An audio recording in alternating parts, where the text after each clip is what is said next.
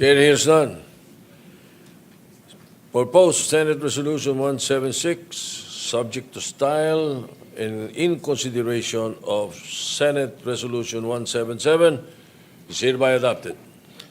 Thank you, and and may we make all members of the Senate, of course, Mr. President, as a co-sponsor of the measure. All members of the Senate are all co-authors and co-sponsors of the measure. Thank you, Mr. President. And one of the reasons also why we need to approve it today is that so we can print it out and frame the parchment paper para maibigay po natin sa pamilya, Mr. President, itong darating na Wednesday.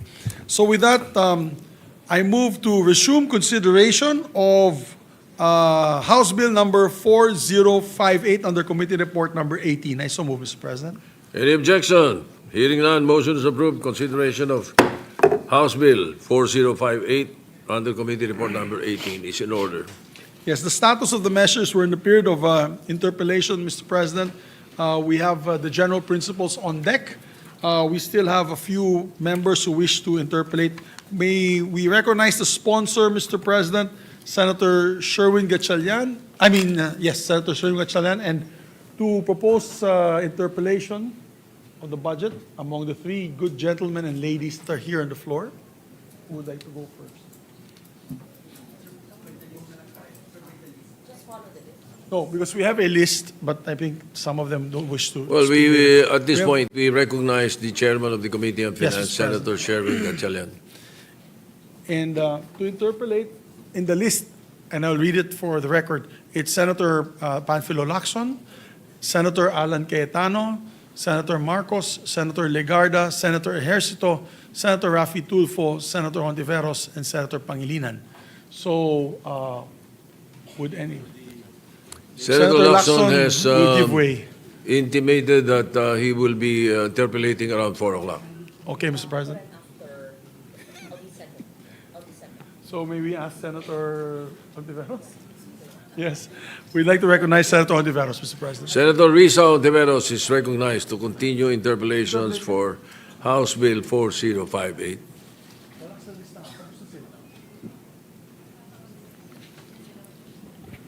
Salamat, Mr. President. So I guess I'm up again sooner than I expected.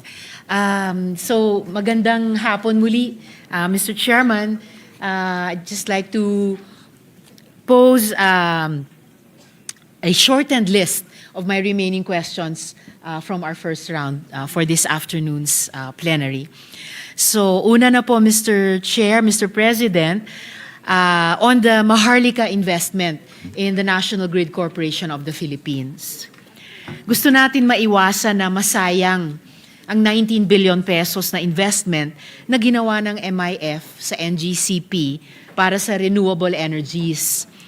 So may we get an update from the Department of Finance on how the investment of Maharlika in the NGCP is doing, Mr. Chair?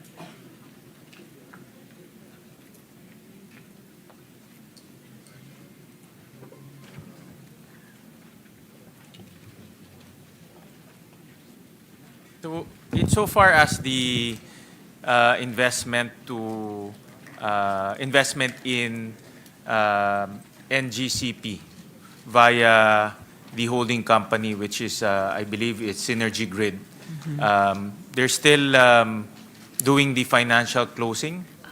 So in the next few, I think depending on how complicated and how long the discussions between the legal counsels of each entities. We're probably looking at first quarter to second quarter next year. So yung 19 billion pesos po, Mr. Chair, hindi pa aktual na ipupuhunan na sa NGCP ng Maharlika kasi hindi pa na kompleto yung financial closing. So, correct. So Okay. may mga negotiations pa hong mangyayari. So pwede pong magbago. Yun po yung estimated amounts, pero pwede pa hong magbago. Okay. So ano po yung mga particular na ninenegosasyon sa ngayon at alin sa mga aspeto nung ikokompletong financial closing ang pwede pang magbago? At least yung pwede niyong sabihin po in plenary habang umaandar yung negosasyon, Mr. Chairman. Yeah, the valuation Mr. President, can still change. So yun po yung isa sa mga ninegotiate between government, Maharlika, and Synergy Grid. Okay. So pwedeng magbago pa yung valuation. Ibig sabihin pwedeng tumaas o even bumaba yung halaga na 19 billion pesos na investment, Mr. Chair. Pwede pa ho, magbago ho yun. okay. No? Ano yung magiging basehan ng pagbago ng halagang iyon, kung sakali?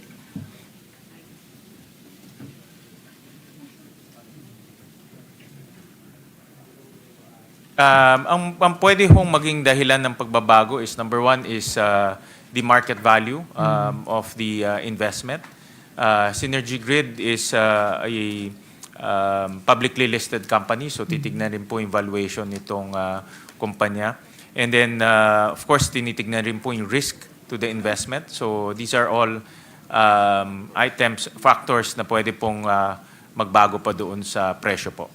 Ano po yung kinoconsider na mga risks sa negosasyon sa ngayon, Mr. Chair?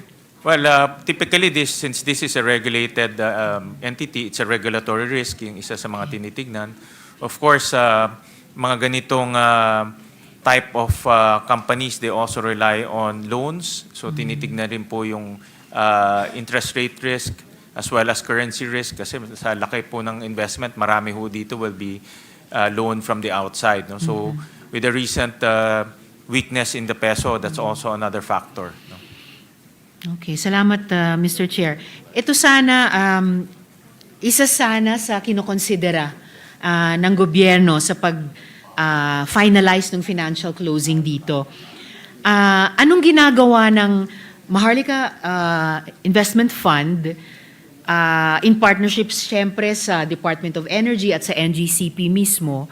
Anong ginagawa ng MIF para sa halip na coal-based electricity, renewable energies na kinontrata niya ang pwedeng i-transmit ng NGCP na in fact delinquent sa ngayon?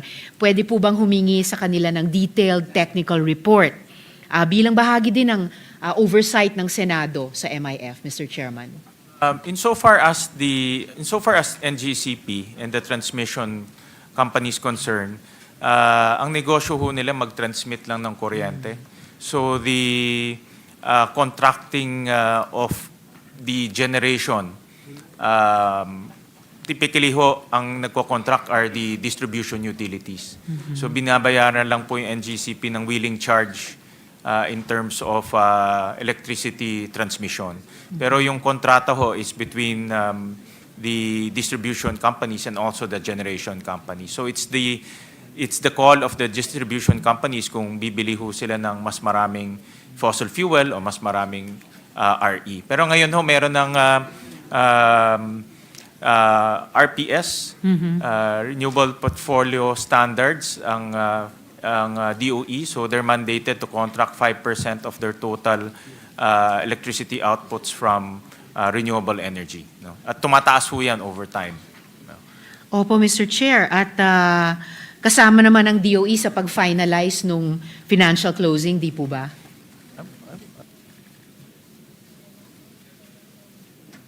Yeah, kasama ho sila. I think mostly on the technical aspect as well. Alam ho ni Senator Risa yung national security aspect of this asset. So I'm nagko-consult rin sila with DOE regarding this aspect as well. Opo. In fact, Mr. Chair, hindi naman ako magtatanong tungkol sa, for once, no, na sa paulit-ulit nating pagtatalakay sa NGCP, hindi ko naman itatanong ngayon yung national security aspect. Mas yung dahil recently nagkakaroon ng mga problema na ipasok sa grid ang mga na-generate na renewable energies. And meron din pong recent policy shift sa Department of Energy na nababahala po yung mga renewable energy advocates. Alam po ito ng chairman na parang bibigyan ulit ng espasyo ang coal-based electricity sa kanyang dating preferred status, sa halip na mas i-push talaga yung pag-mainstream ng RE sa ating energy mix, simula pa lang dun sa pag-upload sa grid. So pwede po kayang at least mai-communicate ng DBCC at ng chair natin itong concern. Nauulitin ko rin naman dun sa pagtalakay natin sa DOE budget na gawing explicitly part ng financial closing nung Maharlika investment sa NGCP na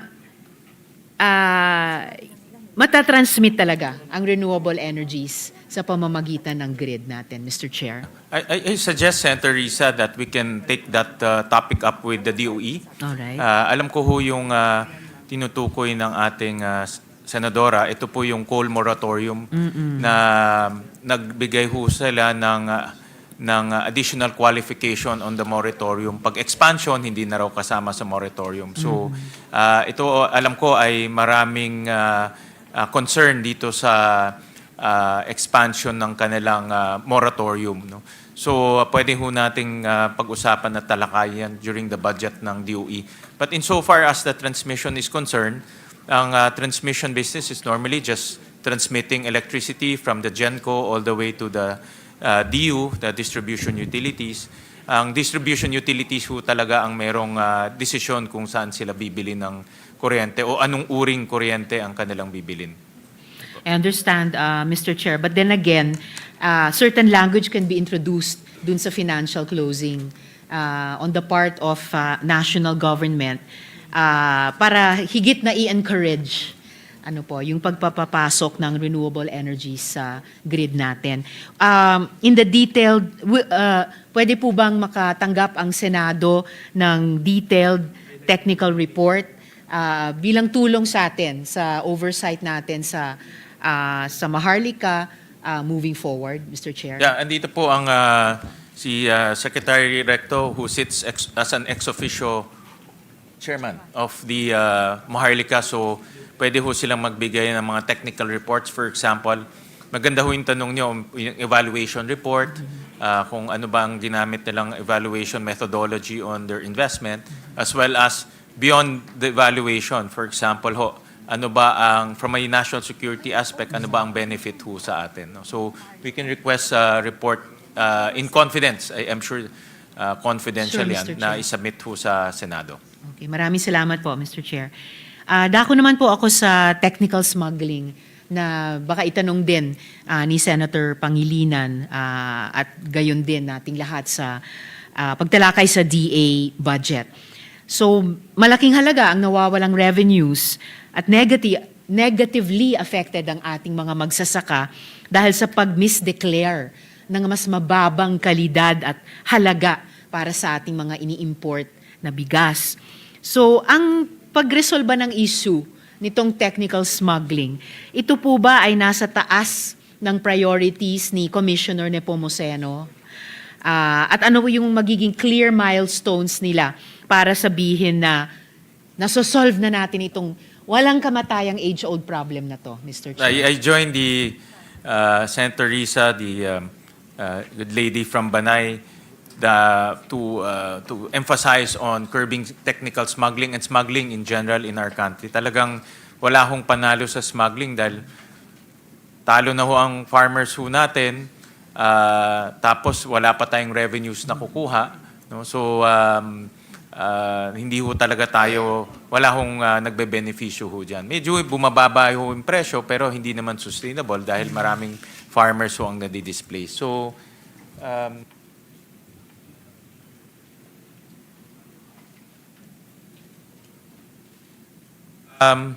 sa BOC naman, in fairness to them ho, talagang tuloy-tuloy po yung kanilang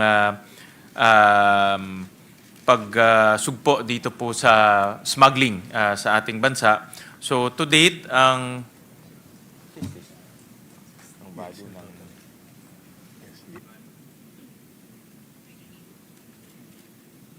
to date po ang value ng na-seize na goods ho nila is about 4.7 billion pesos po.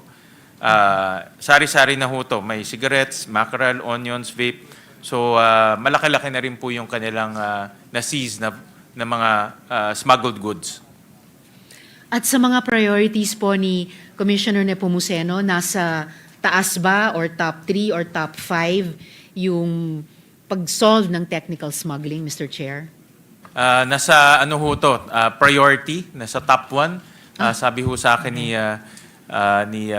Commissioner Nepomuceno na may explicit instruction ng ating Pangulo na habulin ho talaga yung mga smugglers.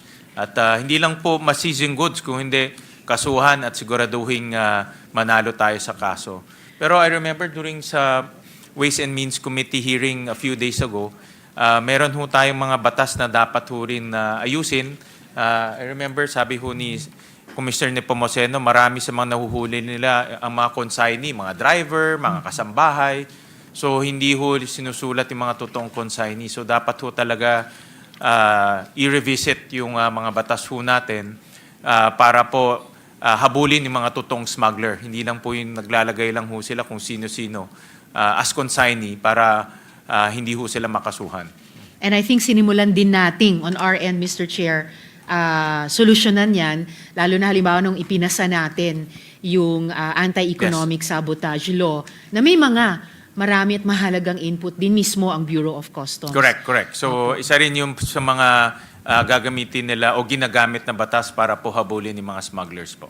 And mabuting mabalitaan na number 1 priority itong pagsulba ng issue ng technical smuggling ni na Commissioner Nepomuceno. Ano yung magiging milestones nila sa pag-achieve nung number 1 priority na iyan? Clear milestones para sabihin na achieve nila, Mr. Chair. Aside from doon po sa mga seizures na ginagawa nila, yung prosecution as well as conviction.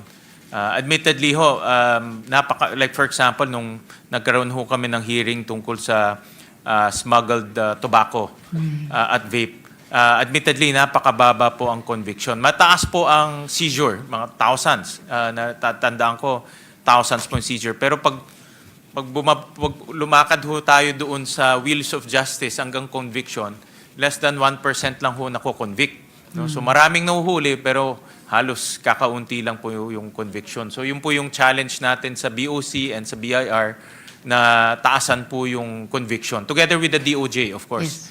Talagang dapat ho mayroon pong makulong rin sa mga smugglers. Salamat, Mr. Chair. At nung binanggit niyo yung DOJ, naalala ko, sinabi din ng dating DOJ Secretary na at that time, several months ago, pinagtatrabaho niya yung mga tao ng DOJ, halimbawa sa Philippine National Police, para yung case build-up ay mas mahigpit. And I don't know, perhaps kung ginagawa na rin nila or pinaplanong gawin DOJ with BOC para itaas nga po yung percentage ng convictions, Mr. Chair.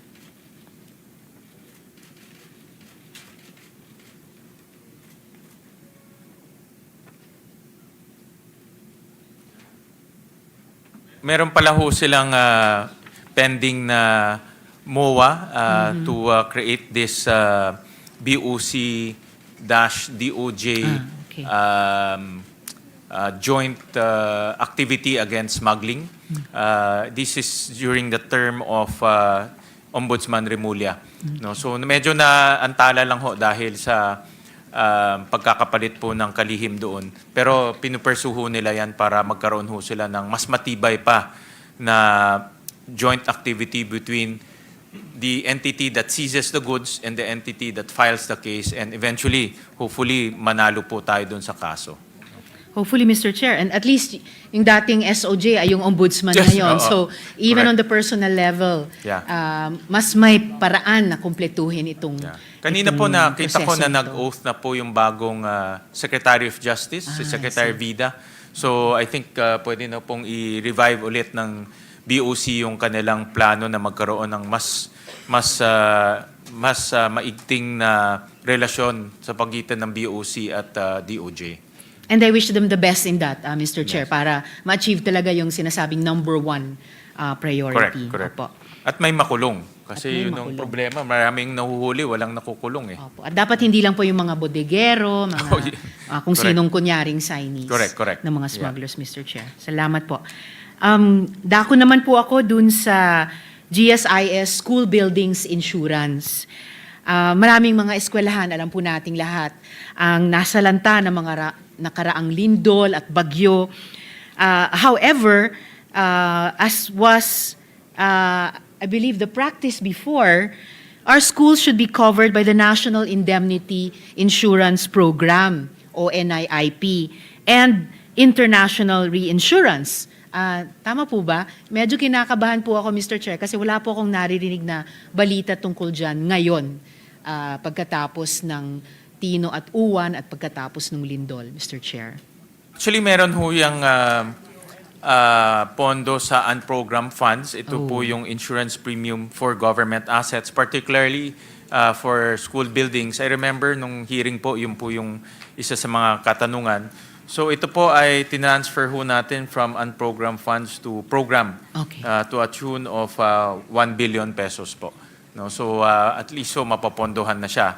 At kasi ang konteksto ngayon, ang dami hong bagyo at lindol at nakita ko po sa mga reports na marami tayong classrooms rin nasisira.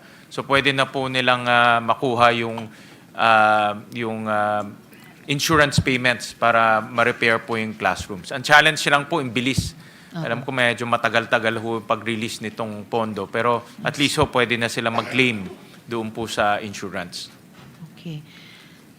Salamat, Mr. Chair. It's also good to know na isa tong konkretong instance na inilipat ang isang item mula sa unprogrammed papunta dun sa programmed. Kasi maalala natin kung na yung unprogrammed appropriations ang naging isa sa malalaking issue tungkol sa current 2025 budget. And in fact, isa sa mga dahilan na ako at si dating Minority Leader Coco Pimentel ay bumoto ng no sa 2025 budget. So yung current programmed funds para sa school buildings insurance na nagkakahalaga ng 1 billion pesos, sasapat na po ba ito? I almost know the answer, Mr. Chair, but so follow-up is at least anong percentage ng insurance sa damaged or destroyed buildings ang masasagot nitong halaga, Mr. Chair?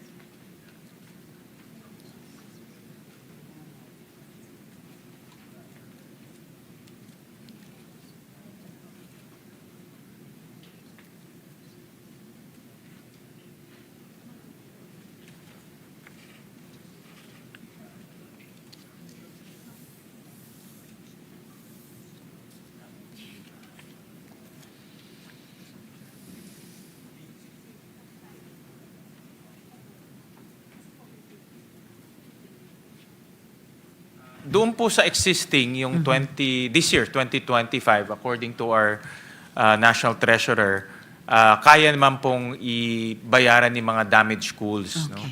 No? So, may mga binigay na data sa atin. Ang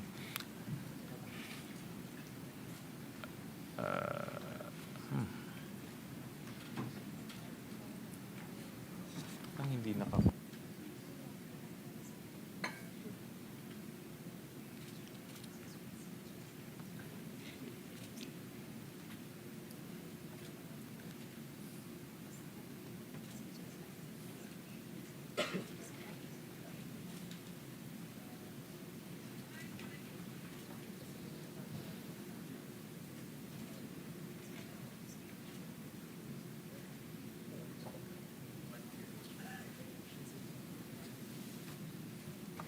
Actually, ang good news... Naku, ibig sabihin may bad news, Madam, Mr. Chair. Actually, let's hear the napag-usapan good namin news sa first. hearing to ni National Treasurer. Ang good news, so kaya naman with the current 2 billion premium payments to GSIS to cover all the claims of DepEd insofar as classroom is concerned. No, kaya naman po kasi malaki po inilaan ho natin, almost 2 billion in terms of premium payments. Okay. Ang bad news ho, matagal lang ma-access. No? Gaanong katagal yung matagal, Mr. Chair? Actually, parang more than... Yeah, kasi ang proseso ho kasi, pag may bagyo, si DepEd pupunta ho sa site, i-assess niya.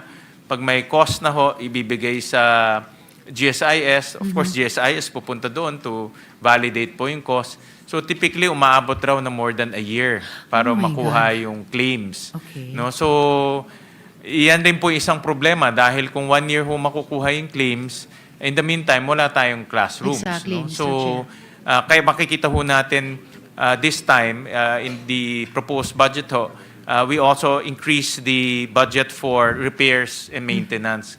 Kasi may mga classrooms ho tayo na pwedeng gamitin, hindi lang nagagamit dahil sira siya. No? So, yun po yung ano. Wala po bang pamamaraan po, kahit sa ilalim ng dating NIIP, na sa ganitong ka-urgent na emergency situation, na hindi lang isa o iilang school buildings ang apektado, kundi widespread ang damage or destruction, na medyo pwedeng mapabilis?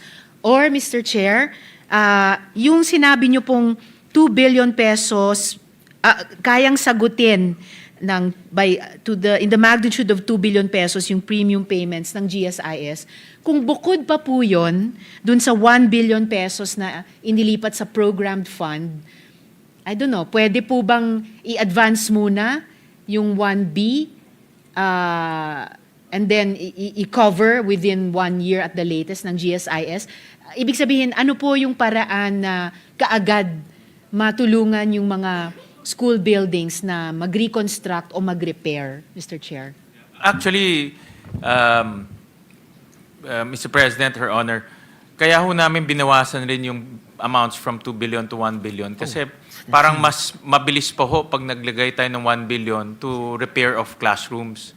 Kasi kung mag-aantay ho tayo ng 1 year plus para makuha yung reimbursement o yung claims, tapos magre-repair pa lang tayo, napakatagal ho. No? So in the meantime, yung classrooms hindi ho nagagamit. So I think we should request for a report sa ating Bureau of Treasury kung magkaroon ng cost-benefit analysis and also a report whether itong binibigay natin sa GSIS in the form of premiums, talagang nakakatulong sa pag-re-repair ng ating mga classrooms. Kasi we need to assess, baka kung 1 year plus ho natin makukuha, napakatagal ho. Napakatagal. No? So, ang need po ng mga bata is immediately. Ngayon. Oo, ngayon. So, kasabihan pa nga, Mr. Chair, di ba? A child cannot wait for tomorrow. Correct. His name is today. correct. Opo. I absolutely agree. So, we'll request for a separate briefing and report on this National Indemnity Insurance Program. Napag-usapan ho namin to during hearing, but Opo. we need to drill down pa kung ano ho dapat gawin. Kung effective ba siya or maybe a different package or a different arrangement with GSIS. All right, Mr. Chair. Magpa-participate din po ako dyan. And Yeah. I hope remedial measures can be undertaken para kung mananatili pa rin itong napaka-importanteng function sa GSIS, ay mapabilis nga yung pag-extend niya ng service na ito sa mga eskwelahan na nasa ilalim din naman ng gobyerno natin, Mr. Chairman.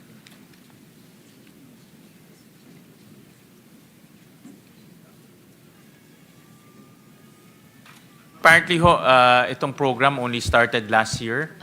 So, meron pang mga, sabi sa akin ni National Treasurer, birth pains, meaning nag-a-adjust pa ho yung process. But it's a good concept, but we need to sit down and analyze whether it's worthwhile allocating 2 billion, 1 billion, 2 billion, nang napakatagal naman po makuha yung claims. No? Yes. Well, I agree, Mr. Chair. Allocating billions or a sufficient amount for the upkeep, repair, reconstruction when necessary of school buildings sa ating natural disaster-ridden country, kailangan may paglalagakan talaga siya. And we have to find the best place, kung GSIS man yan or iba man yan, and for them to make a quick response. Correct. I agree. Salamat, Mr. Chair. Dako naman po ako sa regional development councils and ang walang kamatayang flood control projects. So maalala natin na itinigil ng Department of Finance ang mahigit kumulang na 70 billion pesos na halaga ng flood control project sa 2025 GAA. So, nagkonsulta po ba ang DBM at saka ang DOF, Mr. Chair, sa DepDev at saka sa Regional Development Councils bago inaprubahan in the first place yung mga proyektong iyon? At ano po yung algorithm naman ng DepDev para mag-conclude na itong proyekto, nag-align nga po siya sa River Basin Master Plans, Mr. Chair.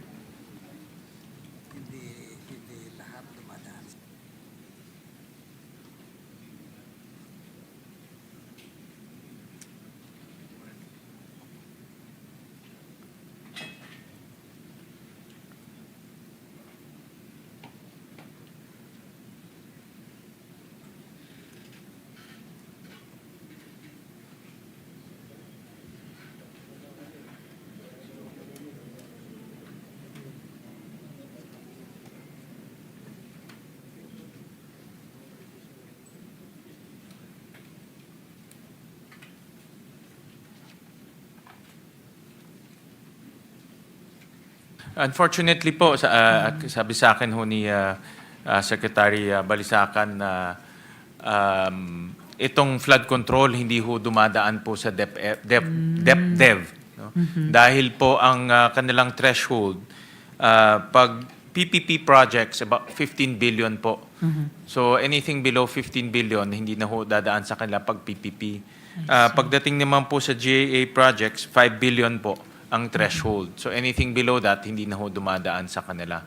So hindi ho nila nare-review yung mga plano pag mas maliit po yung mga projects na ina-allocate po ng Department of Public Works. And alam naman po natin, Mr. Chair, yung napag-alaman din po natin kahit sa Senate Blue Ribbon Committee investigations, yung notorious practice of so-called splitting projects. Opo, para maging mas mababa, mag-slip under ng threshold na subject na sa vetting ng DepDev or ng ibang Correct. Sa national expenditure agencies. ho, makikita na ho natin doon yung ibang mga projects na na-identify ho natin. No? Isang project lang ho siya pero napuputol siya into many phases. No? Yes, Mr. Chair. At sa ganung paraan din, hindi lang DepDev ang nalulusutan, pati ibang mga ahensya, halimbawa tulad ng DENR, dahil spinlit ang isang halimbawa, mahabang daan, halimbawa sa isang mountain range, may nadadaan ng mga ecologically sensitive areas dahil bumababa di umano ang financial threshold nila, bumababa din equally yung eyes on the proposal ng iba't ibang mga ahensya.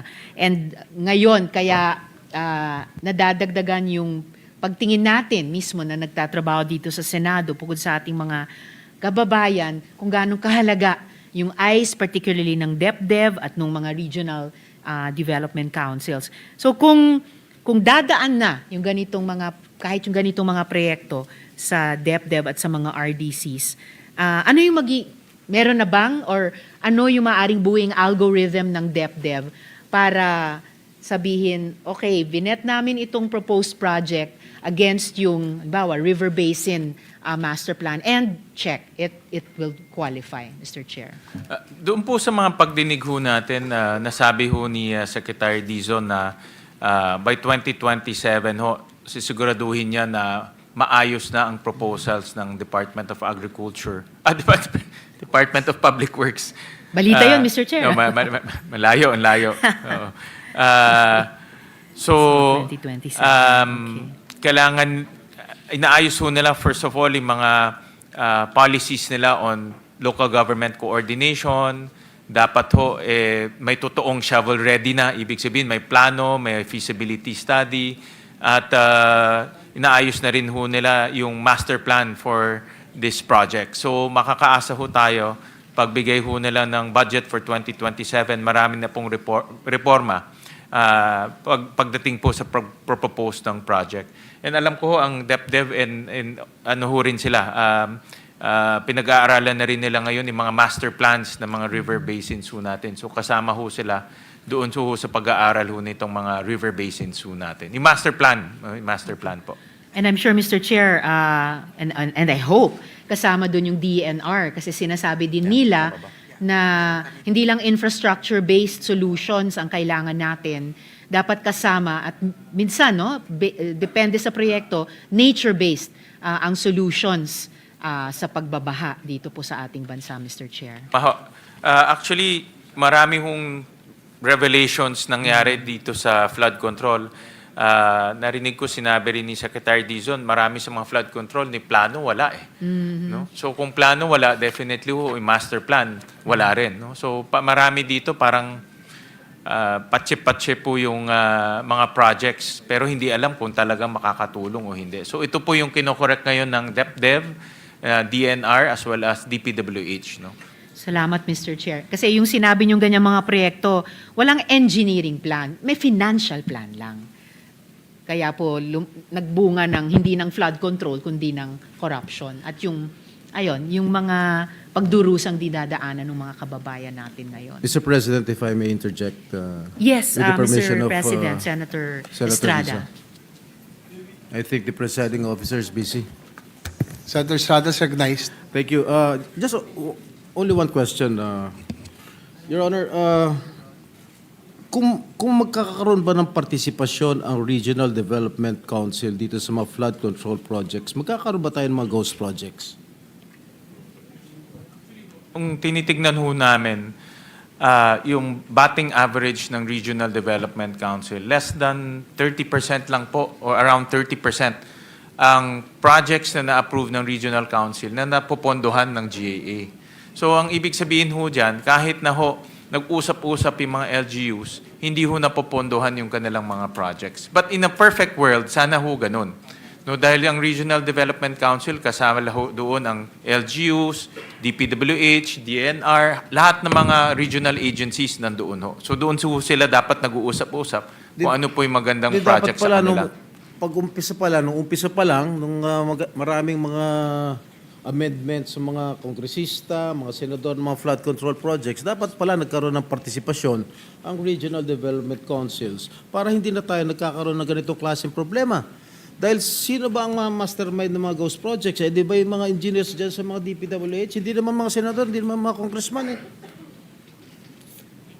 Tama ho. Kailangan ho talaga, mas maganda ho talaga dumadaan sa Regional Development Council. Kahit na ho yung meron ko, kasi alam niyo naman, bilang dating mayor, meron tayong mga City Development Council, Provincial Development Council, kahit man lang dumaan doon para at least vetted and coordinated yung project. Kasi sa pagkakalam ko, I'm sorry, Senator Risa, yung mga mayors na napaglaanan ng pondo ng mga flood control projects, hindi nila alam na meron silang mga flood control projects sa sarili nilang bayan. Am I correct? Di dapat naabisuhan yung mga local government units na meron silang ganitong klaseng flood control projects. Parang sa Quezon City na rinig ko na si Mayor Joy Belmonte hindi niya alam na meron ganitong klaseng project na flood control project sa kanyang kinasasakupan. Dapat talaga na bilang isang mayor, o bilang isang governor, bilang isang local chief executive, alam nila kung ano nangyayari sa sarili nilang bayan o sarili nilang probinsya. Hindi yung nabubulagaan na lang sila, bakit meron palang flood control project dito? Hindi namin alam. Pala, ghost project na pala. Tama ho, I agree with you, Senator Jinggoy. Lumabas yan sa marami nating pagdinig dito sa Senado. Katulad po yung sa Oriental Mindoro na billions yung project sa hometown ng governor pero hindi rin alam ng governor.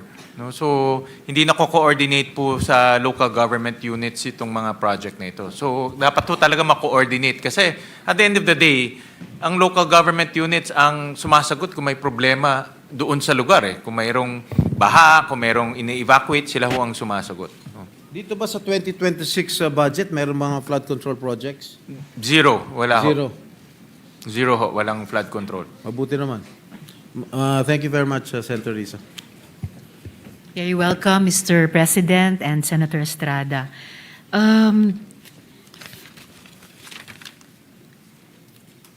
Sa DepDev pa rin po, Mr. Chair, tumitingin na po ba sila sa mga alternative ways para i-address yung flood damage? Halimbawa, pagbibigay daan sa ilog na dumaloy, sa halip na labanan ito o i-constrict ito, o kaya pagpapalaki ng water retention capacities ng mga upstream swamps. Ang DepDev ba nagko-consider na rin ng mandatory insurance coverage against flood risks, Mr. Chair?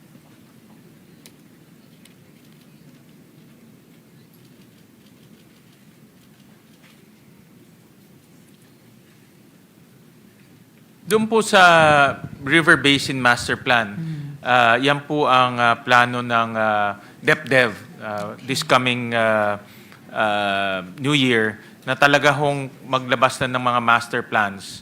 Sila na hong mag-spearhead per river basin so that itong master plan po ang susundan insofar as flood control projects are concerned. No? So, malaking endeavor ho yan, pero I believe na umpisa na yon in the past administrations, kailangan lang po ma-update. So yun po yung isa sa mga malaking aktibidad nila this coming New Year. Insofar as the insurance po, wala hong ganun na project po ang DepDev. I think pwedeng tignan yan ng DepDev. Tignan ho nila kung how we can inject an insurance coverage dun po sa mga flood-prone areas or affected areas by mga ganitong climate change. Salamat, Mr. Chair. Or baka pwede rin nilang pag-aralan, pagtulungan ito dun sa binanggit nyo kaninang review ng GSIS, NIIP, or iba pang pwedeng bahay ng insurance para naman dun sa school buildings. Kasi lahat naman affected nitong mga disaster caused na mga pagbabaha. And I hope as far as yung New Year's plan ng DepDev na talagang i-champion yung River Basin Master Plans, I presume and I hope na katrabaho nila doon yung DENR na matagal na rin. Yun na nga po, may sinusulong na mga nature-based solutions and master plans to if not completely prevent, at least mitigate yung epekto, masasamang epekto ng mga natural disasters na ito. Mr. Wake-up Chair. call ho talaga itong nangyari ho sa Sobra atin. po. At dapat umpisahan ho natin to sa pagpaplano. Dahil kung wala hong plano, talagang papatsi-patsi lang po yung project at hindi ho nakikita yung solusyon. Nga po. No? So, yan po naman ang plano ng DepDev. At yun naman po yung traditional na, kumbaga, core competency niya, core business niya sa buong gobyerno. No? Gumagabay, palagay ko, sa lahat ng opisina sa executive na ayusin yung buong development process mula pagpaplano hanggang sa evaluation at pagpaplano muli cyclically, Mr. Chair. Sabi ho sa akin ni Secretary Balisacan na part of the charter of the DepDev is master planning. No? So, linagay ho sa batas talaga na mandato na nila ngayon na tulungan yung iba't ibang agency o mag-spearhead pagdating ho sa master plans. Exactly, Mr. Chair. Salamat po para doon. Huling tanong ko po sa round na to tungkol sa veto recommendation ng DepDev pa rin. Sa pagtatayo po ng bagong Department of Economy, Planning and Development, pinaglaban natin ang kapangyarihan ng DepDev na magrekomenda sa Presidente kung may aalisin na mga proyektong di sang-ayon sa mga national priorities. And ngayon, syempre, nakatingin tayo dun sa yung Philippine Development Plan, ambisyon 2030, 2040, 2040. So, sa kasalukuyang budget ng DepDev, sapat na ba ang pondo at staffing para palakasin ang teknikal na kapasidad ng Regional Development Councils na makapagrekomenda ng pag-veto sa mga hindi kinakailangang or makasasama pang ang mga proyekto, Mr. Chair? Actually, admittedly ho, kulang pa sa manpower and capability and DepDev pagdating ho sa monitoring and evaluation ng mga projects. Kasi part ng mandato ho nila, kung napondohan natin, nagmo-monitor at nag-evaluate rin sila dun sa mga projects, lalo na yung mga malalaking pong projects. So, admittedly, kulang ho sila sa manpower and capability per region. Yun naman po ang dinidevelop nila over time. Okay. Very well noted, Mr. Chair. Magsususpend muna ako, Mr. President. Maraming salamat, Mr. Thank Chair. you very much, May ilang Senator huling Risa. tanong na lang ako sa susunod kong round. Pagkatapos may mag-take turns din po yung ibang mga colleagues natin. Maraming Salamat salamat po. Thank you, Senator Antiveros, Majority Leader. Senator Lauren Legarda, I believe, is next to interpellate. Senator Legarda is recognized. Thank you, Mr. President. First, I would like to commend the chair who has been so diligent in attending all the subcommittee meetings as well. And I am grateful to have been by his side in most times where I chaired the committee or even those that I don't chair. And so these questions are those perhaps that were not fully clarified during the DBCC or during our respective hearings to help clarify in our minds. And second, to improve the budget further because we know it's still a long process till the second week of December. Having said that, Mr. President, may I start with the National Expenditure Program as submitted by the President that was used as the basis of our budget hearings because at that time the GAB was not yet transmitted to the Senate. This was used by the Committee on Finance. And eventually, of course, the GAB was transmitted to the Senate. And in my understanding, the basis of the Committee on Finance report, as we have it, would have been the NEP. Let us clarify that. I mean, at least our hearings, where we ask the questions of the committees and the agencies. So from the DBCC to the individual agencies, the House General Appropriations Bill was not yet transmitted, but then the committee report of the Senate, in my understanding, we used the NEP or did not follow the GAB insofar as the realignments of the DPWH. Let me just clarify what I mean. Because during the budget hearing of the DPWH, we were informed that the budget of that agency, upon its own recommendation, was pruned from 880 billion to 624.48 billion, or a reduction of 255.5 billion. So to have a total picture of the House GAB and for transparency, before we proceed to deliberate on the budget of each agency, may this representation, Mr. President, try to understand. Since the programmed new appropriations under the NEP that was submitted and the GAB that was transmitted to the Senate by the House carries the same amount of 4.4, more or less, trillion, can we say that the cuts in the DPWH budget were realigned to other agencies, programs, activities, departments, and funds? Kindly inform the Senate which agencies, departments, or funds were augmented from the DPWH cut of 255.5 billion and for what purpose? And may we know the recommendations of the Committee on Finance on the said increases.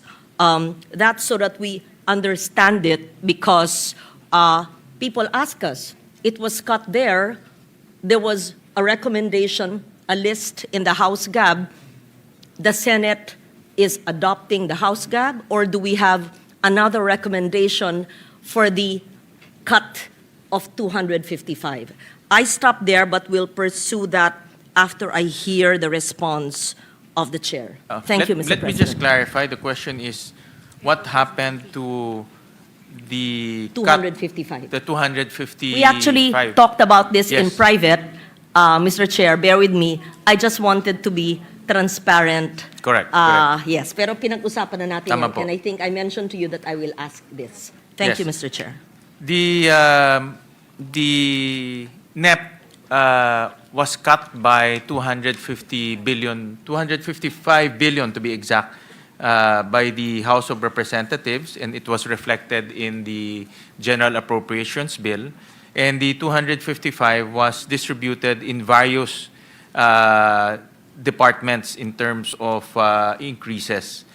And they also have several decreases within the agencies. So in short, in 255 po, the 255 was spread to various agencies in the form of increases. Yes, you're correct, Mr. President.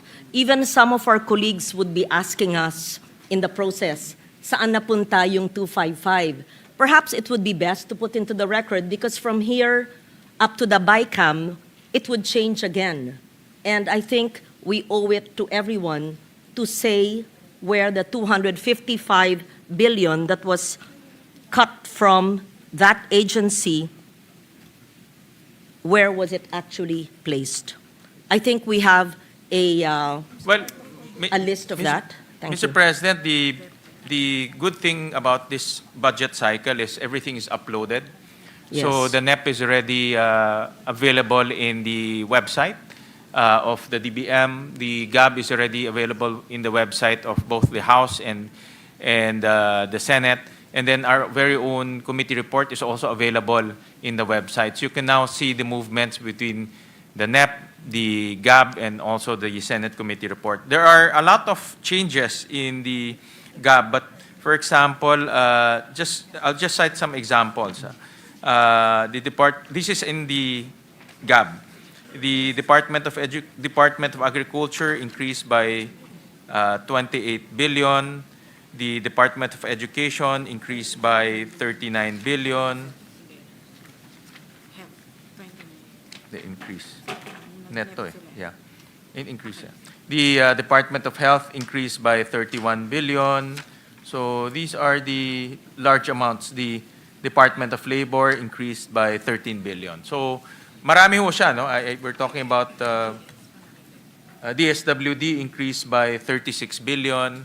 These are the bigger changes in the GAB, Mr. President. Yes, Mr. President, I would like to clarify whether these items that you mentioned came from the cut from the flood control of the DPWH. Yes, it came from Yes. that. That's the primary source, Mr. President. Yes. But in between, they have also cuts in the departments, Mr. President. But the primary source is that cut, Mr. President. Yes, Mr. President. And what you put into the record are the realignments done from the flood control cut in the HGAB, or is the Senate version?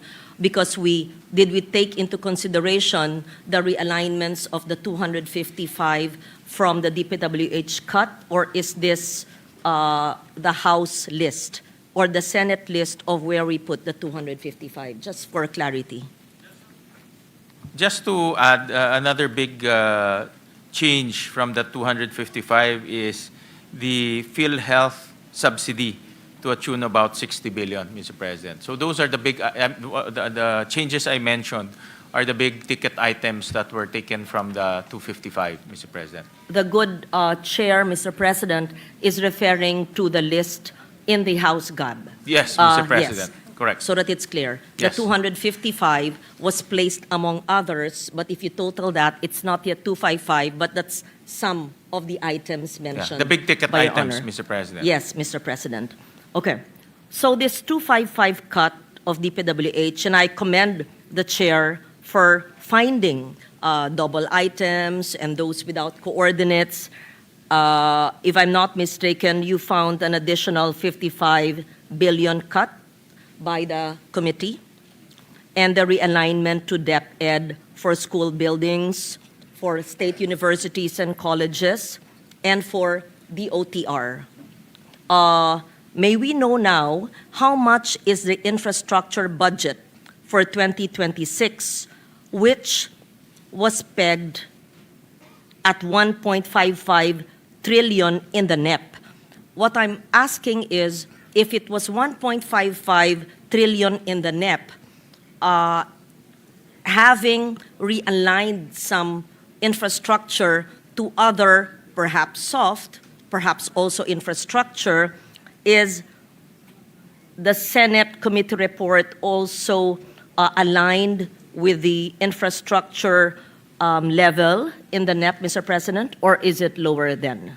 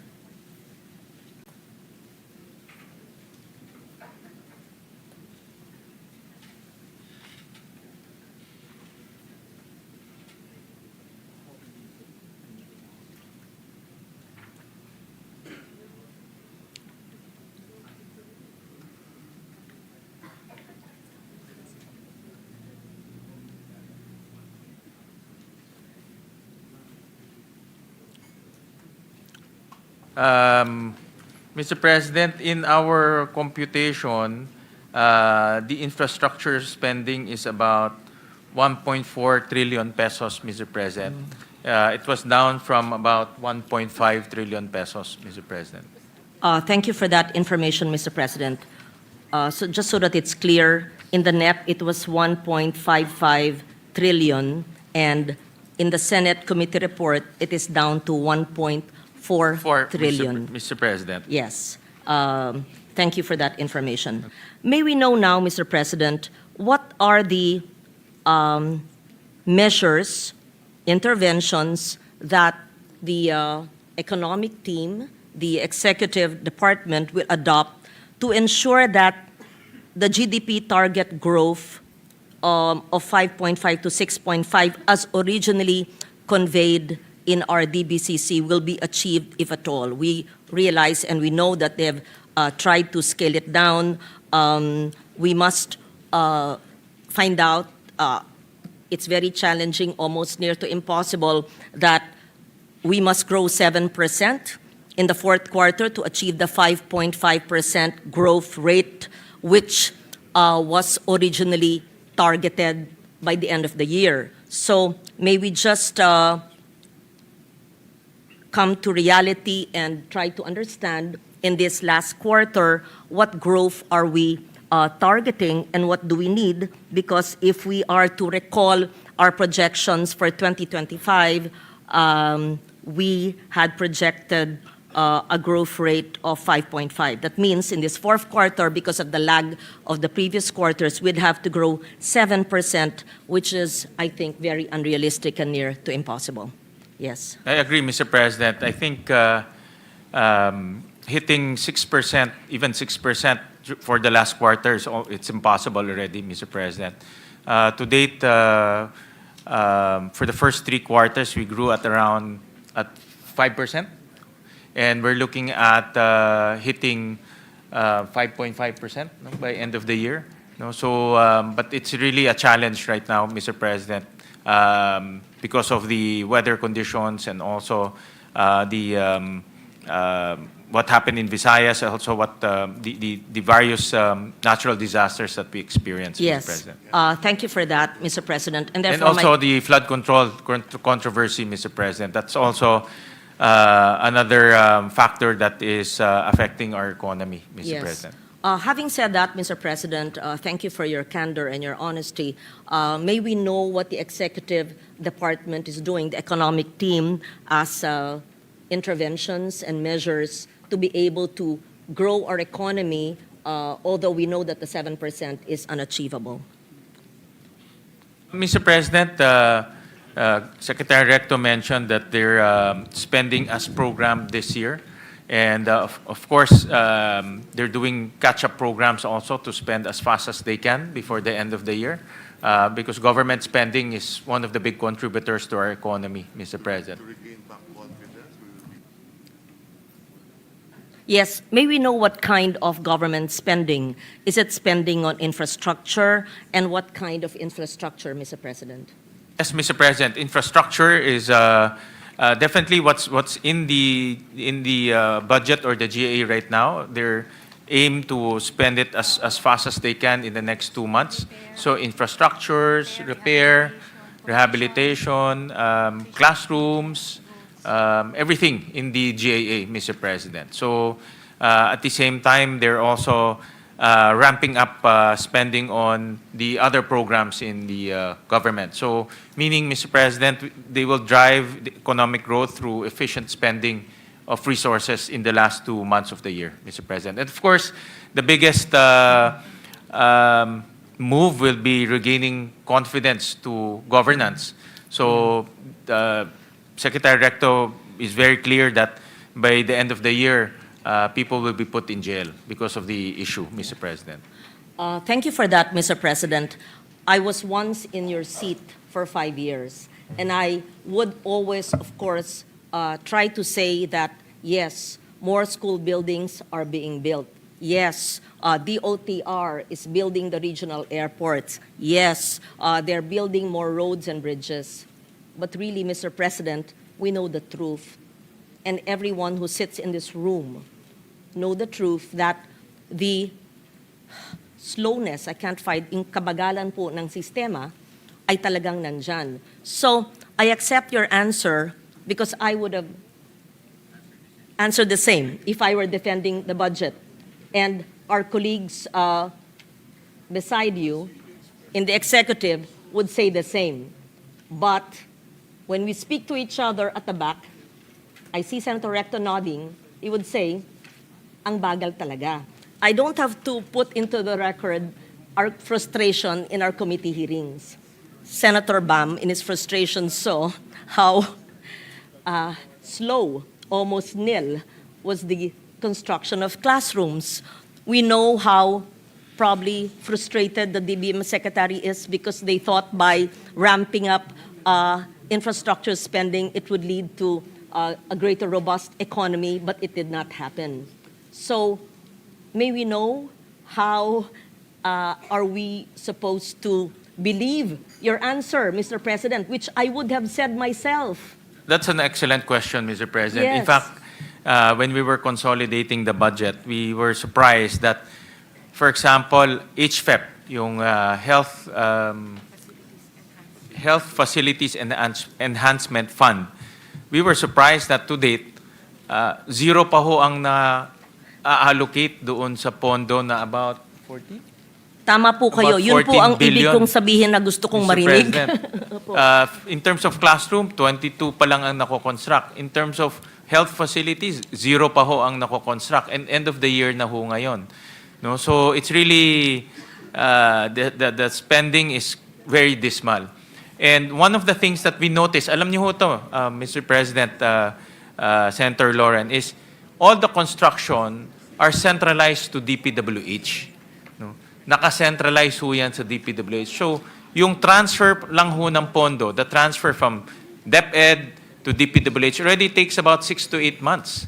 The transfer of funds from DOH all the way to DPWH also takes 6 to 8 months. So in this budget, we are liberalizing the construction of those facilities. I'll give you an example. In DepEd, we introduced a special provision wherein DepEd can now tap the private sector, the LGUs doing counterpart. They can also do PPPs to construct classrooms. The same with HFEP. The DOH can download funds to the LGU so that the LGUs can also construct. Yung TCAS naman, yung mga construction ng mga kampo ho natin, we gave it back to the Department of the DND, the Department of National Defense, so that they can do the construction on their own. So it's not centralized anymore. We liberalized the construction so that everyone can construct all at the same time. Yes. Thank you for that answer and appreciate the chair's intervention in the implementation of the budget, which will be contained in the GAA of 2026. However, my question earlier was, how are we going to increase spending and reach the highest possible growth rate para makahabol po sa susunod na kulang-kulang na 2 buwan na lang kung ang bagal nga ng pagpatupad ng mga proyekto sa lahat ng ahensya ng gobyerno. And I don't say this just for this year or last year or this administration. It's been like this for decades, Mr. President. Ang bagal-bagal ng whether it's education or health or infrastructure in the PWH, it's dismally low. So what kind of measures, interventions is the executive economic team doing to utilize the resources efficiently and effectively, Mr. Chair? Another intervention, Mr. President, that ano na ito, no? Nagawa na? Ito, sir, nasa kanila na yung Yeah. pera. So, kailangan maubos nila. Yeah. So the DBM already downloaded 1.3 trillion pesos to various agencies. So in other words, nasa agencies na ho yung pera, no, for the last quarter. So it's really, in other words, there's no more time lag insofar as documentation is concerned because the money is now in the hands of the agencies. And the agencies' job now for the next 2 months is to spend. No? Spend. Wisely. Yung gagawin nila. Yes. Wisely, of course. No? Yes. Thank you for that, Mr. President. Perhaps what we could do, which is part of your job as chair, is to not just wait for 1 year, perhaps at the very least a quarterly oversight on the spending and implementation, obligation disbursement, and actual oversight on the agencies lodged with the biggest allocations for infrastructure. So we see how the local economy is benefiting, if at all. It's an excellent suggestion, Mr. Chairman, that the oversight should not be limited or should not come at the end of the year. No, we can do it on a quarterly basis. So we'll Even practice monthly. that. I will join you with monthly oversight. Yeah. Enero, ito.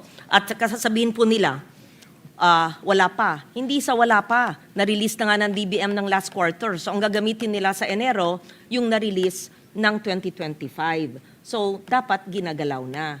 So you can actually do monthly so that the agencies are on their toes. Mr. President, we'll take that suggestion and we'll take the excellent suggestion to heart, and next year we'll implement that. Thank you, Mr. President. Again, as we ourselves know, the government target, the projection of 5.5 to 6.5% projected GDP for this year, 2025, will not happen. May I know how the projected revenue collections and the fiscal deficit for 2025 will be affected? Because based on the 2025 BESF, when we started this year and during our DBCC, it was said that, and it's very clear, that 1% increase in our GDP will translate into 34.1 billion in additional revenues. Does it therefore mean a decrease in GDP will also translate into a lower revenue collection because of the non-meeting this target? So in short, dahil hindi po umakyat yung GDP, yung ating additional revenues wala, syempre apektado ang ating revenue collection. So ano na po ang ating projected revenue? Ano na po ang ating projected fiscal deficit? Thank you.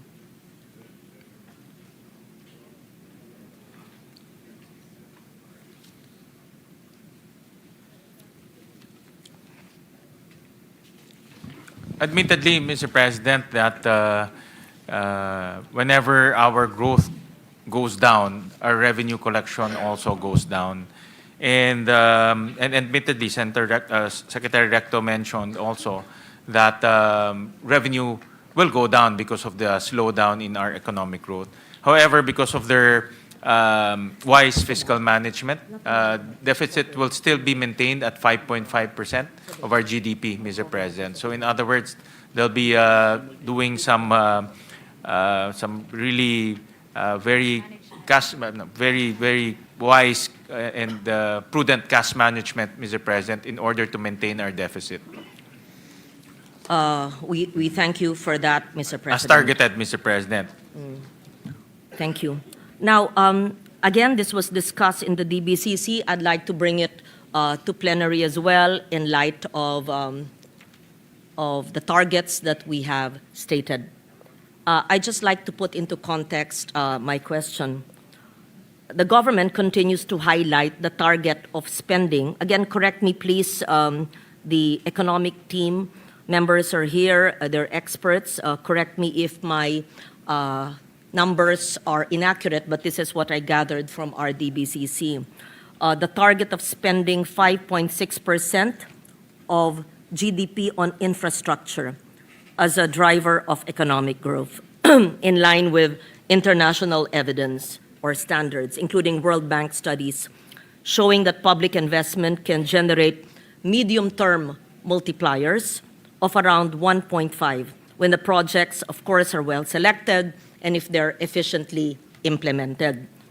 There are growing questions about whether current spending levels truly translate into effective and high-quality infrastructure, given all the issues that we are also aware of, and the leakage, systems loss, corruption, and the slowness, everything put into the picture. Taken together, these raise concerns that the reported 5% of GDP may overstate the real value of infrastructure actually benefiting the public, especially if a portion of the budget does not result in durable, well-built, or efficiently delivered projects. Sa madaling salita po, kung sinasabi po ng gobyerno na gumagastos tayo ng 5% ng GDP sa ating infrastruktura, ang tanong, lahat ba po ng pisong yan ay tunay na napupunta sa matinong kalsada, tulay, at mga proyekto? Dahil ayon po sa World Bank, bawat piso ng maayos na infrastruktura ay pwedeng mag-generate sana po ng 1.50 pesos na dagdag na kita o paglago. Gusto ko pong maintindihan ang ating koneksyon ng ating paggastos at ang epekto sa domestic economy.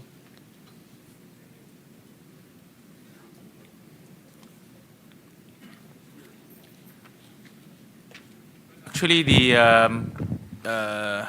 if the flood control issue did not happen, we were on track to spend at the very least 5% of our GDP to infrastructure. And that has been the plan of government even during the prior administration, to maintain it at 5% at the very least or more. But because of the flood control issue and the reduction in the flood control budget, we would only hit 4.7% of GDP for 2026. So as much as possible, we diverted some of the flood control projects to infrastructure projects. For example, the suggestion of Senator J.V. Ejercito to put it in airports, put it in seaports, we adopted that so that it forms part of infrastructure spending. We also increased spending in classrooms and also in the repair of classrooms. So we tried as much as we can, to divert some of the funds to infrastructure spending as well. But admittedly, because of the sheer amount of 250 billion, it was quite difficult to cascade it to other infrastructure projects. But definitely, this is only a short-term aberration, only for 2026.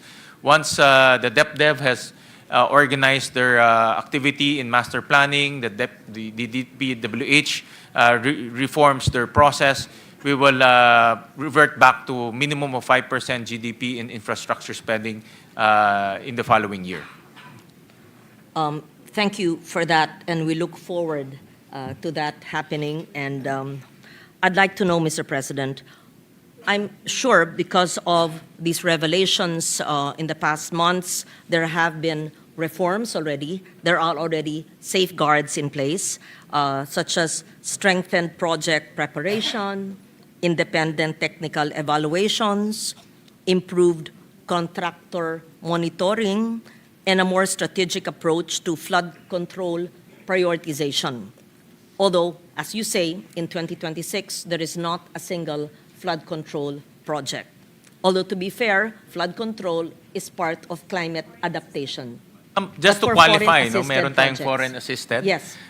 These are ongoing projects. So just to qualify that. Yes, no? for foreign-assisted Yeah, for foreign ongoing assisted. projects. Yeah. Understood. So may this representation and the body be enlightened on reforms and safeguards that are being implemented to ensure that infrastructure spending is not only higher in quantity, itong porsyento, itong malaking bilyon, but more so aligned with the high standards of quality, durability, and value for money, and as you yourself mentioned, like the foreign-assisted projects.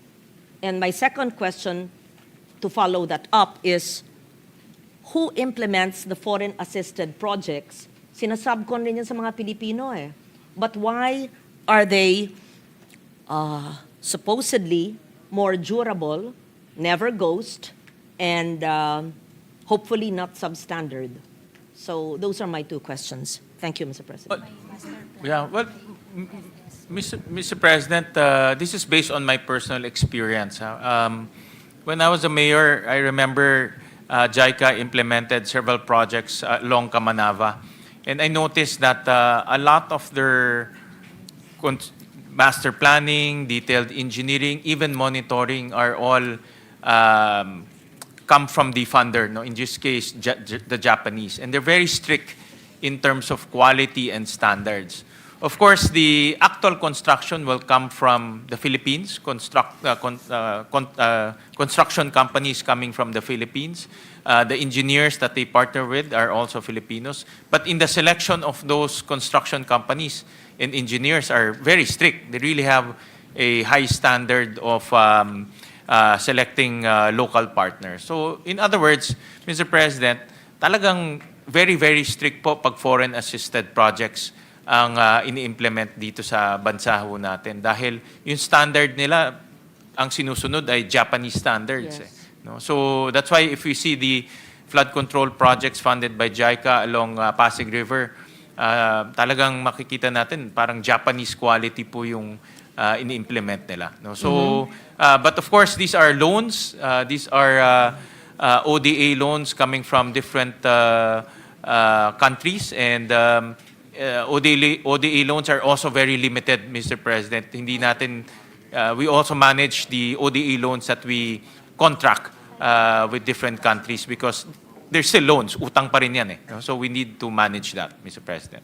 Mr. President, if I may, with the permission of Senator Legarda. And Mr. President, before we recognize Senator Zubiri, let me congratulate our good majority leader for being one of the recognized individuals in strengthening the Japanese and Philippine relationship. He was recently conferred with a recognition that is really a very unique and a big honor to our country. I join you, Mr. President, Mr. Chair, in recognizing, appreciating the contributions of our esteemed former Senate President and Majority Leader, and he was granted and bequeathed the highest honor of the Japan government by the Emperor himself, the Order of the Rising Sun. Grand Cordon Order of the Rising Sun, who was previously awarded to only 3 other senators, Senator Edgardo Angara, Senator Frank Drilon, and Senator Manny Villar. So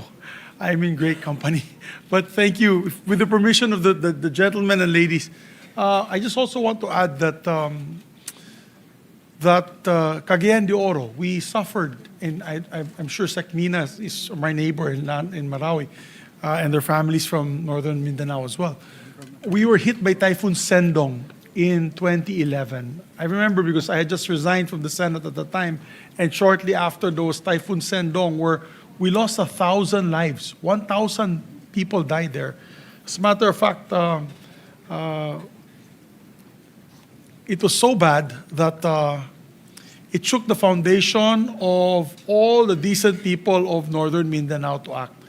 Unfortunately, that rainfall came from Bukidnon because we are the highest area in the Mindanao, and we actually contribute to the water, the floodplains of South Cotabato, Maguindanao, Cotabato City, as well as Iligan and Cagayan de Oro. What we finally did was to come up with a river basin plan done by JICA. JICA, the Japan, of course, aid agency, came out with the plan. It was executed. At the time, it was executed by Mayor Oca Moreno, who's a good friend of ours, very decent mayor of Cagayan de Oro. And now it is a model because what they did was it's a mega dike, but with highways on top, parks, well made. It was JICA funded also. And JICA was really on top of everything. And so now, if you look at the area, there's a no-build zone. All the areas within the dike area are no-build. You do not see a single house there. And it's being implemented by the LGUs, subsequent LGUs that followed. And because of that, we've not had knock on wood, we've not had an episode in Cagayan de Oro. So if it's done properly, one time, big time, done properly, coordinated properly, monitored properly, it can be done. And it's actually featured in many vloggers, and they do a lot of drone shots, and they really see the Cagayan de Oro flood control basin. I would suggest that the departments take a look at that because it's really a success story. And it was done through JICA and implemented with JICA's help and monitoring. I'm saying this not because I am pro-Japan. I just got the highest award, but I'm saying this because it works if done properly. Iligan as well. We did that also for Iligan. So that's what we need to do. I think we need to master plan and follow through with the master plan. Thank you. Thank you, Chairman. Thank you, Thank you, Madam, Majority Leader, for that Lauren, intervention. Mr. It's President. really, most of the funders will follow their own country standards. Yeah. If it's Japanese, Japanese standard, Korean, Korean standard. And part of their activity is to make sure that the quality is of high standard. I think the idea there, Mr. President, with the permission again of the two, is that hindi pacha-pacha. When I had a talk one time with Secretary Bonoan, he told me, ang problema, Migs, yung pondo, hinahati-hati ng mga congressmen or gusto nila dito ilagay. Tapos sa kabilang district, dito ilagay. So nagkakabutas. In what happened in the JICA project, from beginning to end, where the water from the downstream and upstream, talagang walang butas. It was a master plan that was followed through. It was not chop-chop. So I guess if there is budget for flood control next year or the succeeding years, it should be followed through with a master plan that will be done properly, Mr. Chairman. Being the chairman, I think you will also be monitoring this every year for the funding. Thank you. Thank you. Thank you, Mr. President. Having said that, so we see successful infrastructure programs if they are foreign funded because the foreign funded organizations or countries have very efficient oversight and actually bid it out to some Filipino companies perhaps. Why don't we do that, Mr. President, with all infrastructure programs in the Philippines?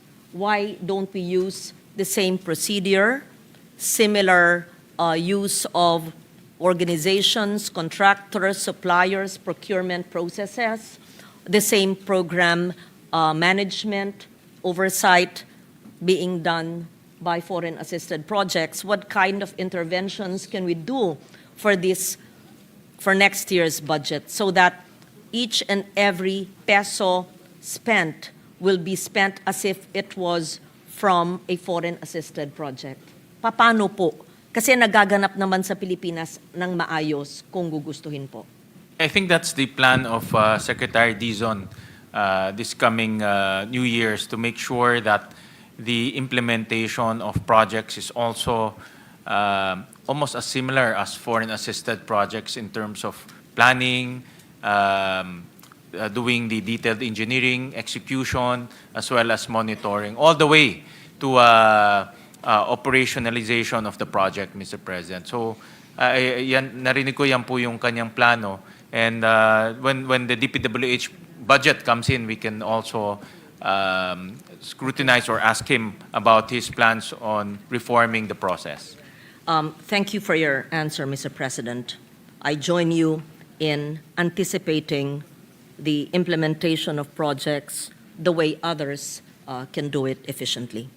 May I quote, Mr. President, statements this representation has made way back. Magsimula po tayo noong October 12, 2016, noong International Day for Disaster Risk Reduction.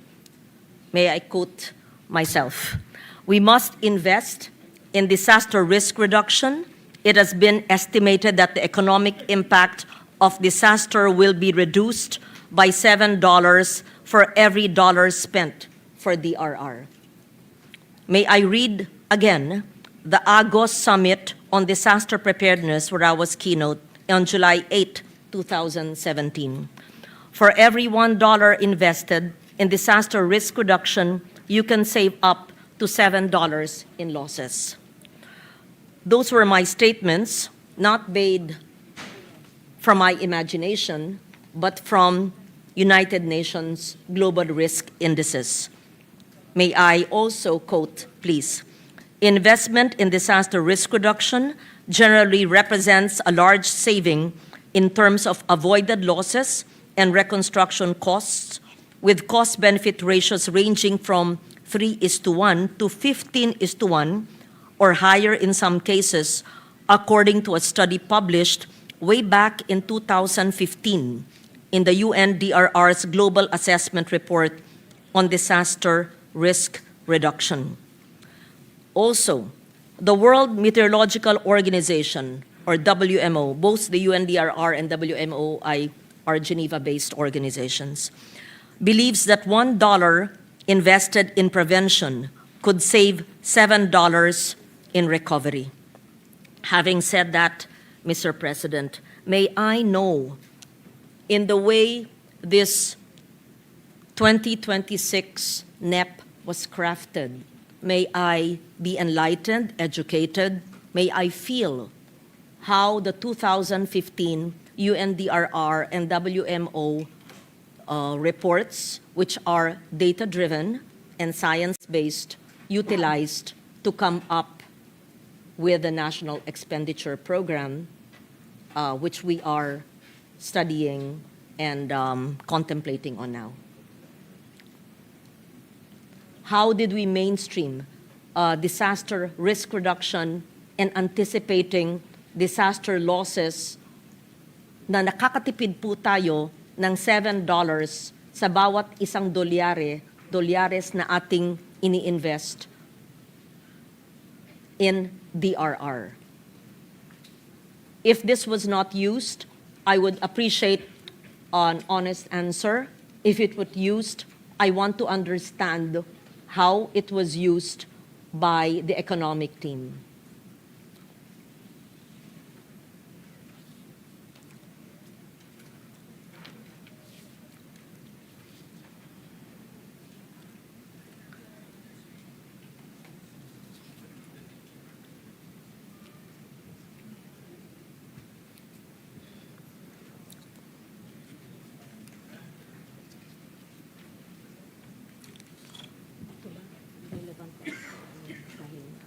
Okay naman. Pwede na. Yun po yung kanina ma'am na tinanong. Oh, anong susunod? Ito. Huwag na to. Ito. Ito. Thank you, Mr. President, for that question from Senator Lauren. For the 2026 NEP, the budget for adaptation is about 844 million pesos, and the budget for climate mitigation is about 139 million. Anto? Sorry, Mr. President, I didn't see the legend. Let me just repeat. For 2026 NEP, the budget for adaptation is 844 billion pesos. For mitigation is about 139 billion pesos. So the total is about 983 billion pesos for both adaptation and mitigation, Mr. President. Thank you for that. When you compute the 844 billion for adaptation, this is only a small percentage of the trillions of pesos budget. May I be enlightened, Mr. President, on what are examples of the 844 billion climate adaptation projects and whether it is mainstreamed in government agencies, especially the infrastructure agencies? And may I be enlightened as well how the economic team mainstreams DRR and CCAM in planning for the succeeding fiscal years? Well, Mr. President, just an initial answer.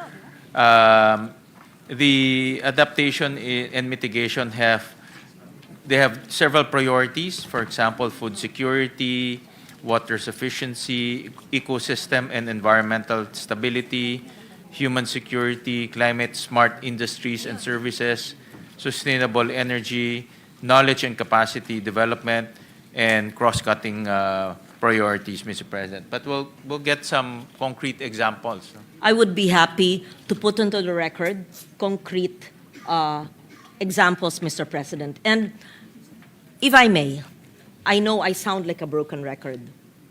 I've always said this for more than 20 years. We do not allocate an amount for climate adaptation and mitigation or disaster risk reduction. The whole budget must be a climate adaptive budget. The whole budget must work towards reducing disaster loss, whether it is in infrastructure or it is in projects that are non-infra but would lead to education.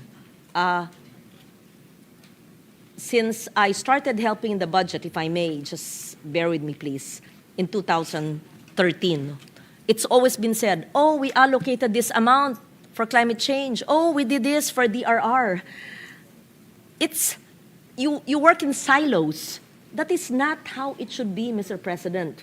It must be mainstreamed in the way we think, we act, we brief, in the way we build, in the way we educate, in the way we do rainwater collectors, in the way we build infrastructure, in the way we build bridges, in the way we build dams, in the way we release water from dams, from dam release protocols to the use of Doppler radars to constructing flood control, dikes, and revetments and infrastructure.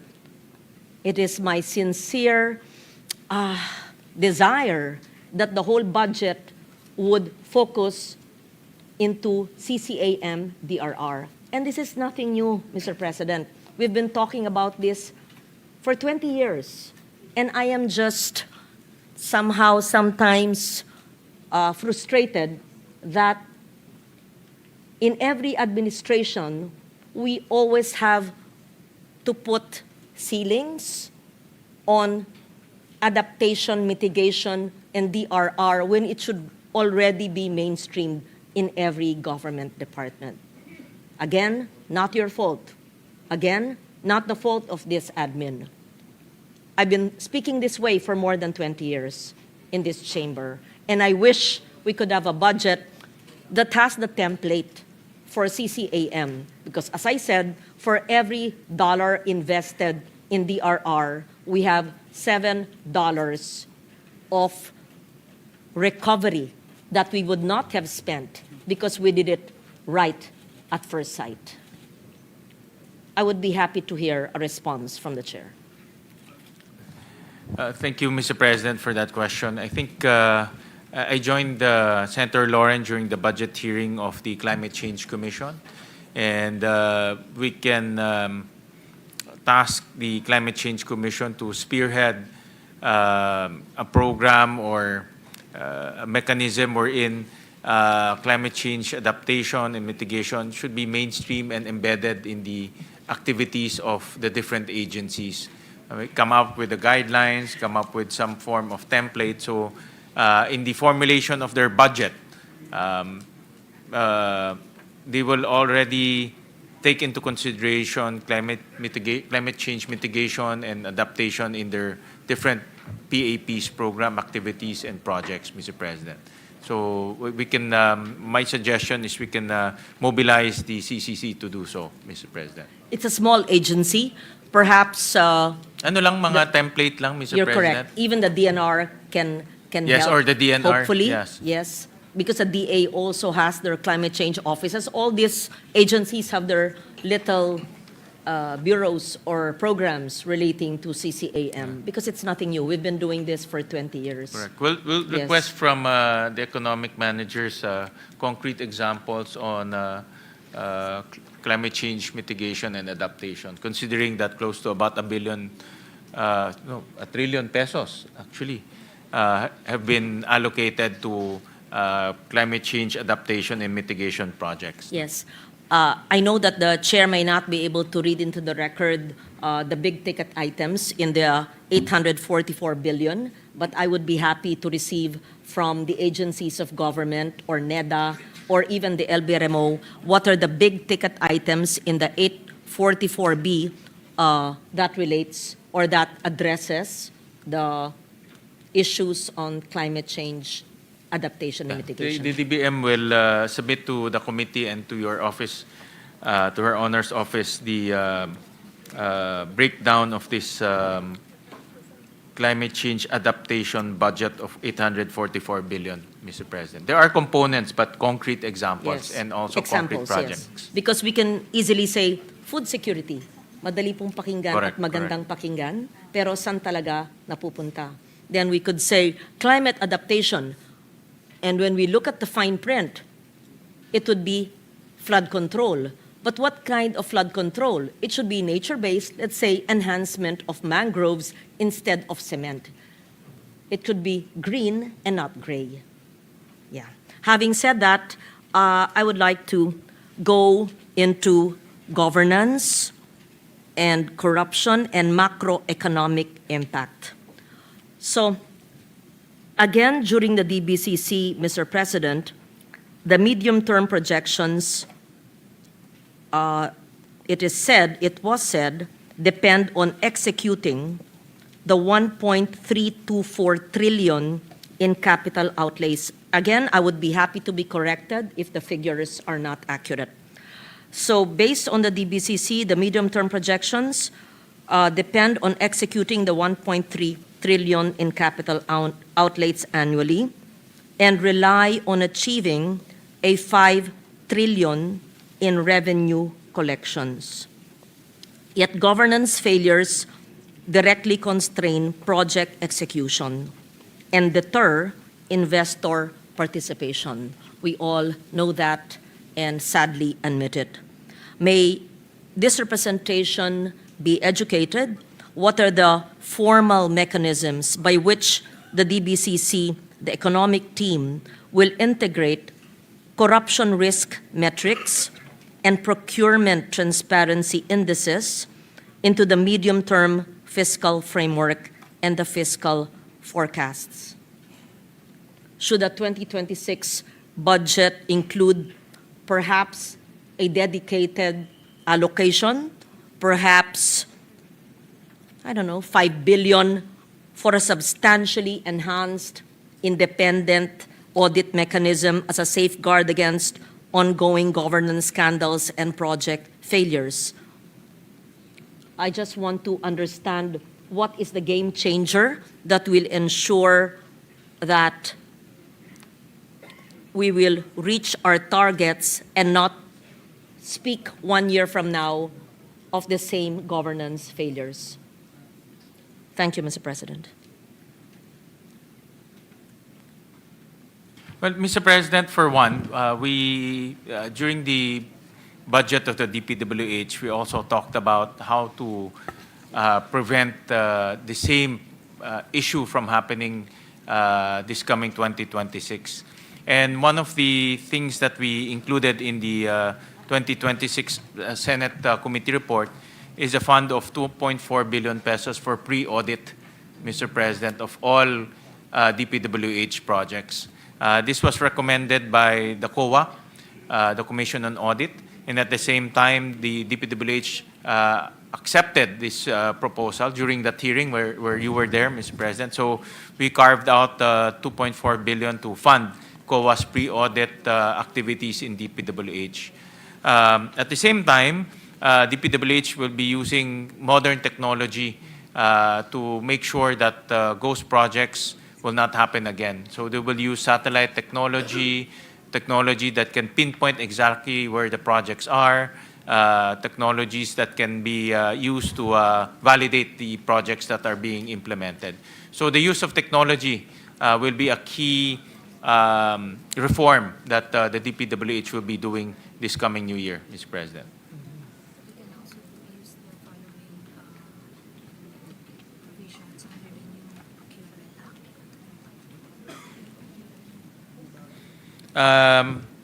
Secretary Pangandaman mentioned to me that under the new Procurement Act, there is an enhanced transparency and accountability mechanism, Mr. President.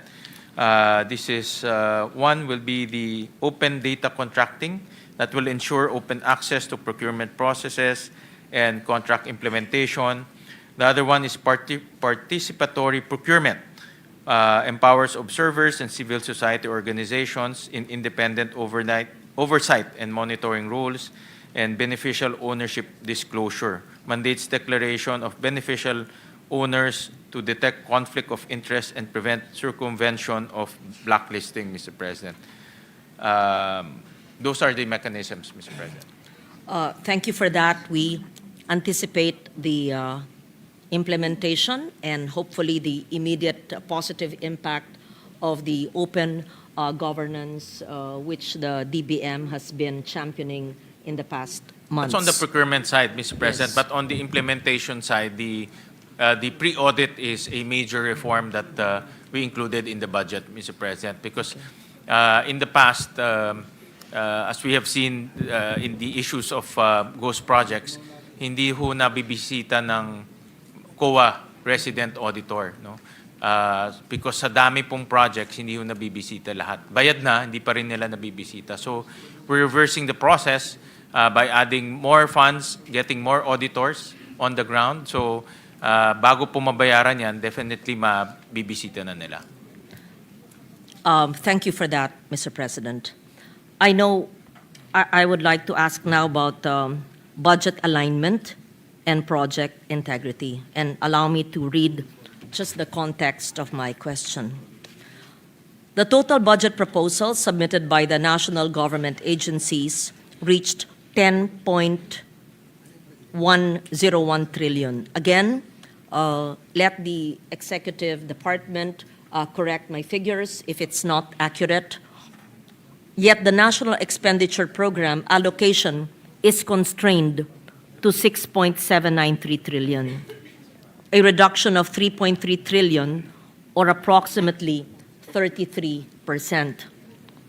The Department of Budget and Management has cited strict parameters for crafting the NEP, including, and I always hear this term, shovel readiness. Projects must have completed feasibility studies and procurement plans. The prioritization of project completion over new construction, I'm happy to know this. I hope that the unfinished multipurpose and health centers and DepEd school buildings, etc., and bridges will have priority over new construction. And the assessment as well of agency absorptive capacity. And this is often the problem. However, the Senate post-budget hearing summary reveals systemic integrity issues. You yourself have flagged billions. I will not belabor the issue. You mentioned about missing station numbers, etc., and incomplete technical documentation. And many locally funded projects bypass the Public Investment Program, the PIP, as well as the 3-year rolling infrastructure program. We spoke about this during one of the subcommittee hearings, the TRIP requirements, and the lack of rigorous technical validation required for development effectiveness. Foreign-assisted projects also face sometimes persistent delays, which are tied to underfunding in terms of the right-of-way acquisition, contributing to 4-year delays on flagship projects. So my question is, having said that, the Department of Planning, Economy and Development, DepDev, is responsible for the PDP. The DBM manages the budget execution and allocation. How has the DBCC ensured that the 6.793 trillion NEP is rigorously aligned with the PDP priorities and the projects that may not have been included in the PIP and the TRIP, or perhaps lacking in complete feasibility studies, or perhaps have no detailed engineering studies and are systematically excluded then from the budget? Which brings me to the issue of agencies of government always coming to us asking for their priorities that were not included in Tier 1, but they say are priorities, but could not have complied with supposedly the rigorous requirements of the economic team, or of these the two agencies I mentioned. So may I know how will the executive department deal with this? From a 10 trillion budget proposals to a 6.7 trillion NEP, so 1/3, 33%, sinantabi. And if you talk to every agency of government, this is the mantra. Sabi po, wag na kaming humingi, pero wag na nyo sasabihin, pero ito po kailangan talaga You know that. All of us here, they come to us with requests. I think the chair would confirm that, right? Yes, Mr. President. You have balikbayan boxes of requests. Yes, Mr. President, Yeah. marami ho talaga until now. A lot of agencies, local governments and agencies. LGUs and NGAs. NGAs. Yes. Big and small NGAs, they're actually coming to request for additional funding.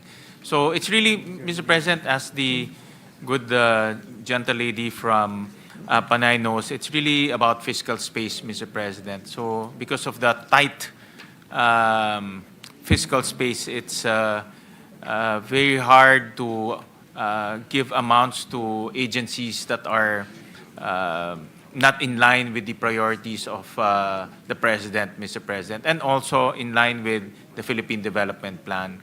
So you're absolutely correct that the initial request, actually the initial was 11 trillion, Mr. President. It was trimmed down to 10 trillion. But even at 10 trillion, it cannot be completely allocated. So the DBM prioritizes making sure that the projects are can be implemented as soon as possible. Although during the hearing, the DBCC hearing, there are still room for improvement in terms of shovel readiness, Mr. President. Nakita natin na maraming mga projects on paper shovel ready pero hindi pa siya talagang shovel ready kasi kulang ng feasibility study or others. So admittedly, the DBM will correct that issue this coming new budget season, Mr. President, to make sure that really projects that are really shovel ready will only be included in the proposals, Mr. President. Thank you, Mr. President.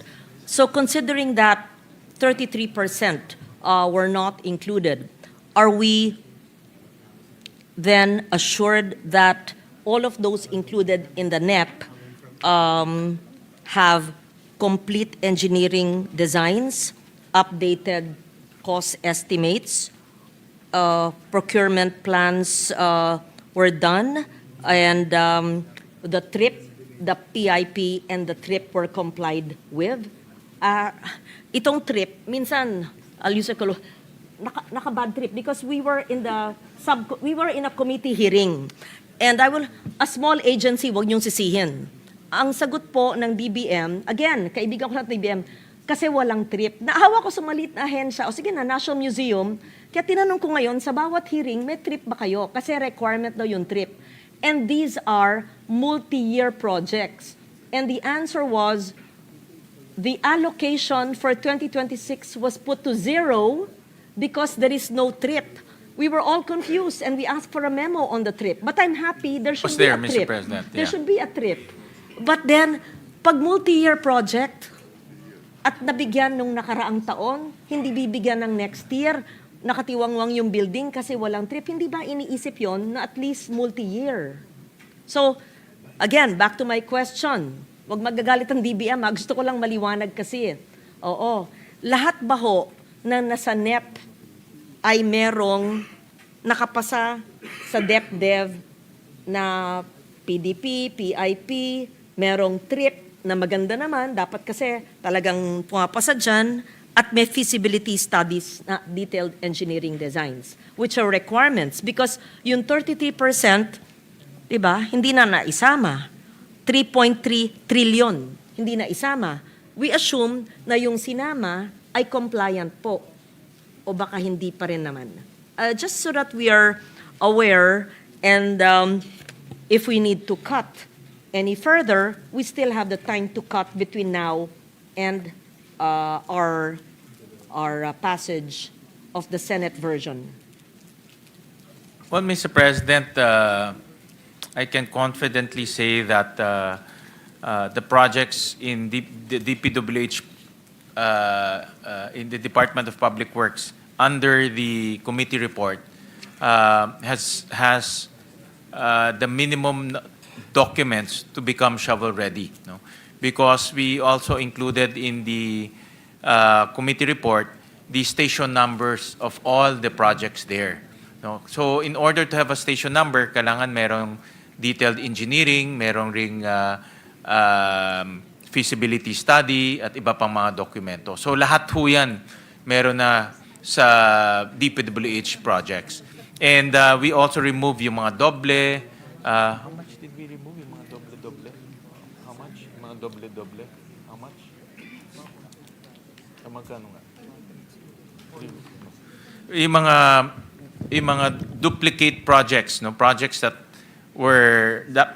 appeared, let's say, in 2024 GAA, 2025 GAA, then reappeared in 2026. We remove all of those.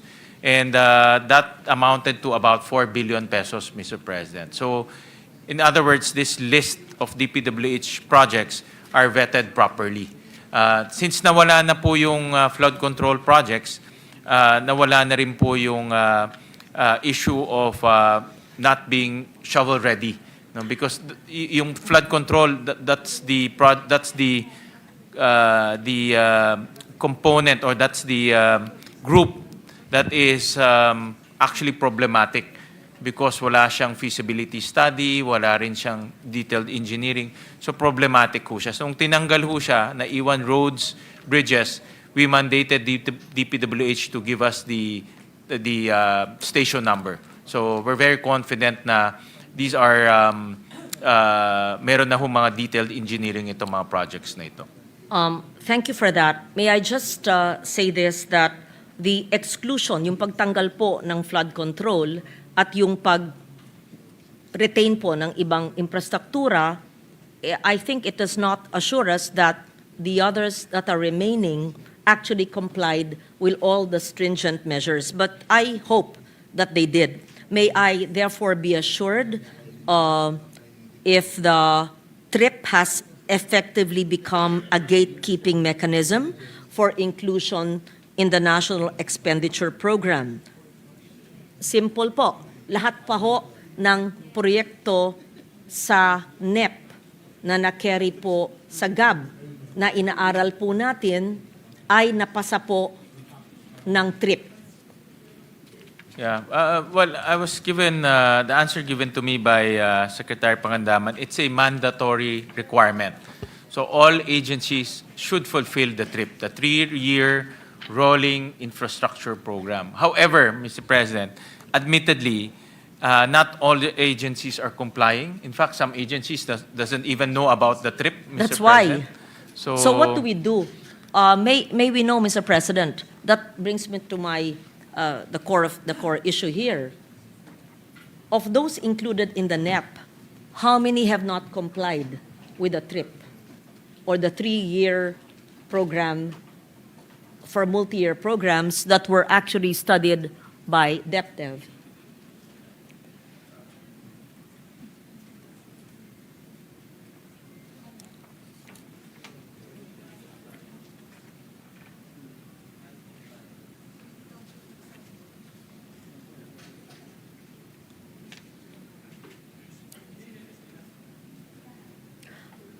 Simple lang po, how many infrastructure projects in the NEP and the present HGAB, which we are studying now, are not TRIP compliant? And what would the executive and the economic team suggest we do with this?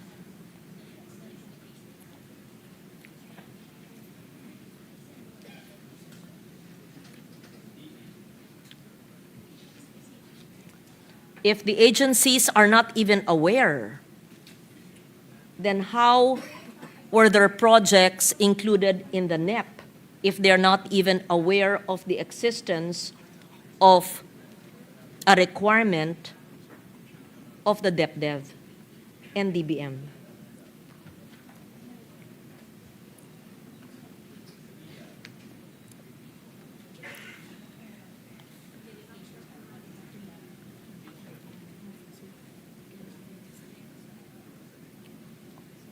President, I was made to.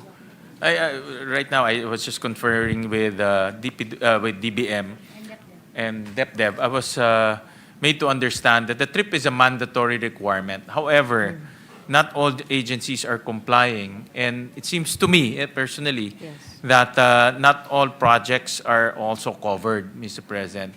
A case in point here will be the DPWH projects, which actually kailangan nga ng trip. Yun nga ang Diba? kailangan. Yung mga malalaki nga ho ang kailangan ng Malalaki, trip because these yes. are, the trip is supposed to be a master plan for the next 3 years, Mr. President.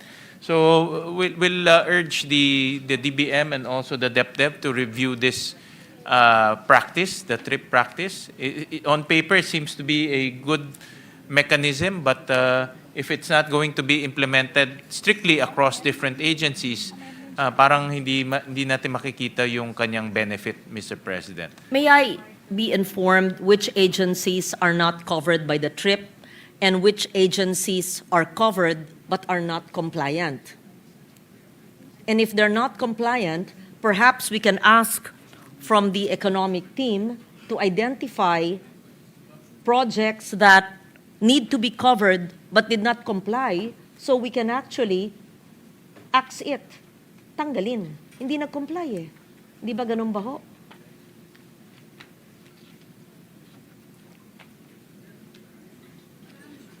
And replace it or realigned further to support other budgetary priorities.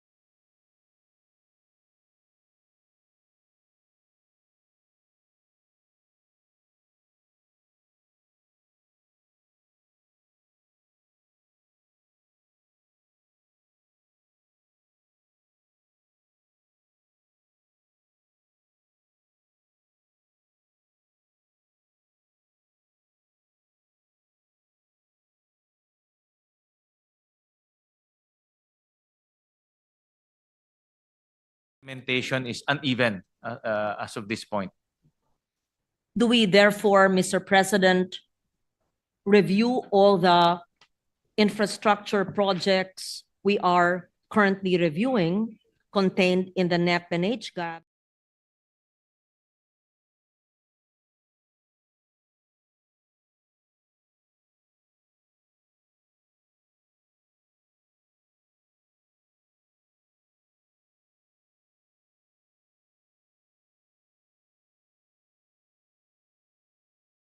Followed. Not followed.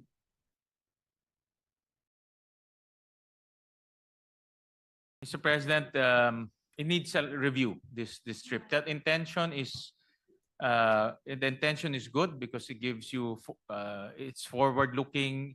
It's the development of a master plan and feasibility study is mandatory. However, the implementation is uneven, Mr. President. So admittedly, the DepDev and DBM needs to review this, needs to review the implementation of the trip, Mr. President. But Mr. President, we will request from the agencies to submit to us the implementation and compliance of the trip. So we requested from the both departments to submit to us the compliance per project, per agency, per program of the trip, Mr. President. I am just shocked to learn that a whole department refuses to comply with the trip requirement of DepDev and DBM. But in fairness to the other departments, I asked about the Department of Health, the Department of Agriculture, and they're compliant in terms of the 3-year rolling infrastructure program, Mr. President. I will ask this again in the DPWH hearing and in every agency where the trip is covered.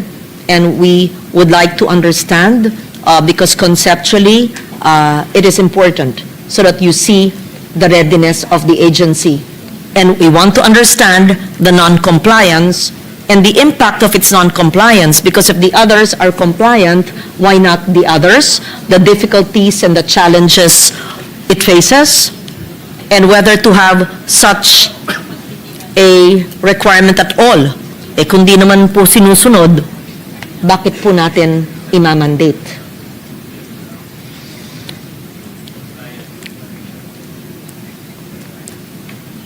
Thank you, Mr. President.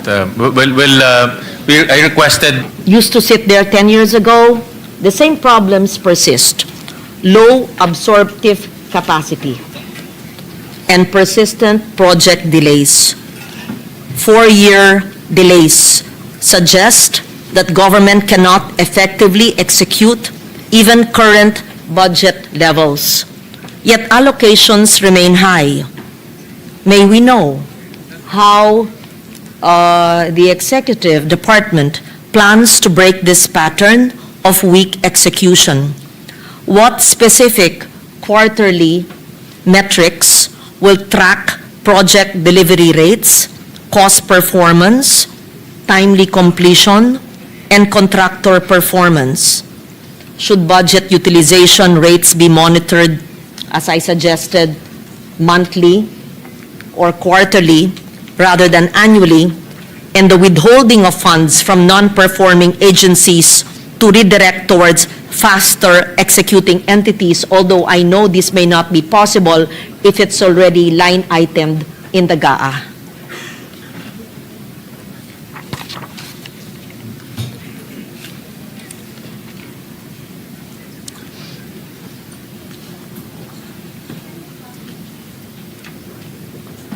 Mr. President, the DBM released the circular letter number 2025-2, and this is for the conduct of agency performance reviews every year and done on a quarterly basis. So this agency performance review covers absorptive capacity, the utilization of funds, and also the efficiency in terms of utilization of their budget, Mr. President. Quarterly. So meron silang agency performance review, Mr. President. In fact, I remember getting a summary or a annual summary of that agency performance review, Mr. President. So it's comprehensive. Lahat ng agency meron doon. And they give grades, no? May rating po kung sino mga agencies are efficient, sino mga agencies are not efficient, Mr. President. Ah, that's very good. Yeah, May we rating po sila. request that from DBM? Yes, Mr. And we will President. read it into the record in the next plenary. Yeah, I've unless- seen the report, Mr. In fact, meron ako dito, Mr. Yes. President. And I would assume, Mr. President, that that would be the basis of the next year's budget. Kung mababa ang kanilang utilization, mababa rin ibibigay sa kanila. Hindi nila manguya at malulon ang binibigay sa kanila. Diba? Gawain natin yan, Doblon. Diba? Diba nai-insta yung pag binibigyan, hindi ginagamit. Yeah. Yes. So we would be happy to receive the list of the non-performing agencies and perhaps know the reasons why, what are the challenges they face, Mr. President? Mr. President, I'm looking at the budget ng Bayan Monitor, the agency budget review, Mr. President. And in this review, they give scorecards or they grade the agencies according to their utilization and efficiency of the use of funds, Mr. President. So for example, the top performing agencies, nakasulat ho dito, Public Attorney's Office, Philippine Information Agency, National Intelligence and Coordinating Agency. I'm just reading some random agencies, Mr. President. Foreign Service Institute, Cagayan State University, Civil Service Commission. So ito yung mga top performing agencies, Mr. President.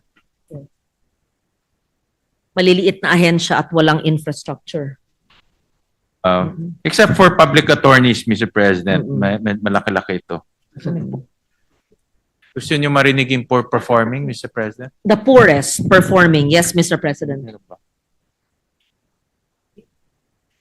The OTR, sigurado nandyan yan. Meron hong top performing dito sa harap pero OTR palagi naiinsidablo mo.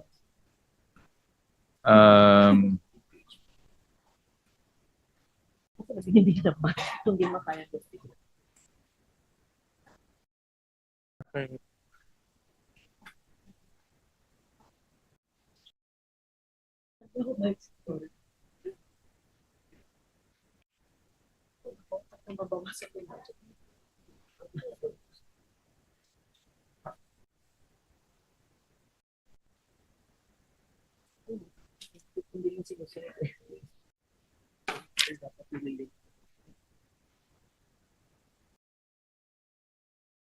wala, Yan ang Mr. state President. is considered. Okay lang, Mr. President. Okay lang, Yusek.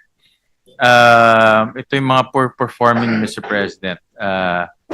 Romblon State University.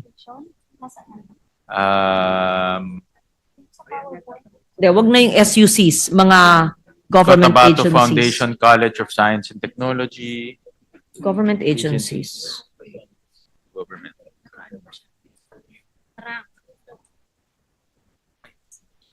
The lowest.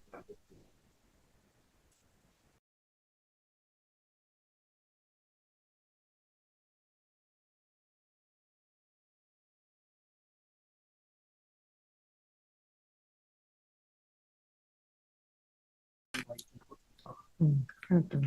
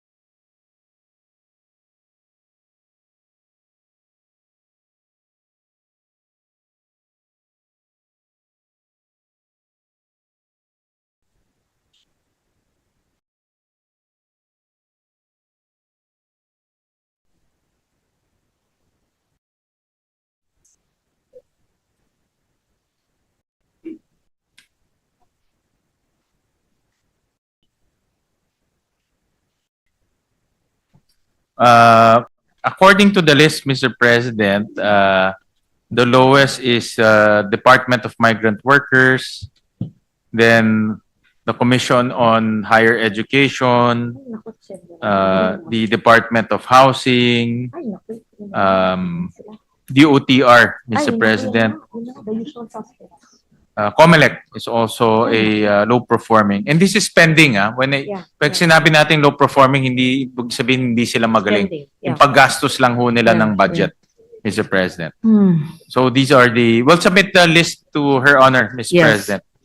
The We'll submit the list. top When we receive the the top list. and the lowest. Then it will be just to, And so that the agencies, Mr. President, may prepare the answer. Correct. They have to know their standing. Yes, And yes. perhaps explain to us their It's a- inefficient spending so that we know the problems. Yeah, it's a good We can help them. scorecard, Mr. President, Yeah. and this bodes well with your suggestion of conducting oversight every year, every month, every quarter. So we I'll can join use you. the agency performance review, Yeah. Mr. President. Yeah, it's not to blame anyone. I'm sure there are stumbling blocks, there are challenges, so we can help Yeah, them. of course. There are bottlenecks. Bottlenecks, definitely, yeah. yes. Thank you for your patience, Mr. President. Now we go to measuring poverty, food security, and social inclusion. The Philippine Statistics Authority, let me just give the context of my query. I asked it in the DBCC. I want to put it on record now. They've always used a threshold at 63 pesos per person per day. But this figure has been criticized as unrealistic and perhaps disconnected from reality, particularly in urban areas, since it is based on a 2018 food basket and provincial averaging that masks significant regional price disparities. So, having said that, this is an outdated methodology, etc., etc. So, may we know, Mr. President, the macroeconomic framework highlights poverty reduction and social inclusion as key development outcomes. Yet, the threshold is still using the 63 pesos a day, computed from a 2018 basket that does not reflect the current market realities or even the regional cost of living variations. So how would this affect the reliability? Paano natin maaasahan ang mga ahensya ng gobyerno given the government's macroeconomic assumptions on consumption, savings, and the reduction of inequality if we use a 2018 PSA figure? Whether it is in the budget of DOLE or the SWD or any agency of government, assuming this was used by the economic team.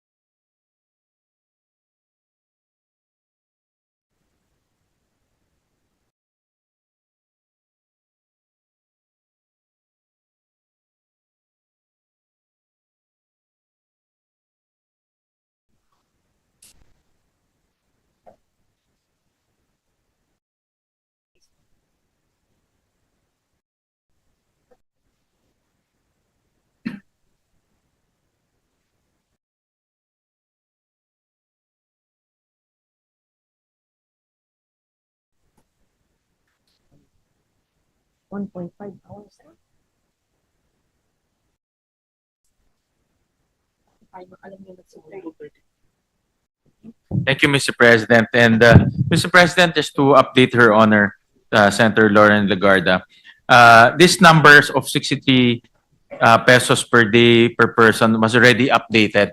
It increased by about 18 to 27%, Mr. President. No? So the current value right now is at 655 pesos per family of 5. So if you divide that by 5, that's 131 pesos per day per person, Mr. President. So na-update na ho siya, Mr. President. Very good. Yes. Because in the DBCC, it was still, this was my question then, Mm. 3 months ago, and in between August and November, it was revised. We want to be informed and educated because at that time, it was still 63 pesos a day based on PSA figures. Does that mean, Mr. President, that the PSA had updated? Because I think there was an answer at the time that they said it was being updated, etc. So between the DBCC and now, the poverty thresholds were changed. Yes, Mr. President. It's no longer 63 a day. And Yeah. what is it now, Mr. President? It's 655 for a family of 5. If you divide that per person, that's 131 pesos per day per person, Okay. Mr. President. So it was just Thank you. recently updated, Mr. President, because the survey was just recently concluded or recently put together. Thank you, Mr. President. It more than doubled then. Yes, Mr. President. And but- also they adjusted the food prices, Mr. President. That's the Yes. most important. But does it mean that the inputs of every government agency relied on these updated figures? Mr. President, remember the NEP was made the first semester of 2025. It was submitted to Congress in July. Even if there's a NEP revised, it is not all agencies. But between August, when we deliberated on the NEP, and now the PSA provided the agencies with the amended poverty threshold. How could all agencies in 3 months amend their submissions when the NEP was already submitted to Congress by June or July? But Mr. President, we have real-time coordination with the PSA and DSWD. I think one of the most one program that will definitely be affected by this reduction in or increased in poverty threshold is the 4-piece program, Mr. President. So we coordinated with the DSWD on this aspect. With the PSA and the DSWD with this aspect, Mr. President. So mag-a-adjust ho kasi mga poverty-related programs ho natin. And during the hearing, I remember we asked the PSA about this poverty threshold, also with the adjustments in terms of the number of 4-piece beneficiaries, and we adjusted it accordingly, Mr. President. Thank you for that, and I'm glad the good sponsor mentioned about the SWD and the 4-piece program.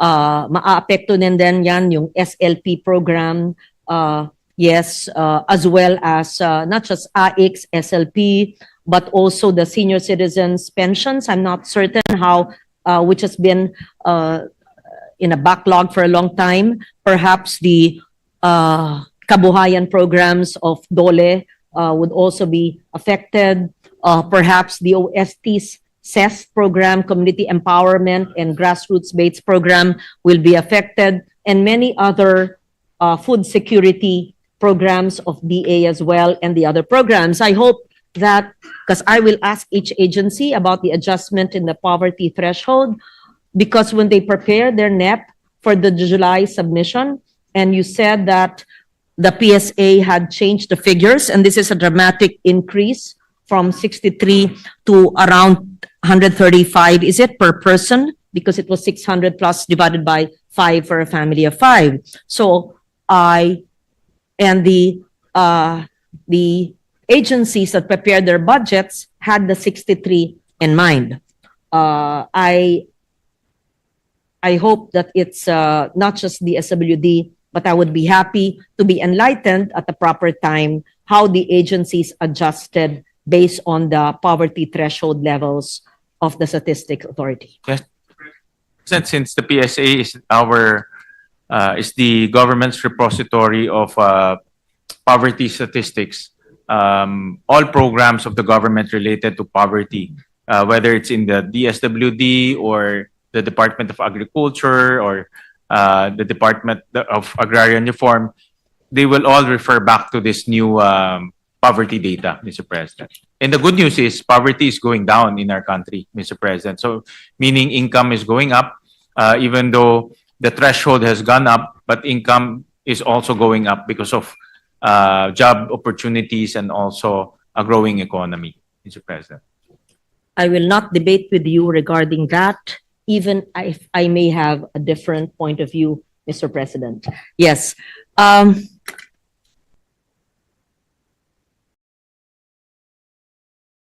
Okay. May I know, before we leave the topic, Mr. President, it's 135 per person? So that is PSA present here? Yes, yes. More or less 135 per person. Is this for the daily allocation for food and other expenses? Can they break it down? Magkano po ang pagkain? Divided by 3 meals a day? How much per meal? And is this for NCR or is it across the board in every province? Yes, Mr. President, this 135 is for NCR, Mr. President. Mhm. And we can, we have the breakdown. Let's try to leave 135 pesos.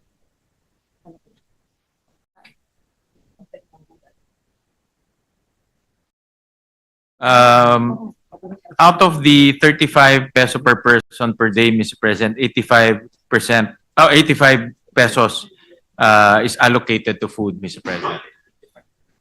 Okay, 85 divided by 3. 3,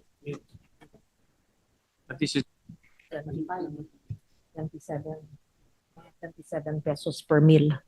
Sige, I will not belabor the point because it's very painful, even if we increased it already. Nagbibiro ako dito pero hindi biro. Subukan natin kung paano yung 130 a day. Kung magtatanim ka naman ng sariling pagkain mo, baka sakaling kasya. And my final question for the moment, Mr. President. Again, these are the figures that I have. Please correct me if the figures are not accurate. For 2026, the government expects to raise revenues in the amount of 4.938.4 billion, while disbursement is projected to reach 6.630 billion, or a deficit of 1.626 billion. Assuming my figures are accurate, we would see that disbursement for the current operating expenditures is expected to reach 5,020 billion, which is 37.3 billion higher than the revenue we will generate, which means, obviously, that our current operating expenses will be partially paid by our borrowings. Our current operating expenses, sweldo, diba? Salaries, bonuses, traveling, domestic and foreign, interest payments, local and foreign, janitorial services, utilities, financial subsidy, etc. Mr. President, how will would you confirm that our borrowings, hihiram po tayo, uutang po tayo para bayaran ang sweldo ng mga tao sa gobyerno? In short, our borrowings, our loans will go to our operating expenses and not to capital outlay that will go to the creation of jobs and that will spur the local economy. And may I know how many years have we been experiencing this? And how do we get out of it progressively, hopefully in the future, in the near future? Please educate me.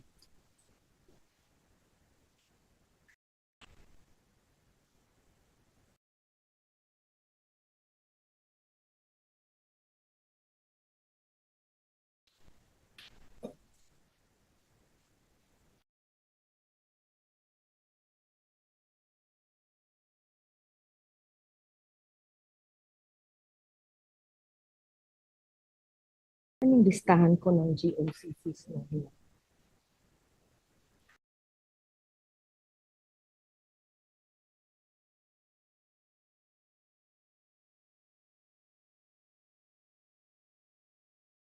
Pagod na ako, nalilungkot pa naman ako. Kaya nakikita man natin.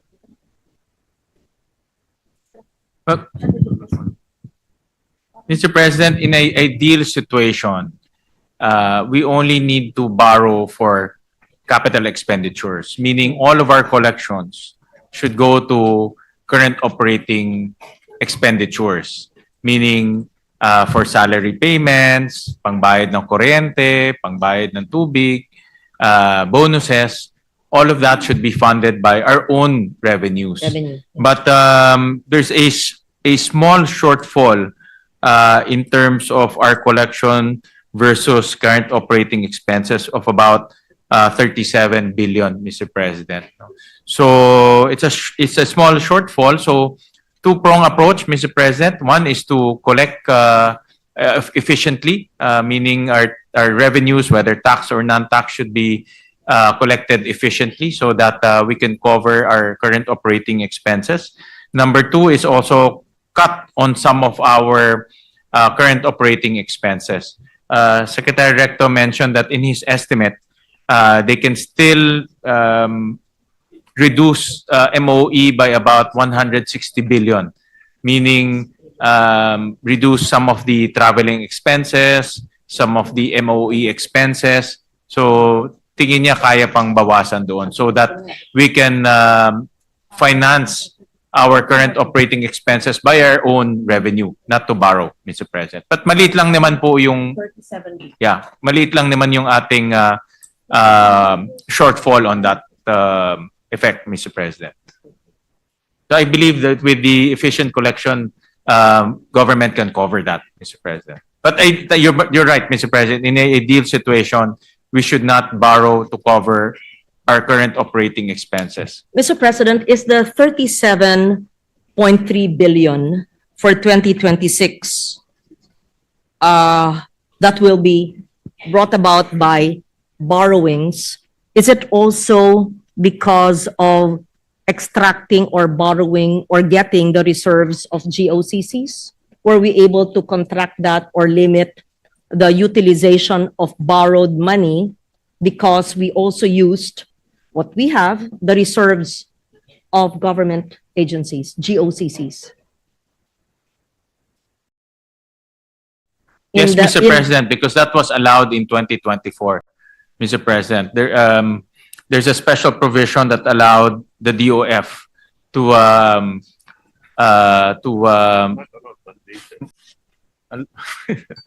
sabi ko allowed, sabi ni Secretary Recto, mandated, but authorized the DOF.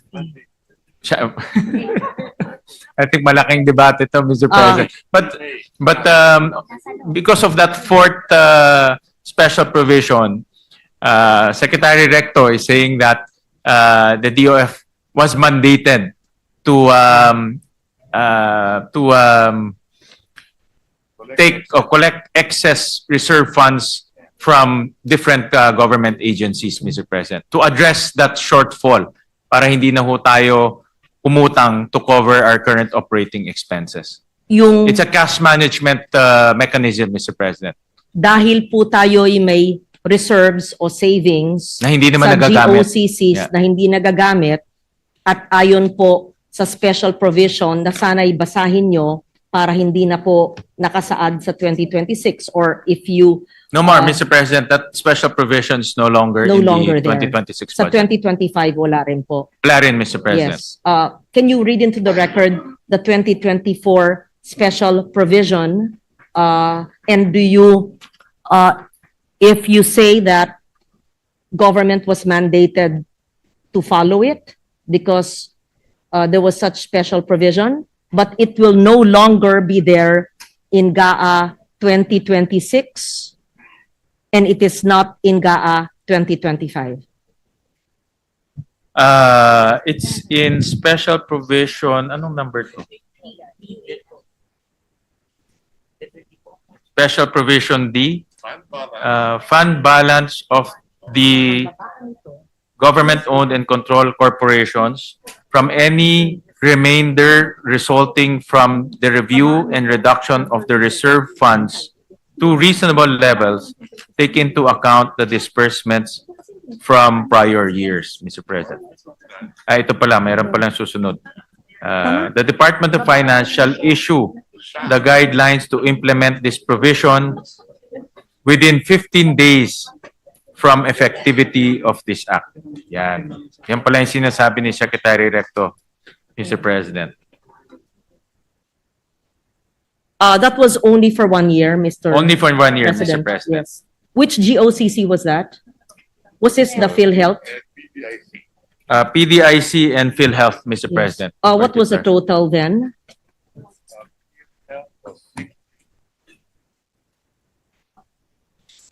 PDIC was how much, Mr. President? 107.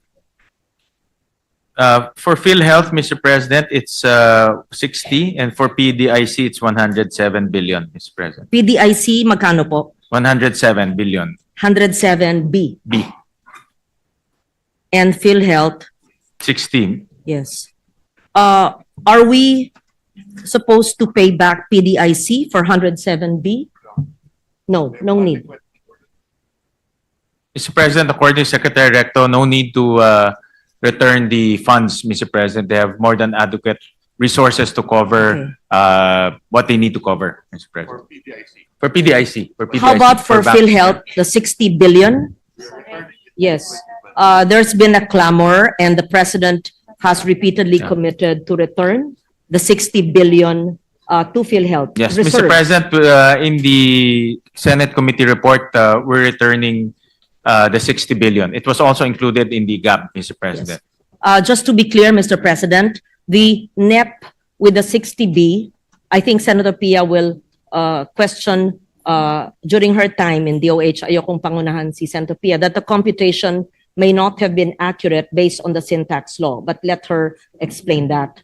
And clearly, the 60 billion, again, I'm not certain if that's accurate, is not the payment for PhilHealth because that is the allocation based on the implementation of the syntax law. So hindi po yun. Earmark na po yun. Yan, alam ng health advocate expert. So we're not referring to the NEP allocation. You mentioned, Mr. Chair, about the HGAB, which has another 60B. But the 60B from HGAB, Mr. President, came from the flood control, if I'm not mistaken. Please correct me if I'm wrong. It came from an agency, perhaps the DPWH flood control, which was moved pambayad utang sa reserves ng PhilHealth. Is that how it moved? So that it's clear. Because dalawang 60, first is the implementation of the syntax law, which should not be claimed as the return to PhilHealth reserves. And the second, HGAB, yun ang pambayad utang. I just want to know where did it come from in the HGAB, and that's included in our Senate committee report, and we are grateful to your honor that it was included as well. I just want to be certain where did it come from.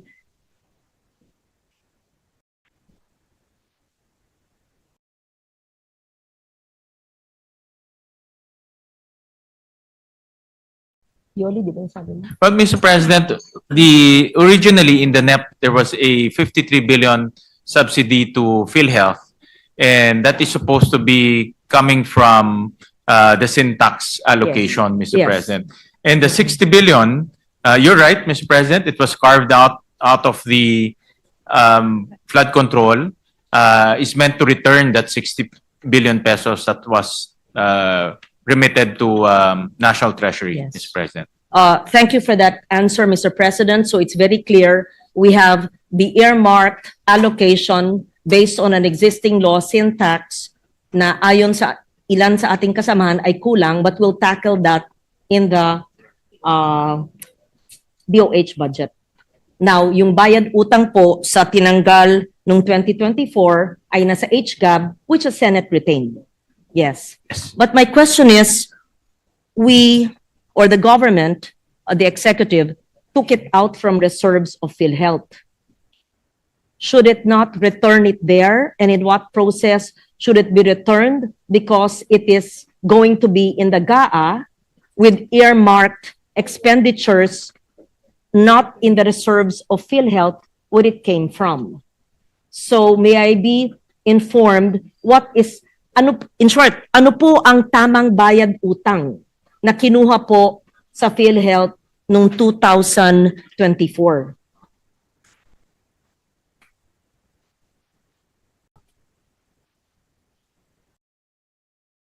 Okay, Mr. President, I was just clarified that the 60 billion that was taken from PhilHealth did not come from the reserves, Mr. President. It was a fund balance, meaning yun talaga yung natitira nila na actively being used for their case rates, Mr. President. So, since it was substantial at that point, yun ang remit sa National Treasury. Can So you that will kindly be explain? returned in the same form as fund balance. The 2024 na kinuha po ng DOF, is it DOF? That took away from PhilHealth did not come from the reserves. No, Mr. President, that was What do you call it? It came from the operating fund balance. Fund balance. Okay. The fund balance. So it's a different fund from the reserve, Mr. President. The fund balance. So you're correct in saying that under the NEP of 2026 na 53.26B, hindi ito yung bayad utang. And then the 60 billion in the 2026 House Bill, GAB, ito yung bayad utang, but it is intended for benefit package improvement under the Universal Healthcare Law. Is it a lump sum? Is it already allocated, earmarked? And would this, saan po nanggaling ito? If it's not from DPWH flood control, but it came from the NEP. It came from somewhere, an agency. But Mr. President, before I answer that, Secretary Recto clarified that because of PhilHealth's improved operations and improved case rates and improve in the efficiency in dispersing their funds, as well as the implementation of the zero balance billing. This coming 2026 will see a full implementation of the zero balance billing program. The government decided to give additional or augment the PhilHealth with 60 billion pesos, Mr. President. So, so sabi niya hindi ho to bayad utang. No? No, kasi walang utang raw, Mr. President. So there's no utang to speak of, Mr. President. So, Magtatanong tuloy si Senator. of course, that is the Okay.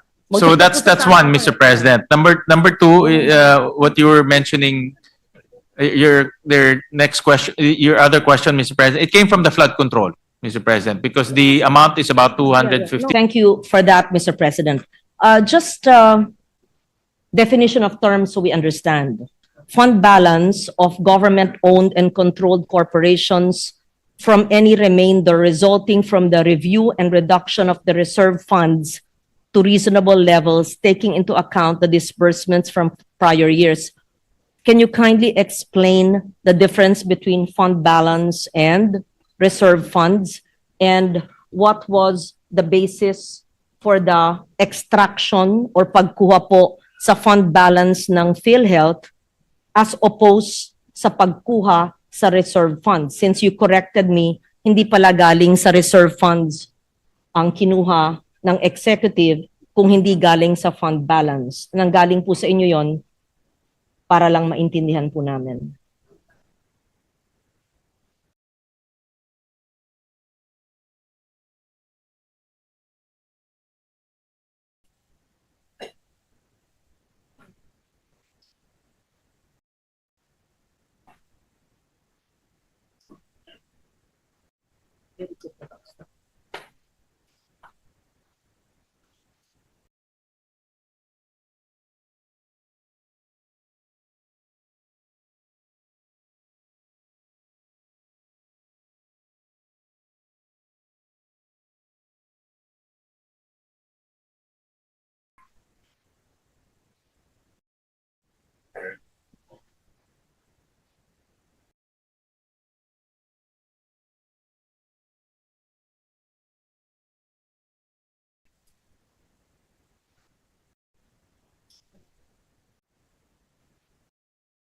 May utang ang gobyerno sa PhilHealth kasi walang earmark allocation sa GAA.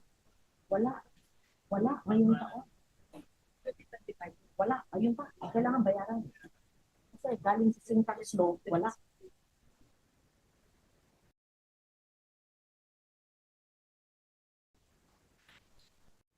So, tatlong 60.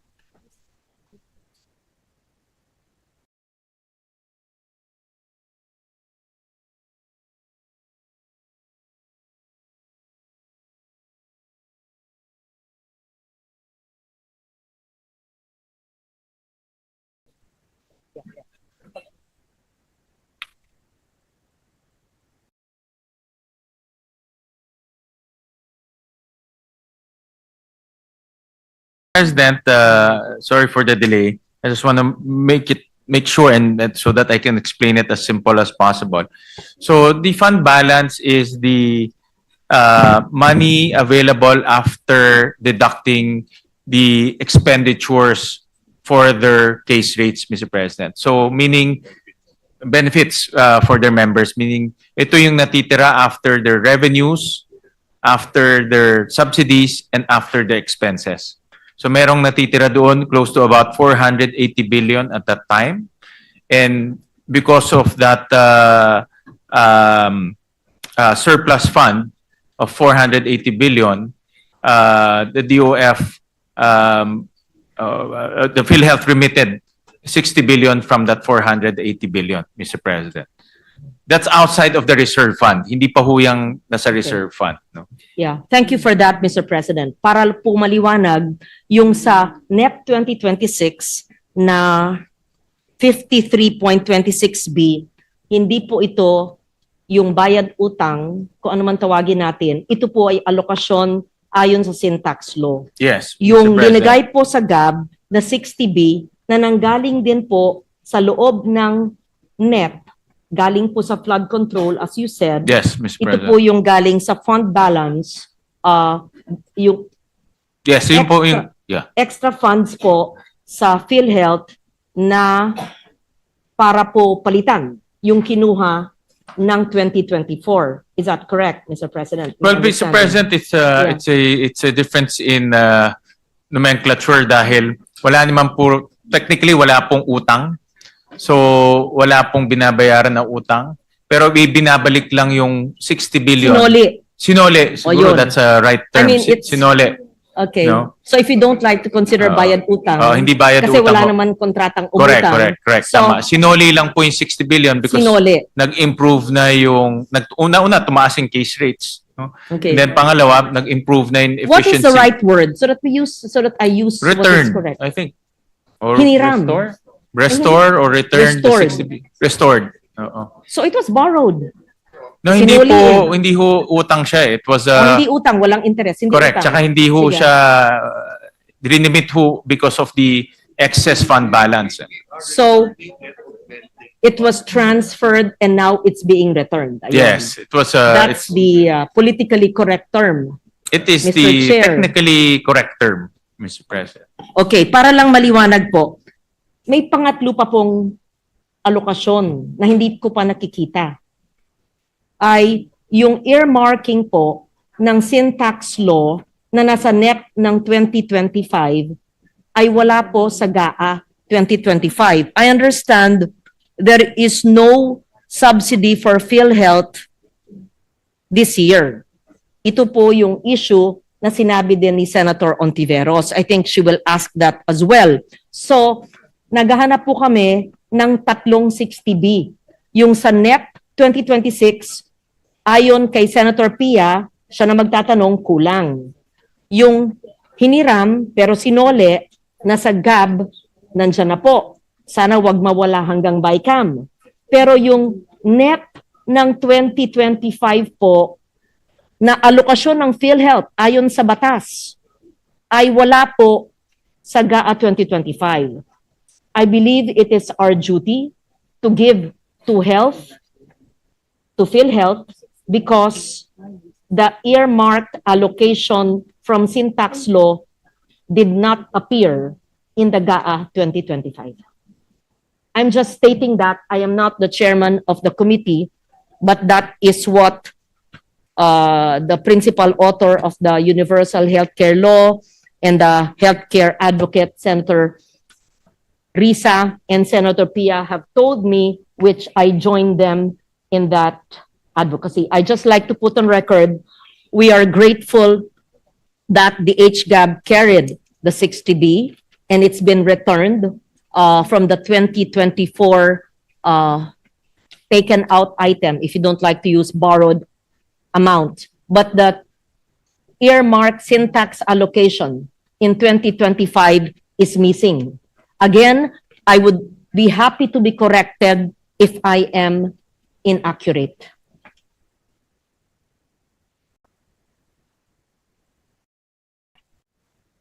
Well, Senator Lauren is absolutely correct that because Congress took out, I'm just checking the amount, about 74 billion pesos in 2015, no? 2025. So, in other words, that 2025 allocation for PhilHealth is supposed to be remittances from Syntax, Siguro po, Mr. President. And that is, nawala po yun. nawala yun. Tama ho kayo. Tama ho kayo. Don't we owe it to the people, Mr. Chair, that we cut more in infrastructure that are not compliant with TRIP or coordinates, as you would say it, etc., and put back what was missing in GAA 2025. Para po naibalik na natin ng gobyerno lahat ng nawala sa PhilHealth. Yan po ay pag-uusapan natin. Admittedly, the amounts are quite substantial, no? 70 billion pesos.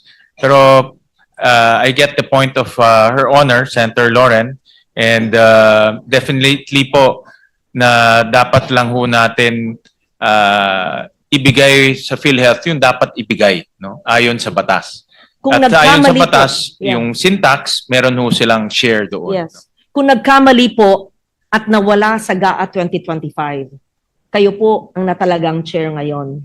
At kayo po ay sumasang-ayon sa akin na karapat-dapat lang ayon sa batas ay nandun siya sa taong ito. Tingin ko po ating katungkulan na ilagay po doon. At kung hindi, tingin ko, hindi ako nagdidikta, ilagay sa NEP 2027 na kasama pa rin yung earmark allocation dodoble dahil nawala noong 2025. Pag-aralan ho natin, This is thank you my for the suggestion. suggestion and thank you for pointing that out, Senator Lauren. It's a very good point, important. Pag tinignan ho natin yung malalaking increases sa Senate version, unang-una sa edukasyon, pangalawa sa health, no? Dahil binibigyan natin ng napakalaking pahalaga po ang kalusugan ng ating mga kababayan. At especially after the pandemic, marami ho tayong mga kababayan talagang gustong makita na ma-improve po yung ating healthcare system. So pag-aaralan ho natin mabuti ho yan. Decision na ho to ng Kongreso at Senado. In fact, dahil Kongreso at Senado po ang nagtanggal ng pondo na yan in 2025. Hindi po ako pumirma ng BICAM kasi hindi po ako sang-ayon doon. Yeah, kaya po, pag-aaralan ho natin mabuti yan. Thank you for the openness of the chair. Thank you for agreeing with your colleagues. We just want to be compliant with the law, and we mean well, but we are also understanding of the limited fiscal space. That's why we presented options to the body. Last na po. Warningan ako, 3 oras na po. Last na po. Binanggit po ninyo na uutang tayo para sa mga sweldo. Magtatanong I'm sorry. Yeah. Mr. President, Senator De Veros is seeking the floor for a short manifestation. Senator De Veros, you're recognized. Salamat, Mr. President, at sa gentlelady from Panay at sa ating chair. Nagpapasalamat po ako sa pagtulak ni Senator Lawrence sa isyung ito at sa pagbibigay daan din ng chairman. Gaya ng sinabi nilang dalawa, we are talking of at least 3 important items here na may kinalaman sa PhilHealth. At nagpapasalamat ako sa kanilang dalawa, Mr. Chairman, lumilinaw na mayroong earmark proceeds from sin taxes na dapat na ibigay sa PhilHealth itong kasalukuyang taong 2025. Mayroon pong item na pinopropose para sa appropriation ng Kongreso mula sa executive para sa PhilHealth ngayong susunod na taong 2026. At may pangatlong item na itinanggal noong 2024 sa kasalukuyang 2025 budget. Kung bakit katulad ni Senator Loren, ako hindi po pumirma sa BICAM version nung nakaraang taon para sa kasalukuyang taon, at kalaunan kami po ni dating Minority Leader Senator Coco Pimentel ay bumoto ng no sa kasalukuyang budget. Bukod pa dun sa napag-usapan namin earlier ni Mr. Chair tungkol sa unprogrammed appropriations. Pero yung usapin po ng termino ay napaka-importante. Hindi po ito nomenclature lang at hindi po sasapat ang pagiging technical lamang. We have to call a spade para matuto tayo sa ating mga pagkakamali o pagkukulang at hindi tayo uulit, at ma-institutionalize din po natin ang best practices. At sabi din po kasi ng mga lola natin, cuentas claras. So anuman ang itawag ng DBCC o DOF ngayon na sasabihin nila, hindi po ito surplus funds. At I remember nung simula ng debating iyan, tinawag nila itong excess funds. Kung kinuha man nila ito o hindi sa surplus talaga ng PhilHealth. Pero naalala ko, hindi lang yung tayo, karamihan nating mga miyembro ng PhilHealth, pero PhilHealth mismo ay hindi magaan sa loob nila. May sama ng loob sa loob ng PhilHealth. Kinuha po yung 60 billion pesos na iyan. At ang anumang bagay na kinuha na sa tingin ng marami ay hindi dapat kinuha, ay dapat itala natin bilang utang. Kaya po may mga health reform advocates na nagkaso laban sa atin sa gobyerno, sa Supreme Court, at iniintay pa natin ang ruling doon. At palagay ko, at gusto kong maniwala, kaya iniutos pa nga ni Presidente na isauli ang 60 billion pesos mula sa national government pabalik sa PhilHealth. So, anong tawag ko sa isang bagay na iniintay nating iutos ng Korte Suprema at una nang iniutos ng Presidente na ibalik? Ang tawag ko po dyan, Mr. President, ay utang. And sana mauna na ang national government magsauli niyang utang bago pa iutos yan, harinawa ng Korte Suprema. So, I will be merely manifesting briefly about this issue this afternoon, pero itatanong ko ng mas detalyado pag-consider natin ang DOH budget, Mr. Chair. At itatanong ko rin sa panahong iyan, sa DBCC o sa DOF, saan po ginamit yung 60 billion pesos na kinuha noon sa PhilHealth at ngayon, sa tingin ko lamang po, at ayon na rin sa utos ni Presidente at sana sa magiging ruling ng Korte Suprema, ay utang na dapat ibalik sa PhilHealth. So maraming salamat po, Mr. Chair, Senator Loren at Mr. President. Thank you, Senator Risa. And likewise, Mr. President, before Senator Lauren resumes, just for the record, the total syntax collections for 2024 is 295.65 billion. So if we're to follow the law, earmark is 80% of the 50% collection syntax and sweetened beverage for PhilHealth and universal healthcare. Just for the record, Mr. President. All right, you may continue, Senator Loren. Thank you, Mr. President. Having said that, may we request the DBCC to submit, please, the utilization of the 60B that was borrowed but returned. Yes, or maybe it was not used because it's being returned. If it was used, may we know the utilization? Actually, I have it now, Mr. President. Thank So, you, Mr. President. 27 billion went to public health emergency benefits and allowances for healthcare and non-healthcare workers during COVID-19 pandemic. 10 billion for medical assistance to indigent and financially incapacitated patients, also known as MAIP. 4.1 billion for procurement of various medical equipment for DOH hospitals, LGU hospitals, and primary care facilities. 3.3 billion for construction of 3 DOH health facilities. 1.6 billion for health facilities enhancement program. And 13 billion for mandatory government counterpart financing for foreign-assisted infrastructure and social development programs that will accelerate the delivery of healthcare services to remote areas and enhance the health and well-being of Filipinos by ensuring food security. So, yun po yung pinuntahan po ng pondo. Thank you for that and being ready with that, Mr. Chair. Just a heads up to DOH, I'm sure our colleagues will ask them if they, because of their very low absorptive capacity, especially since you mentioned they created or built health infrastructure for needy populations, etc. I hope they were able to do that.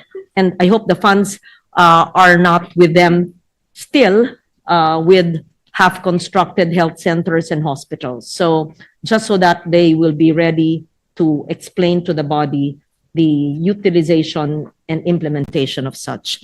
Huli na po, dahil binanggit nyo na hihiram pa tayo ng 37.5 billion at sabi nyo ito'y maliit naman na amount para gamitin sa operating expense. Simple thinking, di ba ho, pag uutang pa tayo sa household para lang sa operating expense, di babaan na lang natin ating gastos para wag na tayong umutang. Mr. President, that's Okay. why Secretary Recto proposed in his estimate that MOE across different agencies can still be cut by about 160 billion, Mr. President. 160B. Yes, Mr. President. Yes. And So that is that's making expenses more efficient. may we know whether that is already contained in the Senate committee report? No, Mr. President, I just this was just conferred to me today, Mr. President. We're happy to note that the 160B cut in operating expenses, and that, of course, from 6.793 trillion with our cuts in questionable infrastructure projects and a further cut in operating expenses kung saan po tayo makakatipid. Does it mean, Mr. President, that we do not have to use our borrowings or our loans for salaries, utilities, and whatever operating expenses of government, Mr. President? Theoretically, yes, Mr. President, because the as I noted earlier, the balance between revenues and current operating expenses is negative 37 billion, Mr. Yeah. President. So theoretically less. So we don't have to borrow 37 billion to finance our operating expenses, Mr. Yes. President. Thank you for that, Mr. President. We will anticipate or look forward to seeing which of the MOE expenses in which government agencies will be cut. We will see. At the same time, we are also looking forward to reading the agencies which are non-trip compliant and the action which the chair will take in the non-trip compliant government agencies, assuming it is really a strict requirement of the DBCC and the economic team. I will yield now to my other colleagues, Mr. President. I truly appreciate your patience, your honesty and candor, and the economic team as well, so that we better understand the budget and we see how we can further bring down the losses and the system's loss, etc., so to speak. Thank you, Mr. President. Thank you, Mr. President. Mr. President, may I request for a few minutes suspension? All right. Thank you, Senator Legarda. Yes, session is suspended for a few minutes.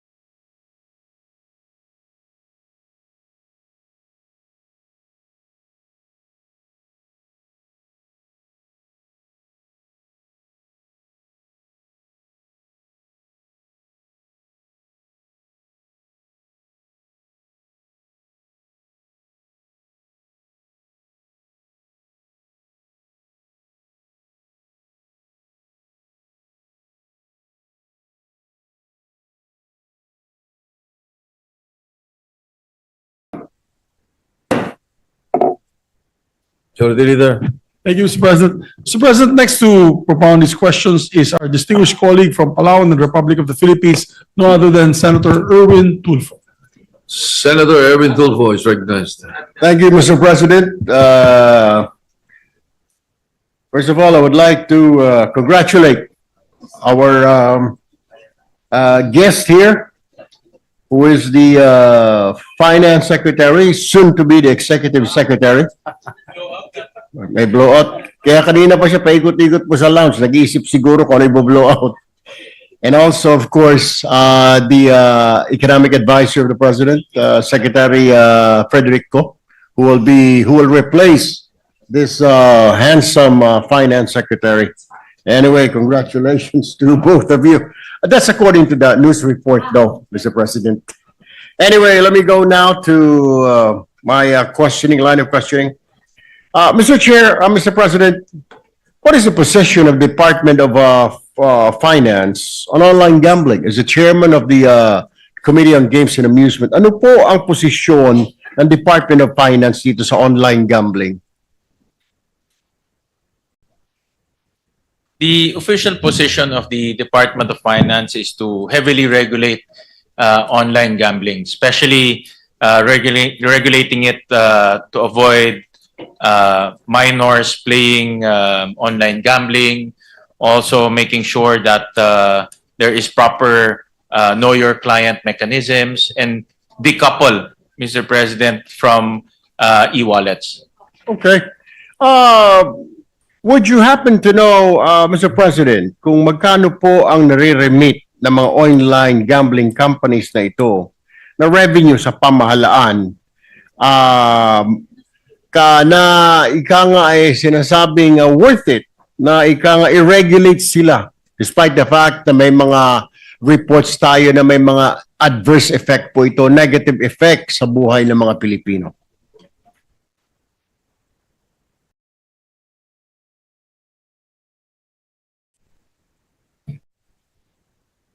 The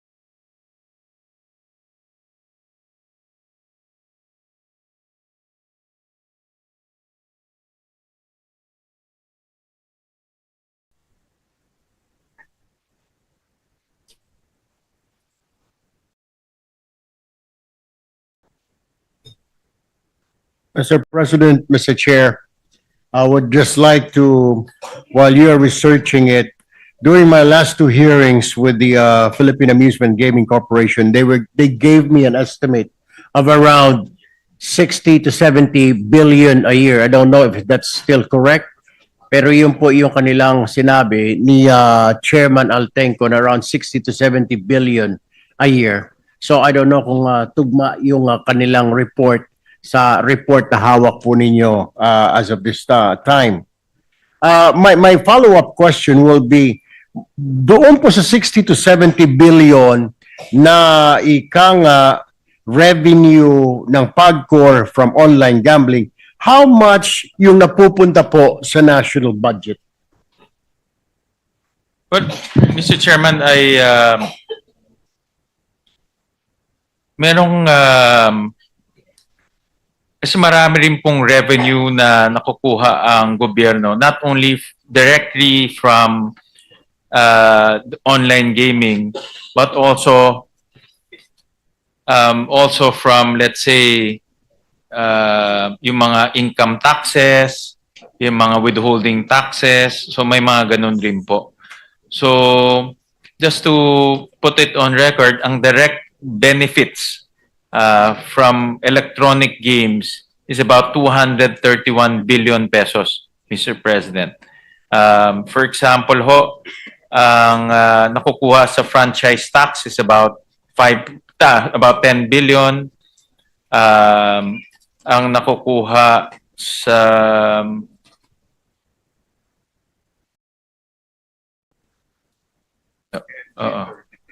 yeah.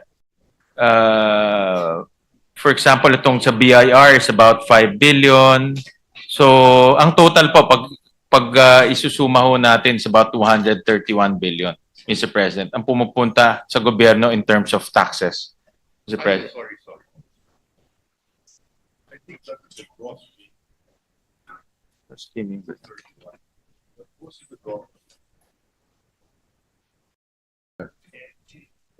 Yeah, exactly.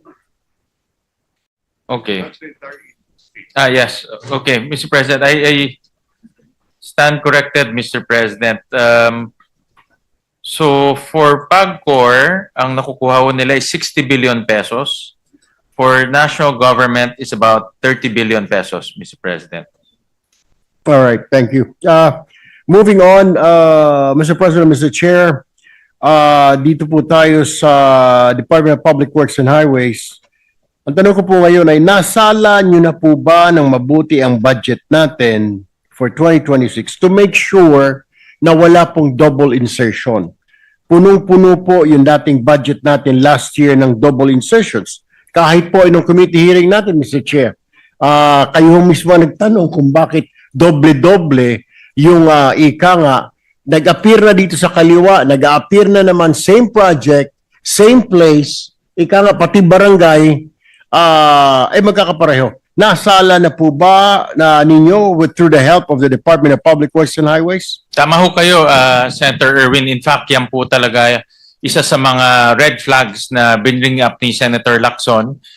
In fact, even during the previous briefing, budget briefings and previous budget hearings. So natanggal na ho natin yung mga doble-doble, tawag namin yung mga repeat projects, pati yung reappearing projects, meaning nandoon na siya sa 2024, 2025, tapos nag-reappear sa 2026. So ang amount na natanggal ho natin sa mga reappearing and also repeated projects, mga around 4 billion pesos, Mr. President. Mr. President, Mr. Chair, bakit po nagkakaroon ng double insertion? Is it intentional or ito po ay typographical error? Or is it wala lang, nagkaroon lang ng mental lapse yung mga tao natin sa DPWH o talagang sinadya ito to make some money, Mr. Chair, Mr. President? Actually, dalawa ho ang pwedeng dahilan. Una, tamad lang ho yung gumagawa nung DPWH budget kasi hindi niya, pwede naman po ilagay doon yung station number, pwede naman nila himayin isa-isa. Dito nga ho sa atin, ang kinuha ho natin para maghimay mga interns ng pamantasan ng lungsod ng Valenzuela. So kaya naman po gawin. Bakit ho hindi ginagawa ng DPWH? So tingin ko katamaran po yung umiral ho sa kanila kaya hindi ho nila ginawa. Pangalawa, pwede rin po yung maging source of corruption. Tama ho kayo dahil kung nadoble yung project, lalabas yung pondo ng 2 beses at mayroon silang discretion saan nila i-implement yung project na yun. So yun po ang delikado doon. Pwede nilang i-implement yun kahit saan basta na doon sa lugar na yun. So may discretion sila para i-implement yung project na yun. All right. Thank you, Mr. President, Mr. Chair. Kanina po, while I was sitting on my desk, marami po ako natanggap na mga text messages, na mga line of questioning daw, baka pwedeng itanong sa ating chair ng finance, mula po sa mga OFWs natin. They were asking, on program appropriations, meron po ba tayong program appropriations for this year, for 2026? Meron po. For 2026, meron ho tayong unprogram, pero binawasan na ho namin yung line items ng unprogram po natin from 11 to 7, Mr. President. Ang tanong po nila, Mr. Chair, Mr. President, ay bakit kailangan pa ng unprogram appropriations? Is it really necessary? Ito nga daw po, dito nagkaroon ng source of corruption, itong unprogram appropriations. Must we really have this unprogram appropriations? And can explain why is it important or it is important? Mr. President, yun ang program ay ang source ng revenue ng ang program. Pag may excess revenue ang gobyerno or may additional revenue ang gobyerno, yung excess and additional, pwede niya nang gamitin to. So that's why meron ho tayong unprogrammed appropriation. Kasi, for example po, nag-declare ng dividends ang isang GOCC, no? At malaki yung dividendo niya. Yan ay nagiging source ng excess revenue. For example, meron tayong bagong tax measure na papasok this coming 2026. Yung additional revenue ay nagiging source rin ng program.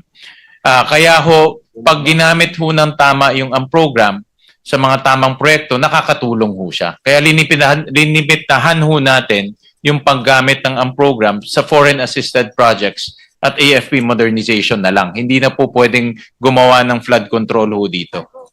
Mr. President, Mr. Chair, how sure are we at this point na magkakaroon tayo ng excess revenue when usually lagi tayong may deficit because of a budget collection ng customs they're not meeting, Bureau of Internal Revenue, and so forth, itong mga revenue generating agencies. How can you tell at this point, Mr. Chair, Mr. President, na meron tayong excess para matustusan natin ang mga program appropriations? Di po ba kadalimitan tayo po ay naglo-loan sa ibang bansa, sa mga foreign banks para matugunan po ang pangangailangan or itong mga pangangailangan sa budget natin, because we always have shortfalls in our tax collection targets.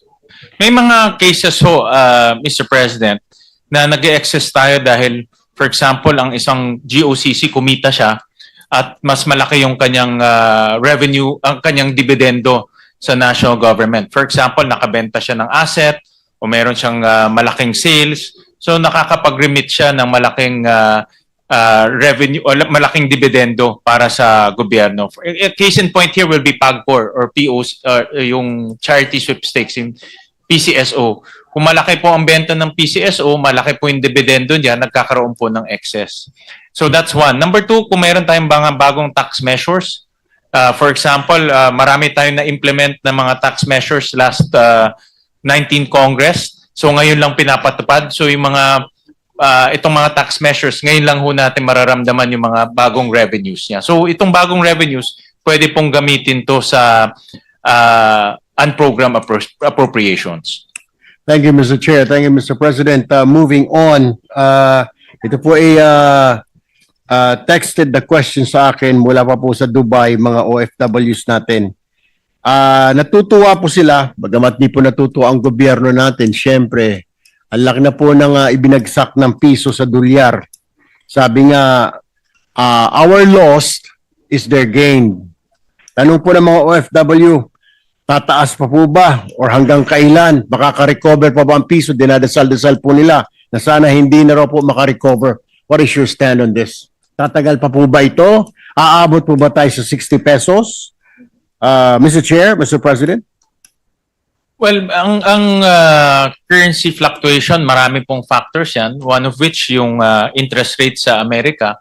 So kung bumaba po yung interest rates ho doon, marami hong gustong pumunta sa Amerika at nag-depreciate rin ho yung ating peso. So maraming factors yan.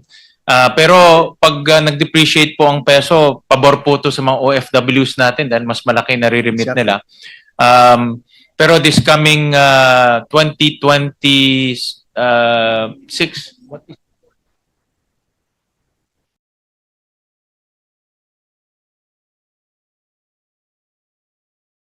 So ang forecast po for 2026 is between 55 to 58 pesos per dollar po ang estimate ng ating DBCC this coming assumptions this coming 2026. Kaso lang maraming caveat ho yan, no? Kasi maraming factors pagdating ng currency, that's one aspect na napakahirap po ma-predict dahil marami pong external factors. So, Mr. Chair, Mr. President, are you saying hindi po inaasahan natin itong sudden drop ng piso? Hindi po natin napag-aralon o nabantayan na ito po ay babagsak at this time, at this point? Well, sa atin ho, Mr. President, we practice a free market system. So hinahayaan natin yung peso na mag-fluctuate within a certain band. Pero kung talaga namang mataas ang fluctuation, nag-intervene rin po ang Bangko Sentral para ma-stabilize yung peso. But as much as possible, hinahayaan natin yung free market para mag-fluctuate po yung peso, Mr. President. Pero mayroon tayong reserves na more than 100 billion pesos, $100 billion. So we can use that to stabilize the pesos. Sana naman, Mr. Chair, Mr. President, wag na muna natin magamit. We really need that. But anyway, my last question before I will turn the floor to my to my colleagues, Mr. Chair, and reserve my questions for a second round. Mr. Chair, hindi ba kaya makompensate daw ang pagbagsak ng piso sa dolyar sa dami naman ng remittance, lalo na they're looking forward this Christmas season? Will it affect? Well, ini-estimate natin baka this coming Christmas it will appreciate because maraming ang papasok na remittances sa atin, so the demand will be bigger, no? So it's a demand and supply activity rin po. So kung mas marami pong remittance sa atin, baka tingin ko rin baka mag-appreciate rin ho siya.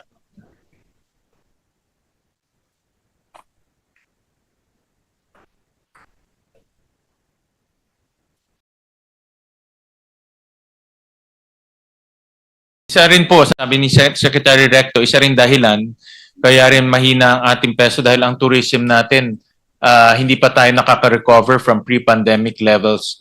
So kung maliit po ang turista, maliit po ang demand for the peso, humihina po yung ating peso. So it's really kulang po ng demand, no, sa ating currency dahil wala pong turista, exports rin ho natin ay medyo mahina. Pero like you said, no, dahil nga papasok na ang Pasko, may demand na ho ngayon ng peso, tingin natin baka mag-appreciate pa siya ng konti. Okay, Mr. Chair, Mr. President, I'm sorry, just may papahabol lang po ako ng one question. Dito po ba sa budget natin for one last question, 2026, meron po ba tayo nakalaan para sa debt servicing natin, pambayad po sa utang? Meron po, meron tayong nakalaan for debt servicing.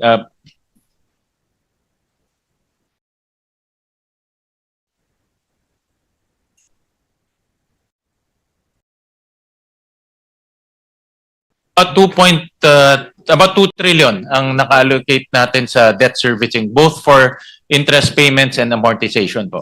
Magkano po ang total na debt po natin para po sa kapakanan ng ating mga viewers? How much do we owe? External and internal debt?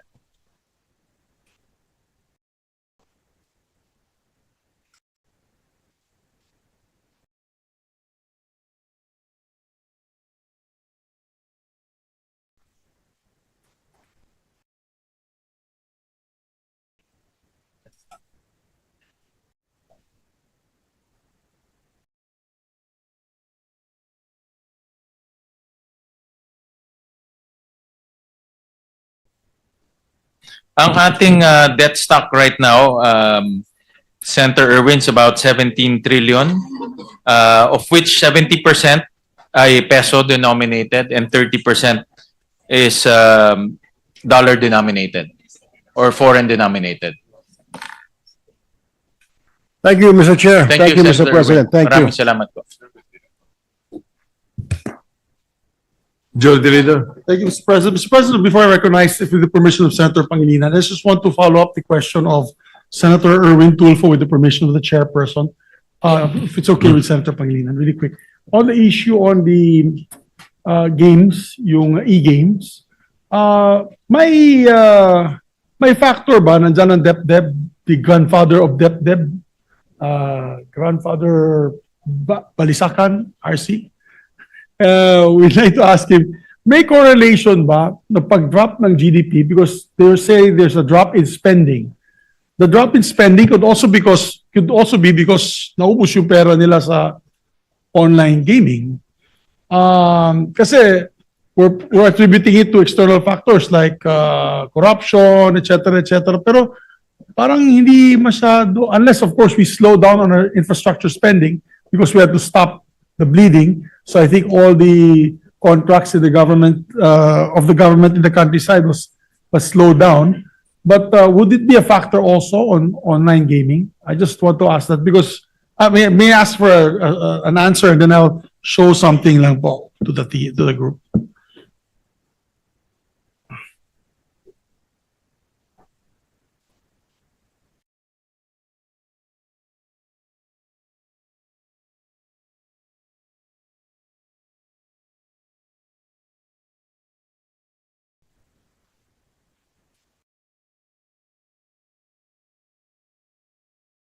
Well, Mr. President, I was conferring with Secretary Balisacan. It's there's no effect to our consumption because it's a very small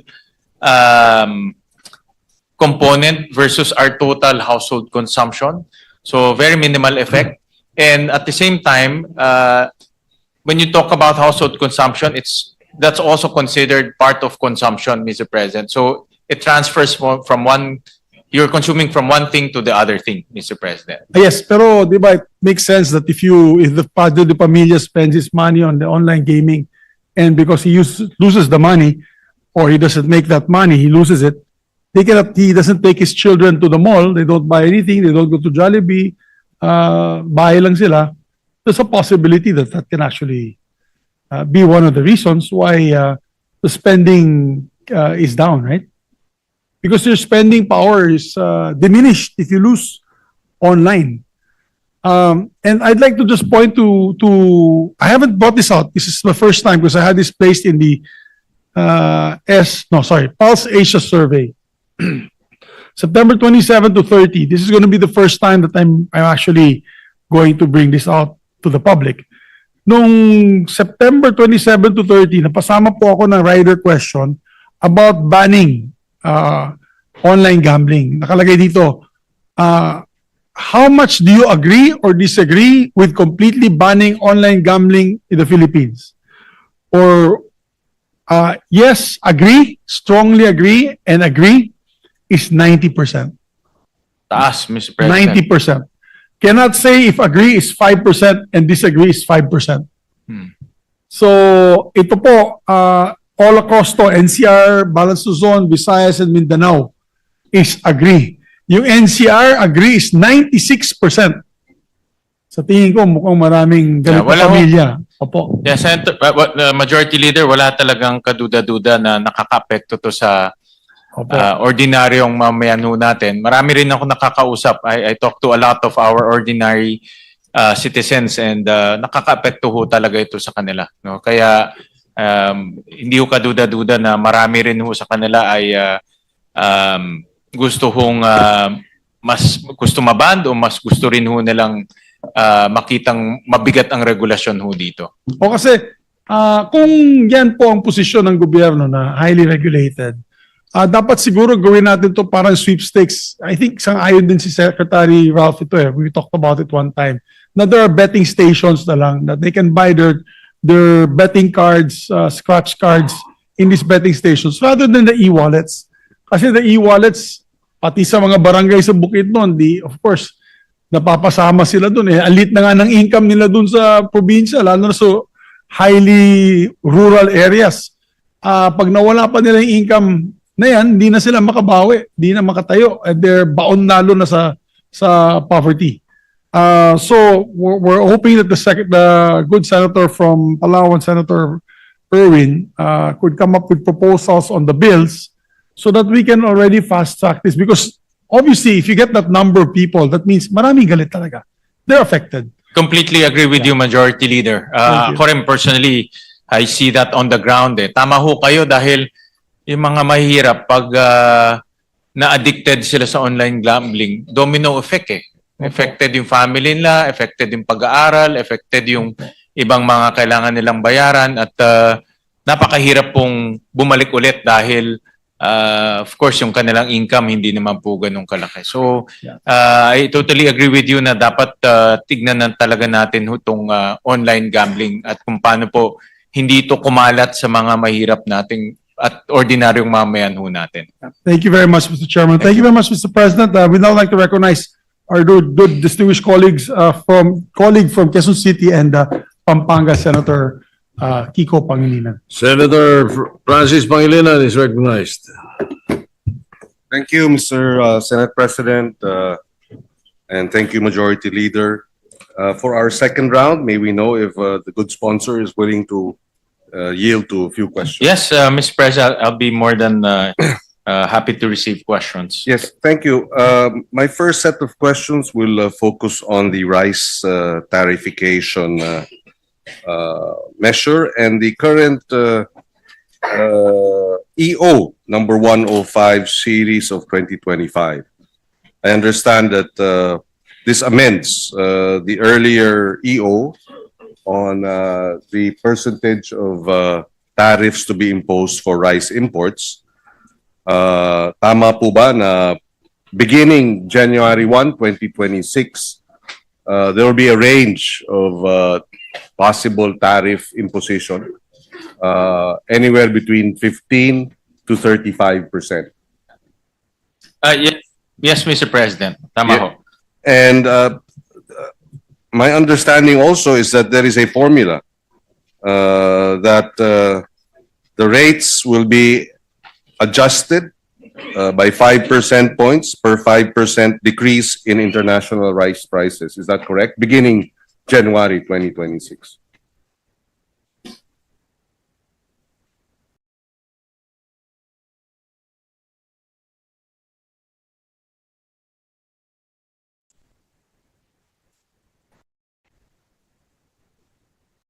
Yes, Mr. President, Secretary Balisacan told me that yes, it will be linked to international prices, Yes. but as we speak, they're crafting the guidelines on this mechanism, Mr. President. Yes, and right now, I understand also that until the end of the year, there is this Ban. ban. Yes, On Mr. rice President, may imports. ban ho until end of the year. Yes, Correct. and because there is a ban, then and that's why I understand if the ban is lifted by first day of January, then the new tariff rates, depending on how it's computed, will take effect. Tama ba? Yes. Yes, Mr. Yes. President. Now, my question is, when we say decrease or increase, how do we determine that? What is the benchmark? Because, for example, clearly from the time that the EO 62 was imposed up until today, rice prices in the world market have dropped from about 560 dollars per metric ton to around as low as at least maybe 2 weeks ago, about $360 per metric ton. It was an all-time high of about $720 per metric ton at some point in 2023 or 2024, early 2024. But now it's about pretty much half. So when we say decrease or increase, what is your, or again, is it still being computed? May we be guided?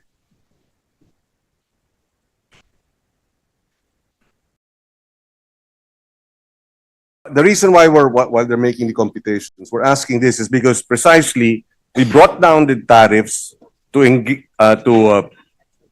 increase supply of rice in the local markets by way of enticing or encouraging importers to buy rice with lesser tariffs.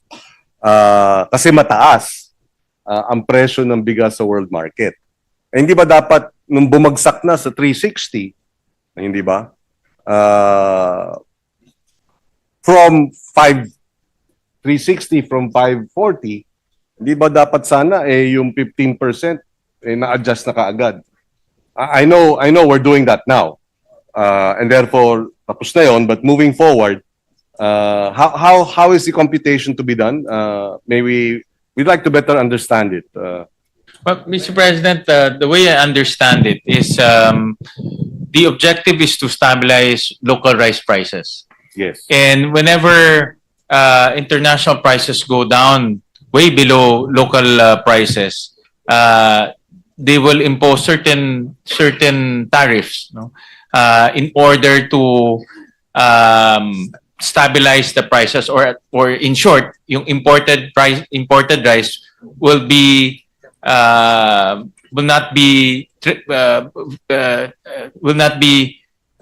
overly cheap compared to the local prices, Yes, and because vice versa, it Mr. will have a President. direct impact on the incomes of our rice Correct. farmers, because why will we buy local rice which is much more expensive to produce when you can import it Correct. with very low tariffs, no? So yun, no? So the tariffs will be based on how much international prices will fluctuate, Mr. President.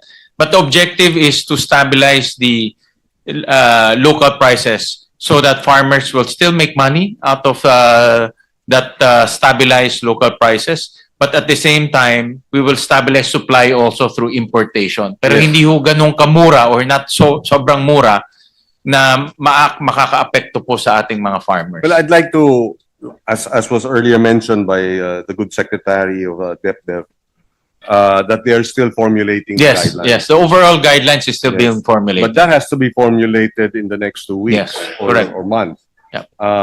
I guess subject na lang to a submission to this representation and maybe the committee so that we can better understand Yes. Thank you. moving forward and prepare our rice farmers, our rice traders, the sector would be interested to know how this is going to affect the trading of rice and importation of rice by January, by first quarter. So, Mr. President, the Secretary Balcasan mentioned their target is hopefully by first week of December. The guidelines will be out already. Yes, thank you. And it has a direct impact also on the prices of palay locally. This is precisely why the concern is to raise tariffs so that Domestic prices will go up. yes, and right now with the ban,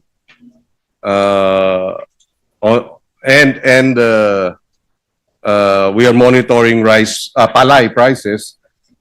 It went down as low as 8 pesos, but according to the PSA in October, it's now up to about almost 16 pesos per kilo of palay. So there you can see the impact of managing the inflow of palay price of rice, imported rice into our markets. Apart from that, I'd like to think the traders are now concerned that because of the twin EOs, EO 100, wherein a minimum floor price for palay purchases was put in place when government purchases with directly from our farmers, and the floor price is for wet, it's up to 23 pesos, no? And the floor of 17 to 23 wet palay, and 23 to 30 per kilo for dry. And I think that also, in combination, together with the regulating the inflow of imported rice and then establishing a floor price for government purchases of palay, both help in bringing up our palay prices. And therefore, we'd like to know how, moving forward by January 1, 2026, how the adjustments in the tariffs will play out so that we can anticipate its impact on palay prices. There will be a second harvest beginning February or March. So we would like to see how that will play out. And so we will await the guidelines to be set, to be approved by our economic managers.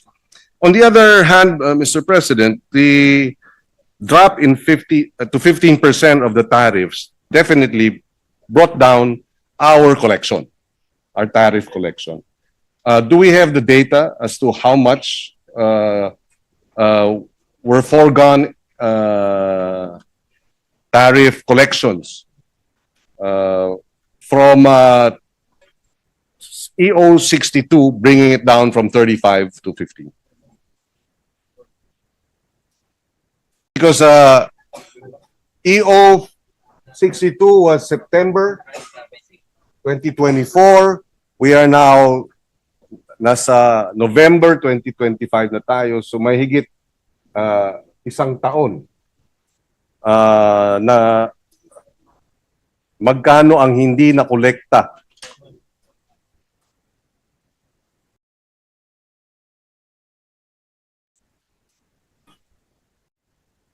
Some computations say about 25 billion. 29 billion. We ask this because these collections are supposed to go to the rice tariffication mechanization, seedling production, distribution, assistance. There is the new law, Republic Act 12078, provides that 30 billion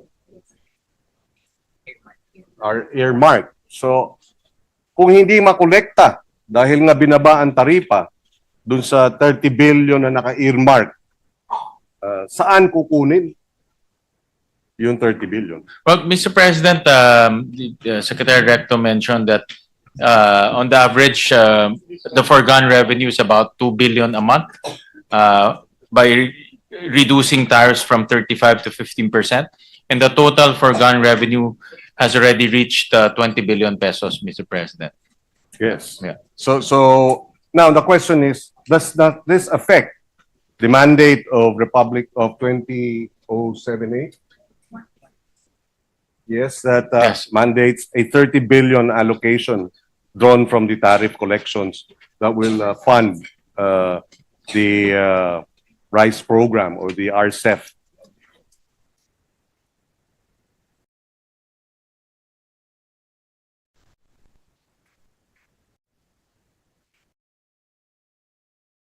This is until year 2031.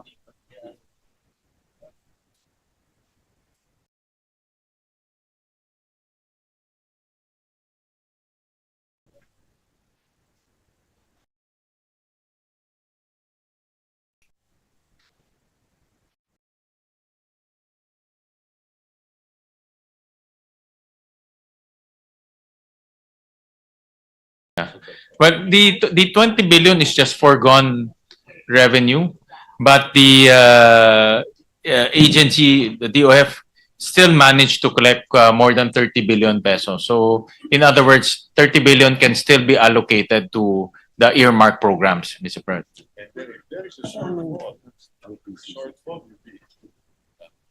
Yeah. And if there is a shortfall on that earmark, the GAA will come into play, Mr. President. So, in other words, we will allocate funds for the shortfall. Yes, and now, which brings me now to the releases of funds by the DBM. My understanding is there have been communications between the Department of Agriculture and the DBM as to the amounts of 13.7 billion that have yet to be released, RCEP funds that have yet to be released. So, of course, our concern is if you've dropped tariffs and therefore there are foregone revenue, is that now a factor in not in the delay in the releases? But apparently the secretary says no, because we've been able to collect it anyway. So if that's the case, then may we know what the DBM intends to do with this unreleased RCEP funds of about 13.7 billion pesos? These figures were submitted to us by the DA. The reason that we're raising this is because across the board, various programs affecting the ability of the rice sector to be able to produce, improve its productivity is affected.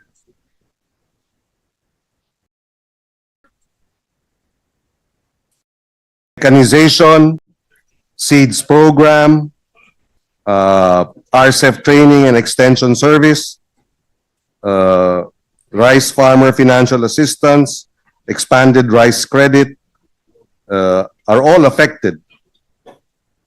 One immediate example would be some of the farmers are saying the seeds program, kinakailangan yung seedlings sa panahon ng pagtatanim. Pero lumampas na delay na dahil nga hindi na pondohan. So pagdating ng seeds, tapos na yung planting season, hindi na umuulan, apektado, no? So may we know through the DBM what is the status of the unreleased funds? Well, the unreleased funds is recorded in the books of national government. So I think it's just a matter of cash management. So eventually it will be released later on. But I was advised by Secretary Recto that even there is an unreleased portion of 30 billion, DA continues to receive funds for their other programs to a tune of around that much, no, about 13 billion. So, and also to speak, we still have amounts in the unprogrammed funds that are being used for DA purposes. Yes. Well, in that case, can we be updated, perhaps not now, but before we approve this on second reading, as to, is it still the amounts that are unreleased? Baka pwedeng magkaroon ng prioritization, lalo na dito sa seeds program. Kasi apektado ang anihan pagka hindi na ibigay sa tama. Meron pang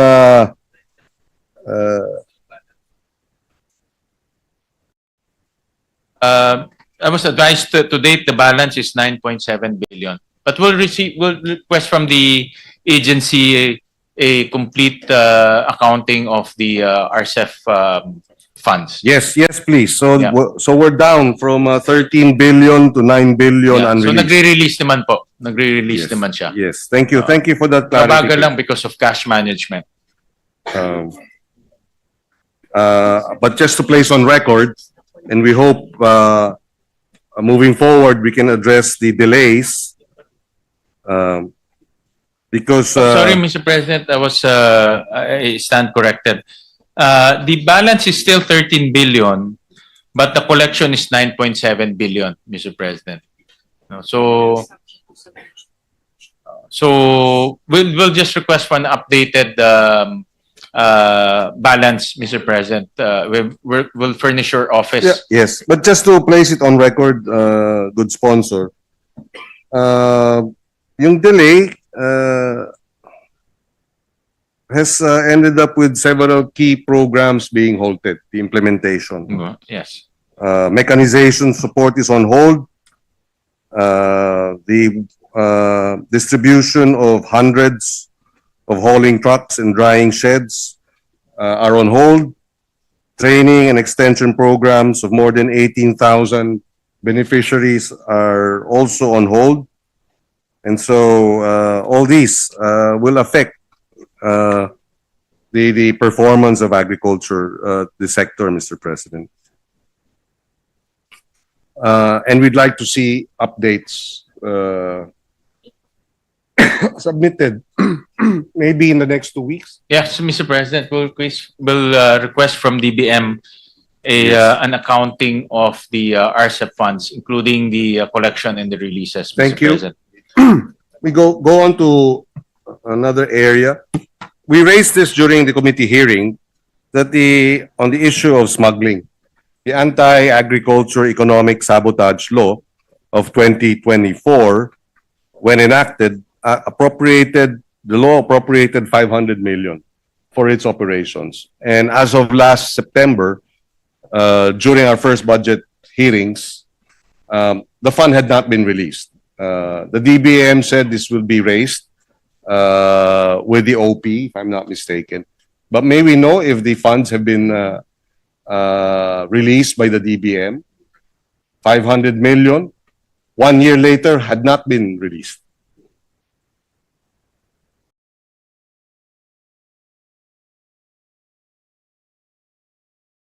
This is, Mr. President, let me just clarify. This is to fight smuggling. Yes, the Anti-Agriculture Economic Sabotage. Sabotage.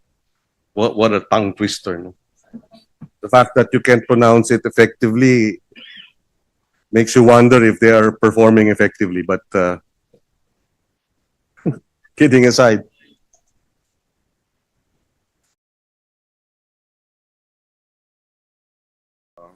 Wala pa rin po, hindi pa rin release. I was just advised by the DepEd, by the DBM, Mr. President. Again, may we have an update as to when this is going to be released? I asked this during our budget hearing in September. It's already November. Seryoso ba tayo sa ating kampanya laban sa smuggling? 1 taon at mahigit na, wala pang pondo. Yung anti-economic. Actually, matagal na ho nga yan. I remember when we were discussing the tobacco smuggling, apparently tobacco is included in the list of products that this anti-smuggling group can look into. But apparently, since this is lodged under the Office of the President, I was advised by the DBM that the Office of the President has not requested for the funds yet. Therefore, it has not been released yet, Mr. President. My understanding is the Economic Sabotage Council, Anti-Economic has requested it. It's already been requested.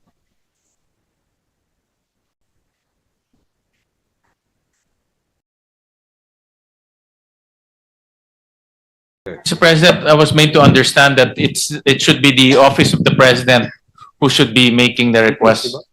Yes, in fact, it was the Office of the President's representative, Secretary Go, who sits as the President's representative in the Anti-Economic Sabotage Council.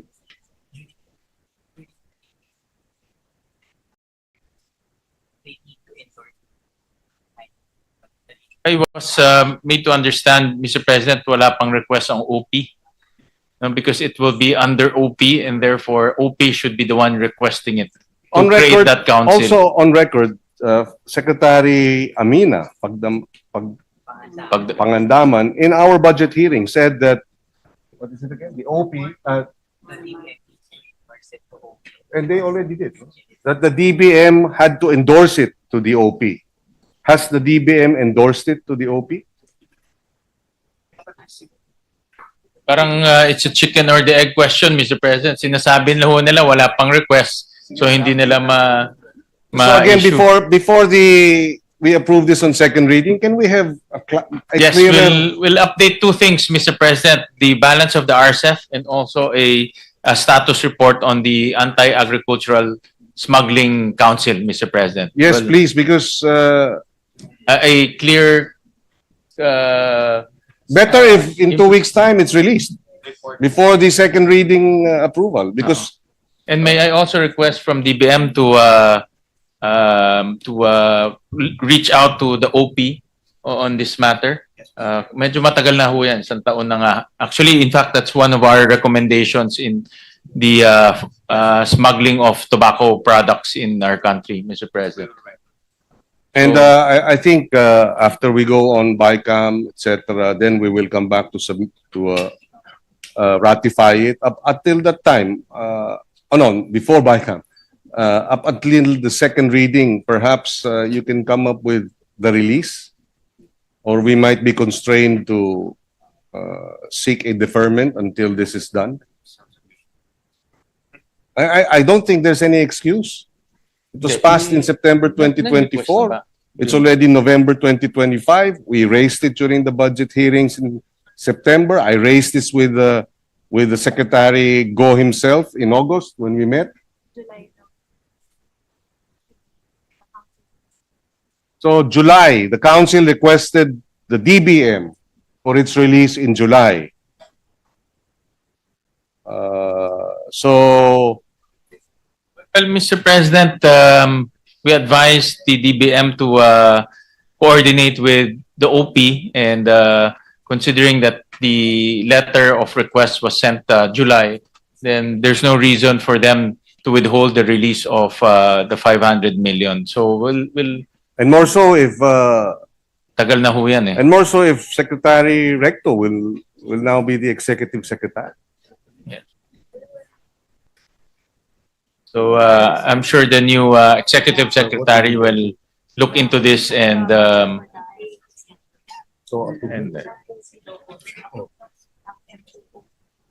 Ano bang nire-request nila?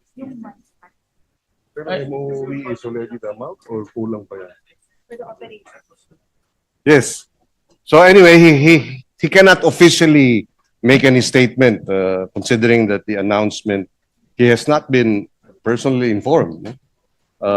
But we would like to hope at least here in the halls of the Senate, he's still the Secretary of Finance. But hopefully, assuming the reports are true, I'd like to think that we have made it clear that the budget should be released. Yes, I agree with you.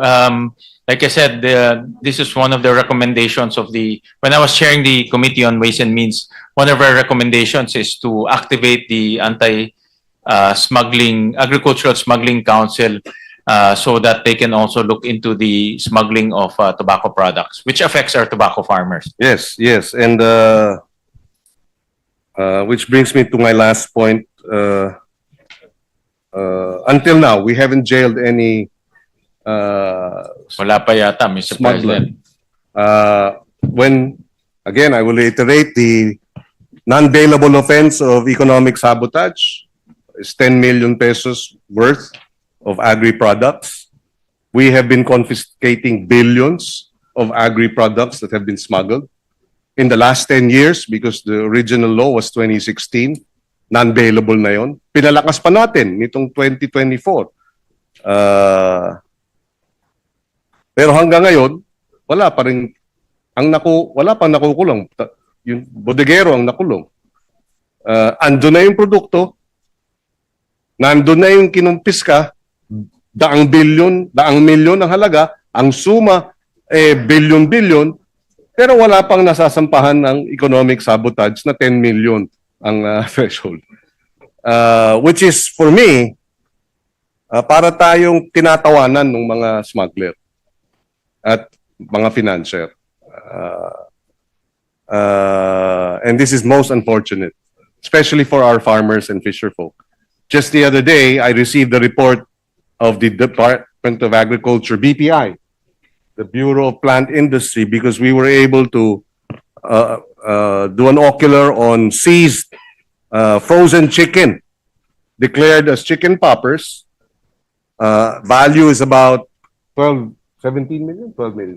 million, again, above the threshold. And just the other day, the frozen chicken is positive for salmonella.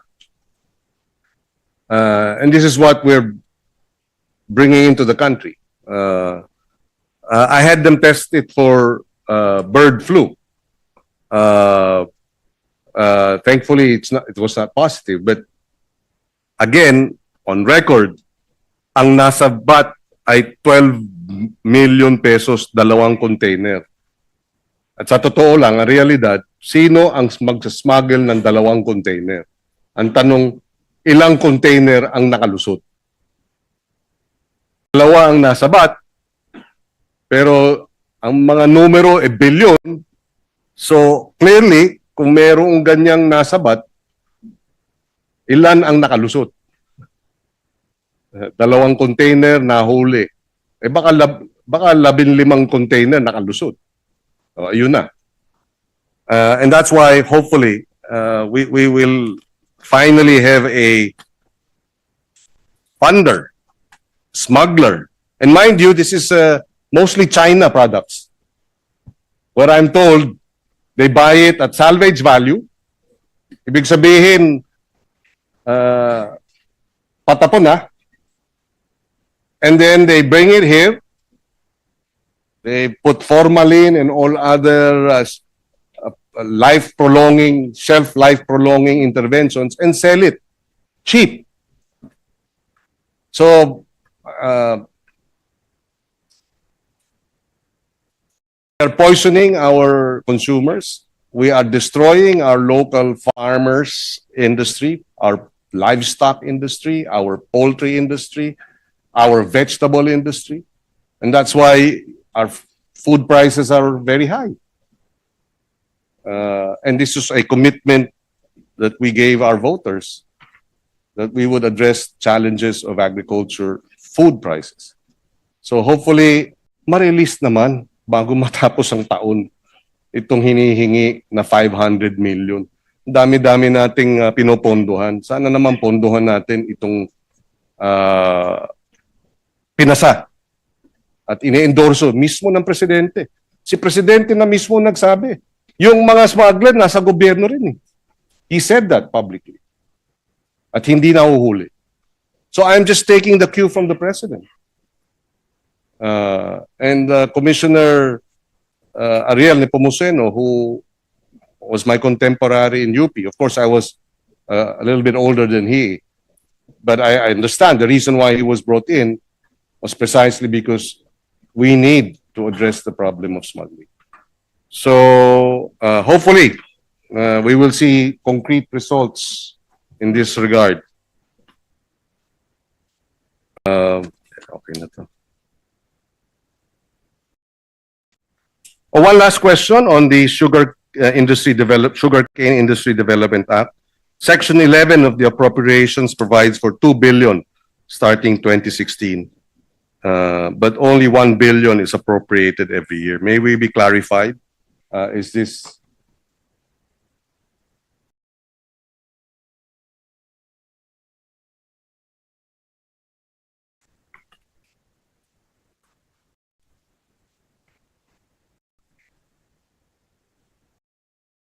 the office of the president?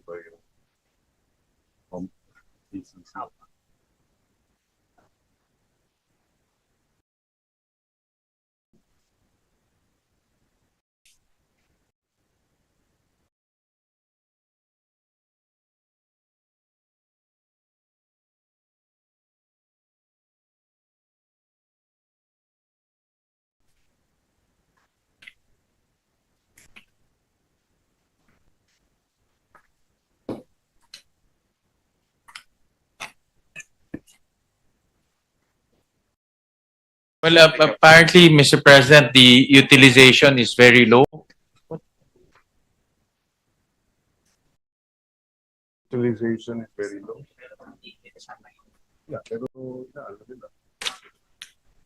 So perhaps I will raise this question with the Department of Agriculture. Yes, apparently the utilization is only 50 to 60%, Mr. President. So, so that's why the DBM does not give them the entire amount, Mr. President, because of the utilization. So it's an absorptive capacity issue. Okay, of course, it's mandated by the law. But having said that, and I understand the nuances of executive offices and agencies, and yes, many agencies are unable to absorb Yes. the funds allotted. But then we will then take this to the Department of Agriculture, of which I'm the one defending the measure. Correct, Mr. President. Yes, but thank you for this interpellation. I've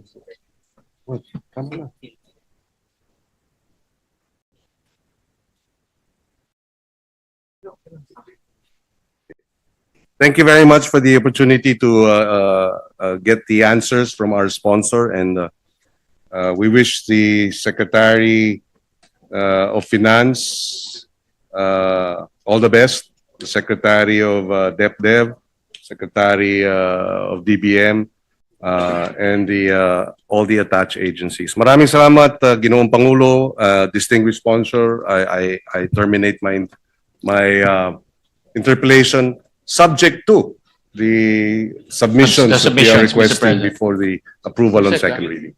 Thank you very much. Thank you, Senator Thank you, Pangilinan. Senator Kiko, for your interventions. Maraming salamat po. Majority Leader, We ask for minute suspension, Mr. President. session is suspended.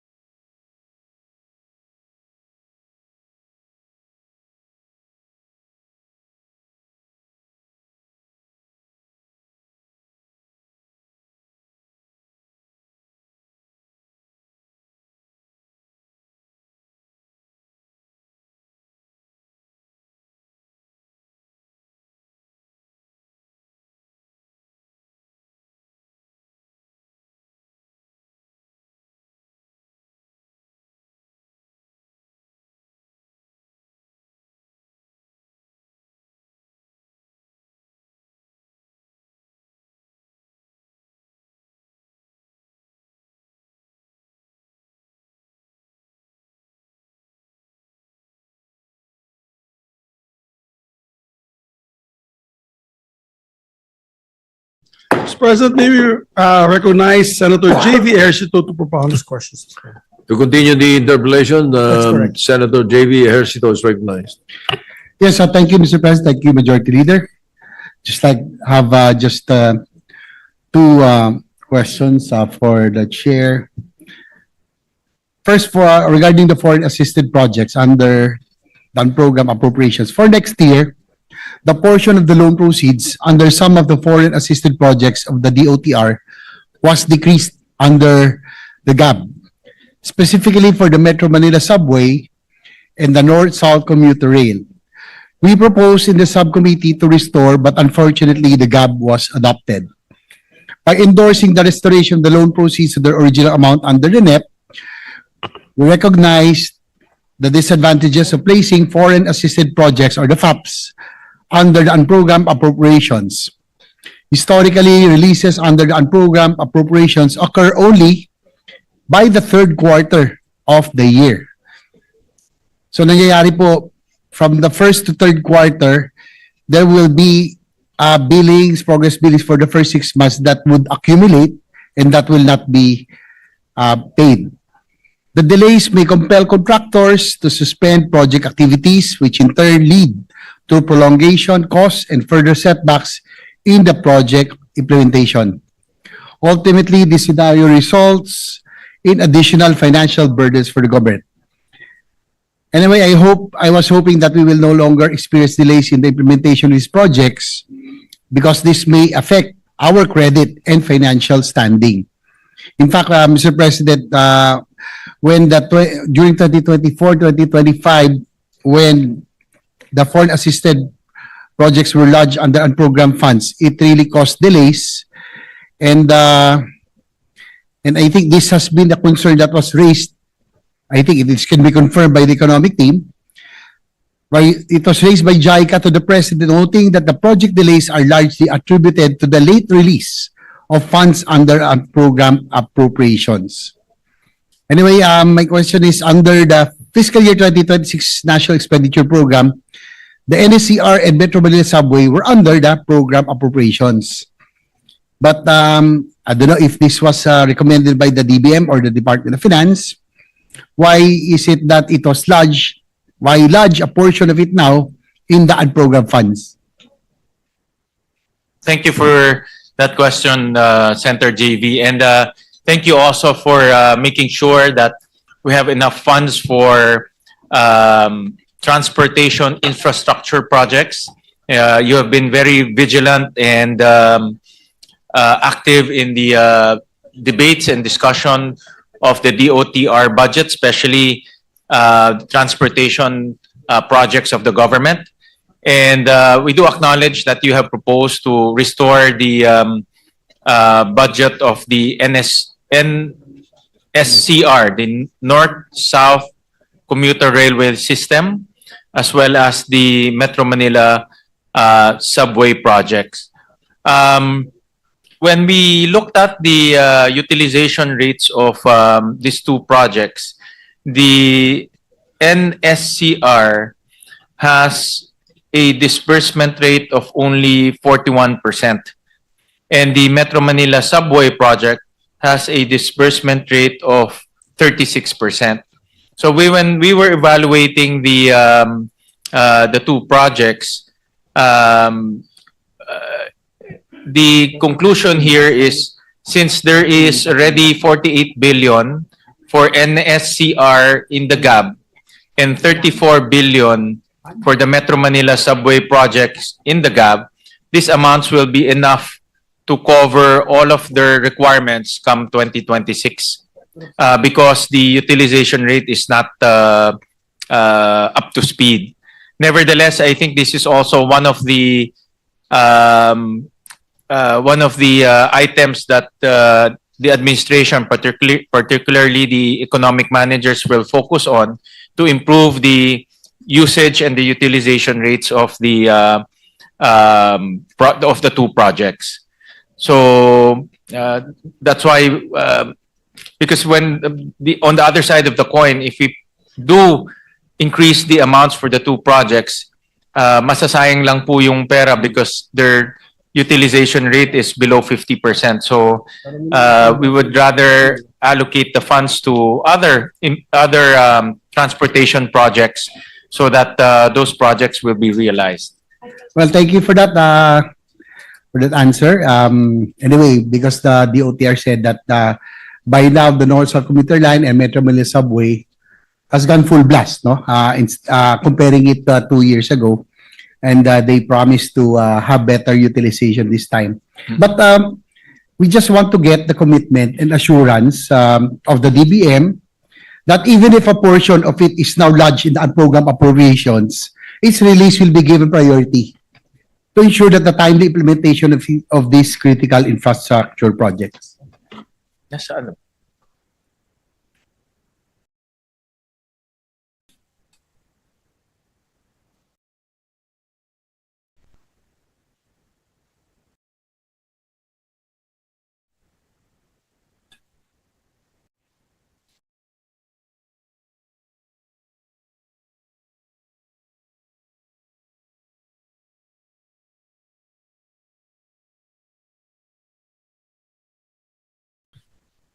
Mr. President, I'm truly honored na yung bagong DBM OIC kino-coach po ako, no?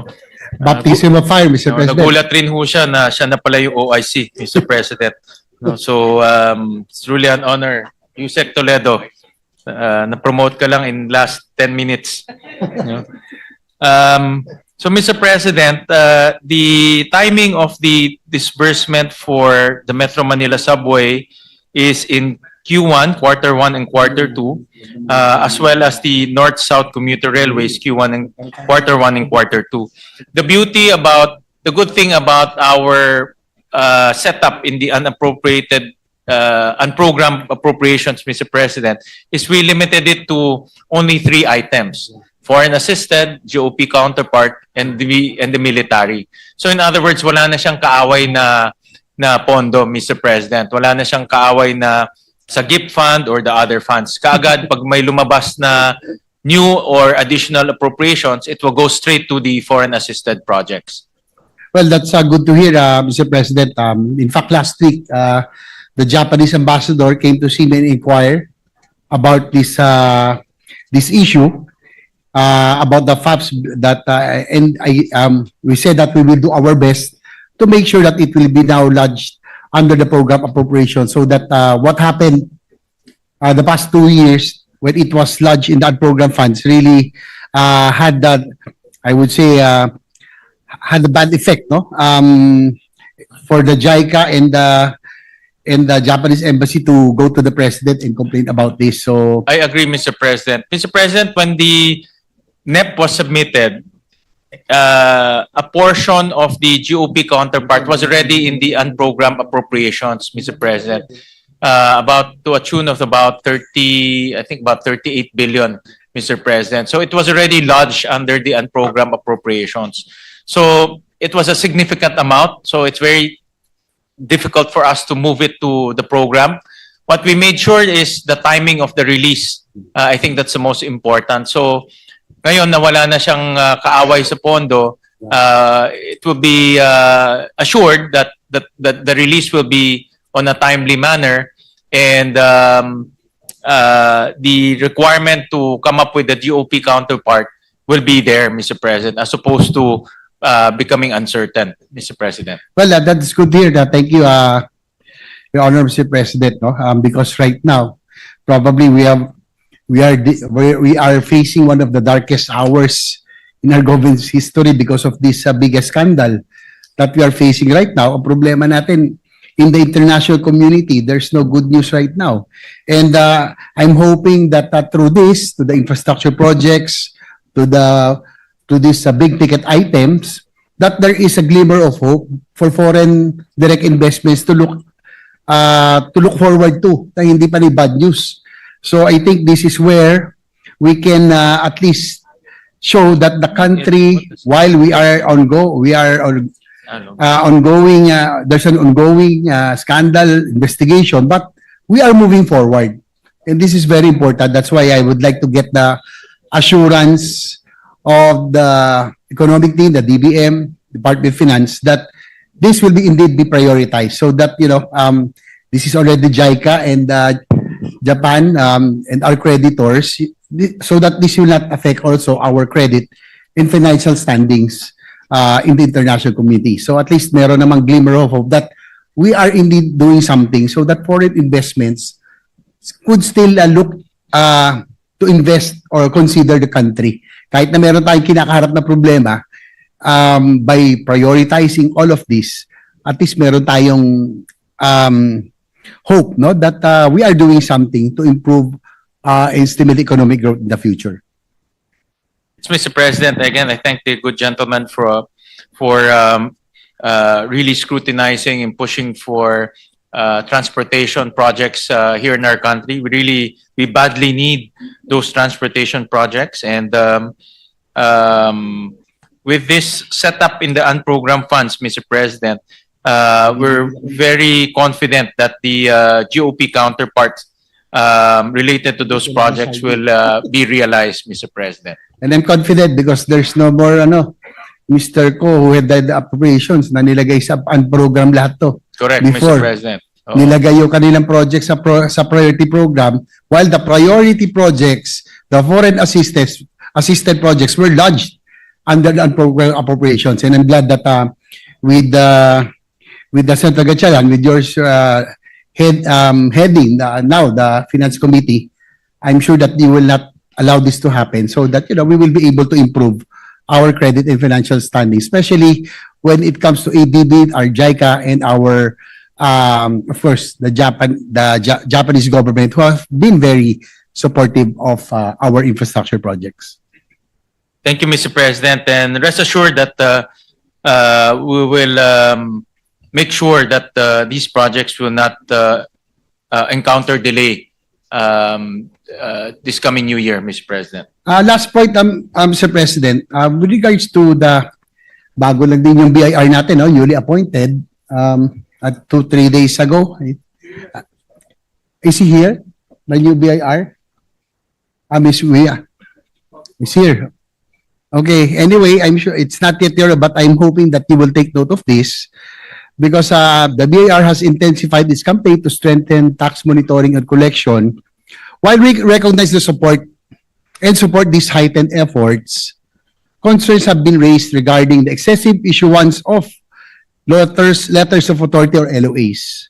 It was brought to our attention, particularly in the discussion with the European Union Ambassador, the chambers of American and European chambers of commerce, even our colleagues, Senators Zubiri, that the Lord had the chance to talk to them, and that they complained that the excessive use of LOAs by the BIR has raised serious concerns among foreign investors. Such practice, if not carefully regulated, may create an atmosphere of uncertainty among businesses and discourage foreign investors who may perceive it as a sign of unpredictability or overreach in tax administration. It is therefore important to strike a balance between ensuring compliance and maintaining a stable and investor-friendly business climate. The challenges and uncertainties in the regulatory and tax environment act as a deterrent to potential foreign investors, contributing to the Philippines' lower ranking in the FDI restrictiveness indices compared to other ASEAN countries. My question is, what initiatives are being pursued by the DOF or BIR to ease investor apprehension regarding the perceived overissuance of LOAs, which has been linked to a decline in investor confidence? Thank you, Mr. President. In fact, I raised the same issue during the organizational meeting of the Committee on Ways and Means, because I remember among us senators, this issue came out during our conversation that the LOAs are weaponized. No? Sabi nga ni Senator JV na weaponized siya. And more often than not, the taxpayer would settle for a lower amount but given to parang under the table yung pagbibigay. Pero ito kasi mga foreign investors to, These are foreigners and they won't dare to undervalue their tax declaration. So in that hearing, Mr.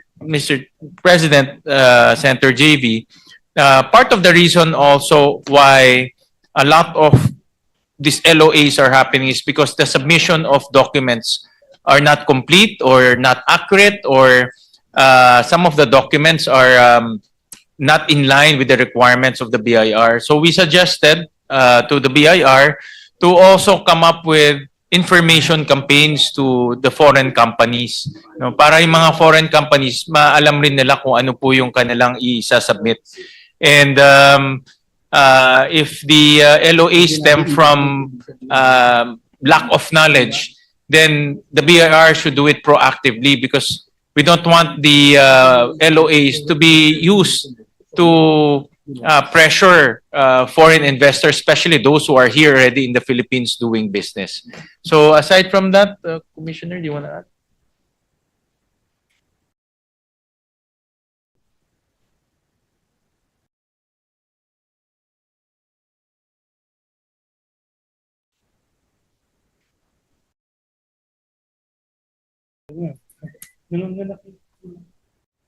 Yeah, the new commissioner mentioned to me, Mr. President, that he will also review the policy on issuance of LOA. So because the LOAs, before all of these documents that are supposed to be submitted by the taxpayer, the LOA should have a basis. No, kasi kung walang basis, hindi naman mag-i-issue ng LOA. So he will also review now the basis for the LOAs and also the policy in issuing a letter of authority, Mr. President. So the new commissioner is here, and he recognizes that the taxpayers are the lifeblood of our country, and especially foreign investors who are here. Nasa atin na, nasa bansa na natin sila. Pag masama experience nila, masama rin ang magiging imahe ng ating bansa. Mr. President, if I may just interject, if with the permission of the two gentlemen, yeah, yung ano lang, that's the frequent complaint, because I met with the Chamber of Commerce, American Chamber of Commerce, European Chamber of Commerce, with about 8 ambassadors. Their real complaint is that. Na the LOAs. And then ang nangyayari, nagkaka-under the table transactions. And also, my business folks, friends from Cagayan de Oro, so I'm based in Cagayan de Oro, ano na rin, nagiging ano na, parang sabi nila, it's that time of the year again. Na pupuntahan sila at LOA, negotiate, yung ano, cheque, portion cheque, karamihan cash. Natatakot naman sila magsumbong, boss. Kasi kung magsumbong sila, alam naman nila, patay sila. Maharas sila. Is there a better way of is there like a system? Can we study best practices from other countries? Like how do they do it in Indonesia? How do they do it in Malaysia? How do they do it in Vietnam? Because these chambers are not complaining their secretary. They don't complain. There must be a system, right? So, I was with your brother yesterday. I will not mention which brother, but your brother was telling me that same problem because of the wife. His wife was also harassed with LOA. And you know who I'm talking about. Kapatid mo yan, sister-in-law mo. And we were just talking about this last night. Kaya sabi ko nga, lahat naman ako, negosyante din ako eh. I'm also a businessman. So we all have that same problem. I don't want to pick a fight with the BIR. Nobody wants to pick a fight with the BIR. With due respect, sir, nobody wants to pick a fight with you. Natatakot kami lahat kasi at the end of the day, kami maiwan doon, di ba? Pero there must be a system in place. Hindi naman pwedeng ganun. I'm the author of the Ease of Doing Business. So kaya nga, dapat walang kakulangan kasi under the Ease of Doing Business, we have a Citizens Charter which enumerates 1 to 20. Let's take 1 to 20 requirements. Yun na yun. Hindi pwedeng manganak yung requirement. And I notice pag mga permits, you're applying for permit certificates and licenses. Nanganganak yung requirements. Bawal yan under the Ease of Doing Business law. That's why we created ARTA. That's my baby, ARTA. So, sabi ko lang, sana boss, you're new. I hope that you can come up with some sort of system na talagang you can see the foreign direct investment is down. Something must be going wrong. Something must be going wrong. Nobody wants to invest in the Philippines. They're afraid. And those who want to invest in the Philippines only want to do it in PEZA zones, Mr. Secretary. They only want to do it, Senator Ralph, in the PEZA zones. They do not want to go to Bukidnon and open up a shop plant there. They don't want to go into Valenzuela or San Juan unless it's an eco zone. Kung hindi eco zone, ayaw nila makipag-deal sa lahat ng government agencies. There must be a problem. And I'm down to my last 2 years. And you know, when I started, I was so idealistic. I was part of the Spice Boys. Old Spice namin yung si Val Precto kasama namin, Old Spice.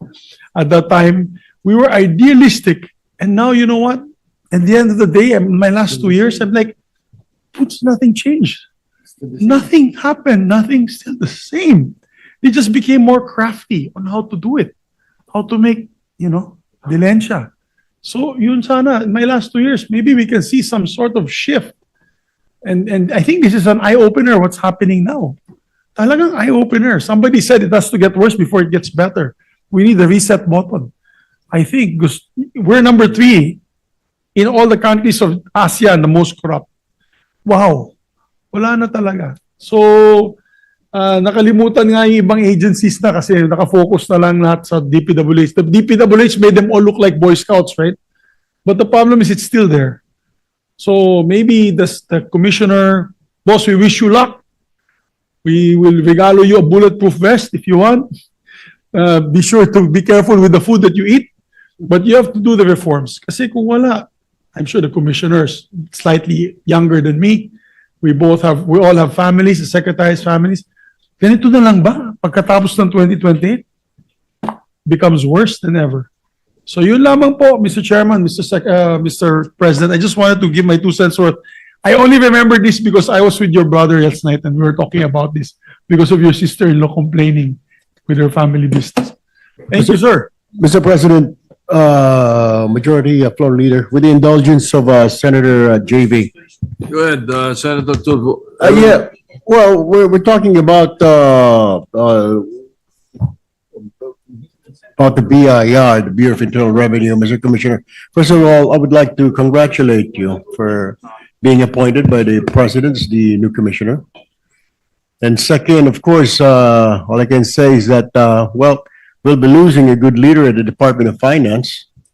Executive Secretary Office will be gaining a very good leader. Unfortunately, I really don't know what's going to happen. Pero, sir, tama po si Senator Migs, you really need to do something about this, your people sa baba. They are using that letter of authority in making money. Kung sa DPWH may flood control, sa BIR po is yung tinatawag na LOA or LOA. I have a lot of businessmen friends and they're complaining. They even complained to my brother, Senator Rafi. Pareho ho, magkaiba yung mga kaibigan namin pero bubuti ho sana kung malalaking businessman eh. Ultimo ang maliliit, pinapatos eh. Ultimo yung mga hindi naman corporations, single proprietorship na business ang target nila. May LOA. Eh syempre ayaw nila magambala, then mareglo na lang kasi kahit na kompleto ho yung binayad, lahat ho may diresibo. Some BIR inspectors, yung mga examiners, hahanapan po ng butas. Kulang ka ng ganito, kulang ka ng ganon. Saan yung ganito, saan yung ganon. Patingin nga ng ganito. Minsan, magbabacktrack pa ng 5-6 years ago. Saan ho nila hahanapin? I think, Mr. Commissioner, my advice is like, you have to review this kasi ginamit po yung LOA in money making ng mga tao po sa baba. All right. You really need to do something about it. Pangalawa po, hindi po ako believe sa mga regional directors ho ninyo. I think you need to do something. You need to reshuffle your regional directors. Kasi po, they're non-performing. They're not performing, I'm telling you. Pakitignan na lang ho, Mr. Commissioner. Okay. Tama po si Senator Mix.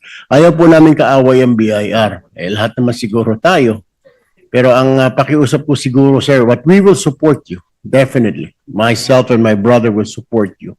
Kung anong reforms ang gagawin niyo po dyan, we will help you. We will be backing you. Hindi lang po siguro kami, pati si Senator Win Gatchalian. Kung may mga plano po kayo. But I do believe it's high time that you do something there. You have to reform that agency. Kasi po, parang ngayon, yan po ang pangalawa ngayon sa Department of Public Works and Highways, the most corrupt agency, yan po ang BIR.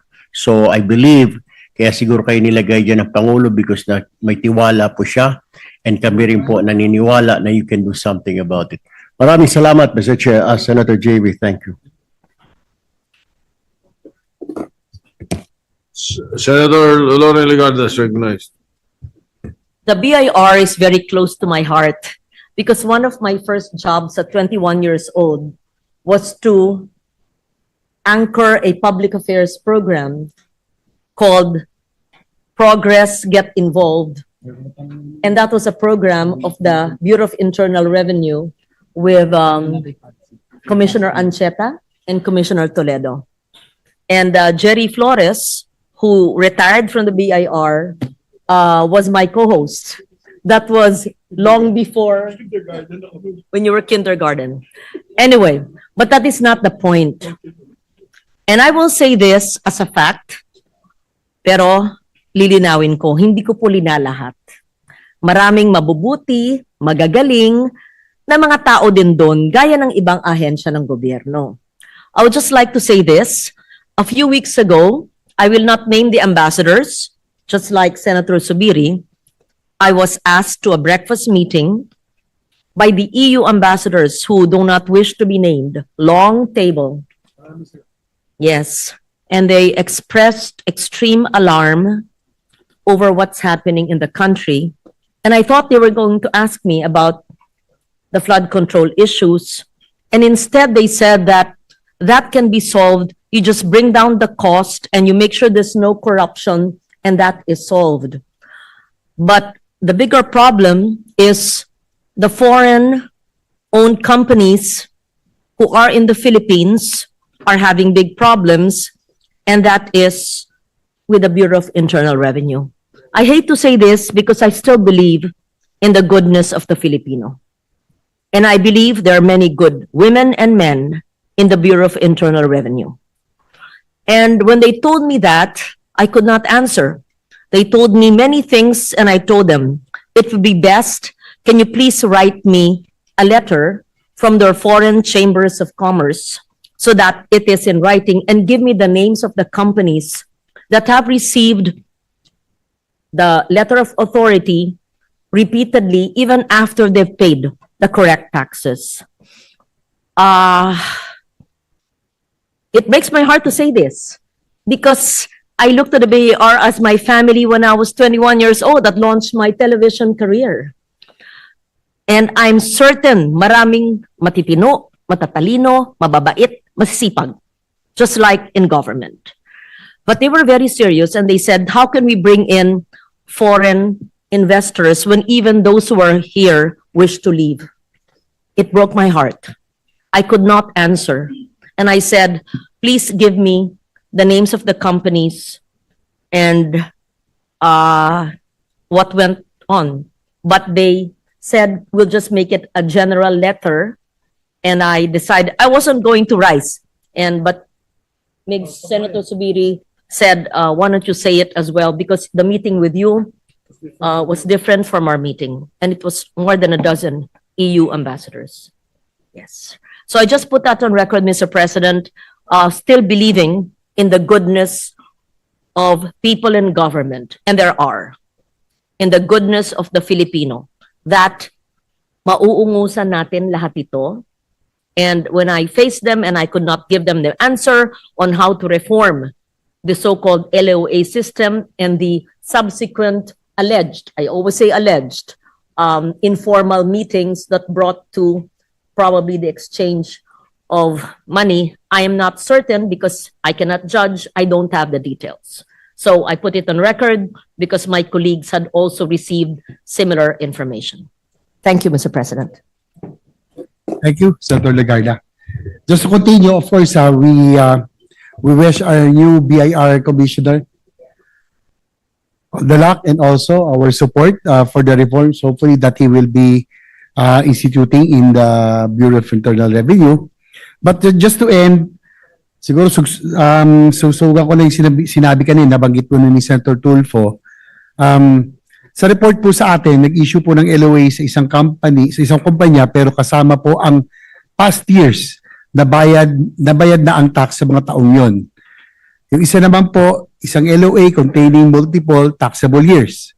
May isa din pong report sa atin na ang tax assessment ay 100 million, pero nagkaroon ng settlement na ibinaba sa 75 million. Ayusin na lang daw ang resibo. These are just some of the instances wherein there is questionable process.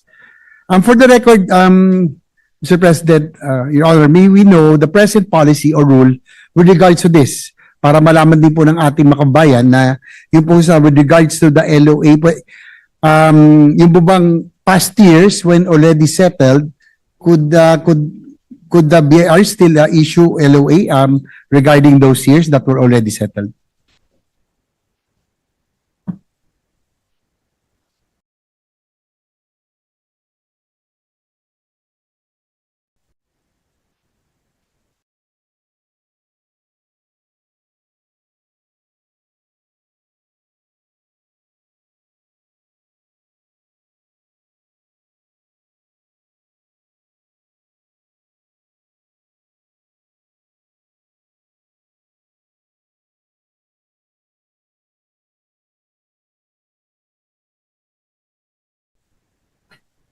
Well, Mr. President, ang rule ay hindi na ho pwedeng balikan, no? But the law is very specific to what type of taxes you are paying or what type of taxes you have paid.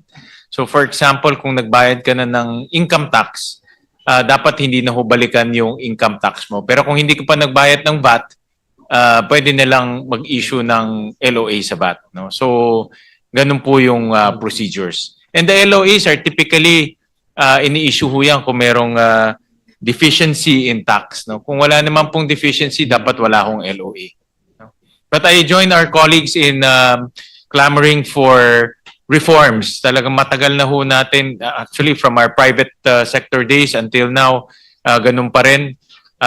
Talagang aminado tayo na merong ilan sa mga BIR employees ginagamit talaga ito for money-making activities. So, dapat rin po maimbestigahan yung mga gumagawa nito at maparusahan, paalisin sa ahensya.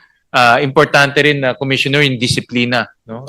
Kasi kung mayroong mga notorious dyan, tanggalin na rin para hindi na paulit-ulit. I'm sure may mga notorious dyan na ginagawa ng money-making activities ho nila, no?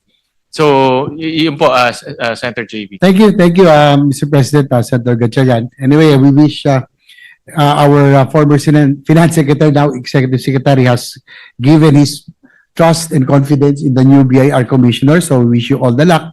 And I'm hoping that the agency can guarantee that adequate safeguards and internal mechanisms would be put in place so that any form of corruption, ito pong pag-weaponize sa LOAs, would be prevented in the future. Thank you very much, Mr. President.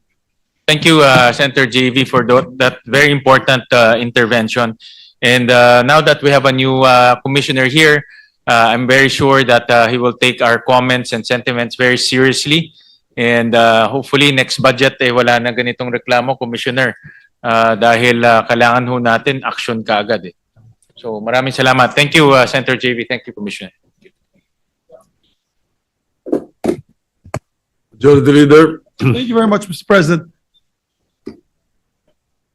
I believe Senator Risa still has 3 more questions. Last few questions. May I recognize Senator Risa Ontiveros, Mr. President. Senator Risa Ontiveros, recognized. Salamat po, Salamat po, Mr. President. With Chairman, huling ilang mga tanong na lamang from this representation. So, unless na itanong na po ito at napag-usapan nyo with Senator Pangilinan on modernizing warehousing for rice. Hindi matapos-tapos ang problema ng NFA na naluluma, nasisira na lamang yung mga bigas sa kanilang warehouses. Dadami pa lalo ang bigas na iimbakin sa susunod na taong 2026.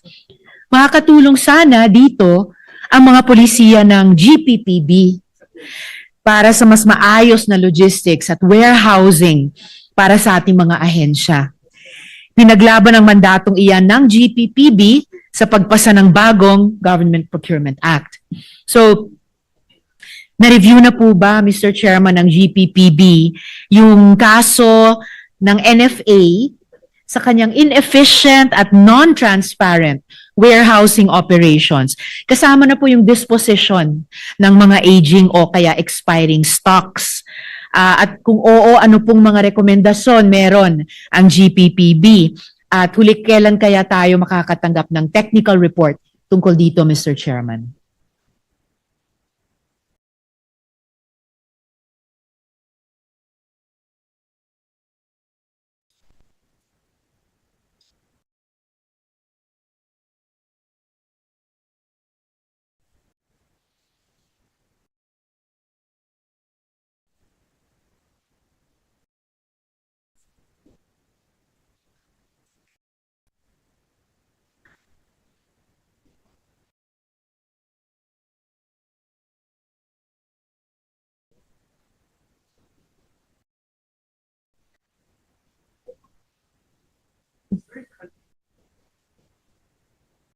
Mr. Chairman, Mr. President, thank you.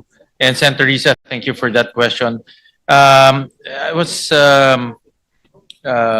advised by the DBM that yung mga warehousing and inventory system the operations and management rest under the procuring entity.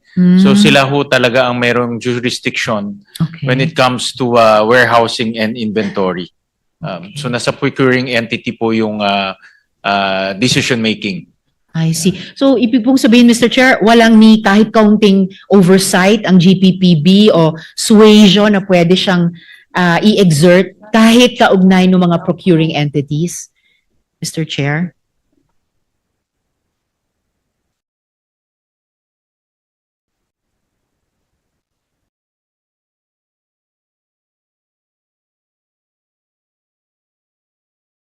Dito po sa New Procurement Act under Section 19, the procuring entities may adopt a general system of warehousing and cloud-based inventory of procured goods. So, nasa procuring entity ho talaga yung jurisdiction. But I think the GPBB can probably give advice, give suggestions to the procuring entity since sila po talagang in charge sa mga procurement aspects of our government. So Yes. I think in that sense pwede silang magbigay ng mga advice.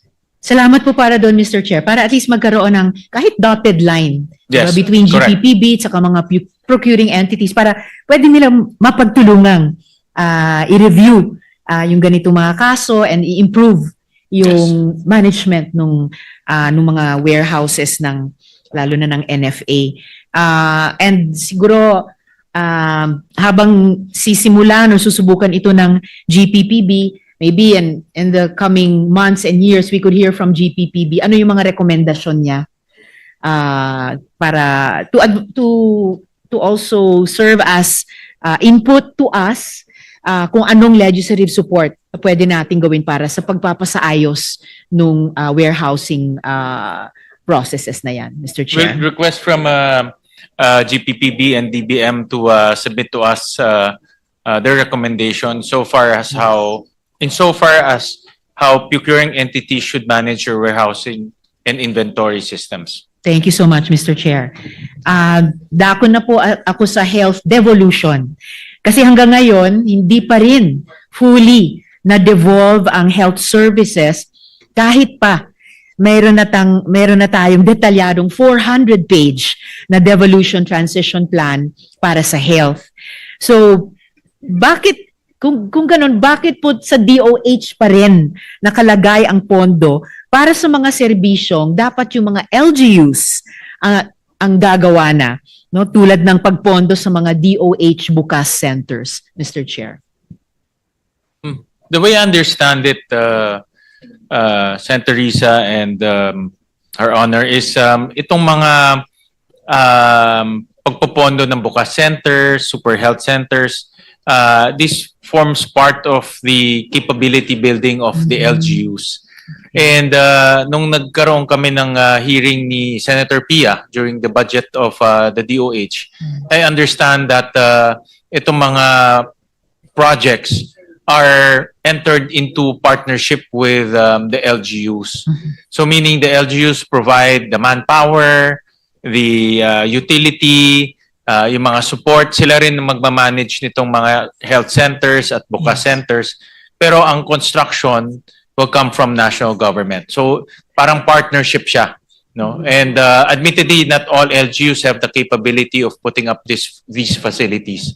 And the concept that they are also applying, especially sa buka centers, naintindihan ko sa hearing, is primary care to. So instead of going, halimbawa, may sipon ka lang o meron kang sakit, hindi ka diretso sa hospital because the hospitals, napupuno sila kaagad. So kung mga simple illnesses, they can go to the buka centers or they can go to the health centers and thereby declogging the hospitals from simple or ordinary illnesses. Oh, salamat, Mr. Chair. That is the importance of precisely a primary healthcare Yes, oriented universal healthcare system. And kahit sa loob ng ganyang sistema, when there are these partnerships between DOH and LGUs, well, ini-imagine ko na habang nakakapacitate yung mga LGUs, there should probably come a time dun sa devolution transition plan na yon, which is 400 pages long, na eventually yung LGU na talaga fully capacitated nagpapatakbo. So eventually, a few years up the road, na yung budget para dun sa pagpapatakbo ng, halimbawa nga, bukas centers, naka-lodge na sa LGUs. Kumbaga, maha-hand over na ng DOH after training the LGUs, Mr. Chair. I think eventually ganun po magiging setup natin. Okay. The capability and capacity of the LGUs are uneven. True. Like here in Metro Manila, alam ko all 17 LGUs kaya na nila pondohan yung kanilang primary care all the way to tertiary. In fact, some of the LGUs may tertiary hospital. But in some places, mga municipalities, they still need the support of national government to help them with their primary care facilities. No? Kasi pag natulungan sila, madideclog rin natin yung mga hospitals natin, especially the DOH hospitals. No? So the concept there is you help the LGUs so that we can declog the national hospitals. Nako. And if I remember correctly, Mr. Chair, nung unang iniro-roll out yung implementation ng UHC Act, there were like 30 plus, please correct me if I'm wrong, 30 plus areas around the country na unang iro-roll out yon. So I imagine yung ganitong devolution transition plan, posibleng dun din unang magka-come to fruition in terms of the LGUs, the capacitated LGUs actually running facilities like the buka centers. I think that the tricky part with devolution is how do you address the uneven capacity of LGUs? Yes. What's the right formula or the equitable formula to capacitate the less, I guess, the smaller LGUs para they can also give services equally to their constituents. They can give services to their constituents equally as good as those who have the capacity. Yung po yung tricky part doon.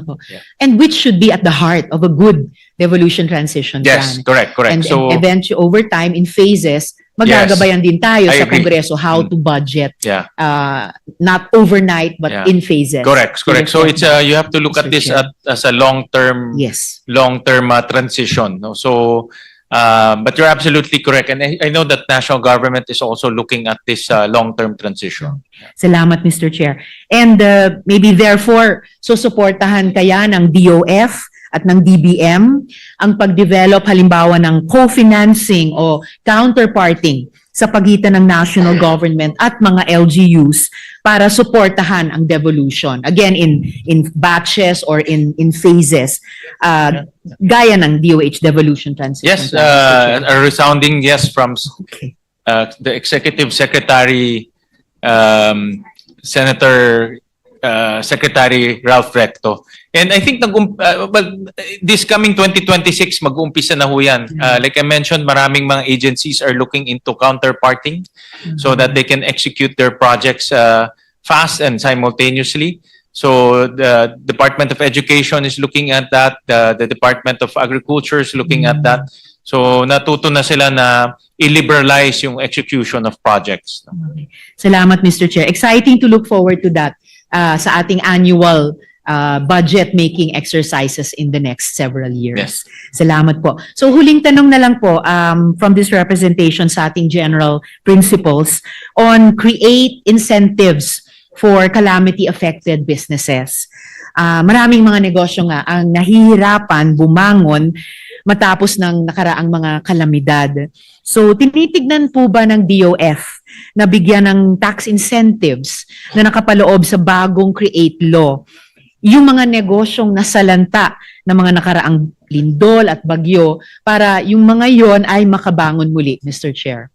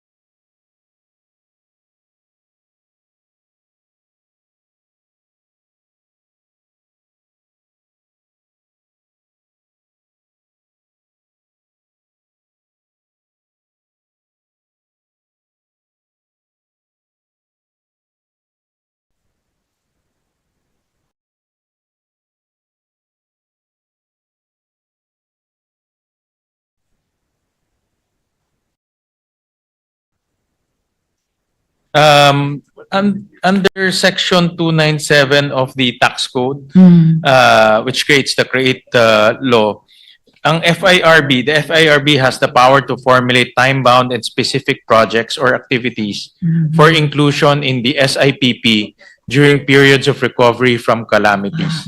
So, in other words, ngayon na marami tayong tinamaan na areas like Cebu, no? Ito highly industrialized province. Pwedeng gumawang FIRB ng incentive package for those type of areas, no?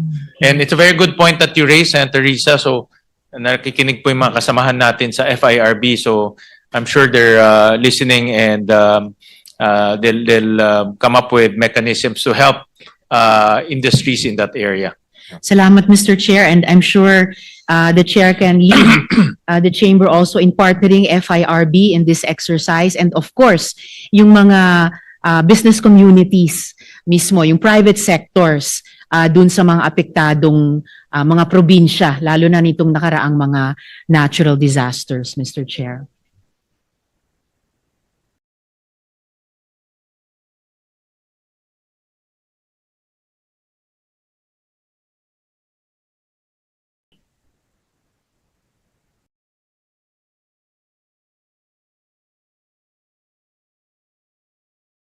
I was just conferring with the head of FIRB. Actually, the corporations can already apply.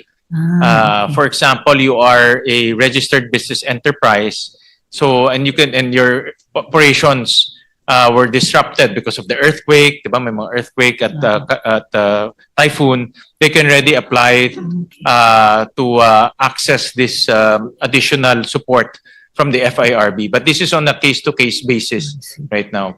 But it's within their powers to assist corporations or registered business enterprises affected during the calamities. Salamat, Mr. Chair. And siguro katulad nung paalala natin sa mga agencies tulad ng FIRB, which were existing at the time, say, of the pandemic, baka FIRB can also proactively inform yung mga korporasyon dun sa mga calamity-affected areas na baka hindi nila alam na may maganyang window sa loob ng CREATE, and para ma-draw in sila kaagad na i-partner na yung gobyerno sa pag-rehabilitate at pag-start up muli nung domestic economies natin sa iba't ibang probinsya. Yes, but I'm sure the FIRB is listening tonight, so they'll take the suggestion of Her Honor. Salamat, Mr. Chair. Maraming salamat, Mr. President. Maraming salamat, Chair, for sa iyong pasensya sa nakaraang 3 kalahating round ko and for getting our plenary interpellation on the general principles off to a very substantive start. Hindi lang po para sa representasyong ito, but based on my listening, para po sa lahat ng ating mga kasama. So, salamat po. Maraming salamat po, Senator Risa. Thank you. Thank you very much, Mr. President. Yes, Majority Next Leader. to propound a few questions, our distinguished colleague, Senator Pia Cayetano. Senator Pia Cayetano is recognized. Thank you, Mr. President. Because I have colleagues who will be asking me these questions when I defend the budget of DOH, and the answer cannot come from DOH, I have to propound this question now, Mr. President, to our chairperson of the Committee on Finance and to our outgoing Secretary of Finance. Congratulations, sir, to our friend and former colleague. Okay, Mr. President, I've asked that it be shown on the screen, but in the meantime, this is about the sin tax, which our colleague Senator Lauren has already raised. But I just want to support her concerns and at the same time raise a few more issues on this matter. So this is purely on the sin tax collection. The sin tax collection is based on the certification provided by BIR, no? So we don't argue about what that is. I didn't make up the amount. DOF didn't make up the amount. BIR, that of course is under EF, provides a certification on what these amounts are. So for the 2026 budget, the earmark sin tax is 69.78 billion. And what is provided in the National Expenditure Program, the NEP, is 53.26 billion. So the deficit is 16.52 billion. Are you trying to load it? Okay. Anyway, I'll go on as we try to load. And then I'll go backwards until 2023. So 4 na taon lang naman to. In 2025, the earmark sin tax amount was 69.81 billion. What was provided in the NEP and also in the GAA, by the way, that also, wala pang GAA yung 2026. So what was provided in the NEP of 2025 was 53.13 billion, and therefore, but the GAA was 0. So the deficit was 69.81 billion. And for that reason, I objected to this outcome when I signed the GAA. And then in 2024, the sin tax earmarked was 79.01 billion. Provided in the NEP was 80.28 billion. Provided in the GAA was 40.28 billion. So the deficit was 38.73 billion. And finally, in 2023, the earmarked amount was 83.90 billion pesos. The NEP provided for 79 billion pesos. The GAA provided for 79 billion pesos, same as the NEP. And the deficit is 4.90 billion. So the total of these 4 years, the deficit is 129.96 billion. Dear colleagues, sa dami pa ng sinabi natin, sa dami ng argument natin na maglalagay pa ba tayo ng dagdag na maipip, yung zero balance budget ba, zero balance billing sa mga ospital, mababayaran ba? Yung mga specialty hospitals na dinikit natin sa regional hospitals, may pangbayad ba dun sa mga procedures sa mga pasyente? Ito na yung sagot. Kasi by law, this is supposed to go to PhilHealth, 129.96 billion. Sandali lang, administrative matter, bakit natatagalan? Para we don't have to memorize the figures. Okay, loading. O sige, so I will keep on talking while we are loading. Meanwhile, in addition to the sin tax earmarking, there is also earmarking from the revenues of PCSO and PAGCOR from 2019 to 2025. That amount is 106.95 billion. So together, that is already 236 billion pesos. Now, I understand that there is a provision in the Universal Healthcare Act and I will read this. It says, regarding the PAGCOR and PCSO earmarking, provided that the funds raised for this purpose shall be transferred to PhilHealth at the end of each quarter, subject to the usual budgeting, accounting, and auditing rules and regulations. 5 taon na. Siguro naman pumasa-pasa na tayo dito sa budgeting, accounting, and auditing rules and regulation. From 2019 to 2025, wala pa rin tayong maibigay, mailabas na pera earmarked from PCSO and PAGCOR. And I recall in the hearing, what hearing was that? Where PAGCOR spoke up? Was that my hearing? What hearing was that?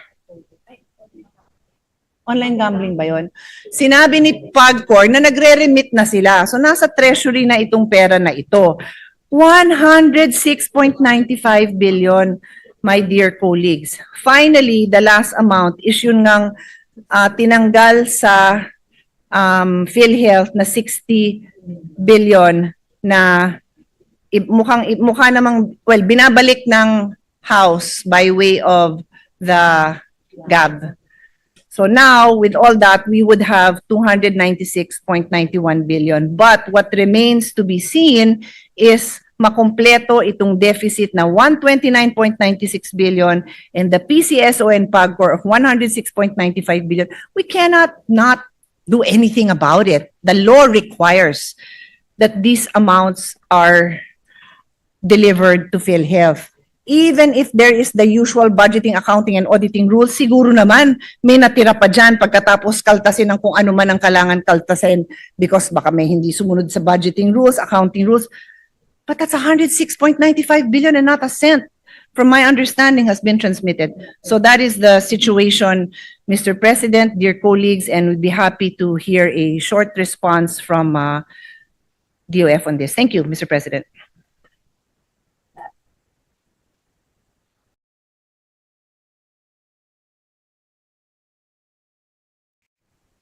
So for the information of the body, the numbers are on the screen. This is just with regards to syntax. And then just add the 106 from PCSO and PAGCOR and the 60 billion that was removed from PhilHealth. Thank you, Senator Pia, for those very important questions, and thank you also for being very vigilant with the amounts necessary to support the PhilHealth. From the way I understand it from the explanation of the DBM, is the amounts are earmarked. However, the power to appropriate still lies with Congress. So apparently, there's an amount that is supposed to be earmarked, but the reason why not the entire amount is not allocated, not appropriated, is because that power rests with Congress. So during the submission of budget to the DBM, it's a DBM that recommends the amount, typically lower than the earmark value. And that earmark value then becomes appropriated by Congress. But Congress also has the power to increase it if it, or decrease it actually. Decrease it.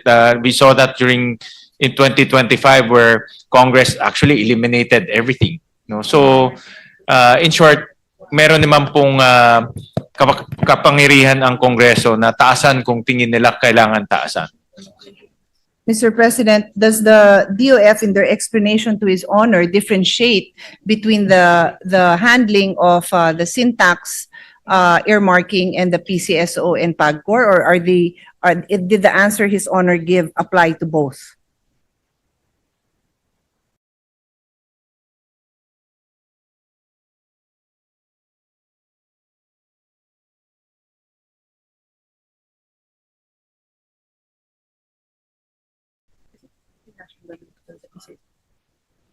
Walang ganun siya ng subject, wala. It shall be allocated in use exclusive.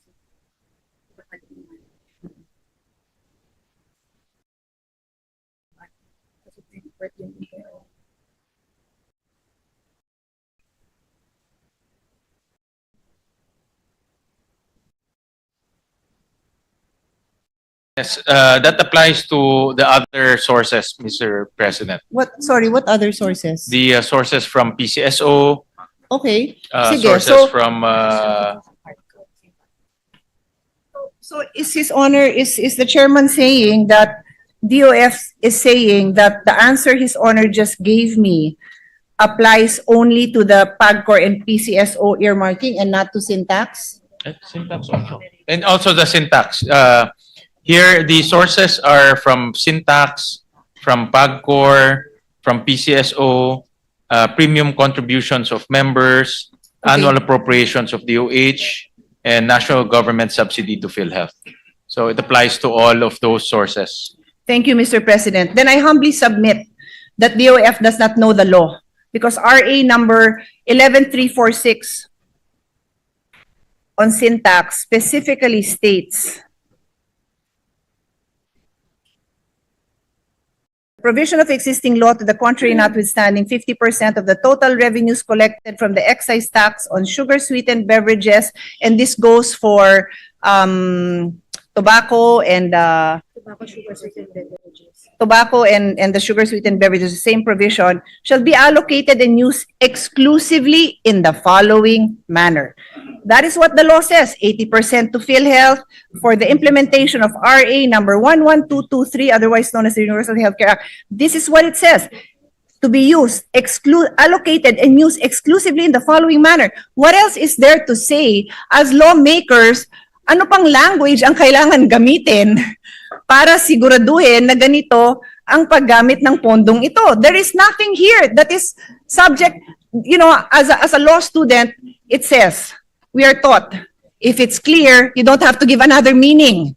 It is very clear. It shall be allocated and used exclusively in the following manner. Now, for DOF to tell the chairman that they are using their explanation that the power to appropriate is still has to go through BBM.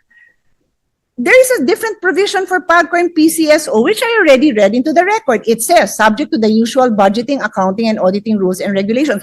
Walang ganon ang syntax. Pero pare-parehong hindi rin nakakarating. Kahit naman merong phrase na subject to the usual budgeting, auditing, and accounting and auditing rules and regulations, siguro naman, meron naman mareremit, hindi naman lahat hindi na-remit. That is like catastrophic. Like that means somebody is not doing their job because 106 billion has not been remitted in 5 years. So what is wrong with the way that these funds were set aside if it will never go to the purpose it was intended? Not even 5%, Mr. Chairman, not 10%, not 20%, not 1%. So I rest my case because kailangan malumig pa ang ulo ko pag defend ko ng DOH. That is why, Senator Lauren, do not ask me that question because I cannot answer it. I cannot find logic in the explanation given to me. If you will, no, you can ask it. I'm just kidding. But I'm saying I cannot invent an answer when I cannot find logic in the answer that I am receiving. Yun lang, Mr. President. Kasi paulit-ulit tayo and right now, in the people right in front of me here, syempre sama natin si Senate President, we're all looking for funds for health. The Senate President is the author of the Doktor para sa Bayan. In the 3 years, Mr. President, that wala ka, alam mo yon dahil mismo yung beloved hospital in your hometown of your father and grandfather, hiningan ka pa ng personally na tumulong kasi kulang yung pondo. Eh may pondo nga, Mr. President. So yun lang, I rest my case. Thank you. Oh, wag ko daw i-rest yung case ko. Tinabi ko na paulit-ulit. Summarize ko daw ulit. Oo, hindi. The total amount due is 296.91 billion, almost 300 billion, almost 1/3 of a trillion for healthcare. Okay? So, yun. Nando naman, I can give you all, well, from the 129.96 of syntax, you add the 106.95 from PCSO and PAGCOR from 2019 to 2025, and then the 60 billion that was removed from PhilHealth that should be returned. That's almost 300 billion. Thank you, Mr. President. Mr. President, just a short response, but I told the DBM to, this is actually a DBM um, interpretation as well as the DBM who's appropriating or recommending the appropriation. So apparently, there are two laws governing the appropriation of amounts to the PhilHealth. And apparently, the law that is being invoked by the DBM is Republic Act number 11223, which says in Section 33, Section 37, the amount necessary to implement the provisions of this act shall be included in the GAA and shall be appropriated under the DOH and national government subsidy to PhilHealth. So nevertheless, Mr. President, we'll just request from the DBM a position paper on this issue.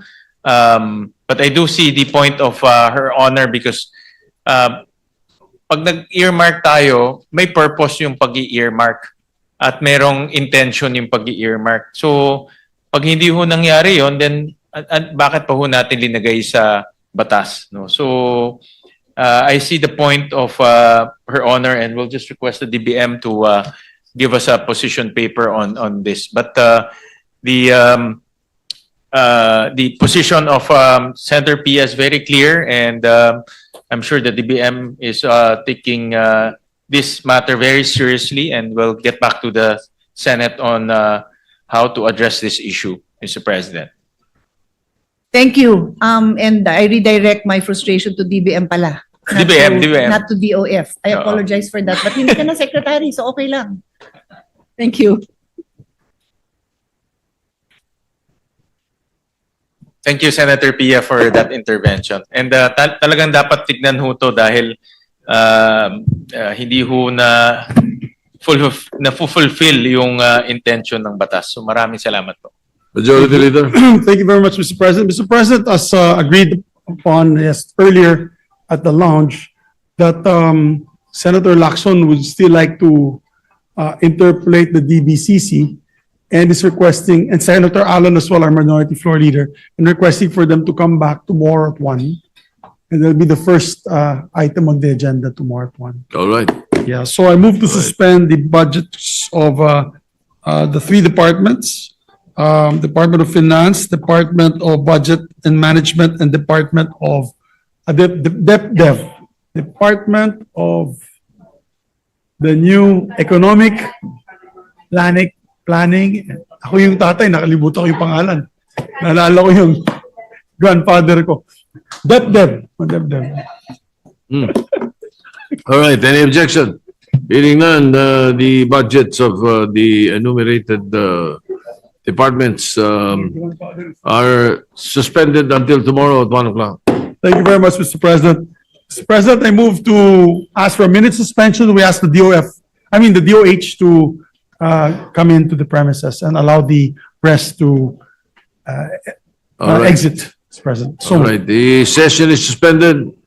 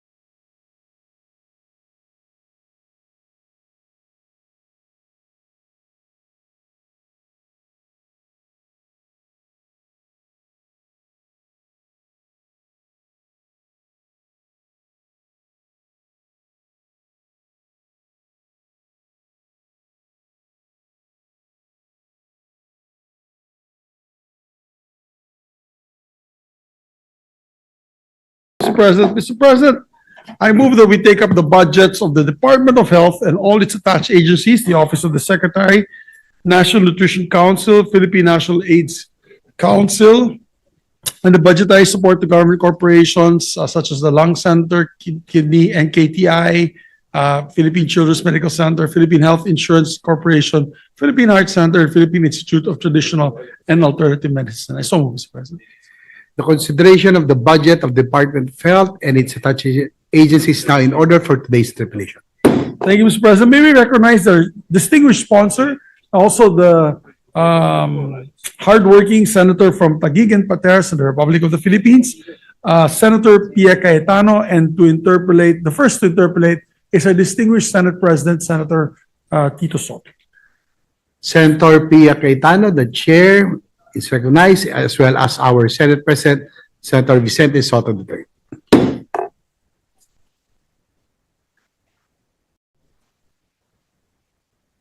Thank you, Mr. President. Mr. President, the total new appropriations of the Department of Health and its attached agencies and corporations under the Senate Committee report is 391,034,632,000 pesos.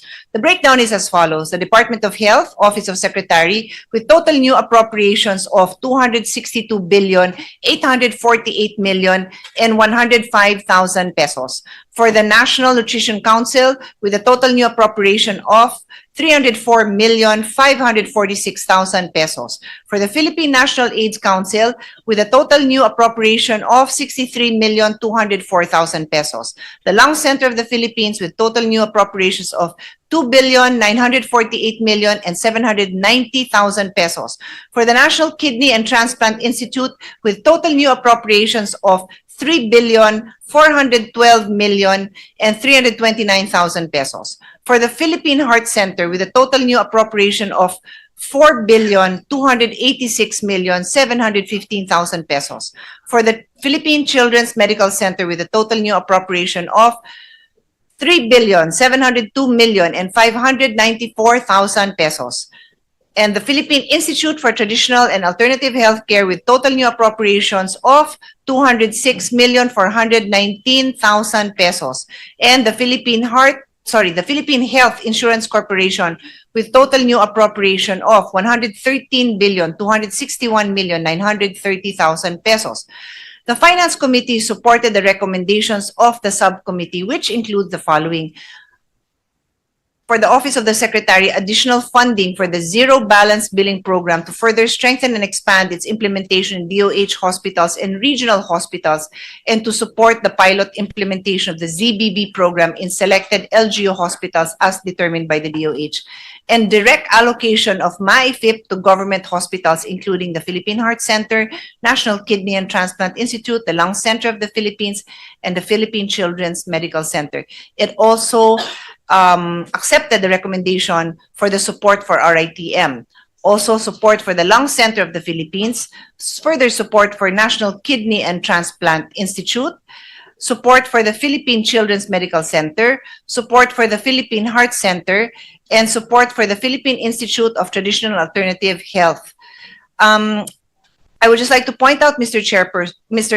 President, that as chairperson of the Senate Committee on Sustainable Development Goals, Innovation and Futures Thinking, I also review the health budget through the lens of SDGs, especially SDG 3, to ensure healthy lives and promote well-being for all at all ages. Guided by this vision, we will continuously work towards advocating for substantial investments and resources on universal healthcare, equitable access to safe, effective, and affordable health services, promotion of healthy lifestyle, and a strong emphasis on preventive healthcare. We view the health budget as a critical future-proofing investment, ensuring that our systems are not only robust for today, but are also agile and resilient enough to manage the unforeseen public health threats of tomorrow. Good health is not merely a goal of the SDGs, it is the very foundation of sustainable development itself. By investing in our people's health today, we are upholding our commitment to universal healthcare and ensuring intergenerational fairness for all Filipinos. I would just like to add, Mr. President, that in my subcommittee report, we recognize the expense of healthcare and the need to provide assistance to indigents and financially incapacitated patients. We appealed for the review of the allocation for MyFIP to provide from that provided in the NEP with a view of providing assistance straight to the patients, removing unnecessary processes, and ensuring faster, more transparent delivery of support. This representation recommended allocating additional MyFIP budget to strengthen the healthcare system and advance universal healthcare for all, providing additional budget to the DOH hospitals in Metro Manila and in regional hospitals for the zero balance billing. Also providing for support for zero balance billing to LGU hospitals. We need to judiciously utilize our health funding as there are still many Filipinos who lack access to quality healthcare. I will no longer include my long interjection on syntax, but suffice it to say that there is almost 300 billion if you include 129 billion from syntax, another 106 from PAGCOR and PCSO, and another 60 billion that should return from 60 billion that was taken from PhilHealth and should be returned. Altogether, that is almost 300 billion pesos that will go a long, long way, Mr. President, in providing a better healthcare system to our people. With that, Mr. President, I am ready for interpellations. Thank you. Our Senate President, Vicente Soto III, is recognized. Thank you, Mr. President. Will the distinguished lady from Taguig favor me with some enlightenment on certain issues in the Department of Health, which of course includes their budget? Of course, Mr. President, we are happy to try to explain or even just have a discussion with His Honor, the Senate President. Thank you very much, Your Honor. Mr. President, I must admit I missed our debates in the 15th Congress. No? So we're now in the We are 20th. ready, Mr. We are President. now in the 20th Congress. Wow. Can you imagine that? So let me start with my issue on vaccine delivery and procurement of the Department of Health. No? May I know how much we are allocating for the DOH budget for vaccine procurement, specifically for flu vaccines and vaccines for pregnant women this year for 2026?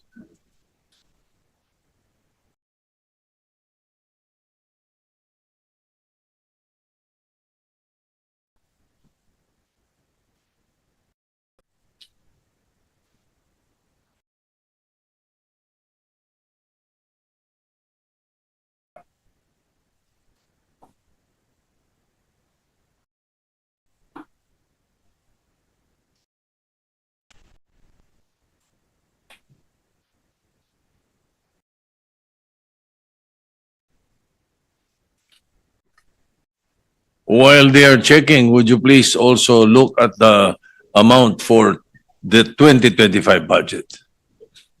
Because that would be the next question anyway.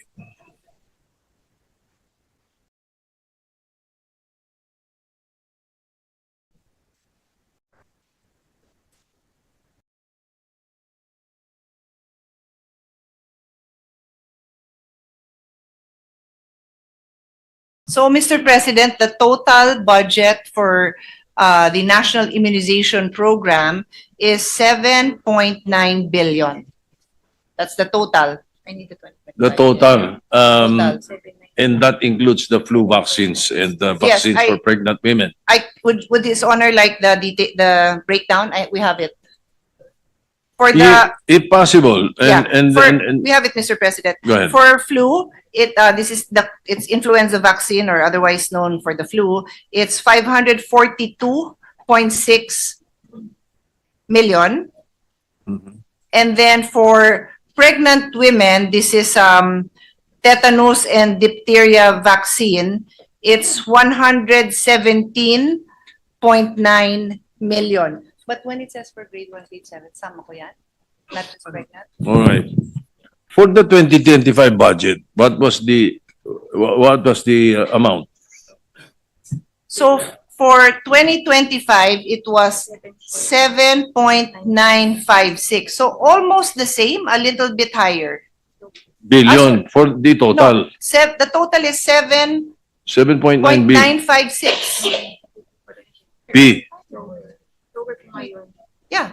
Yeah, for the total. It was high. Pero for flu vaccines and the vaccines for pregnant women, Flu and ano. tetanus and so forth. For the previous year. Is it the same, higher, lower? We're checking, Mr. President. All right.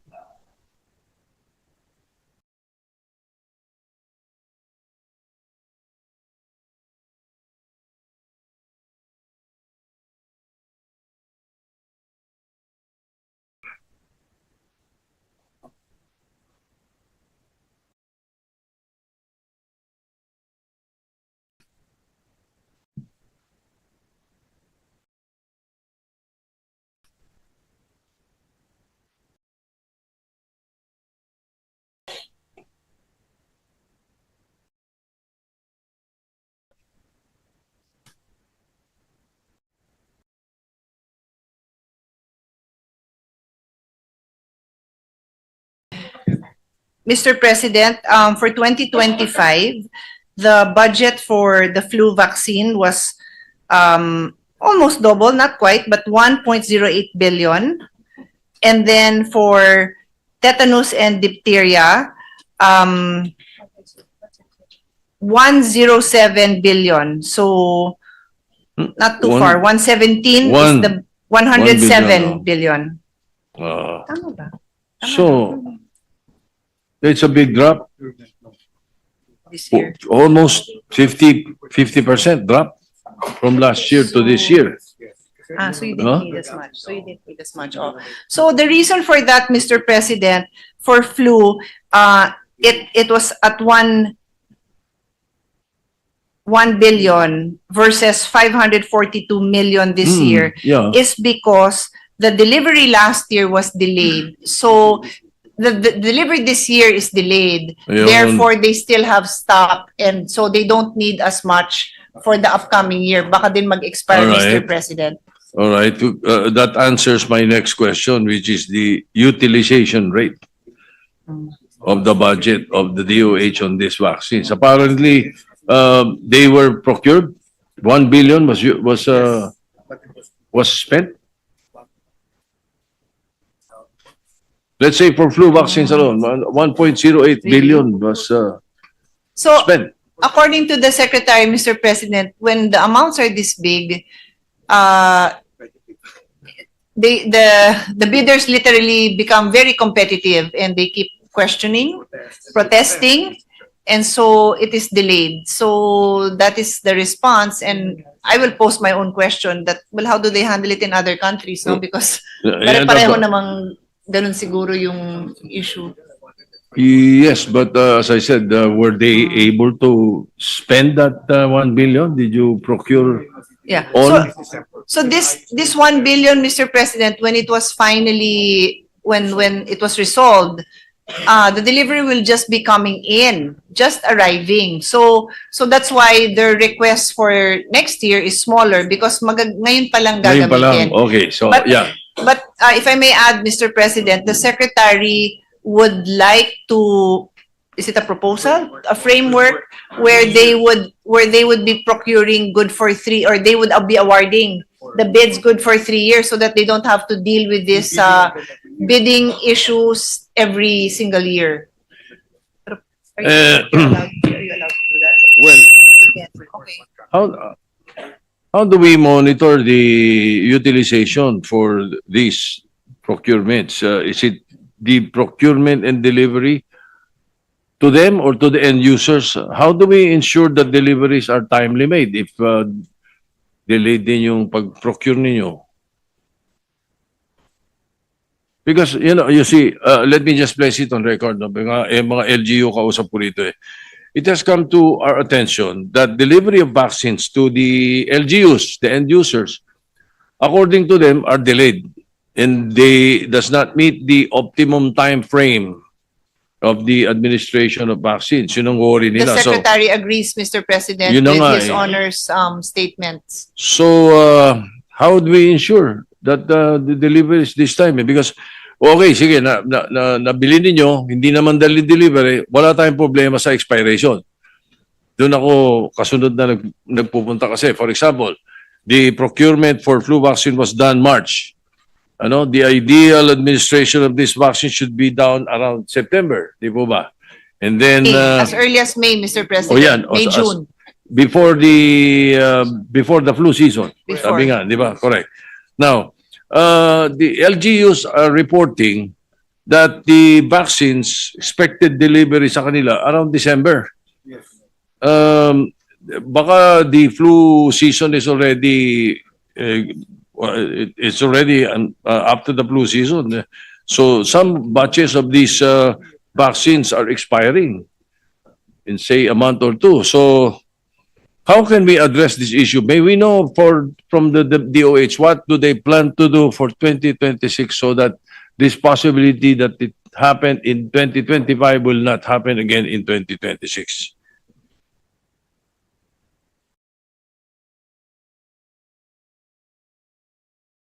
So, Mr. President, for the flu vaccine, the formulation changes every year, no? Depending on what's the expected strain. So what they did, because they already knew that this would be delayed, they already asked for the new one so that it will already cover the 2026 variants of the. So, okay. So so- that's one. Oh, pero dun sa procurement amount last year na 1 billion, naka-earmark na. Naka-earmark na for this delivery that's coming in. Yes. All right, good. Yes. Okay. Oh.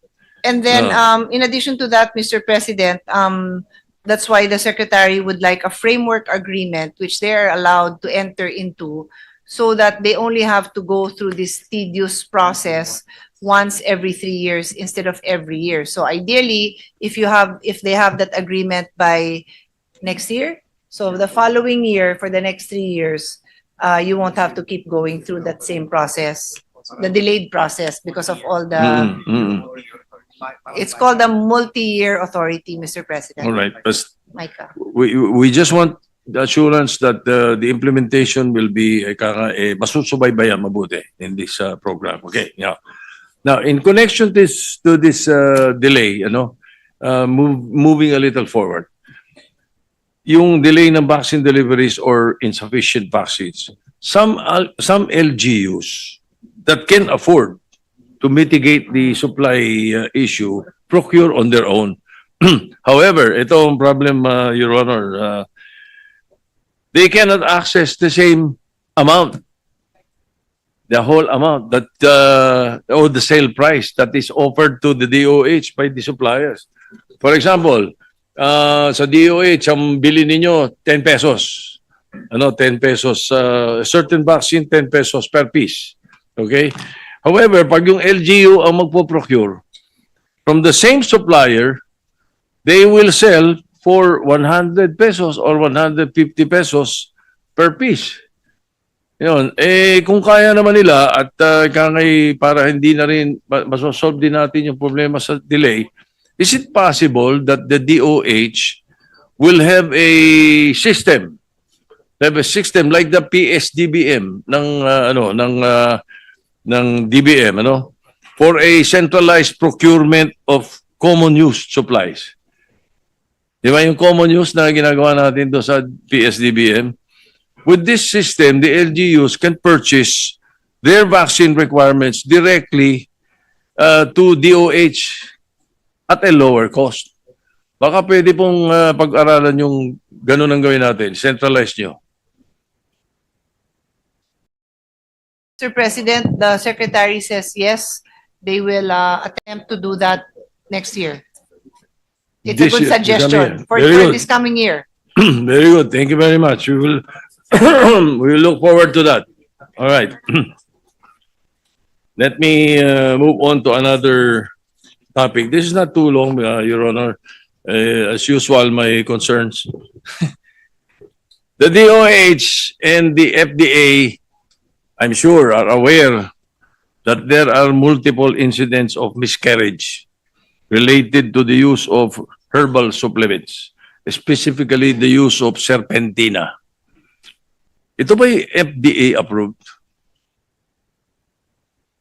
See, aside from the miscarriage, women who used serpentina to induce bleeding has been admitted to the hospital due to multiple organ failure or coagulopathy, leading to their demise. So,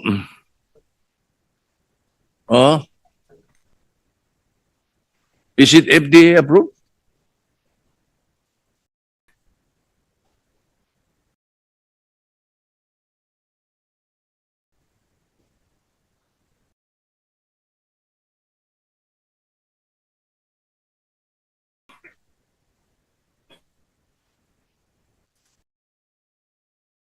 President, Mm-mm. the product that His Honor mentioned, Serpentina, Mm-mm. the FDA tells us that it is a food supplement and it is registered as such. What it means when you register a product as a food supplement is actually there is no approved therapeutic claim. So there's a statement there that says that there is no approved therapeutic claims.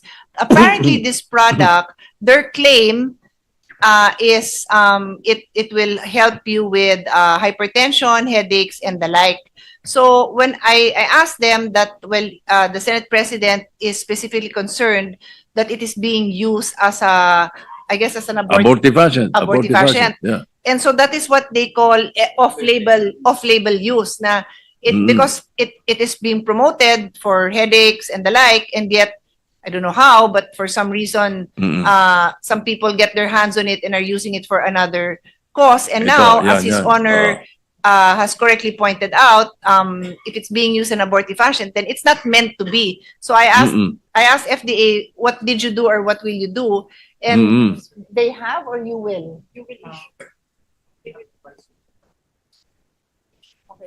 So they have a generic advisory for unregistered products. However, I think he will take this as a very important, urgent, and priority advice from the Senate that there should be a specific advisory that it cannot and should not be used for that purpose because it would be harmful, no? I mean, yung main use nga niya, technically there is no approved therapeutic claim. Lalo naman yung use that is not meant for it. But a mere advisory would not suffice, Your Honor. You see, this information are reported to us by a group of doctors from a DOH emergency room hospital. Okay. A DOH hospital. No? The patient suffering for complications and bleeding, ages range from 15 to 41 years old. At yun ang pag in-interview at nakausap, pati kamag-anak, sinasabi, ganun. Ginagamit nila to for that. So, we need a specific program. What is the unit or specific program within DOH and FDA are responsible, who is responsible for regulating the safety, the misuse, or like this, ito, misuse ito eh, and public health risks of herbal supplements such as serpentina at those na nagkiklaim na walang therapeutic claim pero apparently mukhang merong nakalusot na ganong pangyayari.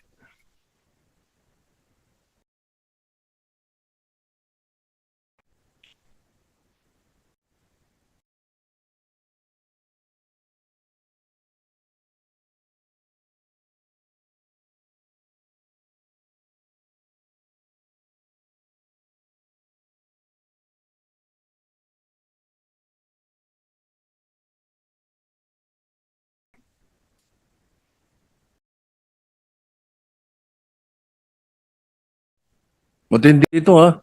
Buy one, get one free pa to ha. According to FDA, they have a unit within the FDA called the Field Regulatory Operations Office, and it is their job to take down these to monitor and to take down this kind of material. However, I also asked them what happens if there are repeated incidents of misuse. Yes, such that it is already tantamount to it's not a one-time misuse, but it's already being, Hindi one-time Yeah, issues it's ito. not- The so- DOH hospitals pa yeah, nagre-report nito. we're making sure that the secretary hears it, and it's actually DOH hospitals that are reporting. So when it's this, Tagalog yung inisip kong salita, rampant. When it's this rampant, Oh. I think a mere advisory, like maybe this is, I don't know if this is an online shop, no, might not suffice. You may have to take more strict, and not just go after the user, but really, Oo. really, yeah, and find out who's pushing for the use, because sino nag-invento na gamitin yun? There must be somebody providing some. You must monitor. Yeah. The FDA, through the DDOH, through the FDA, must monitor these adverse effects of these herbal medicines or supplements. Ano ha? Now, before they approve this, did they conduct a research? Clinical, toxicological, or pharmacological on serpentina's possible abortifacient effects? Ni-research niyo ba ito?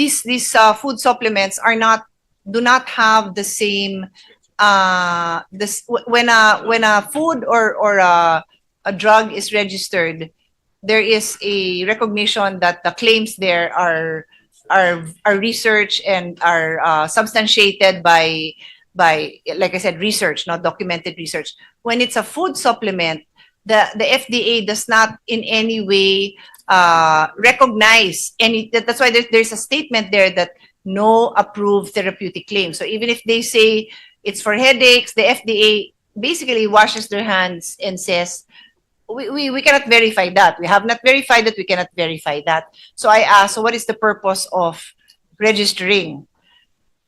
It's just so that they can sell, and maybe you can still track them. At least there's a way for you to track them if maybe for in cases like this okay. So according to the secretary, they cannot make a therapeutic claim. So once they register and they make a therapeutic claim, then the FDA, being FDA registered, they can go after them for making those therapeutic claims because they're not allowed to make those therapeutic claims. No, because of these reported cases, numerous cases, and given the risks, won't the FDA again conduct? You know, they did not conduct. Okay, sabi, supplemental lang naman kasi sige. Won't you conduct a specifically clinical, toxicological, or pharmacological research on these supplements? Particularly, itong may mga reklamo katulad ditong serpentina, because it has been reported in the DOH hospitals. Did the DOH or the FDA issue any public advisories on serpentina?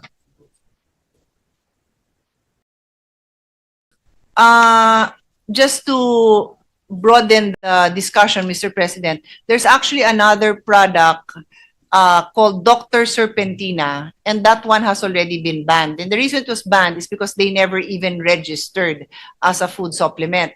So this other product that His Honor is pointing out, we're assuming this one is registered, right? Yeah, this one is registered. So now they can, because they can trace them, they can check what's in. They can submit this to the samples. You mean you will ask for samples to check the Oh, so they will get the reports from the doctors that His Honor was mentioning, and then they will study these, I guess they will study the components to Oh. determine why there is a reports of this effect on Oo. the pregnant women. And just as perhaps the FDA should throw caution into these supplements, basta huwag na maniwala doon sa basta sinabi ganito ito, supplement lang ito. I don't think we should just take it hook, line, and sinker. We must check. W- to find out if the product is safe for consumption. Now, are there any hospital advisory? President, before His Honor asked the sige. follow-up question, there's interesting feedback here. Apparently, there was already a case filed. There was a case filed, and the company that owned the food supplement questioned the requirement of FDA to put that phrase "no therapeutic claims," but you lost the case in court. Right. So they lost the case in court. So there's room for legislation, Mr. President, for us to advocate for bigger, just like we did with the cigarettes, like bigger, bolder statements that says na, or baka mamaya ang tao, hindi nila naintindihan yung there's no therapeutic claims, di ba? Di lagyan natin, huwag kayong maniwala sa sinasabi dito. I mean, like, because with the cigarette smoke, we have different visuals so that people understand in many different ways na nakakasama ito sa kanila. So maybe something like that we can review. At saka pag for sinabing there are legislation. no therapeutic claims, ibig sabihin ang talagang ibig sabihin nun, hindi nakakagaling ito. Hindi nakagaling Hindi to, yan. nakakagamot ito. Exactly. It's Diba? more straight to the Ganun eh. point. Walang Oo. walang basihan para maniwala ka sa sinasabi nung nagbebenta sa iyo ang haba, no? Pero yun. Pareho yan nung yung issue ko nung araw pa sa marijuana eh. Kahit anong ipilit nila sa marijuana, 1968 pa, the most powerful research institute in the world, the Israeli Research Institute, since 1968, has had experiments on the 26,000 elements of a marijuana leaf.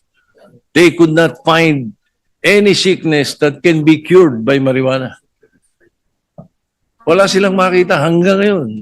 That's why every time there's a proposal in the United Nations to remove marijuana in Schedule 1 of the United Nations psychotropic substances, hindi makapasa-pasa eh. Dahil because of that fact ng Israeli Institute, sinasabi, walang magagaling yan.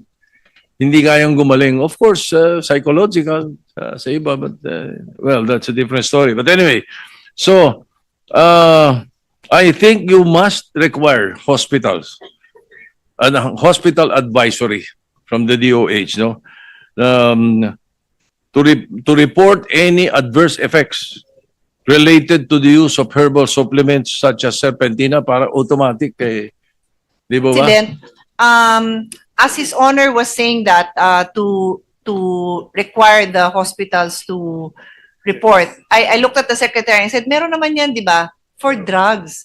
But for food supplements, wala pala. So you don't need a law. Masama nyo You na. don't need a law for us to. I mean, we can include it in our legislative priorities, Your Honor. I'd be happy to initiate it.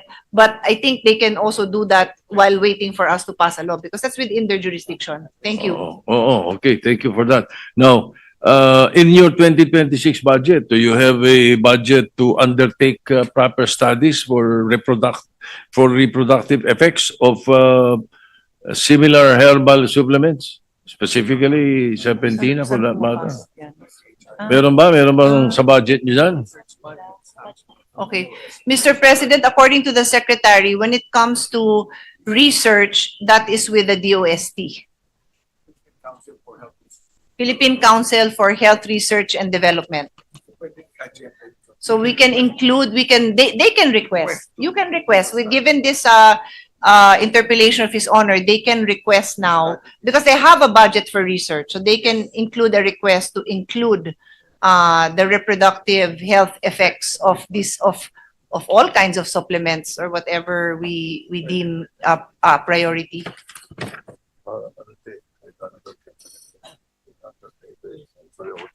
Okay.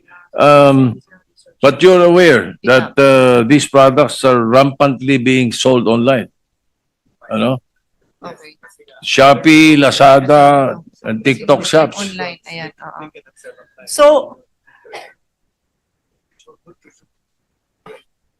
Mr. President, this is interesting because we prohibit the sales of drugs online.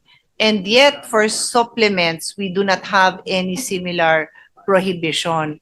So, given that the FDA does not even test these supplements, and then it is available online, perhaps we can ask DOH and FDA to make their recommendations for us if legislation is needed to prevent the sales online. But if it's urgent, due to public health, you can move without. If you ask me, you can go ahead and Actually, yes. there's a Oh. report. You don't have to wait for legislation because there's a Oh. specific report. But I mean, in the interest of reviewing all other supplements, I don't know, but I have to leave that to DOH to give their recommendations. But definitely for those with the report, you must act on it. All right. Okay, we will look forward to that. Ano? Hopefully, something can be done by the DOH in this through the 2026 budget or through your programs. Ano? And as much as possible, come up with the FDA, come up with more research and regulation and surveillance of these herbal products. Now, moving on, ano, just so I don't take too much of your time. Taong-taon na lang tinatanong ko ito eh. Your Honor, Mr. President, naglipa na yung abortion facilities, services, products, medicine at kung ano-ano. Ngayon, naging mas agresibo pa sila. Nasa Facebook na. Facebook, lantarang inquiry at pag-aalok ng abortion. Yeah, we're projecting what we see online. So DOH and FDA, hindi nyo ba ito monitor? Lantarang krimen to because abortion is illegal in the Philippines. Taon-taon na lang, nandiyan pa rin yan eh. The Secretary recognizes that this is a crime and that this is a law enforcement issue.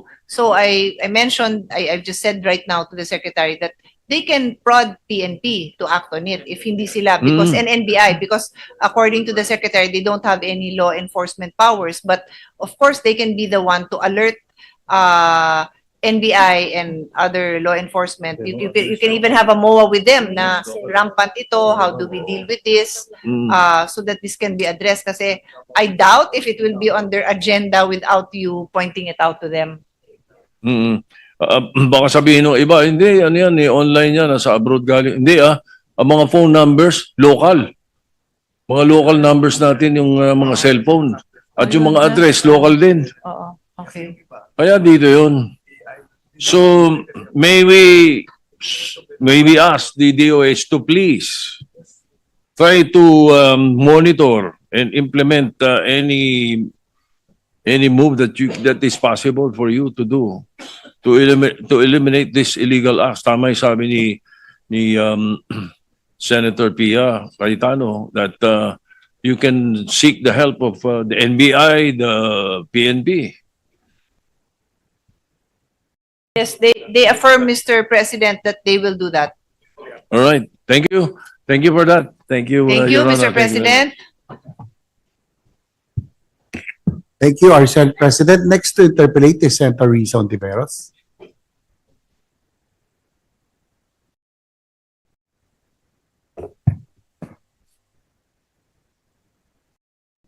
Salamat, Mr. President. At magandang gabi po, Madam Chair.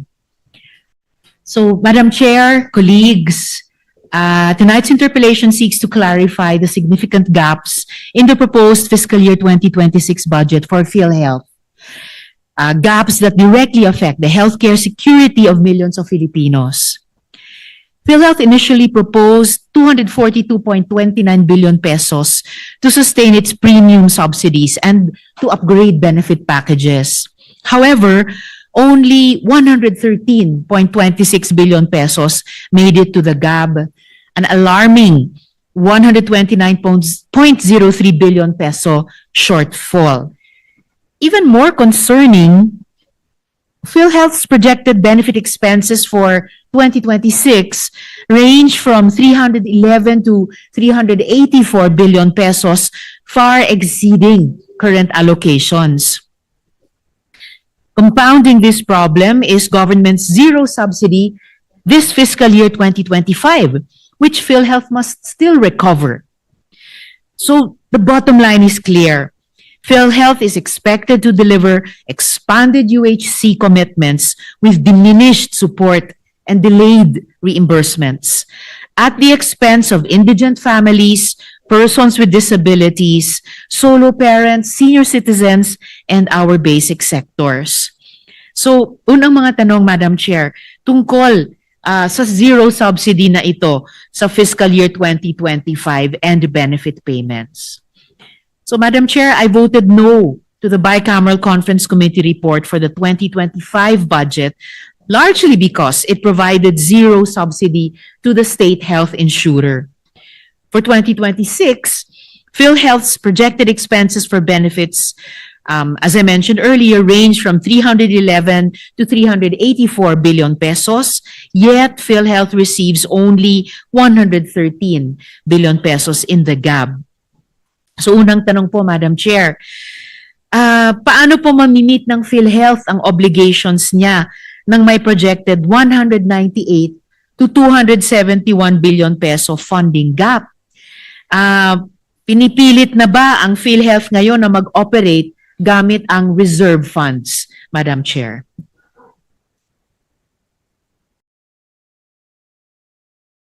Earlier, thank you for that question, Senator Risa. For the record, also this representation also objected to the 2025 budget, particularly on the failure to provide for funding for PhilHealth. So as this representation mentioned during the general principles, if there are a couple of factors that affect this negative balance that we see for 2025 and the future decrease in the income of PhilHealth in the following years. Number one is there was a 60 billion that was removed from PhilHealth a year ago. Number two, as Her Honor properly pointed out, the 2025 budget had zero subsidy. And then, as this representation shared on the slide, the syntax and for coming 2026, there is a deficit of 16 billion due from syntax. And I don't have the exact number, I can pull it up, but from 2019 to 2025, there's 106 billion that is due from PAGCOR and PCSO. Even assuming due to that phrase that is included in the Universal Healthcare Act, subject to accounting, auditing, rules and regulations, etc., I would think that we can still assume that the bulk of that amount that is mandated by law to be delivered from PCSO and PAGCOR would be delivered. So those amounts on its own, Mr. President, would already provide a substantial increase to the budget that PhilHealth can work with. Oh, I totally agree, Mr. President, Madam Chair. Kaya talagang mahirap tanggapin na in effect, mapipilitan ng PhilHealth mag-operate gamit lang ang reserve funds niya dahil ang laki po ng ina-anticipate nating funding gap in the next year. Given na itong mga malalaking amounts na in a way due sa PhilHealth, payable sa PhilHealth, ay hindi pa talaga naibibigay sa kanya. So, Madam Chair, given that fiscal year 2025 provided zero subsidy for PhilHealth. Paano pinaplano ng PhilHealth i-recover? Simulan natin, yung 53 billion pesos na dapat na-release. And if, I'm hoping it won't be the case, but if Congress does not augment PhilHealth's funds, aling mga benefits ang at risk ng delayed reimbursements o outright reduction bandang kalagitnaan ng susunod na taong 2026, Madam Chair? Health to respond. But for the record, Mr. President, this representation takes the position that it's not just 53 billion that is due to PhilHealth, it's 69 because 69 billion is the certified amount provided by BIR for the syntax earmarking. So hindi nga lang 53, 69 billion. So what is the Salamat, response? Madam Chair. How do we-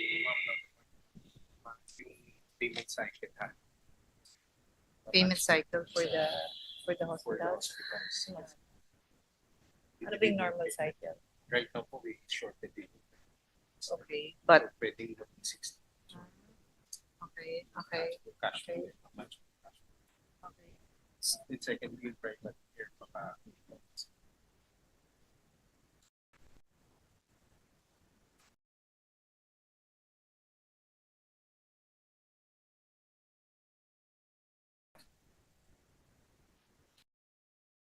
So, Mr. President, I will enumerate some packages, benefit packages that were increased from 2025 to 2026. So this is the good news. They increased the comprehensive outpatient benefits, the YACAP, which is the Consulta Primary Care, the guaranteed access medication for outpatient, yung paglabas nila or nasa labas sila, may gamot sila, and then emergency care and other outpatient benefits, and then even the inpatient benefits, and then Z benefit yung sa catastrophic illnesses. So, yan, nag-increase yan from 2025 to 2026.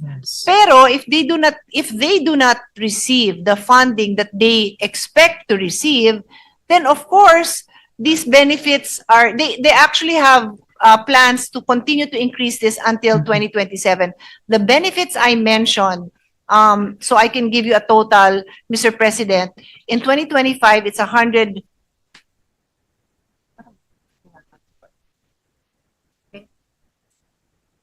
Ang enhancement is 39? No. Okay. So the total projected benefit expense is 351 billion for 2026, and then it's supposed to go up in 2027 to 419. But as Her Honor pointed out, if they do not have the support they need, ito yung mga maapektuhan. And of course, it goes without saying, yung mga ospital na nagpo-provide ng services, ayaw naman natin na ma-delay. Kasi right now, PhilHealth is proud to say that they've reduced the time, the cycle from billing to release of payment to 22 days, which is the Way under fastest the I've 60 heard in years. turnaround time, yes. Sayang naman kung babalik pa doon sa matagal, 'di ba? Because I think Right. I think we'll all agree that it's healthy for the economy. It's healthy for the industry, for the private sectors to be paid in a reasonable amount of time. At salamat, Madam Chair. Klaro yung danger na hinaharap, di lang ng PhilHealth mismo, pero lahat tayo na PhilHealth members, kung yung trajectory ngayon ng PhilHealth na dinadagdagan at tinataasan yung value ng mga benefit packages, yung plano nilang patuloy na gawin ito until 2027 and beyond, 2026, 2027 and beyond, at yung trend na rin nila ngayon na pinaiiksian yung turnaround time to reimburse the medical facilities ay mabitin dahil kung hindi maibigay sa PhilHealth yung mga pondo na nararapat sa kanya at sa kanyang mga miyembro. So this gives us in Congress that added sense of urgency to make sure that such a situation doesn't materialize And therefore, Madam Chair, at the proper time, magiging willing po ba yung komite natin suportahan ang isang proposed augmentation of the 69, so hindi nga 53 lamang, 69 billion pesos, kahit partial, hulugan in tranches over the next 3 years para i-correct at ibalik yung zero subsidy nitong taon, Madam Chair. This representation agrees wholeheartedly. That is actually the gist of my appeal to DBM earlier, na siguro naman kahit papano pwede naman mag-remit ng a little bit more than is currently being remitted. And with the packages that we see here, it's something really for the people to look forward to, no? Because a lot of it is outpatient benefits, and then of course yung zero balance billing. Yes. Oo. Maraming salamat para doon, Madam Chair. So this representation looks forward to working with the Chair at the proper time to work out ano yung pinaka-optimal na, in a way, remittance program, no, towards PhilHealth. And mamaya, sa second round ko, maitatanong ko rin nga yung tungkol sa napaka-importanteng zero balance billing. Dako po ako, Madam Chair, sa paksa ng premium payment for indirect contributors. So, Mr. President, Madam Chair, UHC promises coverage for all Filipinos. Pero, mula sa 198.91 billion pesos na sinisingil ng PhilHealth para sa indirect contributors, 53.26 billion pesos lang ang napondohan or mapopondohan as of tonight para sa 2026. So, paano natin maipaliliwanag sa publiko na less than 27% lamang? So, a little over 1/4 lamang ang inilaan ng gobyerno para sa premium subsidy ng indirect contributors. Kahit malinaw na obligasyon nitong bayaran nito ng buo sa ilalim ng UHC, Madam Chair. So actually, Mr. President, PhilHealth will not turn away any patient.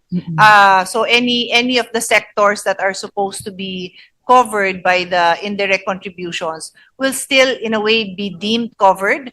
But the problem is the same as I explained earlier, that in time, obviously, yung benefits na binibigay, paano mapapondohan lahat yon kung kulang, di ba? So wala ngang ito-turn away, pero if lahat yan magkasakit, then there may come, and then right now may reserve fund pa naman, but kaya nga po tinatawag na reserve fund, it should only be touched in times of, calamity, emergency, hindi yung taon-taon na lang gagalawin, baka wala ng reserve fund na maiwan, and then ayaw natin mangyari yung dadating tayo sa puntos na wala nang masuportahan na benefits ang PhilHealth, no? Yes, I agree, Madam Chair. At talagang hindi naman dapat obligahin ng PhilHealth na yun na nga, umasa lamang, mag-operate lamang sa reserve funds niya precisely because by the principle of the Constitution, by the laws themselves, merong at least 3 malinaw na pagkukuhanan dapat. At yun ay hindi dapat sinasakal or hinahadlangan anumang taon. And Madam Chair, dahil sa laki ng shortfall na ito dito sa mga indirect contributors, ano pong mangyayari sa benepisyo ng 14.5 million na indirect contributors na iyon na hindi nabayaran ang premium? Parang kanina yung tanong ko po na what are at stake, what are at risk. And so at ano yung chances na kung meron man, wag sana, pero ano yung chances na mabawasan ang benepisyo ng persons with disability, solo parents, senior citizens, pati po SK officials, Madam Chair, athletes, at iba pang sektor na may garantisadong coverage sa UHC law, Madam Chair? Wala naman pong kahit anong sektor, whether it's those with disabilities, senior citizens, ito po kasi yung mga indirect contributors, no? Solo parents, wala naman sa kanilang matatanggalan ng benepisyo as this this representation has mentioned. But over time, yung magagandang mga new packages na niro-roll out, yung zero balance billing pa nga lang, na pinupondohan pa lang, baka uuwi yung mga tao na malaki pa rin yung balance nila, hindi zero, di ba? But not targeted sa isang sector. Lahat ng members ng PhilHealth, parang mag-share din sila ng burden ng lack of funding if tuloy-tuloy ito. Kaya nga pareho tayong panawagan, Your Honor, na sana kahit quarterly, dagdagan yung talagang supposed to be pondo ng PhilHealth.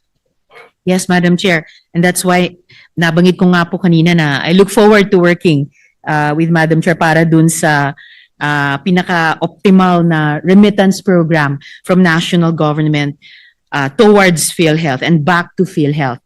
Kasama na po kasi yung utang na dapat ibalik. Dahil how long na pwedeng mag-operate ang PhilHealth not with those optimal fund flows, and perhaps at a certain point might be theoretically forced na mag-dip into sa surplus funds niya. So hindi po talaga dapat. And that's precisely, I believe, Madam Chair, the strongest argument we can make towards government. Bagamat kanina, dun sa general principle, sa pamamagitan ni Chair Sherwin, meron na po tayong commitment in principle, no, from the DBCC. Panghahawakan po natin and na ibalik nga at ibigay ang dapat ibigay at ibalik sa PhilHealth. Dahil pag hindi, talagang anong mangyayari? Talagang magiging at risk, manganganib po yung mga benepisyo na ini-ensure ng ating batas ng UHC sa lahat ng contributors, direct at indirect man. At Madam Chair, dahil paulit-ulit na issue ang kulang na premium subsidy, hindi nababayaran ng lahat ng indirect contributors at 5,000 pesos lamang ang premium payment kumpara sa 7,995 pesos na singil ng PhilHealth. Ano po ang malinaw na basehan ng gobyerno sa patuloy na pagbabarat ng premium contribution?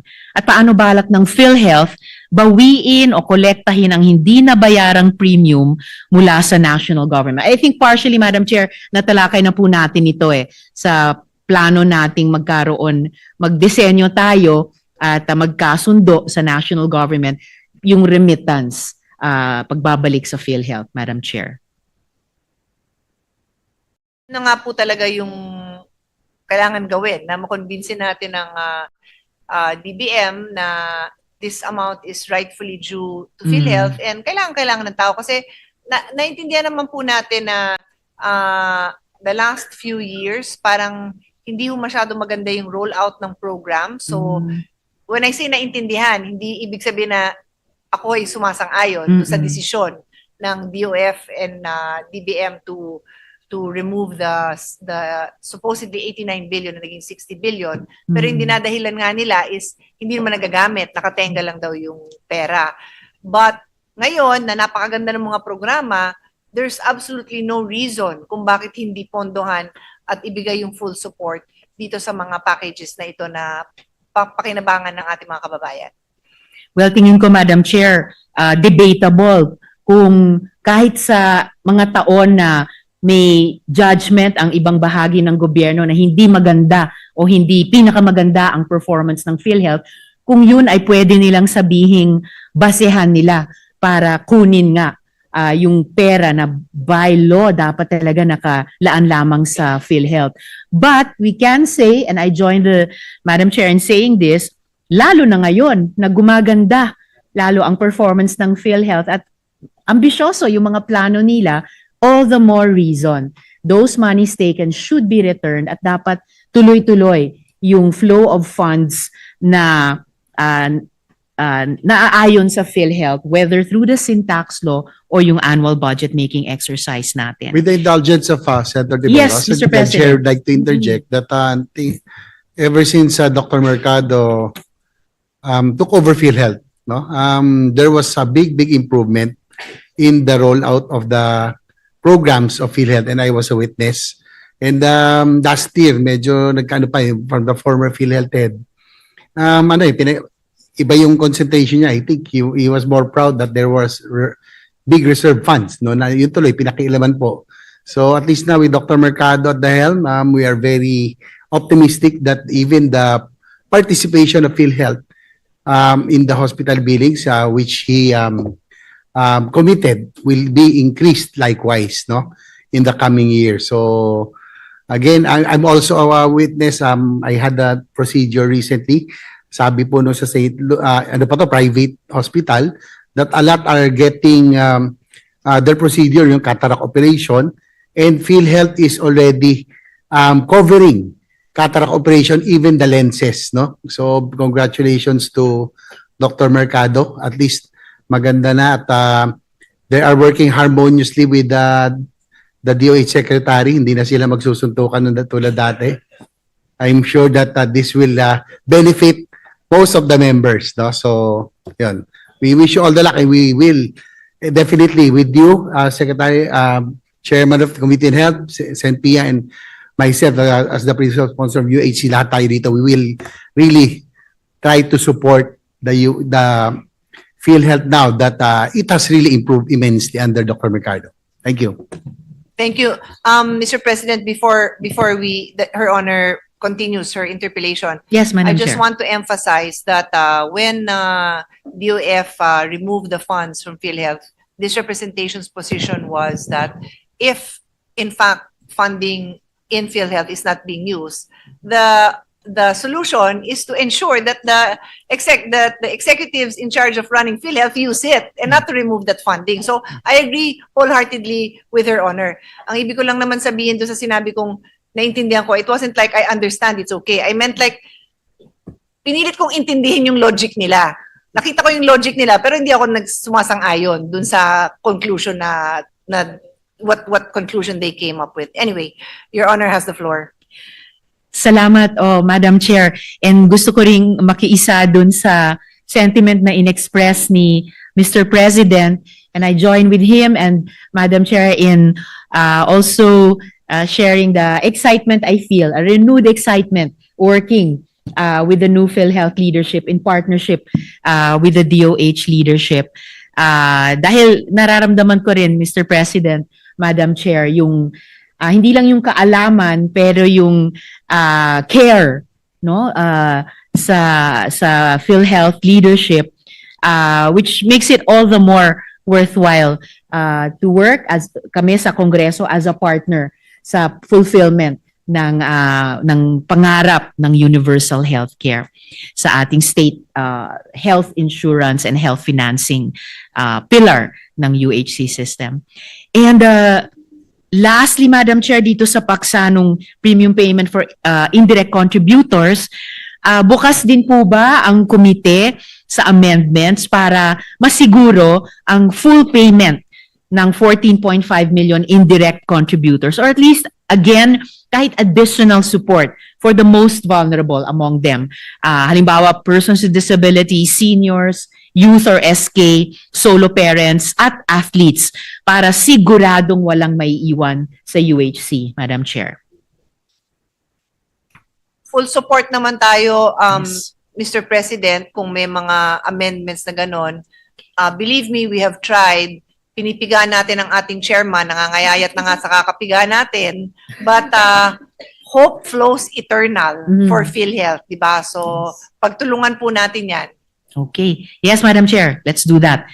Okay po. And lastly, para sa mga tanong ko sa PhilHealth, yung paborito nating 60 billion peso augmentation for benefit improvement. So finally, let me address the 60 billion peso item for benefit improvements. Congress, as more and more of us, Madam Chair, have stated, Congress must assert that these are PhilHealth's own funds, not appropriated funds from the national government. Kasi po, Madam Chair, bakit ang sariling pera ng PhilHealth ay pinipresenta sa national budget na parang bagong suporta ito? Hindi ba ito misleading sa Kongreso at sa publiko? And lastly, Madam Chair, pwede po ba tayong kumuha ng confirmation kung yung pondong ito ay restricted at tied ba ito sa isang special provision, Madam Chair?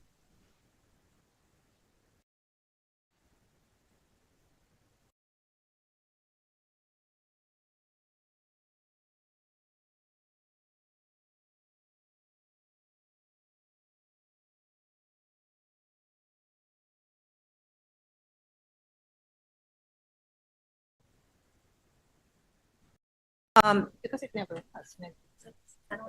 But it was never. Thank you for that question. Maganda hong ipaliwanag sa tao yan, ano. So, tayo po, gusto natin maibalik yung pondong yon. If and when Senator Lauren takes the floor, but I think she does intend to take the floor on the same issue, ang paniniwala niya is ibang source dapat yung panggalingan yan. Pero sabi ko naman sa kanya, kung ganon, kunyari, supplemental budget, baka lalong hindi makarating. Yes. So mabuti nang ibalik na natin ngayon, no? So that is this representation's position. Having said that, yun ding house, naglagay din sila ng 60 billion sa kanilang version sa GAB, pero medyo may mga restrictions ang sa kanila. Sa atin po wala, kasi kinuha na, galing yan sa PhilHealth eh, bakit mo ibabalik ng may restrictions? And Exactly, in Madam all, Chair. ano naman, inaral naman po natin, ang daming paggagamitan, hindi naman kailangan i-restrict. And kung maganda naman ang management, bakit mo sila pipigilan na gamitin nila sa kung anumang paraan na kailangan?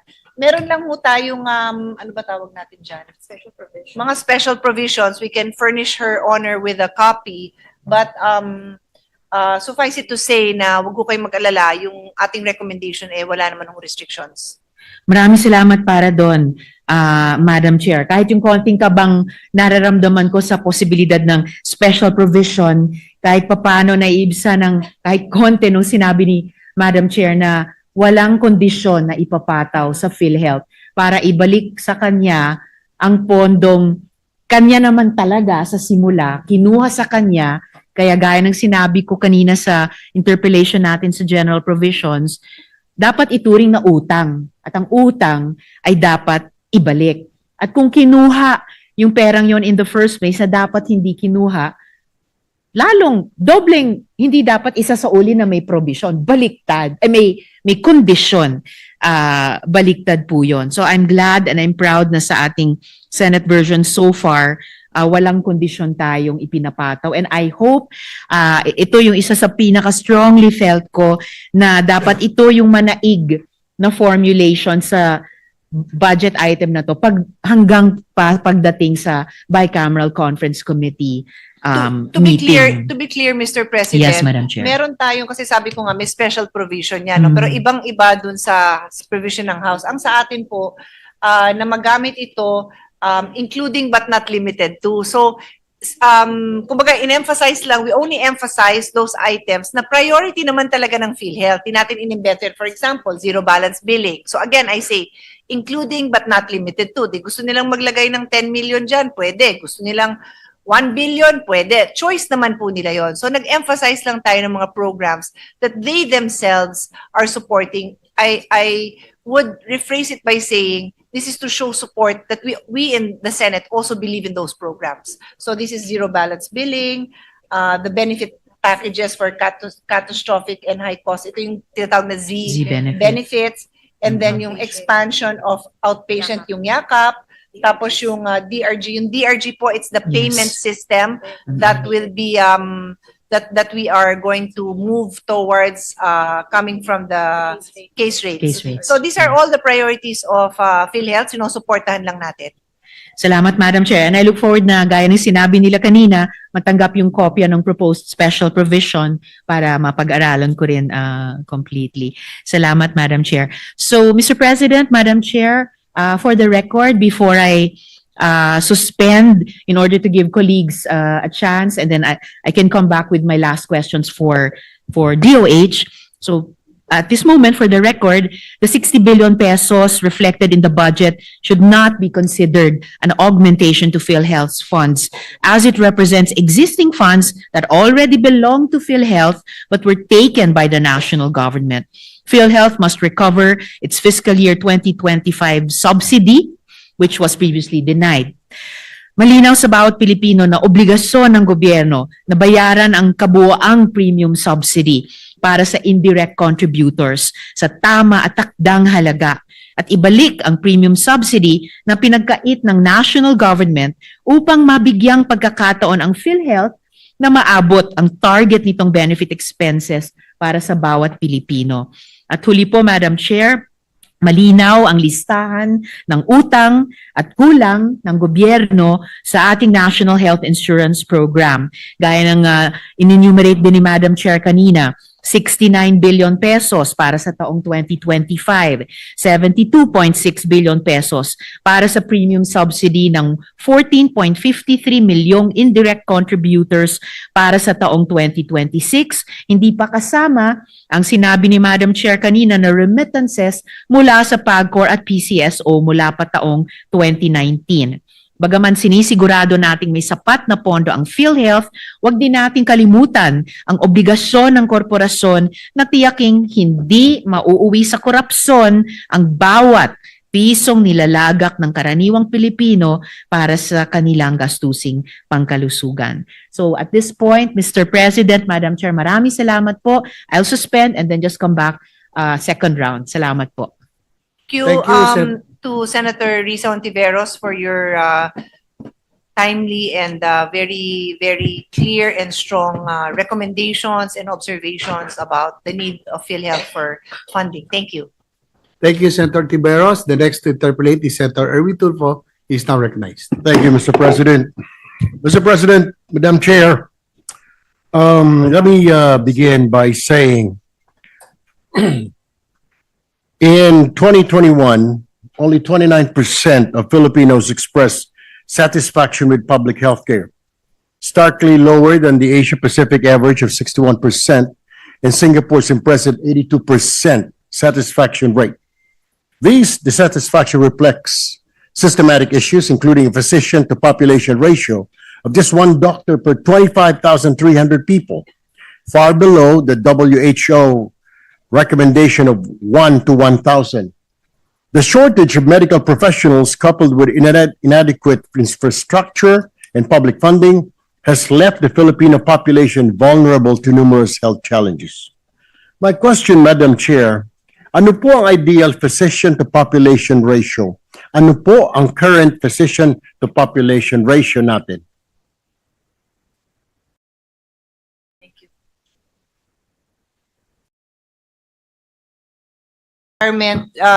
Requirement ratio, these are based on the SDG indicators, is 14.3 doctors to 10,000 population. Currently sa Philippines, meron po tayong 5.22 doctors for a 10,000 population. Okay. All right. Thank you, Madam Chair, Mr. President. Now, let's go to salary comparison of nurses in the ASEAN region, Madam Chair, Mr. President. In the Philippines, our nurses makes like 40,381 pesos. In Vietnam, equivalent to pesos, it's 63,200. Sa Indonesia, it's 79,000 pesos. Thailand, 83,000. Malaysia, 97,000. Singapore, 236,000. In pesos po yan. And ang tanong ko po, Madam Chair, Mr. President, madalas na po itong naitatanong sa previous Congress, pero ano pong ginagawa ngayon natin para mahikayat yung mga nurses natin na manatili po dito sa ating bayan? Meron na po bang human resource roadmap para ganahan naman yung ating mga healthcare workers natin na dito na lang sila magtrabaho? Madam Chair, Mr. President.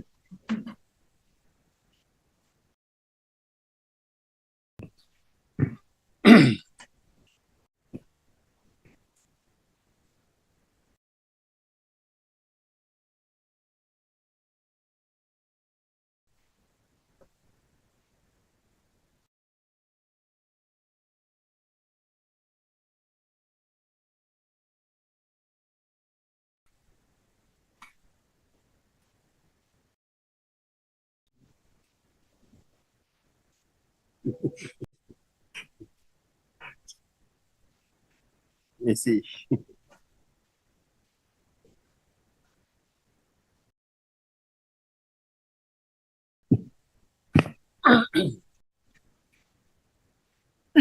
Mr. President, I'd like to start with a little bit of history. When this representation was new in the Senate, maybe my first few years, meron na tayong napasa na nursing act no, na may salary increase ang nurses. And being the chairman of the Committee on Health, nag-support po tayo dyan. Yung pala, one of the reasons why DOH couldn't implemented. I don't know if Secretary Ted would, what were you still, you were a surgeon, in the early 2000, you ka na ba noon, mga 2006, ganon? Yes, sir. Already. Okay. So, at that time, kaya pala hindi rin ma-implement kasi yung salary ng nurses, natuwang-tuwa naman ako na mabigay ng magandang sweldo, mas mataas na pala sa doktor. Sure. So, damay-damay yung problema natin. So, parang hindi yata yan gumalaw for 10 years. So, finally, we passed a new law which was lower, which of course, you know, it's painful. Hindi na ho akong chairman noon, so I'm not responsible for that. But they had to make adjustments kasi nga, you have to address these salaries of nurses, you know, in a bigger picture, the global picture, because they're not the only healthcare workers we have. In fact, His Honor started with a question about the doctor ratio. Then the nurses are a big component, but so are all the other allied health professionals. So to answer His Honor's question, this representation does have a human healthcare resource management bill, but I have not coordinated with the secretary, and I suppose meron din kayong something similar, no, like a roadmap for human resource. I am certain that DOH on its own would like to see higher salaries for the allied health professions. It is not a secret that we lose most of our nurses. I would say they would train for average of how many years before they leave? So we lose 13,000 a year and we do not even graduate that amount. We graduate less. Again, I am answering from my own experiences as a policymaker for healthcare. What has been done in other countries, which I have also recommended, but I don't really know what progress we have made, is that we enter into bilateral agreements with other countries that are receiving countries so that sila din ang pumondo ng mga nurses na kinukuha din naman nila sa atin. So, meron tayong concrete plan. Okay. So, meron ng ganun si Austria. I'm happy to hear that because that is something that this representation has been pushing. And included doon yung kinikwento ni Secretary, yung career path, no? Kasi that's what's important to many of them na how do you upgrade your skills? How do you reach that higher level? So, ang nurse 3 natin from 40,000 magiging 75,000 na, which just brings us maybe one tier higher than His Honor's comparison to other countries. But that's what we have for now. I think the long-term plan would really be to recognize that we are a producing country and that our nurses are very, very good, and we maximize that potential by working with the receiving countries, either directly with the countries. I actually have a classmate, so I'm a lawyer, he's a lawyer. Pumunta pa siya dito para ewan ko sino yung kinausap, diretso sa isang ospital. Like, hindi man lang dumaan sa gobyerno. Sabi ko, mahiya ka naman. Dumaan ka naman sa gobyerno. So, G2G ang gustong gawin ni Secretary. So, anyway, I'll end there, Mr. President. I hope it's not a great answer, but that is what we have right now. Well, I agree with you, Madam Chair. Alam ko naman ho na magagaling po ang ating mga healthcare professionals pagdating dyan. Talaga pong hinahanap ng mga hospitals, lalo na po sa overseas, lalo na po sa Middle East.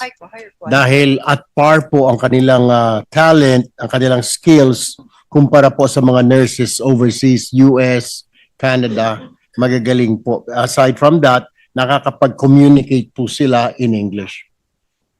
Oh, Madam Chair, kumustahin ko lang po ang mga medical services po natin sa ating mga evacuation centers kasi ang problem po dito, yung pag may bagyo, may mga trangkaso yung mga pasyente, worse, yung iba may mga leptospirosis na pala, yung iba po may diarrhea dahil po sa mga contaminated na mga water na ininom nila sa panahon po ng bagyo ng mga baha. According to the Secretary, Mr. President, pagka merong mga calamities, DOH works with the LGUs and they supplement and they augment the health services being offered. So meron silang minsan na mga scheduling, umaga, hapon, palitan sila ng LGUs so that ma-deliver nila ang health care needs ng mga residents in the evacuation center. So per evacuation center, yan ho ang mga tinatarget nila. Thank you, Madam Chair. Magtungo naman po tayo sa medical assistance to indigent and financially incapacitated patients o kung tawagin ay MAIFIP. The 24.238 billion pesos lodged under OSEC will be used for hospitalization and medical assistance to approximately 1.616 million indigent and financially incapacitated patients. My question is, for 2024, ilang indigent and financially incapacitated patients po ang nakinabang o natulungan ng MAIFIP program na ito? And then, also, sasama ko na po yung tanong, paano po ba sila maka-avail ng MAIFIP? Madam Chair.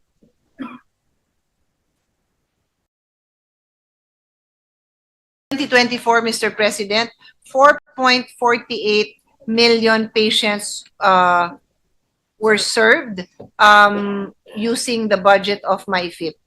And on the second question, kung paano sila pwedeng mag-avail, the medical social service or its equivalent at any healthcare facility where the patient accesses health services determines the eligibility for assistance under the MyFIP program. So there's a social worker that will conduct an interview and they can avail. So sa madaling salita, hindi mo kailangan ng political endorsement para ma-avail yon. Pero maraming, syempre, lalapit sila ng tulong sa mga, siguro, usually, nauna dyan yung sa local nila, pero we need to make sure na maliwanag sa mga tao na they don't have to. They can go to the health facility and they will be assisted. Thank you. Madam Chair, do we have enough manpower to process and release such a huge amount of assistance to indigent patients? And then, what is the disbursement rate of MyFIP over the years, Madam Chair?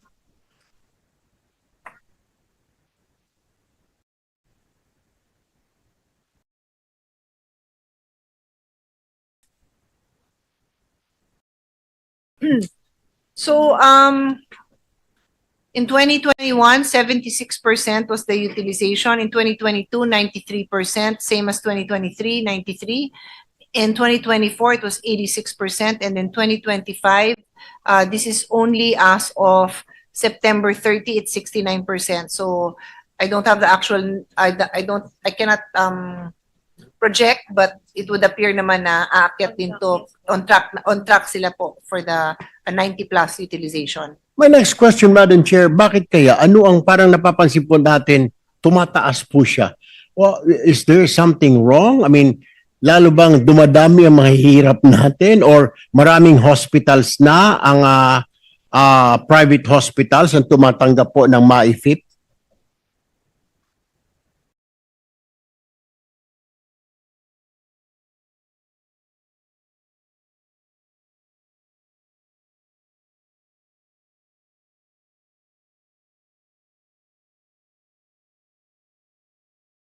So actually, Mr. President, one major reason why there is a higher demand for MyFIP is around 2 years ago, the private hospitals started accepting MyFIP. So in the areas where there are no nearby public hospitals, the private ang nakatulong sa mga kababayan natin, and hihingi talaga sila ng tulong dahil medyo usually mas mataas din ang expense doon, so they would need the MyFIP to help them cover their cost. That's the main reason. And of course, yung benefit packages, dumadami rin, so mas marami din ang pwedeng makinabang, mas malaki din ang gastos nila. Is it safe to say, Madam Chair, na maraming mga patients natin, yung mga mahihirap, ang tumatakbo sa private hospitals dahil kulang na kulang po ang mga kama sa mga public hospitals natin, DOH-run hospitals. Could that be also one of the factors why mataas po ang tumataas po yung request para sa MAIP, we call it MAIP, Madam Chair? That would be accurate. Definitely, yun nga, there are now 803 private hospitals that accept MyFIP. So definitely the demand for MyFIP would be higher because there's now services that they can avail of from those private hospitals. Madam Chair, Private Hospitals Association of the Philippines, Incorporated, or PAPI, Batangas chapter released a statement in July that 43 private hospitals in Batangas will no longer accept guarantee letters due to some 480 million debt from the government. Ano na po ang update dito, Madam Chair? Nabayaran na po ba ito? Bayad na po yan, so okay na.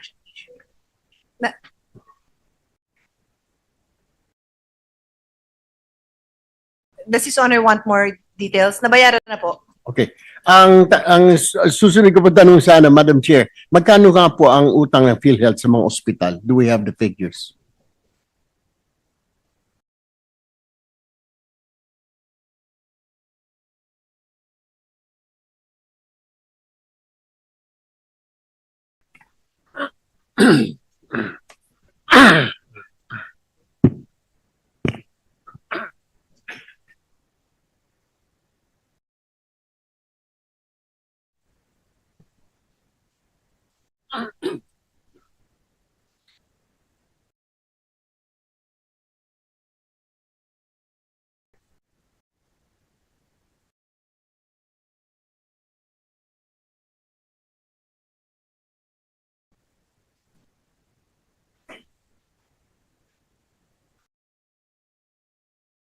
So, yung pong, kasi naka-divide po ito by, what do you call this, the time month, the time frame. So, within 90 days na payable, 25 billion ang due. Then, there are smaller amounts, much smaller amount, like 2 billion due 91 days to 91 to 365 days ago na due. And of course, dinatna na ito ng bagong president. And normally, yung habang tumatagal, meron pa tayong over 1 year.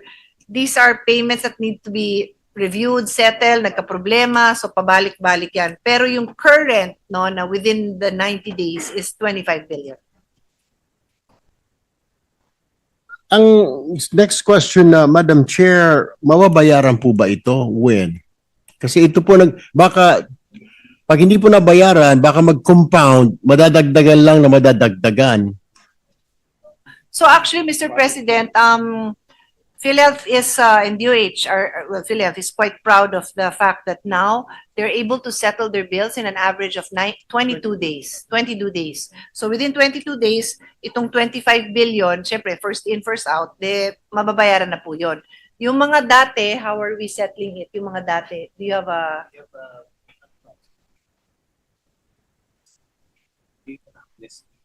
Okay. Okay. Yeah.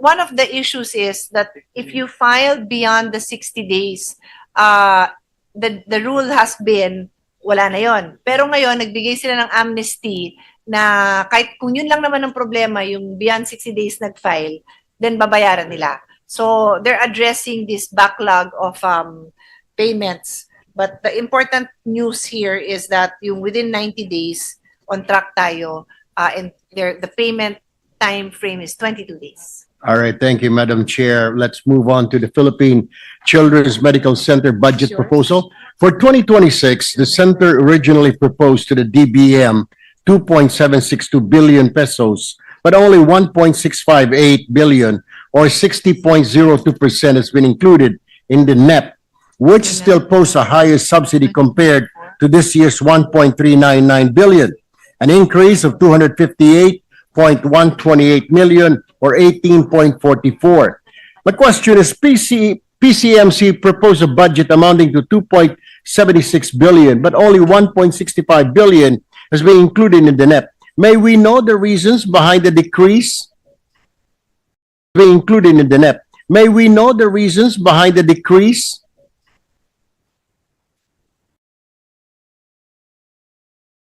Usually, Mr. President, and the DOH Secretary is confirming now, when we see a decrease from the previous GAA to this year's NEP, it's usually capital outlay, like a project has been fulfilled, and so that amount will no longer be reflected, will not be repeated the following year. And this is the case for PCMC. It was capital outlay that is no longer reflected in NEP because the project is done. May we know from the Madam Chair kung ano pong capital outlay po ito? Ito po ba ay dagdag na building, dagdag na ospital? Ito po ba ay mga bedrooms o mga wards?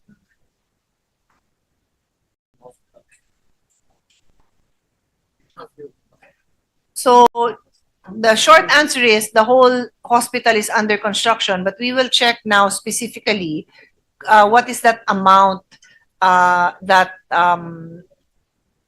was part of the capital outlay for 2024 and is not 2025 and is not in the 2026 NEP. Thank you, Madam Chair. While we are looking for those figures, Mr. President, I would just like to inform His Honor that the NEP amount for PCMC is 1.66 billion.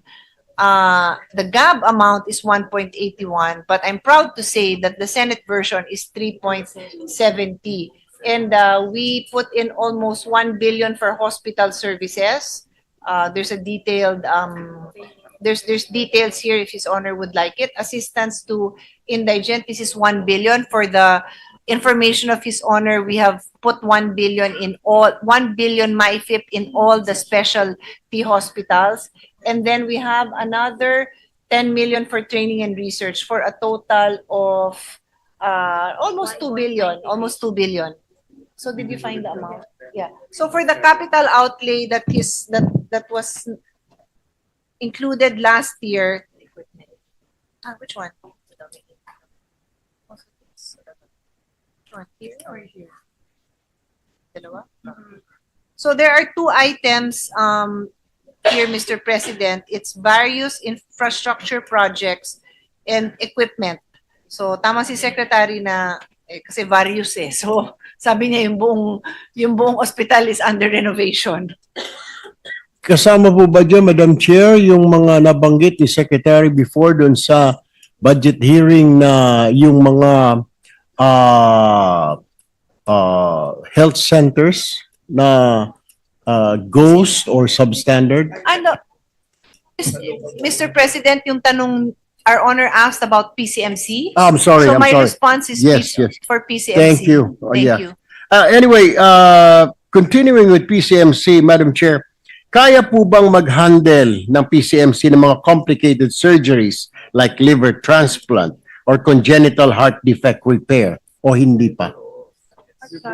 Meron ba sila?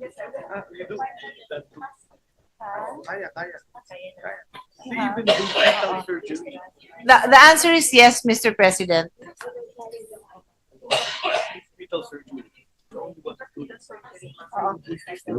You're the only one who's done that.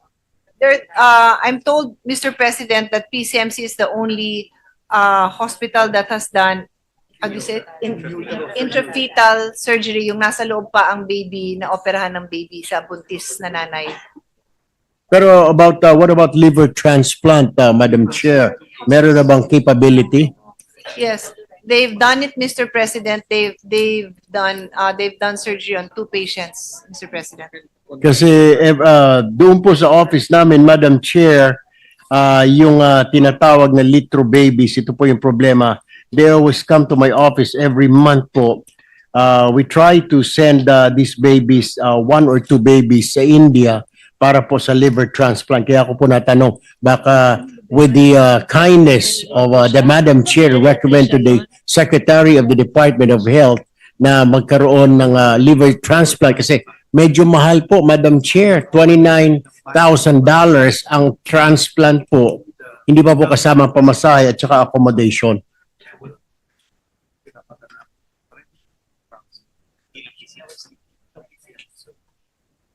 Yes. For the record, Mr. President, when I was a new senator, that was my priority bill. My father died of liver cancer. So one of my dreams was to have a liver cancer center, surgery, transplants, because my father had a liver transplant in California. I was educated, though, early on by experts, including my seatmate, the late Senator Flavier, that although although no one will deny that it is ideal, no one will deny that it is something that we should achieve, and I'm so happy now that it is happening. At that time, I was redirected to promoting and providing funding for the hepatitis B vaccination, which is the leading cause of liver cancer. It was very frustrating for me because, as I said, my father had a liver transplant, and I would have wanted to prioritize that. And at that time, if I'm not mistaken, there were only, at least I only knew of 2 liver transplant surgeons in the country, and they had trained abroad, and were very happy to provide their services. But it just wasn't a reality then. So now it is a reality. And I'm very happy to know that aside from yung sa PCMC, meron din pong tie-up with Rizal Medical, and then and Medical City, and then meron din po sa NKTI. So that is good news for us. But like I said, it took more than 20 years for me to see this happen. But the good news is, hepatitis B vaccination is now part of our what's the name of the program? Expanded National Immunization Program, which hopefully we're supposed to see results in a generation, because despite the Philippines having the best liver doctors, and napag-iwanan tayo dahil hindi tayo naging porsigido sa hepatitis B vaccination. And if His Honor wants to ask about vaccination, naghahabol din tayo sa ibang vaccination. But just to complete the story. Thank you for that answer, Madam Chair. Moving on po, under the 2024 COA Annual Audit Report, COA mentioned that the current practice for requiring PWDs in the formal sector to pay premium contributions is inconsistent with Republic Act number 11228, and the lack of comprehensive guidelines may have deprived a portion of this vulnerable sector of the healthcare services and financial protection intended for them under the said law. Republic Act 11228 po, an act providing for mandatory PhilHealth coverage for all persons with disabilities, amending the purpose of Republic Act number 7277 as amended, otherwise known as Magna Carta for persons with disability. Under Section 20-A, all persons with disabilities shall be automatically covered under the National Health Insurance Program of the Philippine Health Insurance Corporation. Premium contributions for all PWDs shall be paid by the national government, provided that the premium contributions of PWD members in the formal economy shall be shared equally by their employers and the national government. My question, Madam Chair, nagagamit po ba ng ating mga PWDs ang kanilang PhilHealth? At ano po ang covered benefits para sa ating mga PWDs? Kasama po ba yung kanilang disability, Madam Chair? So, Mr. President, tama po kayo na covered talaga ang PWD sa contributions ng gobyerno. Covered sila. In fact, yung katanungan po ng kasamahan natin si Senator Risa Ontiveros kanina na yung beneficiaries nito, hindi kompleto ang pondo to cover all the different sectors. But I reassured Her Honor that no one will be turned away. Lahat po yan mako-cover. So in addition to all the benefits that any PhilHealth member can avail of, there are benefit packages for persons with disabilities. Physical medicine, rehabilitation services, and assistive mobility devices. So what you're saying, 40,000. so what you're saying, Madam Chair, may ilang grupo ng PWDs na deprived doon sa portion sa vulnerable sector ng healthcare services and financial protection. Meron po. Sorry? Meron na-deprive? Na-deprive Wala ho. na portion. Wala naman. Alright. Syempre sabihin ho natin kasi lahat sila covered. Ang pinapaliwanag ko ay hindi man sapat yung premium na contribution ng gobyerno, no one will be turned away. Ang effect nung kulang na contribution ng gobyerno over time, magkakaroon ng deficit may deficit na kasi nga kulang ang contribution, Right. kukuha sila dun sa reserve fund. Pag yan nagalaw ng masyado, baka pati ho yung benefit ng pangkalahatan, not just for a particular sector, baka maapektuhan. Ayaw natin mangyari yun kasi may magandang mga benefits na nilalabas for 2026, tapos pinaganda pa lalo for 2027. Sana tuloy-tuloy ang program, sana mapondohan lahat. All right, thank you, Madam Chair. Noong 2019, nag-umpisa po ang Universal Healthcare Law. Bakit po pataas ng pataas pa rin ang iniluluwal na pera ng Pilipino para sa pagpapagamot? Sa aking panukalang batas po, Madam Chair, kaya po ba na i-cover ng PhilHealth ang 30% ng kabuang bayarin sa ospital? I've been batting for this since I was still in Congress, Madam Chair. So, Mr. President, that's why ang goal natin sa budget na ito ma-augment pa nga ang zero balance billing kasi habang dumadami at dumadami naman talaga in fairness naman sa PhilHealth at gumaganda yung coverage nung scope ng mga benefit packages. Syempre mahal po 'yon. Mahal 'yon para sa mga ospital dahil dinadamihan na nga at mas malawak yung serbisyong binibigay. Mas mahal 'yon. So tayo naman, because we want the people, especially those that have less financially, to be covered, meron tayong zero balance billing. At yun yung dinadagdagan natin ng pondo para masigurado natin na yun nga, uuwi sana sila na zero. Hindi ko ma-promise yun kasi hindi ko talaga alam kung sufficient dahil yung earlier interpellation ko mismo sa DBM, almost 300 billion yung utang ng gobyerno sa PhilHealth. Sana kung nandun yon, siguro talagang mapapatupad natin tong zero balance billing para wala nang babayaran yung mga kababayan natin. But I mean, what I'm excited about is that pati sa mga LGU hospitals, nakarating po dyan ang subsidies natin para kasi dati, ang unang sinabi is sa DOH hospitals lang. So kawawa naman din po yung mga mayor natin dahil sila ho ang sinisingil ng mga constituents nila sa mga LGU hospitals. Siyempre, the people do not differentiate, DOH hospital ba to? LGU hospital ba ito? So tayo, nilagyan na natin ng pondo para kahit sang hospital pumunta, DOH or LGU, may dagdag na pondo. And kulang pa, but we're getting there. Thank you, Madam Chair. Madam Chair, I'm not sure kung natanong na po ito ni Senator Ontiveros, pero tatanong ko po yung mahabang pila sa mga public hospitals. Ito lang po, malapit po sa amin, ito pong East Avenue Medical Center sa gabi. Sabi nila, mga nag-aantay daw yon para makapasok. May sabi naman iba, mga bantay daw yon. Ganon din po doon sa National Children's Hospital, dito po sa may E. Rodriguez. Paggabi, dyan sa paligid po, sa lampak po sa sidewalk. Parang nagiging normal na sa Pilipinas kapag may sakit ka at kailangan mong paggamot sa mga public hospitals, pipila ka o magka-camp out ka para lang masiguro na magagamot ka. Paano ba natin po mapuputol itong ganitong klaseng kalakaran? Kasi nga, may sakit na nga, Madam Chair, ang sama na ng pakiramdam mo, yung iba buntis pa o matanda na. Bakit parang kailangan pang mas mahirapan sila bago sila makapagpagamot? Sa totoo lang po, nakakababa po ng moral ito. Paano po kaya labanan yung karamdaman mo kung ganito yung trato sa'yo? At and I'm saying, siguro talagang, so what do we plan to do with this, Madam Chair? So, this is our situation, Mr. President. As our hospitals get better, and I have to say, I've seen them get better because I was chairman of the Committee on Health for 9 years since 2004. And I'm now handling the budget of health for the last 6 years. So nakita ko yung changes over the last 20 years.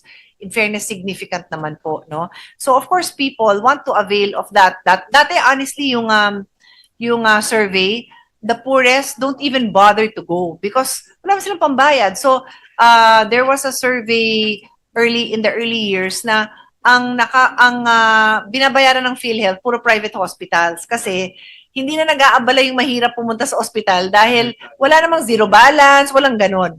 So now we're in a situation where hindi pa naman perfect ang zero balance but the goal is na mabawasan kung pwede nga umuwi sila ng walang binabayaran. So, hindi na masyado takot yung tao pumunta, pero may takot pa rin. Pero we're encouraging them to go. And then, syempre, ang gusto nilang puntahan, yung regional hospital, DOH hospital. Kasi dun ho nabubuhos yung pondo sa mga equipment, pati sa specialista. Kasi was it 2 to 3 years ago when we passed the law where we now have specialty hospitals, specialty centers na nakadikit sa regional hospital. So, pupunta talaga sila doon. But so what we have to do is also educate people that we not everybody has to go there. In fact, it's a issue close to my heart kasi as a woman, as a mother, nakita ko na syempre kung gusto mo dun ka manganganak dun sa ospital. So yung maliliit na ang tawag doon na laying in birthing center, lying in, not necessarily gusto lang pumunta. So, ang nangyari, may mga ospital na dinikit na lang nila. Nagtayo na lang ng lying in para the confidence then of the mothers na katabi lang nila yung ospital, nandyan lang. So, on that note, itong DOH now has bukas centers. These are urgent care facilities to decongest the hospitals, but they can provide the services needed by most of the people. So if kailangan, pwede naman mag-overnight doon, di ba? Pwedeng inpatient. Hindi kailangan, pero pwede. Pwedeng inpatient, pwedeng out. Of course, i-refer naman yun sa tamang hospital kung kasi si urgent care nga lang urgent lang, hindi yung pangmatagalan. So the bukas centers, there are 58 of them, community-based, but hospitals like East Avenue has opened its own in-house bukas kasi nga sa dami talaga ng pumupunta doon. Madadagdagan pa ba itong urgent care, Madam Chair? Kasi sa abroad, sa US, marami ka na makikita ng mga Ayun. urgent care. Oo. So doon na lang pupunta ba, pa-check up Pero or something, di po ba? 58 Hindi na, operational na then nadidiklag po yung hospital. Nababawasan po yung pila dahil nasa urgent care na lamang yung mga pasyente. Madadagdagan po ba ito, Madam Chair? Yes, sir. 31 ang naka-schedule for next year at naka-budget na po yun. Moving on, Madam Chair, thank you. Sa PWD naman po, based on a 5-page legal opinion issued by the DOJ in January, establishments cannot deny PWDs their 20% discount and 12% VAT exemption on the ground that the authenticity of PWD ID cards presented to agencies, restaurants, shops, or stores are doubtful because this cannot be ascertained at the time of their presentation. Note that while verification is conducted to the Department of Health, PWD registry, the registry does not yet contain the complete listing of PWDs in the country for various reasons. Question 1 po, can an establishment deny PWDs the 20% discount on the basis of fake ID, even if the disability is apparent? Can an establishment deny PWDs their discount on the basis of fake ID? Baka magduda po, nagdududa siya na fake po yun, even if the disability is apparent.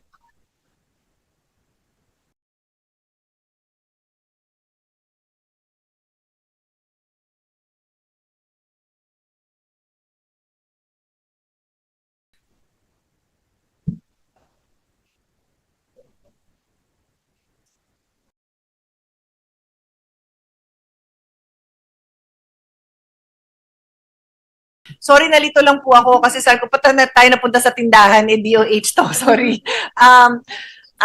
So the secretary is explaining that DOH is the one that registers the PWDs. The master list is so kayo nag-update yan. However, ang LGU ang nag-i-issue ng ID. So may lag of time yan na minsan may ID na tapos hindi pa yan encoded. So paano niyo isosolve yun? So, of course, the first thing is we are requesting the LGUs na pag-issue mo ng ID, pa-encode na kaagad, agad-agad, no? So, pero ano ba kayo? Parang, what do you call that? Like real time? Real time naman. So, may lag din sa LGU. So, well, maybe you can issue more, some more advisory sa LGU kasi kawawa nga yung pasyente. Kaya yun yung tinatanong ko na paano nangyari yun. Dahil nga hindi na re-register pero mag-i-issue ka agad ng card. All right. My question, Madam Chair, my follow-up question will be, Paano kung talagang, I mean, physically handicapped ka, talagang pilay ka, I mean, you only have one leg, pero you have fake PWD ID. Is it okay or i-deny niya kasi fake yung ID or expired yung ID? Ano ho ang prinsipyo rito? Ano ho ang susundin na rule? Meron ng opinion ng DOJ. Sabi ng DOJ, denial and withholding PWD benefits privileges solely because the authenticity of the PWD ID card cannot be verified at the time of presentation does not comply with the existing laws and implementing rules and regulations. So katulad nung binigay niyong example, nakitang-kita naman na PWD, hindi po sila dapat i-turn away at kailangan ibigay yung kanilang discount.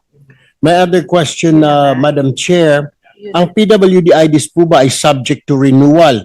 Kahit po yung kanyang disability ay inborn or kitang-kita naman, one leg na lang po or isang mata na lang or talagang mayroon po siyang disability sa paningin, bulag po. Bakit po kailangan i-renew ang PWDs for PWD with permanent disability? Why is that?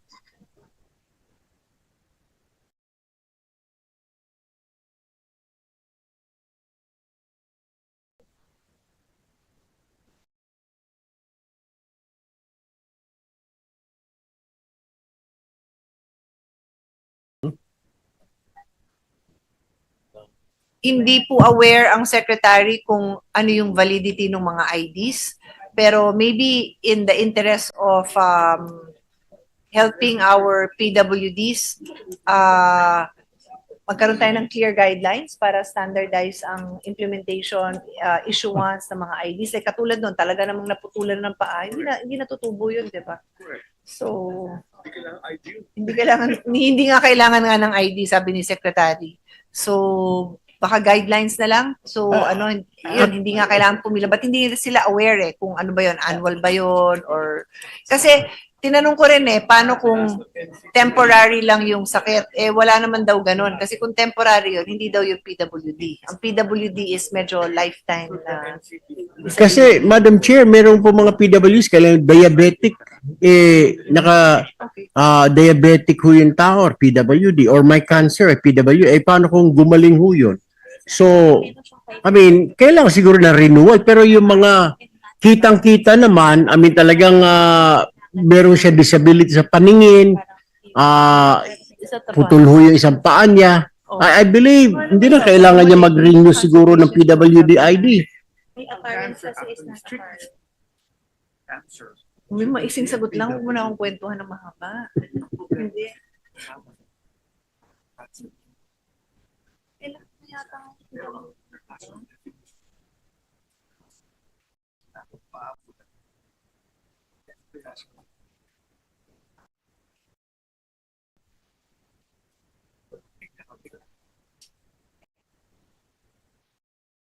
so ano sagot natin doon sa ano?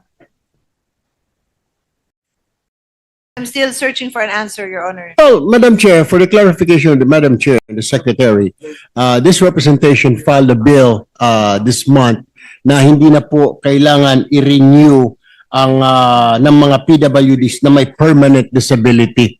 I just hope na it will pass very soon. Okay. We filed a So may bill. bill pala tayo. Yeah. Okay. So to be clear, 5 years validity yung ID. And then they distinguish between non-apparent and apparent disability. Pag apparent, hindi mo na nga kailangan hingan ng ID. Pero pag non-apparent, yeah, the establishment can ask for an ID. Thank you, Madam Chair. Meron ba tayong unified PWD ID system, Madam Chair? Okay. So DSWD plans to do that, Mr. President. It is not yet existing though. Would you happen to know, Madam Chair, kung i-incorporate po ba ang PWD ID sa ating national ID? Para hindi na po Pwede dala-dalawang naman, ID yes, dyan. that seems like a good idea, Mr. President. Moving on, Madam Chair, cancer patients, according to NEP, the amount of 1,250,000,000 pesos appropriated herein for Cancer Assistance Fund shall be used to fund the cost of cancer prevention, screening, early detection, diagnosis, treatment, and its care-related components including the needed diagnostics and laboratories for cancer management of cancer patients, persons living with cancer, cancer survivors, and other individuals subject to existing guidelines issued by DOH. For 2025 po, kumusta ang utilization rate ng Cancer Assistance Fund po natin?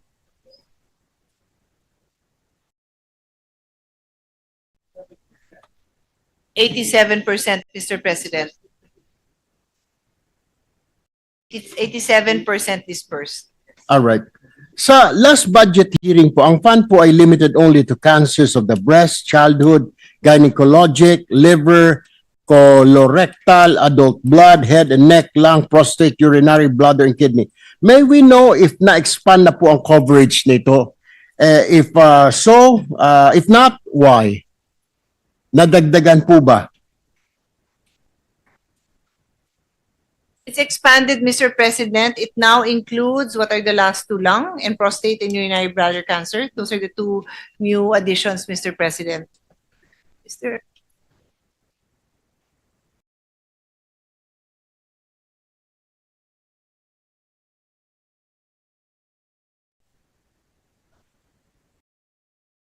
Madam Chair, nadagdagan pa. Yes. I mean, dumami pa. Yes. All right. Thank you, Madam Chair.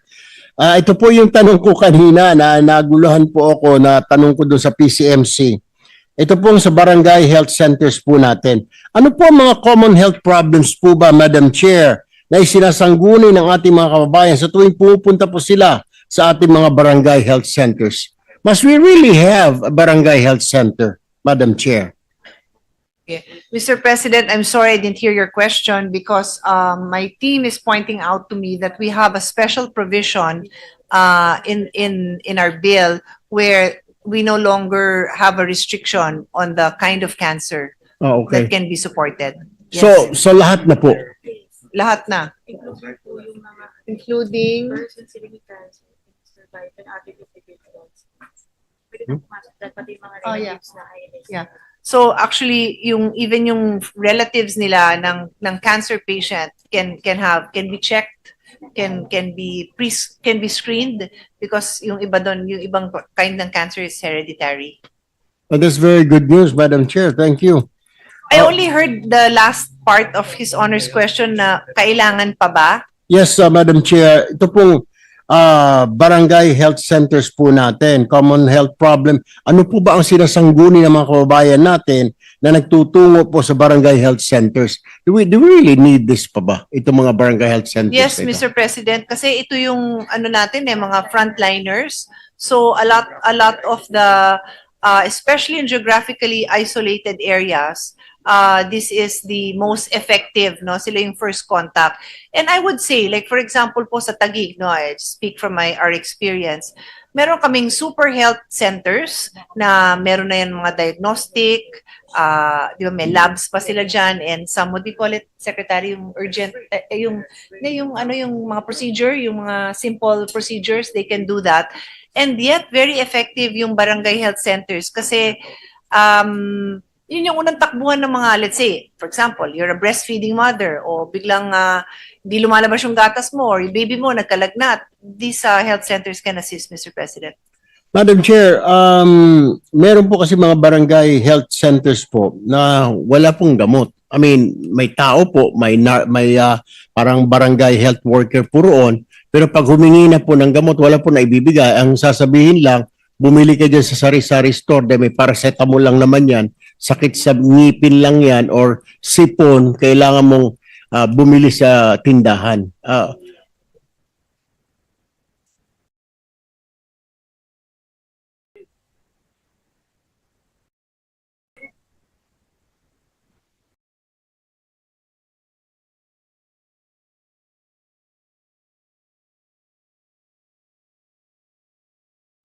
So, Mr. President, the problem is healthcare is devolved. So, there are LGUs that are very proactive in supporting the funding the needs of their barangay health centers, and there are those that are not. For those that cannot, because they are, what is the term? They are geographically isolated and disadvantaged, then the national government steps in, both with the human resource aspect and medicines. But for those who should be able to afford, because it's devolved, the easiest example I can give, which is not not a happy example, is 'di ba sa states federal din, may states na maganda, may states na pangit. So ganun din talaga, lumipat ka na lang sa mas maganda kung talagang bulok yung serbisyo doon. I mean, sadly, but that's the problem with devolution, Mr. President. All right. During the House plenary debates on DOH's proposed 253 billion budget for 2026, Akbayan Representative Chel Jokno questioned why only 200 out of the 600 health centers built under the HFEP were functional as of 2025. May we know how many health centers do we have right now? How much is the budget allotted for health centers, Madam Chair?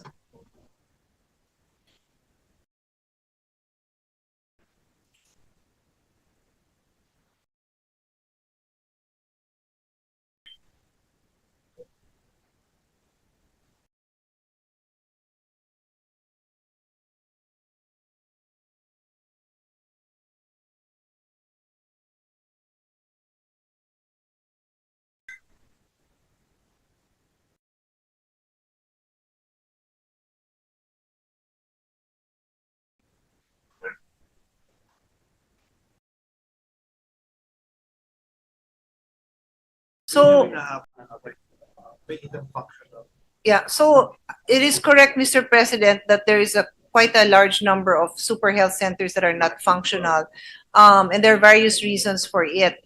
From my understanding, these are usually products of MOA between the national government and the local, wherein they are supposed to provide the manpower. So some don't, so tapos na, pero walang manpower. Then sometimes walang water and electricity. There's a list. We actually have a list of what are the reasons for these 204 completed but not yet operational health centers. And those are the main reasons that I have pointed out, Mr. President.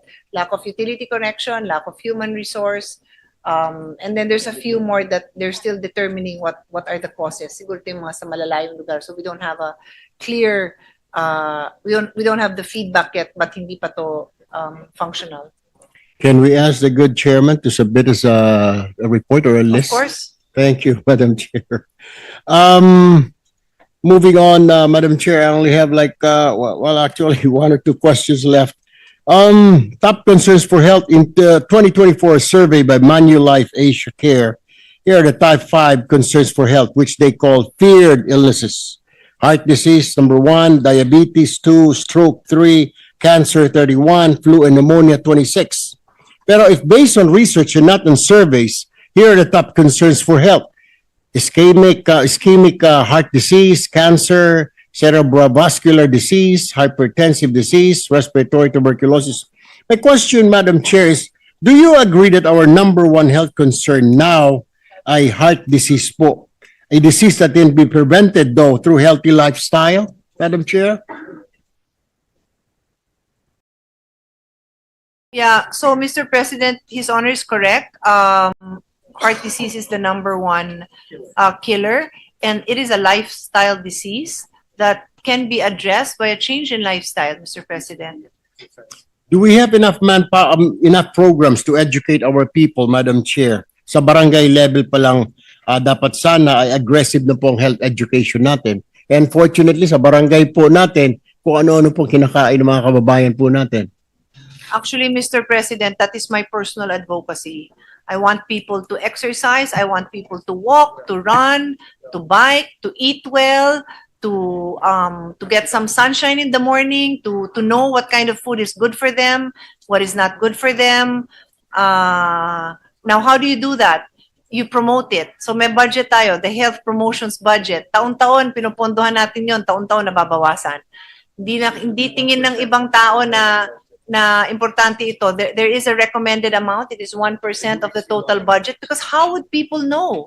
'Di ba? Like kung mahirap ka basta may kanin, okay ka na. Pero that is not the ideal diet. Kailangan mo ng protein, kailangan mo ng mga mga fibers. Akala nila mahirap sila kung puro gulay, pero actually pagkain ng mayaman ay puro gulay kasi yan ang nakakabuti. So kailangan talaga ng health promotion. So pinapakita sa akin ni Secretary na ito po yung ang ganda naman ito, di ba? So makikita mo yan, health behavior, physical environment. Kulang ho tayo sa parks. Kaya nga ako, happy ako pag naririnig ko na pinopromote ang park, DNR, DNR, DILG, DOH, DPWH, magtulong-tulong sana to build more parks, di ba? But sadly, parang mall is the destination, and then yung pagkain, fast food, hindi ho talaga the best yun. But in fairness, pag pupunta ako sa Luneta, ang daming nagpipiknik. And nandun sayaw-sayaw, tapos may nagma-martial arts. Kaya parang for me, if you build it, they will come. You build parks, people will go there. So I hear His Honor. It's a personal advocacy of this representation. I hope we can promote it more, and even DOH is really wants to. Okay, so paringgan natin si chairman din, at saka kasi sa NEP 2.53 ang health promotion. That's already 1% of the budget. Si Gab naging 1.11, and sadly sa Senate 1.11. So sana magtulungan tayo na ibalik natin, kasi ito rin yung same na nag-increase ang youth natin na nagve-vape. Because uso. Pero kung sana maganda ang promotions natin, nakakasama sa iyo yan, hindi yan safer. Pero yung mga tobacco companies, may budget sila para itulak sa mga tao na mag-vapes. So, yun. So, sana maibalik yung 1 billion na nasa NEP, kasi hindi dapat dyan kinuha yon. Dapat kinuha dun sa mga ghost project, hindi dito sa health. Pinainit nyo tuloy yung ulo ko. Pero alam ko, susuportahan nyo ako dito, kaya balik natin. Promise, Madam Chair, we will support. Pero before I yield the floor to our colleague here for the questioning. So, Mr. President, I will make a recommendation as the chairman of the budget of health. Maybe His Honor will join me na pagbalik natin yan, lagay din natin sa capital outlay, kasi that can be used to build parks. Simple lang naman yun eh. We can even enter into MOOEs na hindi mo naman kailangan i-build yung park dahil lupa lang naman yun. Pero you have to put a restroom, di ba? You have to make it conducive to people to go there and to visit. Yun lang, Mr. President. One last question, Madam Chair, and I really do thank you for your patience. May ginagawa na po ba ang Department of Health, Madam Chair? Ito pong problema na medyo dumarami po lumalaki. Suicide. Hindi lang po mga kabataan, we thought na nasa Gen Z ang problema, pero kanina po mayroon sa newspaper, isa pa nga pong pare yata who took his own life in Visayas region. Meron din po report, middle-aged person.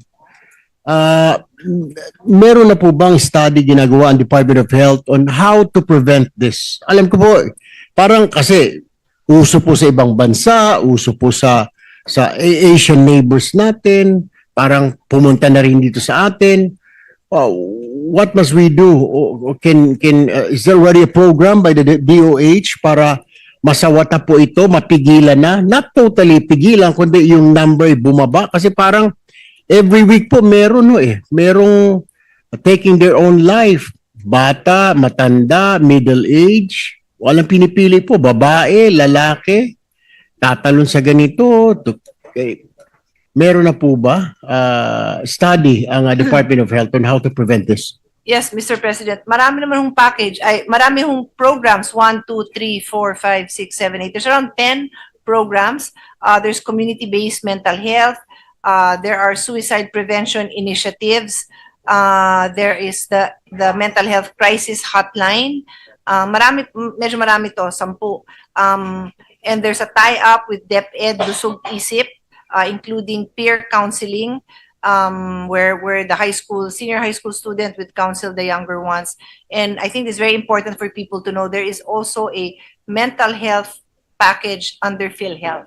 So it includes yung initial screening, follow-up consultation, 12 at most, not bad ha. That's not bad at all. 12 at most, and then assessment and diagnostics. So what is your advice, Madam Chair, kung nakaka-experience po yung bata, yung tao ng ika nga loneliness or Hotline. usually po may ang nararamdaman po nila is parang they think they're all alone, they cannot solve the problems, kailangan po nila ng guidance. What must one person do or a parent do or a relative do?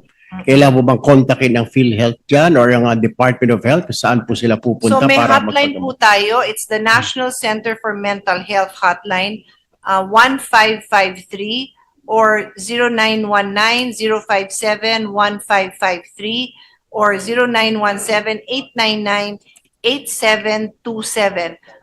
But let's keep in mind that there are community-based programs and school-based programs. So for a parent, they can also just check in the school. Siguro, maaga pa lang, alamin nyo na sa school nyo kung may ganon. And then find out din sa community. But at least these are the national programs and the numbers that they can access. Madam Chair, thank you very much for your patience indeed, and Secretary Herbosa. Mr. President, thank you. Thank you po. Thank you, Senator Tulfo. Before Senator Legarda, the chair just like to, because for me, suspend the session for a while. Session suspended.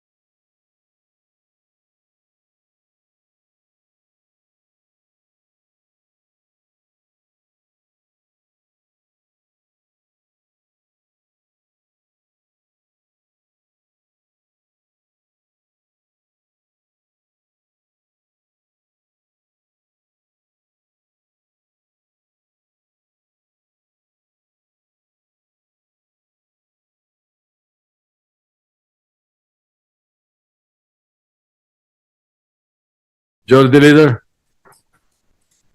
Yes, Mr. President, next to interpret is Senator Lauren Legarda. I move that she be recognized. Senator Lauren Legarda is recognized. Thank you, Mr. President. Will the distinguished lady sponsor, an advocate of health, which I support, yield to questions that will lead to clarity on the DOH budget and perhaps even to increase some of its pertinent provisions?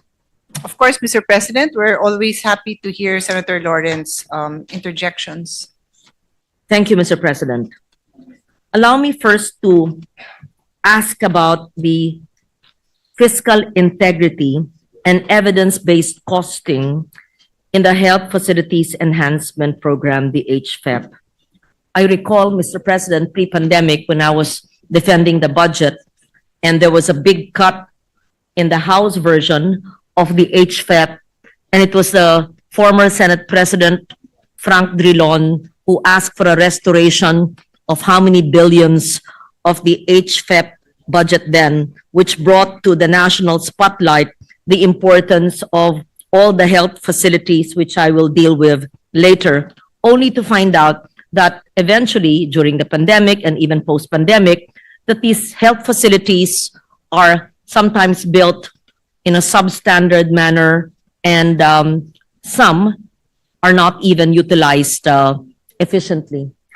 So my question is, in the 2026 National Expenditure Program for the DOH budget, there are billions allocated for the construction, upgrading, and equipping of health facilities. A review of the HFEP line item breakdown reveals numerous repeated and uniform budget amounts, including identical infrastructure costs, 10 million, 12 million pesos, uniform medical equipment allocations, 2 million, 4 million pesos, and even repeated motor vehicle costs, 1,646,200. Just some samples across dozens of projects, regardless of regional variations, facility type, or service capability. These patterns suggest the use of template-based costing rather than needs-based and engineered estimates. This raises potential issues of lump sum style budgeting, perhaps weak project planning, and risks of underutilization, especially given HFEP's history of uncompleted and idle facilities, contractor failures, and absorptive capacity challenges.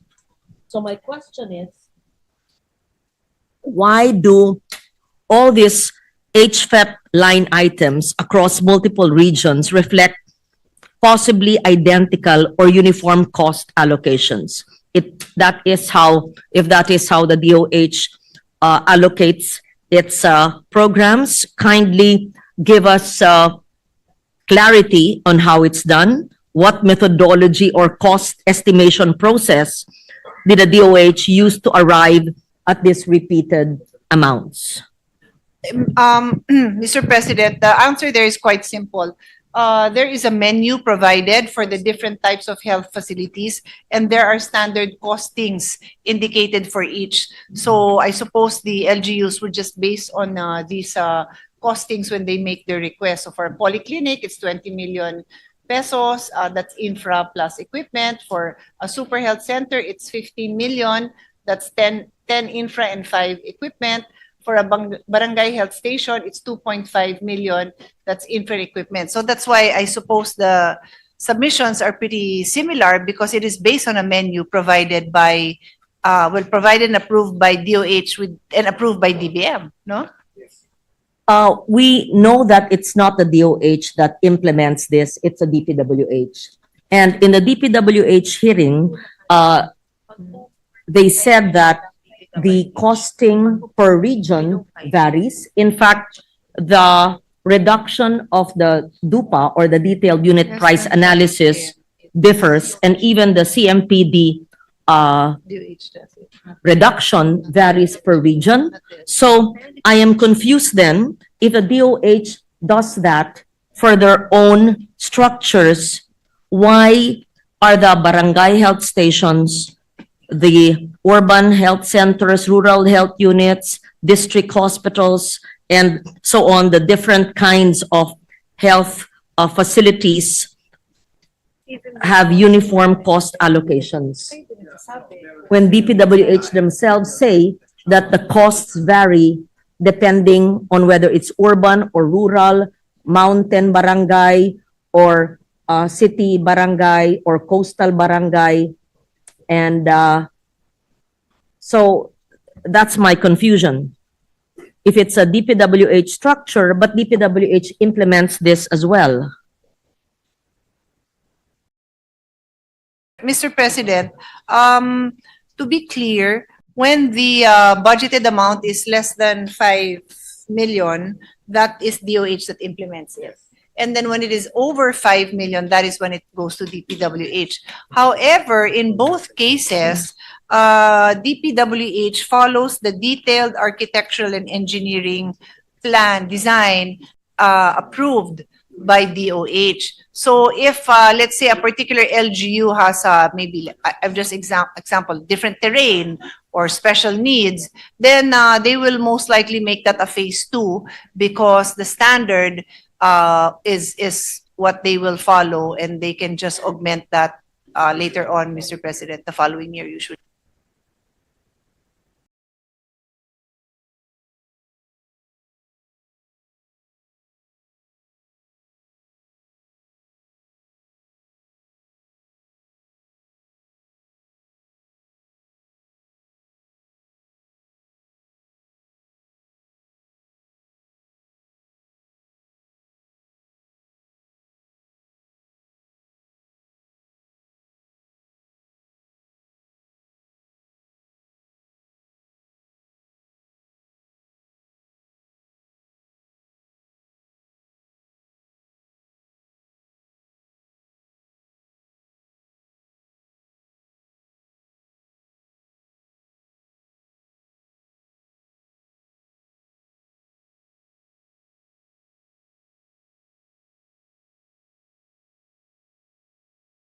They will approve it, and that's the time that it will, they can proceed. It is DOH that gives.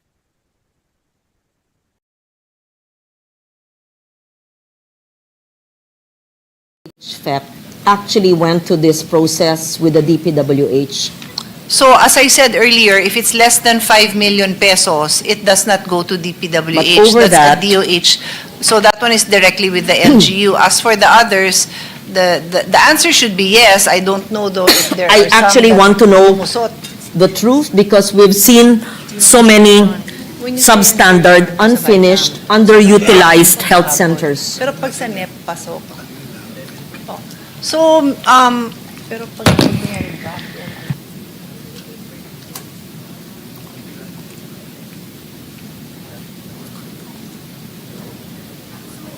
So, when it's in the NEP, it really goes through the process.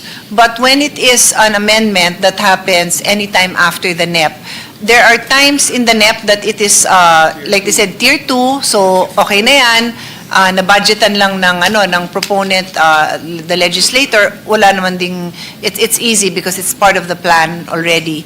But if it's a last-minute amendment, let's say in the BICAM, then, and again, sometimes it could have possibly been part, but there are times that it's not. So then they would have no opportunity to, they will still review it, but it will come after the fact that there was already a budget allocated.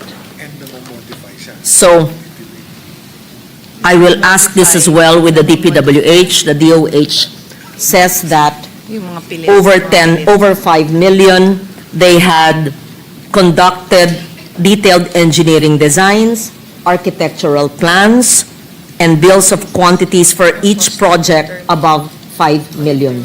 May I know which agency or bureau under the DOH actually does this coordination with the DPWH? HFEP, The head of HFEP, yes. do they actually have Management Office. the HFEP capability Management Office. for engineering, for architecture, They have and engineers costing, there, Mr. President. costing all this? Having said that, may we know whether the trip that was discussed earlier under the DBCC, the 3-year requirement of DBM and DepDev, was this complied with by the Department of Health? Is the Department of Health one of the agencies under the TRIP program of both DepDev and DBM? And are all your projects compliant with the TRIP? The answer is yes. Yes, they are part of DepDev, and yes, they are compliant. This, I'm referring to the 3-year rolling program discussed by both DepDev and DBM, which they say is a requirement, and I read into the record the memo earlier of DBM, but they admit that DPWH did not comply with the TRIP program. And so, if DOH, HFEP programs above 5 million are being implemented by the Public Works Department, who according to the economic team earlier, claim that they are not compliant, how can we say that the health centers that will be built by DPWH are compliant with the 3-year rolling program of the executive department?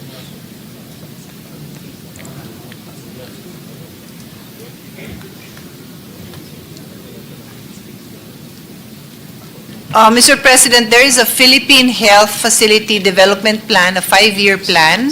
So they adhere to that to ensure that they are compliant. Yes. I hope the secretary is aware of the trip because there's a memo on that by DepDev and by DBM. And they admitted that some agencies of government totally ignore them, and DPWH is one agency that did not submit TRIP, and so I am at a quandary to understand if DOH says that they are TRIP compliant with DepDev, but then your implementing agency is DPWH, which is non-compliant according to DepDev and DBM. The secretary is explaining to me that DPWH just constructs, but they don't make the plan. So the DOH is the one that makes the plan. So as long as they construct according to plan, then it will be compliant. Okay. We hope to confirm that. We believe you. We'd like to believe that the DOH is compliant with the memorandum order of the economic team. And yes, we will find out from DepDev and DBM if indeed the DOH is compliant. And yes, because you make your own plans and it's simply DPWH that implements it. So may we know whether DOH maintains a central geotagged and engineering validated inventory of all HFEP facilities, including the detailed cost components? Or is it the DPWH that does this because they're the ones who construct it? Or do you do it jointly?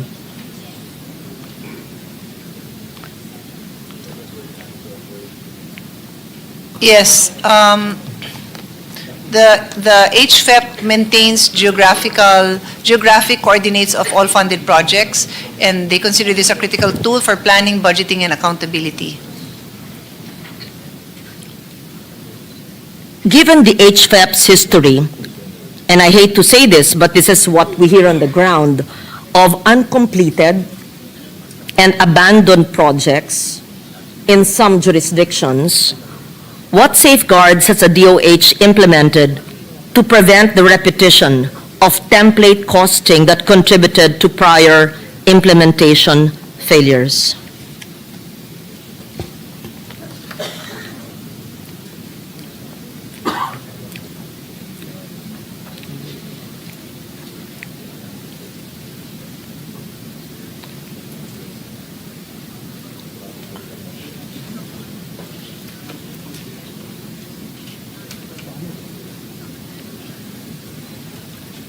One, yeah.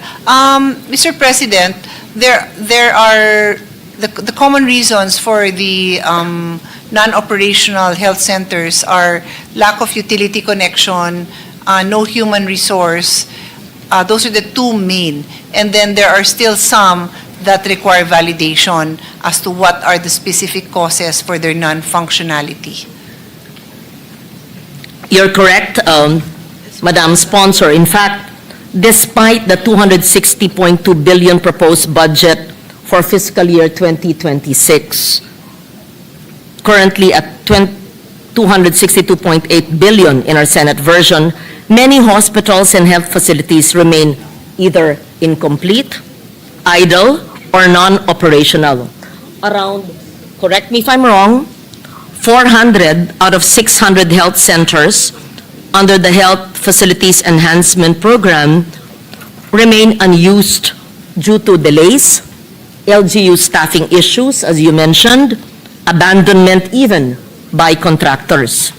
Several regional hospitals are still operating at 151% capacity, creating severe congestion and limiting access to essential health services.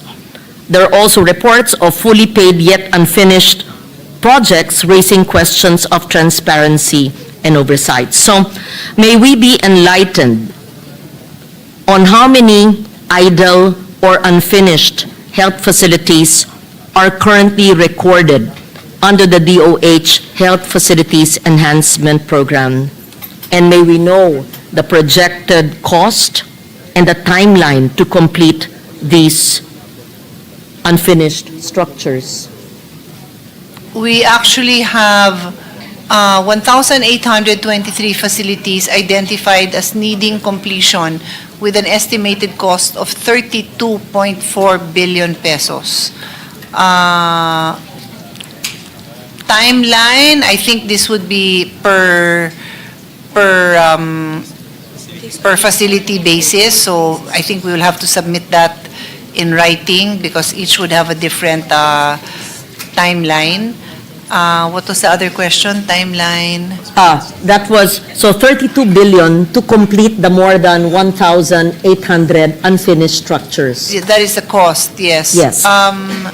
Yes, that is May correct. I know whether this 32 billion is already included in the NEP of DOH? It should be, because in our earlier interpellation of the DOH, of the BBM budget, they said that the priority would be on unfinished structures when I mentioned the Pero may DOH. budget ba for the And completion? it would be commonsensical for the DOH to present in its expenditure program and prioritize, aside from new construction, to prioritize the completion of unfinished projects. So is it in the NEP?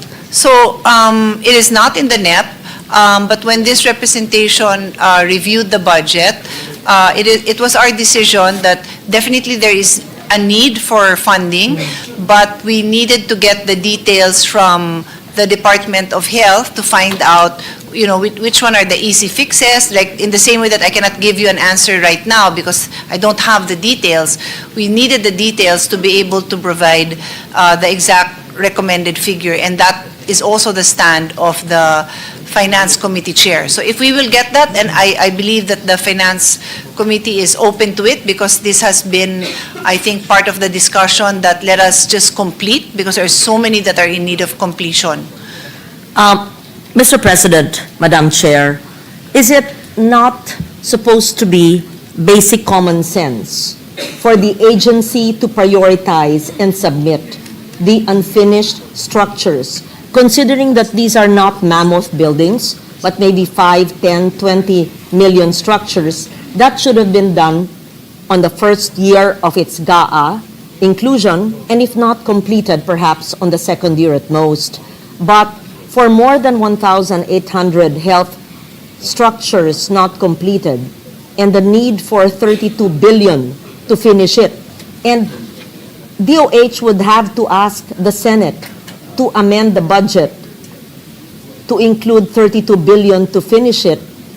it just baffles me why DOH did not include it in their NEP, unless the DBM did not accept it and made it on Tier 2. But in my interpellation earlier with the DBM, they said the priority would be on unfinished structures rather than new construction. I want to understand that.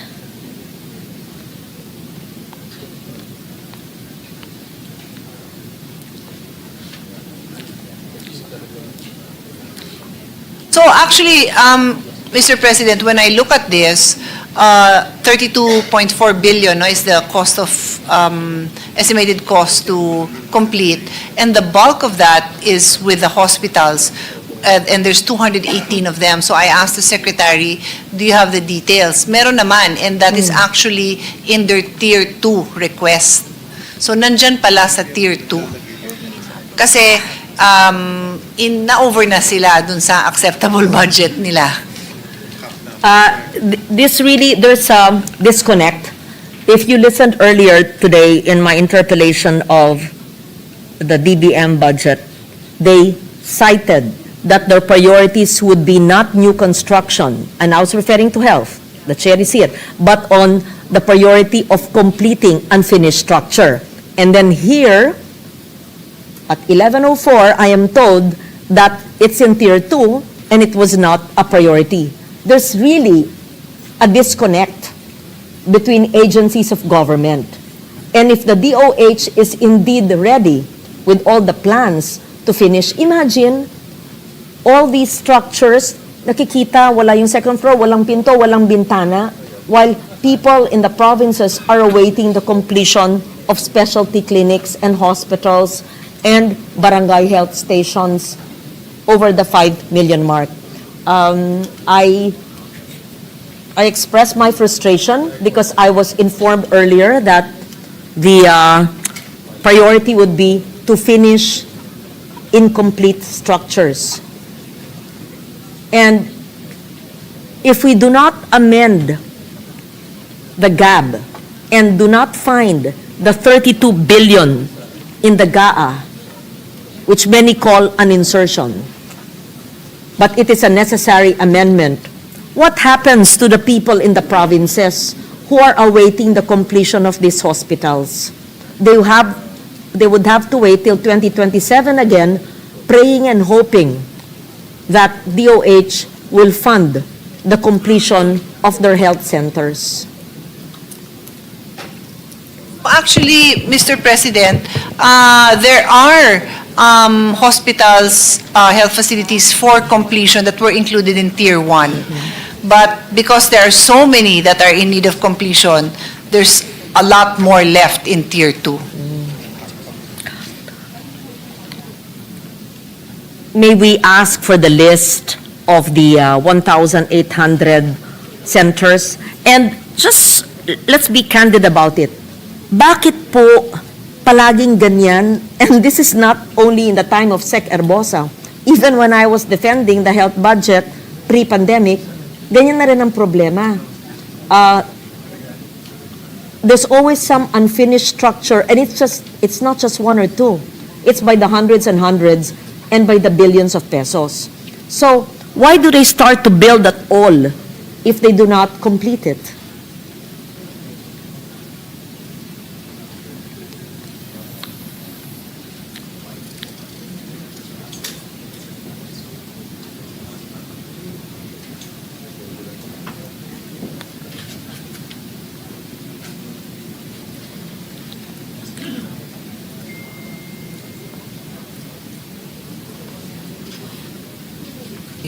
Yeah.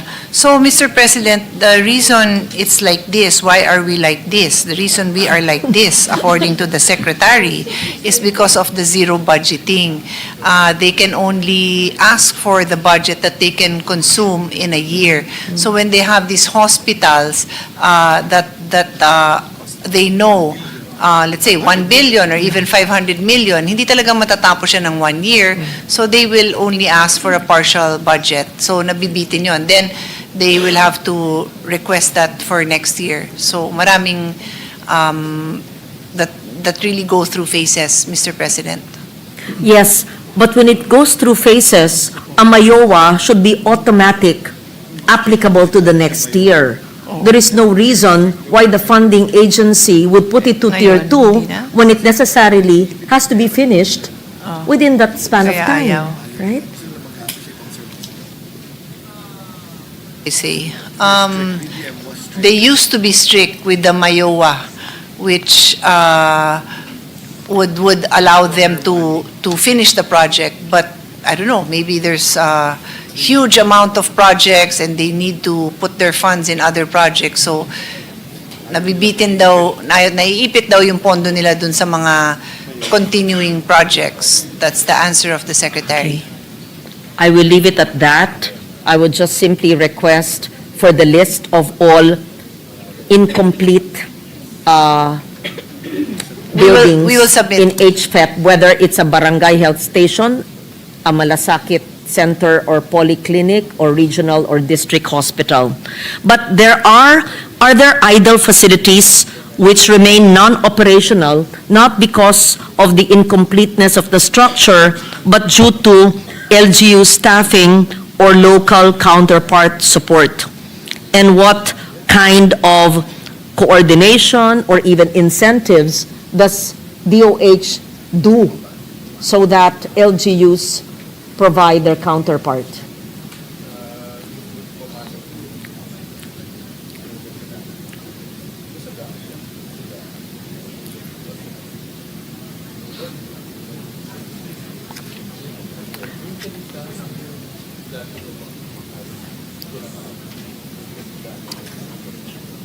So, Mr. President, the DOH provides support for geographically isolated and disadvantaged areas, whether it's human resource or just augmenting for the equipment, they really provide. But because, again, I'll repeat, because healthcare is devolved, then the others who don't fall under this classification, and one more classification, yung just those in the 5th or 6th class municipalities, they also receive support. So the others, because of the principle of devolution, are supposed to take care of these other requirements to ensure completion, and that is usually lack of utility connection, that is on them, and then lack of human resources, that is also on them, Mr. President. So would DOH actually yield to a request of an LGU that is not capable of all these challenges on the ground? There must be some level of coordination, because why would DOH put a budget and build a health facility if the LGU would say that they are not capable of their local counterpart support, or would not have, let's say, a medical practitioner? So, Mr. President, they actually enter into a MOA with these LGUs, and so they have to trust that the LGU would also comply with their obligation. If they don't, there is nothing they can do.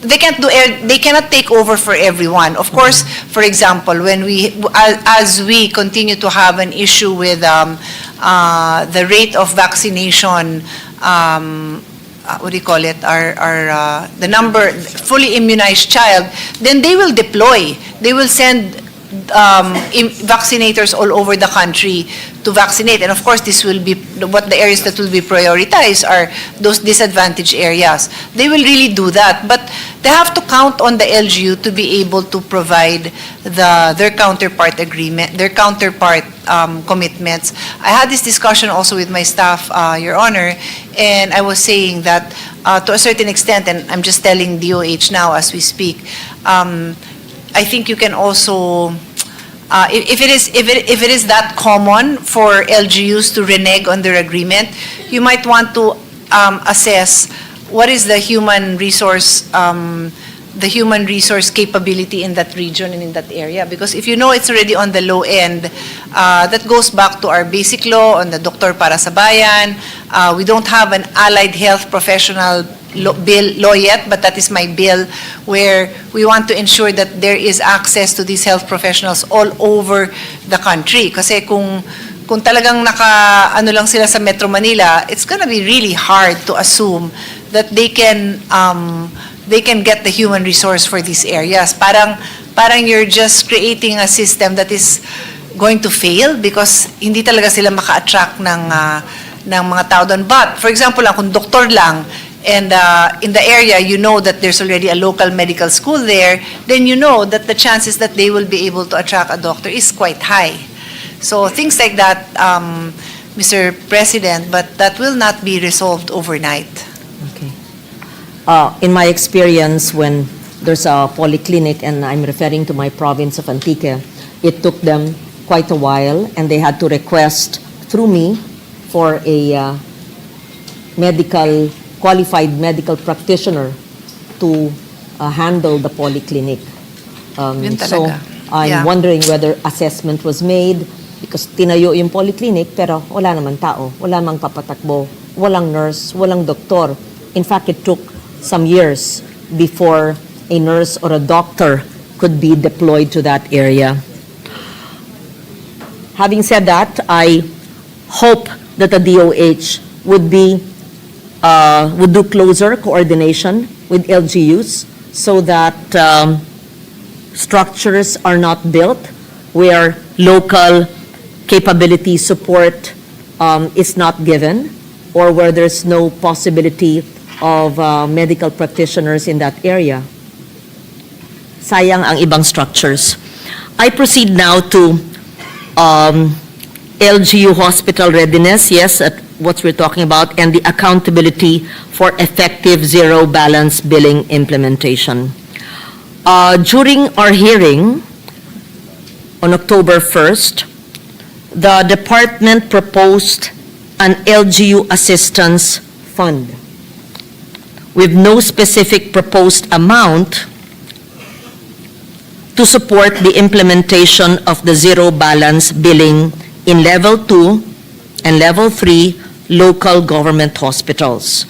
And the proposal aims to compensate LGUs that admit the overflow of patients from DOH hospitals while maintaining zero out-of-pocket costs for patients. So questions remain on funding design, LGU readiness, governance accountability, especially since many provincial hospitals lack sufficient staff, equipment, and financial capacity to comply with the zero balance billing. So, may I be informed how many LGU hospitals are currently accredited by PhilHealth and capable of providing full zero balance billing implementation? This has been also discussed in the news many times, and people are hopeful that all hospitals are now zero balance billing. So, Mr. President, zero balance billing is a DOH program. It is not an LGU program. So, sorry, it is.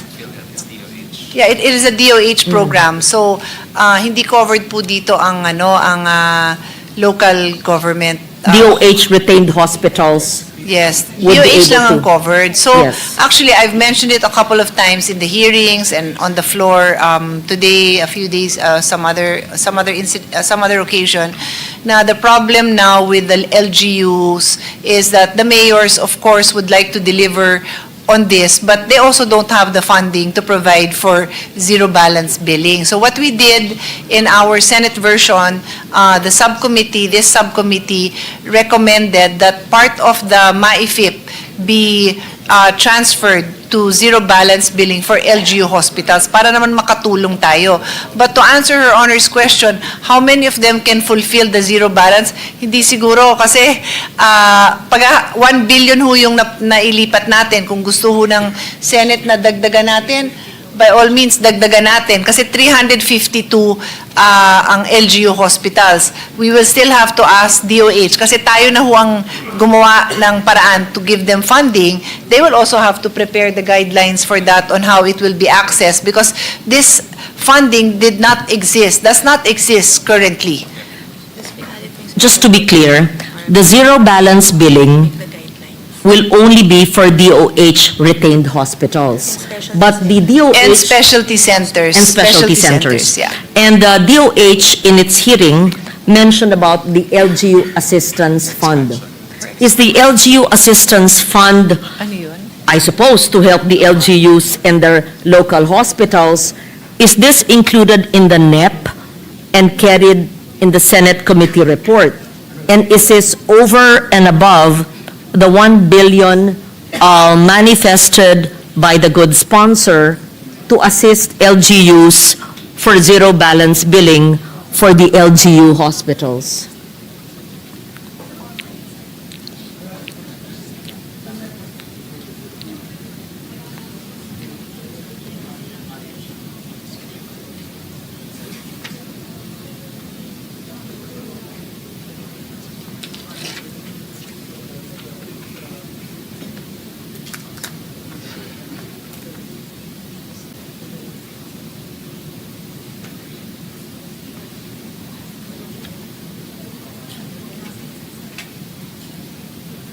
So, Mr. President, as I was saying, what is approved by the Finance Committee is this subcommittee's recommendation to provide for zero balance billing in LGU hospitals in the amount of 1 billion.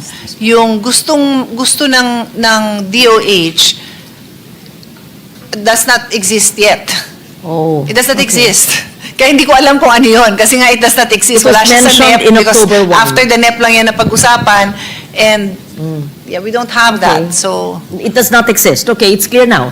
Because it was mentioned as and I know maliit yung 1 billion. Kulang talaga yon, but it's all I had. Okay, that's very clear. So, the LGU Assistance Fund mentioned in the hearing is something new that can be utilized prospectively but does not exist in the NEP, para maliwanag. And all the NEP has is support for DOH retained hospitals. And the Senate, through the Specialty. subcommittee report, yes, and specialty, would only have 1 billion to be divided among the 350. I don't know yet how they'll divide it. We just provided a special provision that requires that they provide the guidelines. The guidelines, okay. Because for I the- guess they, I don't know what the requirement is. I leave it up to DOH. How many hospitals or health facilities then would not be covered by the zero balance billing? Those which are not either specialty hospitals or those which are not DOH retained? More or less. You mentioned 350. Is that the correct number?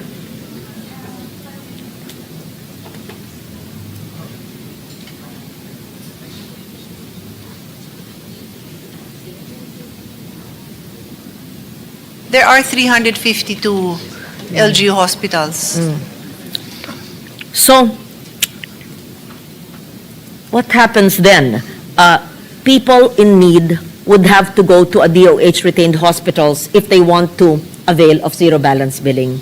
And Yes, that's why Yes. when this announcement was made by the president, I also, in my hearing, said, pakiliwanagan naman natin kasi kawawa naman din yung mga administrator, yung mga doktor sa LG hospitals, including the mayors, kasi nagulat naman sila doon na wala namang details, tapos hospital, public hospital.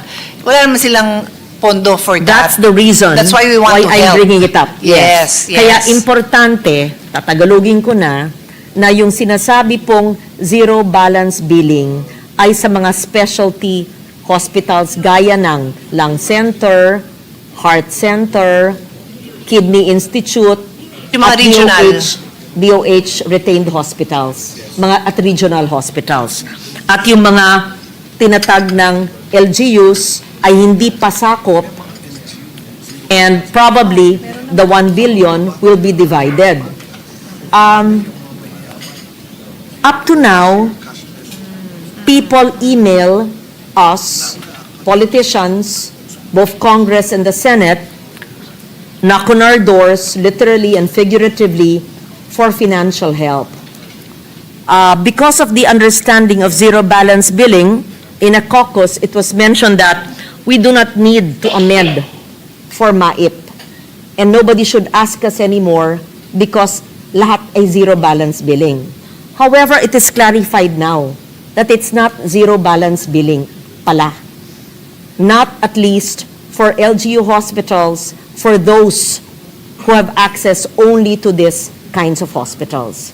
para maliwanag. So there is still a need to some extent for district representatives or even senators to have, to at least refer to DOH for them to use their MAIP, which is in their NEP. I hope you have a lot for hospitals not covered by the zero balance billing. So would the sponsor increase the, I'd call it LGU Assistance Fund, which is non-existent in the NEP, or to increase, assuming there's fiscal space, the support for LGU hospitals,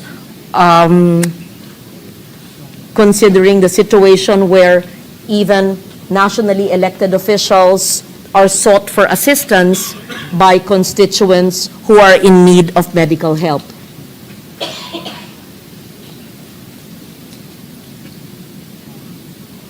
Well, definitely the need is there, Mr. President. There is no doubt that the need is there. There is no doubt that the system can still be further improved. The decision, the recommendation of this subcommittee was to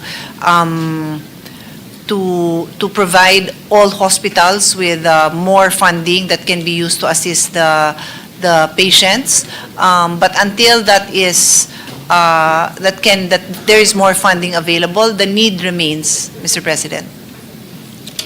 Thank you for that. I now go to the proposed renationalization of LGU hospitals in provinces without DOH facilities. How would this affect LGU autonomy and local health governance, which is present in this in the present devolution? And how will renationalized hospitals be fully funded and staffed by DOH? And what kind of transition timeline is envisioned? In short, I would like to understand where we are at in the renationalization. Will DOH assess, are they completing assessment of provinces, of LGU hospitals that will be renationalized? So, Mr. President, the DOH relies on the information that reaches them, and normally this would be brought to their attention by the local representative that there is no DOH hospital in that area, or that the services offered by the LGU hospital is too costly, and that is the time that DOH would consider renationalization. How many hospitals are already renationalized, if any, or are being assessed? And which provinces are these? So, according to the Secretary, there are 40 provinces without a DOH hospital. Not all are requesting for renationalization. There are those that are running it on their own. But there are is it a large part of these 40 provinces asking to be brought back to national coverage, or DOH to run it? Secretary offhand recalls around 10. Yeah, but May I know example for what province has requested for it to be renationalized? Marinduque. Maybe we can just submit Batangas, meron din daw. The province or is it ilista nyo na lang? Oh, kasi let's not count on the memory of the Secretary. Let's look at the records. And what is a timeline for renationalization? Assuming they are complete in their assessment of this by the end of the year, did they include a budget for the operations of these LGU hospitals to be handled by DOH?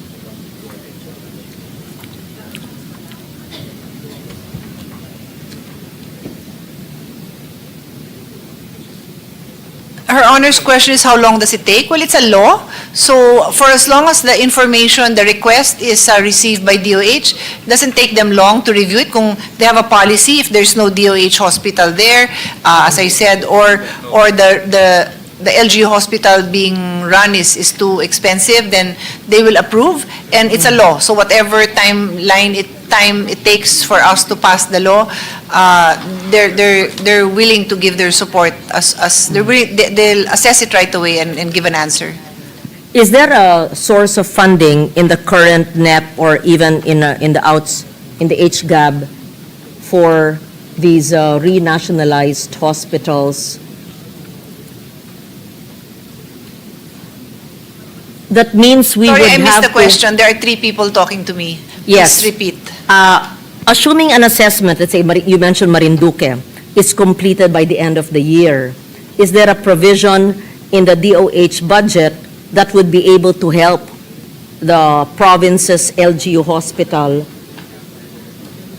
So, like any law, Mr. President, when we pass it, there's no budget existing there unless it's already an institutional practice that we just made a law for. So in this case, the budget won't happen until the following year when they propose it in the They NEP. would have to wait that long, yeah, for us to enact that law to renational. Would the law have to be a general law, or would it have to determine the kind of hospitals or the needs in that specific jurisdiction?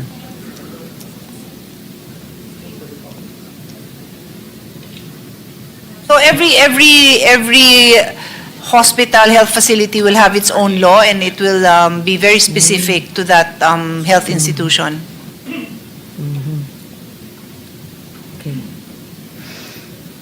Okay, we'll leave it at that, and I would be happy to receive information on provinces that are requesting for reversal to national government operations.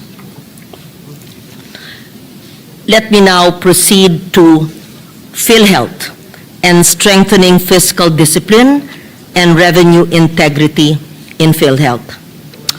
We know that PhilHealth, while it has tried its best but continues to face major fiscal discipline challenges that compromises sometimes its delivery of affordable health care and accessible health care. And we have this years-old law, the Universal Health Care, mandating the full allocation of the sin tax revenues to PhilHealth. The agency has consistently received less than what is legally required. 69.78 billion for 2026, but only 53.26 billion reflected in the NEP. This was discussed in an earlier discussion.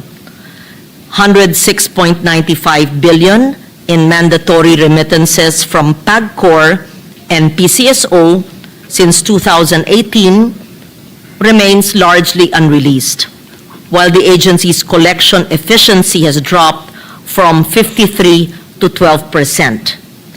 These funding shortfalls reduce PhilHealth's ability to expand outpatient care, settle hospital claims on time, strengthen primary care packages, etc. So, may we be enlightened why, although this has been discussed earlier in my interpellation of the DOF and DBM, but I'd like to put it on record once again in the DOH budget. Why has PhilHealth consistently received less than the legally mandated share of sin tax revenues, despite certification from the Bureau of Internal Revenue?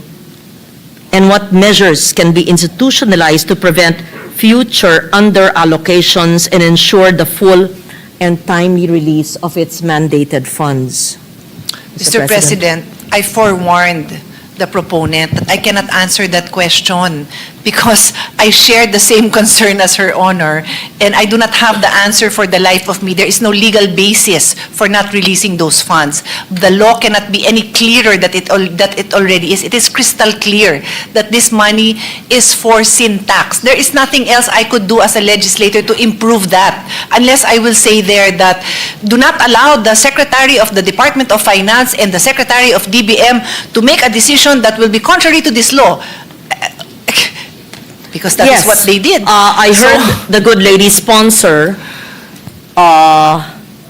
forewarning me not to ask the question. Then I said you can ask, but I will And do of not course- expect an answer Yes. other than what I'm just saying. And of course, I said, I still intend to ask it in the DOH budget, and I want, and want to put it on record, right? So, in short, may utang po ang PAGCOR at PCSO mula 2018. Liwanagin po natin yan, PhilHealth. kasi yun din ang akala ko. Hindi si PAGCOR at si PCSO ang may utang. Kasi si PAGCOR has said it in our hearing, and I believe PCSO also, yung na-earmark sa kanila, they have delivered it to the National Treasury. So It's a matter of that funding transferring. is there. Again, I also said during my own interpellation earlier today sa DOF na there is a different provision of law that governs the release of the PCSO and the PAGCOR earmarked funds. But it simply says that the release of those funds would be subject to the usual budget, walang sinabi doon na extraordinary, wag niyong ibigay yung funding. Kasi ganun ang nangyari. Ni piso, ni 50%, ni 10%, 1%, wala namang binigay since 2019 when the law was passed. So there are two different laws governing the sin tax and another set of law, another provision that governs PAGCOR. But the point is, in both cases, and they should be treated differently, it has not been released. Yung, again, to be clear, si sin tax nire-release pero kulang-kulang. Kulang-kulang, taon-taon. What is the basis for that? There is no basis na kulang-kulang ang i-release doon. To answer her Honor's questions, what can be done? The only thing that can be done, because the justification given by the Secretary of Finance for the non-release, well, the Secretary was speaking for DBM as well, was because the funding wasn't being used. So I said, okay, but clearly if it wasn't used, then it is the executives of PhilHealth that must use it well. But it doesn't mean you shouldn't give it to them. You push them to use it well.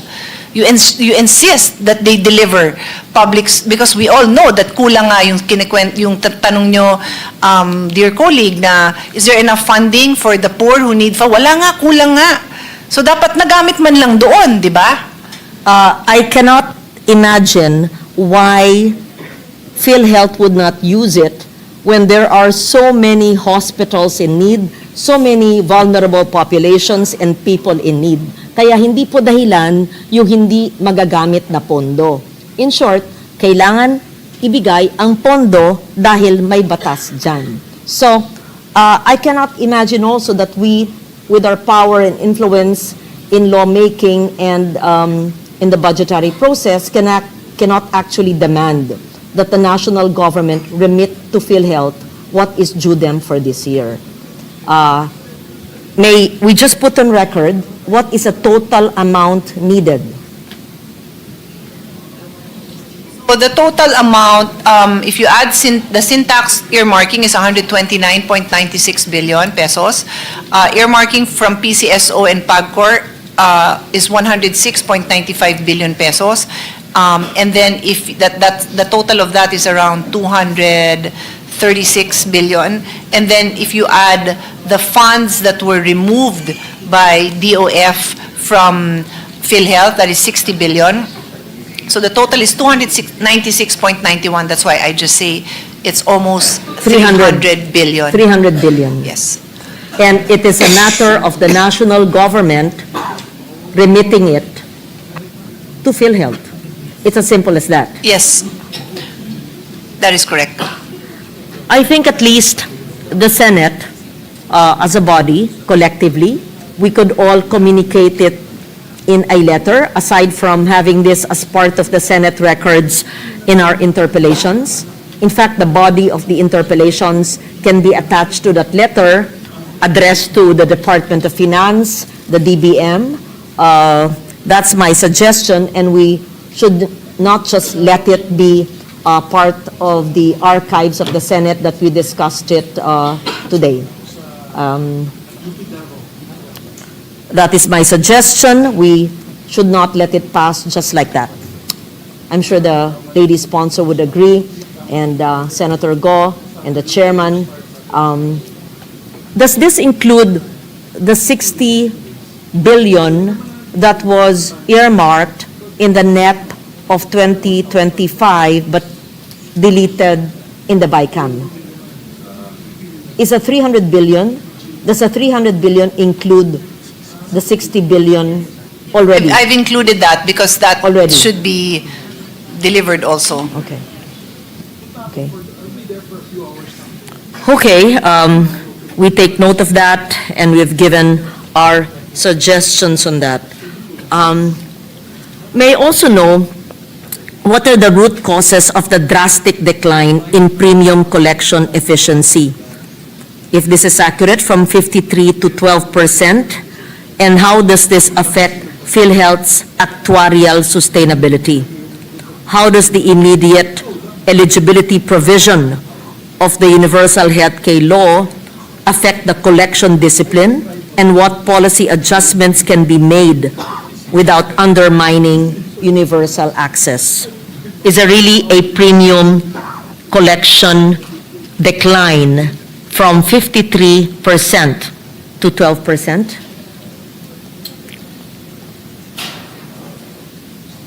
May we ask Her Honor what is the basis for the conclusion that there's a decline? Because I have different numbers that don't really reveal that. From other government agencies. Yeah. It is said that these are remittances from government agencies. In short, government agencies have not remitted to Yes. PhilHealth. And yung collections din namin, bumaba Yes, from yes. That's why I wanted to clarify, government agencies, it is said, are not remitting completely to PhilHealth. Yes. And And nag-decline din yung collections from employees. and collections from From employees also declined. In our records, that's, I hope PhilHealth is here, it declined from 53 to 12%. Is this accurate? Sa budget hearing. This was mentioned in the budget hearing, no? Yes. For Yeah. PhilHealth. From PhilHealth. PhilHealth admitted a decline in collections.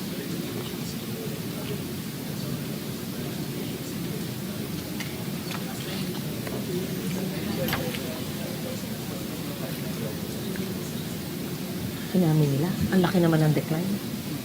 Na-mention sa budget. The numbers that PCS, that PhilHealth has shows that the government agency's collection efficiency is at 95%, Your Honor. I'm wondering if, because what we put on record is the indirect contribution of government. In other words, it's the subsidy that the national government gives. That one is low.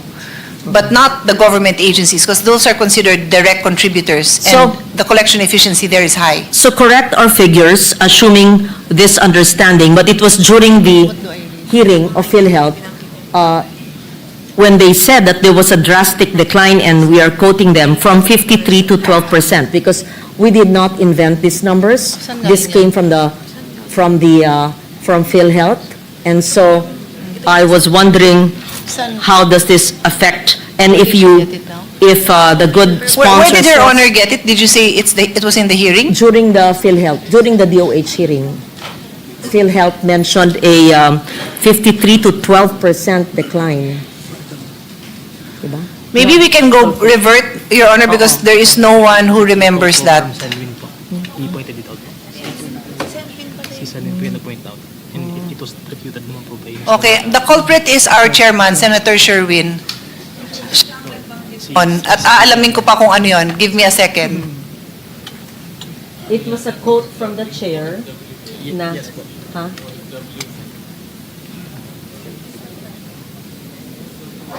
Yung remittances po ito.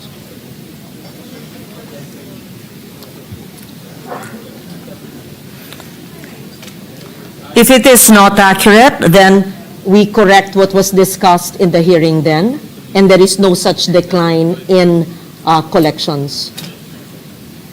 Not from the government agencies that No. Her Honor mentioned, no. There is no such decline. It is 95% efficiency. The quote from Senator Sherwin is something else. I don't know if you want me to get into it. It's a little bit different. I don't know, maybe there was Then lost in translation. we delete that. Yes, let's just Then- delete. It is Yes. simpler. Okay, we delete, because when I was reviewing the transcript, the impression I got was there was a collection decline from 53 to 12%. We now proceed to the FDA enforcement and market compliance for consumer safety. This was discussed earlier by the Senate President on certain products, but I would like to know what mechanisms does the FDA currently use to ensure that products subject to advisories are fully removed from online and physical markets?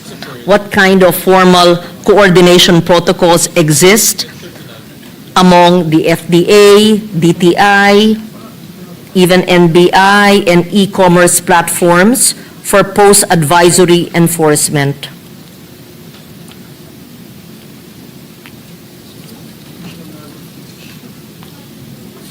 Mr. President, as I explained to the Senate President earlier in a similar inquiry, when there's already an advisory and there's a continued violation, the FDA can do a takedown, so they can order the takedown of the actual sites. I'm asking about for physical stores, then they work with law enforcement to follow due process procedures, to conduct a raid and to eventually seize the products, but they have to follow the protocols, Mr. President. Let me just clarify the statement on 53 to 12% self-earning members. I see the decline in collection. Yes, not government agencies. Okay. Yeah, self-earning members.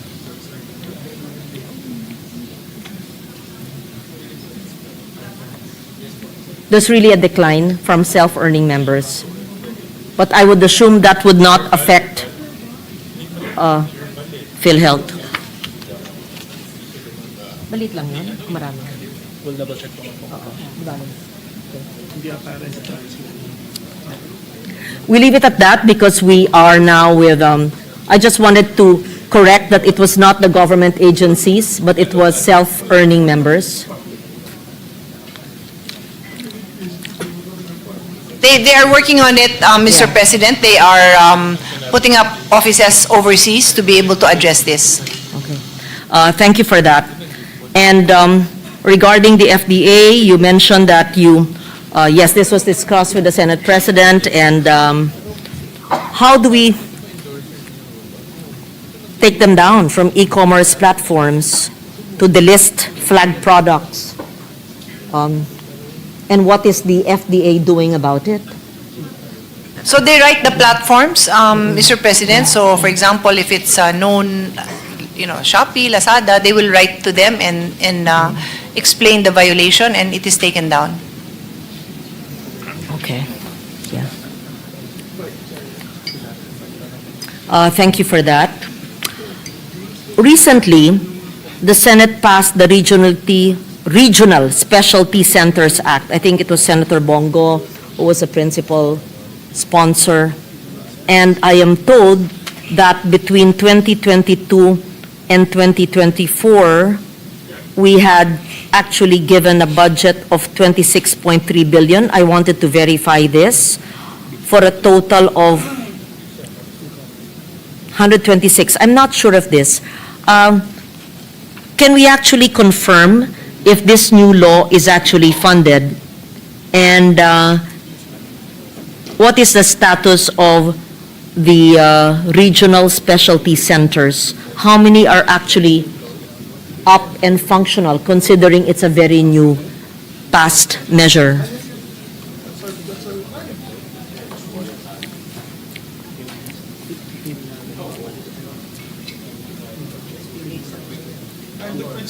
You're the principal author. Yeah. Where are these? Are they already? Yes.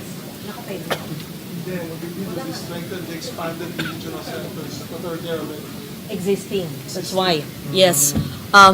Because it says in our research, and correct me if I'm wrong, there was 26 billion already allocated for 126 regional specialty centers. But from what I understood from the original intent of the law, Senator Subiri, yeah, what you wanted was the creation of, let's say, kidney center, heart center, or children's hospital, and the 4 specialty hospitals in Metro Manila for it to be set up in Visayas and in Mindanao. But what happened with this law was that allocation was made for the existing regional hospitals. Is that correct? Where was the funding allocated? No, what the law states, and this is based on the recommendation of DOH, which the sponsor and actually this representation as an author supported, the most efficient way to build specialty centers would be to attach them to the DOH hospital, the DOH tertiary hospitals, because they already, the regional hospitals, because they already have the manpower. They already, it's not just the specialty doctor. Let's say whatever specialty that is, kidney. It's not just the nephrologist. The nephrologist. It's the support staff that will be able to do a kidney transplant. The nurses, the labs, it's all different. So the easiest way and efficiently and it'll work right away was to attach them to regional. Do we want to have a standalone? Why not? But that will take a long, long time. Very similar, sorry to use this as an illustration, but I did share the committee of, I did share the Department of Education budget for 6 years. It is actually also cheaper to provide funding to private schools to take in public school students than to build new schools. So it's a similar, so that is what the law provides. So actually the implementation is just consistent with what the law provides. Yes, may I interject with the Of course, with of course. a sponsor and with Madam Senator from Antique. That was I was the principal author of that as Senate President. That was my campaign actually. In the 2022 campaign, yan ang bukang bibig ko, yung specialty centers. As a matter of fact, that's all I said. And that helped propel me to my second term because people really were in need of these specialty centers instead of traveling from all over the Philippines to Quezon City Circle. And after several discussions also with the President, as a matter of fact, the President used that in one of his sonas. If I'm mistaken, his first sona, his first State of the Nation address. But when we discussed it further, tama po kayo, Madam Sponsor and the department, it's going to be expensive to do a standalone per region. So if you're Region 10, you build a standalone building. So it will be attached na lang, Madam Senator Legarda, it will be attached to the, for example, Northern Mindanao Medical Center, NMMC. And I think they're doing that now. But I just also, like you, I want to find out the status for, let's say, Region 6, NIR, Region 10. Do we now, for example, in Region 10, Northern Mindanao, do we have a heart specialty center in NMMC? Or meron na? Meron na? Actually, I have 4 heart centers in Mindanao now. Wonderful. By virtue of our law. Fantastic. Well, that's great Yeah. then. And that would not happen if Yeah. it was a standalone.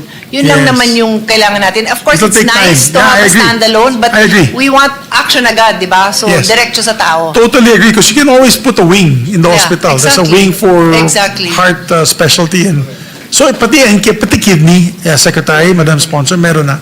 Oh, great. Fantastic. That's good to hear.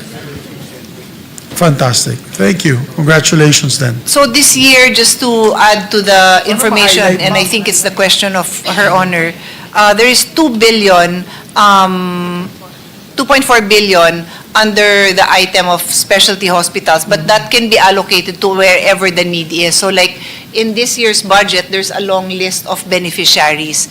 I believe they will request from DOH, and DOH will support wherever and as many of the specialty centers that they can. Yes, thank you for that. I believe from 2022 to 2024, 26 billion has been allocated for that new law, and you're telling us now that another 2 billion is being allocated. And this covers nephrology, NKTI, cardio, heart center, lungs, and children. Okay. There was a plan long ago, and I think the secretary knows this, to put up the blood center. Yes. May I know what happened to that blood center? In fact, I filed a bill creating the Philippine Blood Disease and Transfusion Center. It is mandated to lead research, diagnosis, management, and treatment of blood diseases. I think there was a plan way back, I don't know which administration, that was supposed to be housed, is it in the lung center or one of those specialty hospitals in Quezon City?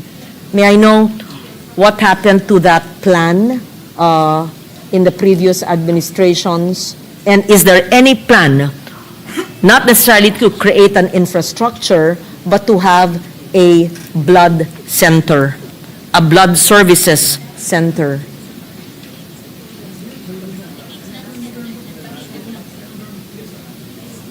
So, the plan is, Mr. President, the blood center will be incorporated in the Philippine Cancer Center, which is in Quezon City. That's good in to the know. lung center compound. That's good to know. May I know whether the NEP and the HGAB contains already provisions for the blood center?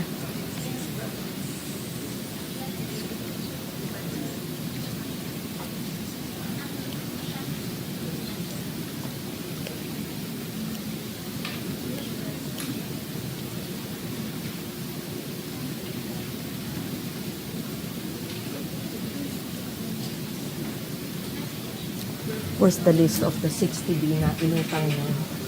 Ano?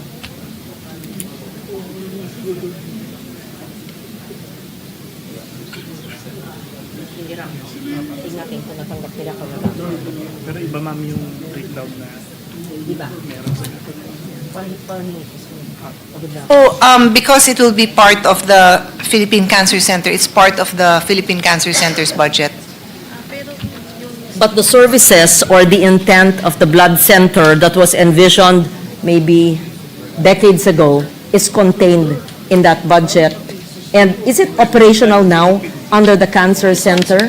Is there a dedicated blood department, hematology department that Iba-iba yun. Iba-iba yun. The voluntary blood program. Oh, that's not it. Yeah, it's different. because I was wondering whether the bill I authored is still needed But yun nga, or if yung it already budget exists. Sa loob ng heart, Yan yung sa loob bill ng ko. cancer, that's what I said. Ah, ito. Yeah, okay. Yes, I was wondering whether the bill I authored is still necessary or whether the cancer center already addresses the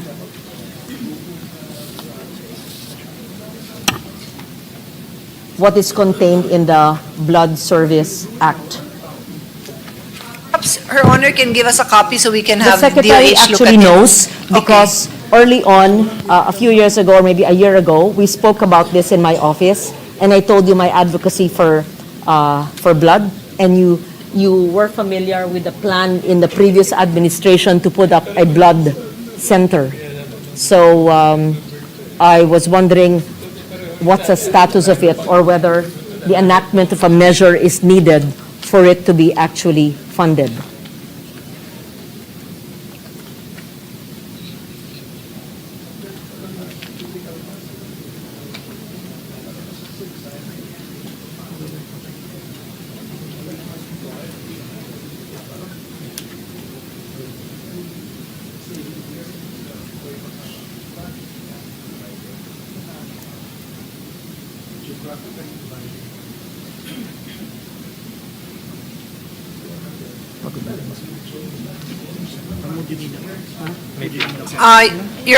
Mr. President, according to the Secretary, the voluntary blood program is existing already.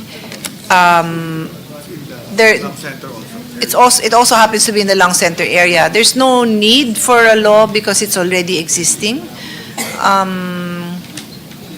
Anyway, But I'll give the secretary again a copy of my bill and the Philippine Blood Services System, etc., by creating the Philippine Blood Disease and Transfusion Center. I think I mentioned this to you more than a year ago, but give the secretary a copy. Yes.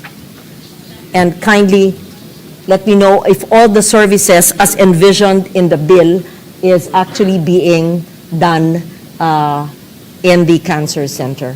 My last question would be to just put on record the 60 billion and the details of the utilization of the 60 billion that was taken out of PhilHealth, not reserves, what do they call it? The pending funds, the extra funds. It was stated earlier in the DOF budget that in 2024, the portion or the 60 billion taken away from the PhilHealth extra funds was given actually to DOH and the needs.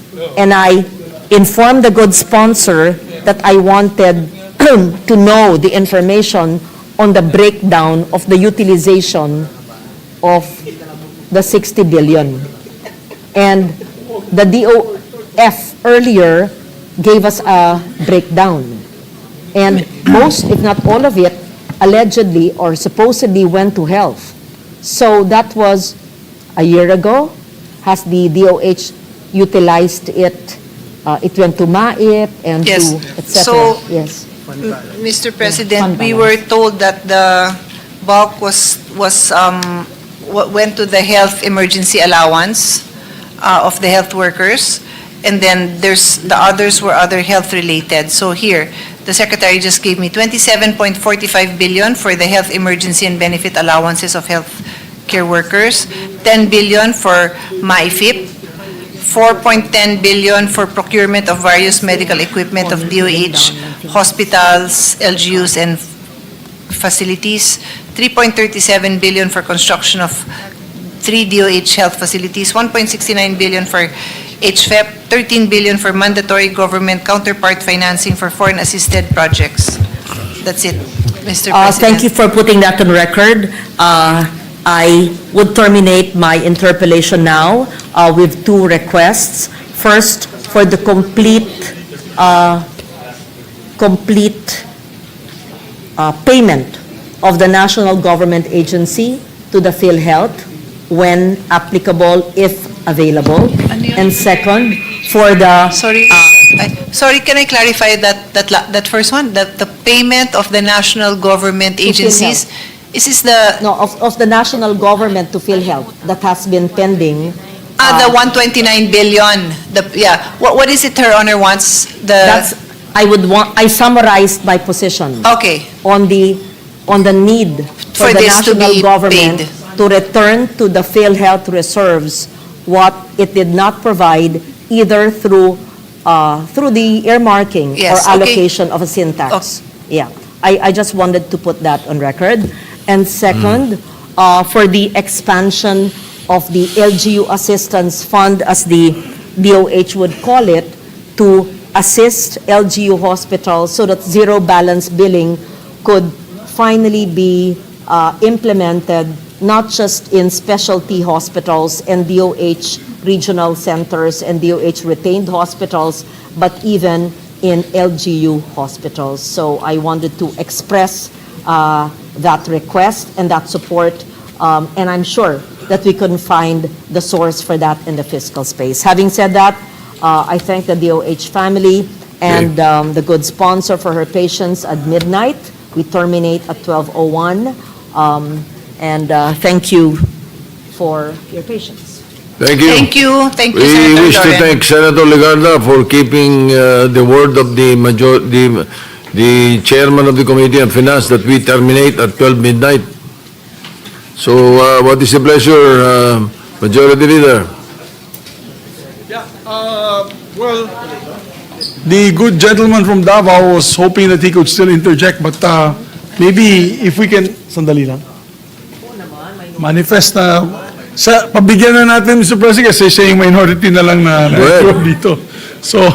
Well, it's up to you. Go ahead, Yeah. Senator Bongo. Let's give in you're- to him. He was waiting the whole day, Mr. President, for his chance. So may we recognize the distinguished gentleman from Davao and Batangas, no other than Senator Christopher Lawrence. Senator Christopher Bongo is recognized. Salamat, good morning.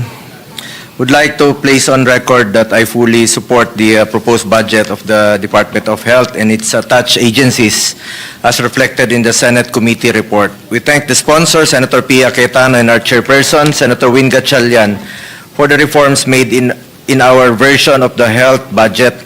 First, I support the additional 9 billion for the maintenance and operating expenses, or MOOE, of DOH hospitals, pero subject to approval pa ito ng both houses of Congress later on, no?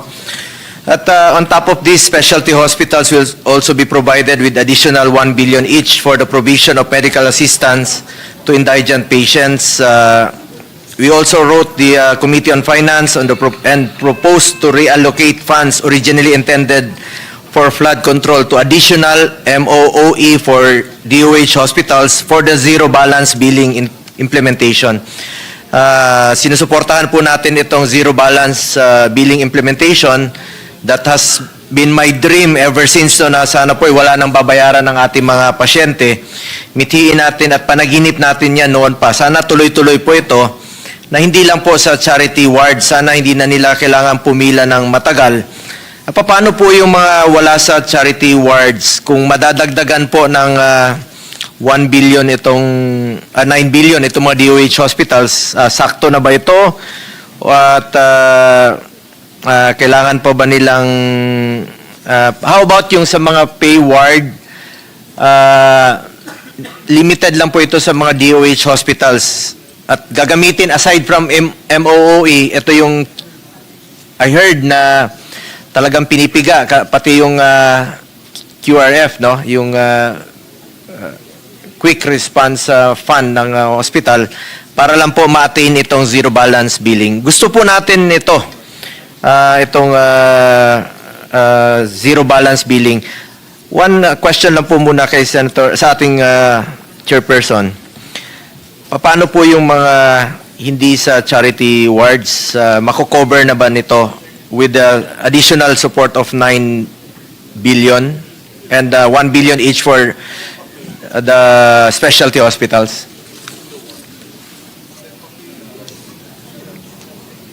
Mr. President, for those who are not in the charity ward, they are covered by PhilHealth. Yung zero balance for now, sa first stage ng implementation, nandun pa muna sa charity ward lang. So, kulang talaga pa rin. So may copay pa ang sa pay patients, private patients. Kung matuloy itong dagdagan, still kulang pa rin. Kulang talaga. Medyo kulang siguro, pero siguro kung i-remit talaga ng DOF lahat ng utang nga niya na halos 1/3 of a trillion, baka magkatotoo na yung pangarap natin. Sana po, no? Kaya nga isinabatas natin nung 18 Congress itong Malasakit Centers Act para makatulong sa mga bayarin ng mga pasyente sa mga hospital at wala pong dapat piliin. Basta Pilipino ka, qualified ka po dito sa Malasakit Center. I support the sponsor and our chairperson that medical assistance programs should not be politicized. Hindi dapat magmamakaawa ang mga pasyente sa mga politiko para humingi po ng tulong. Dapat ang asikasuhin na lang nila ay makalabas po sila sa hospital, yung mga watchers. Hindi na kailangang magmakaawa at haba ng pila para lang po makalabas ng hospital.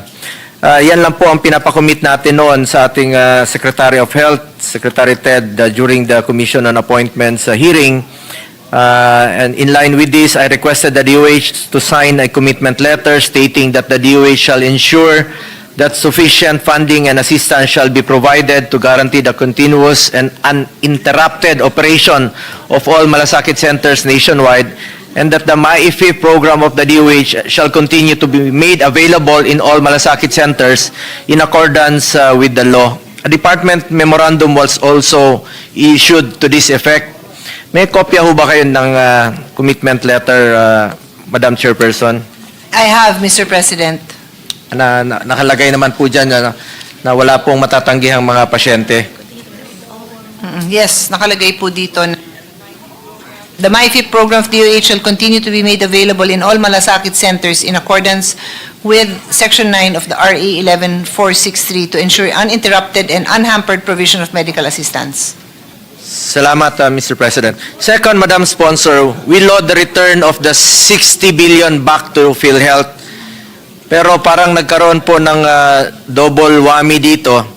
Dahil nung 2024, winalis po yung 60 billion na sinabi nga nilang excess funds ng PhilHealth at na zero pa pagdating ng 2025 budget. At for the record, hindi po ako pumirma sa BICAM report at isa po ito sa dahilan.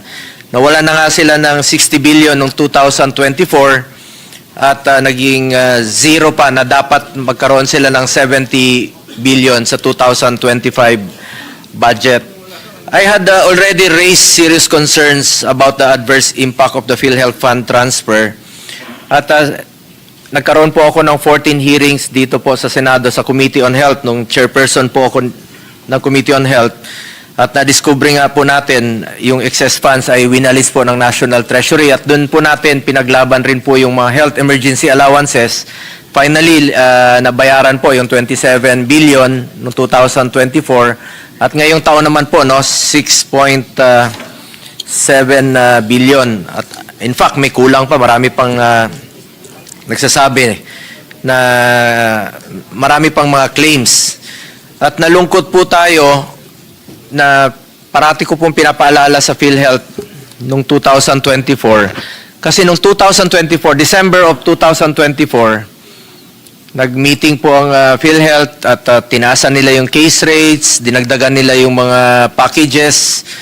Nagmadali po silang nagpasa ng mga services, no? Katulad ng dental services, optometric services, emergency outpatient benefit, yung sa heart, kinover na nila, inaprubahan nila noong December of 2024. Pero kung pinasa nyo po ito noong January pa lang of 2024, wala sana kayong excess funds dahil nagamit nyo po yung pondo at wala pong wawalisin ng Department of Finance na excess funds at hindi nga natin alam kung saan napunta. Nabanggit kanina, napunta po sa iba't ibang programa ng gobyerno including infrastructure project.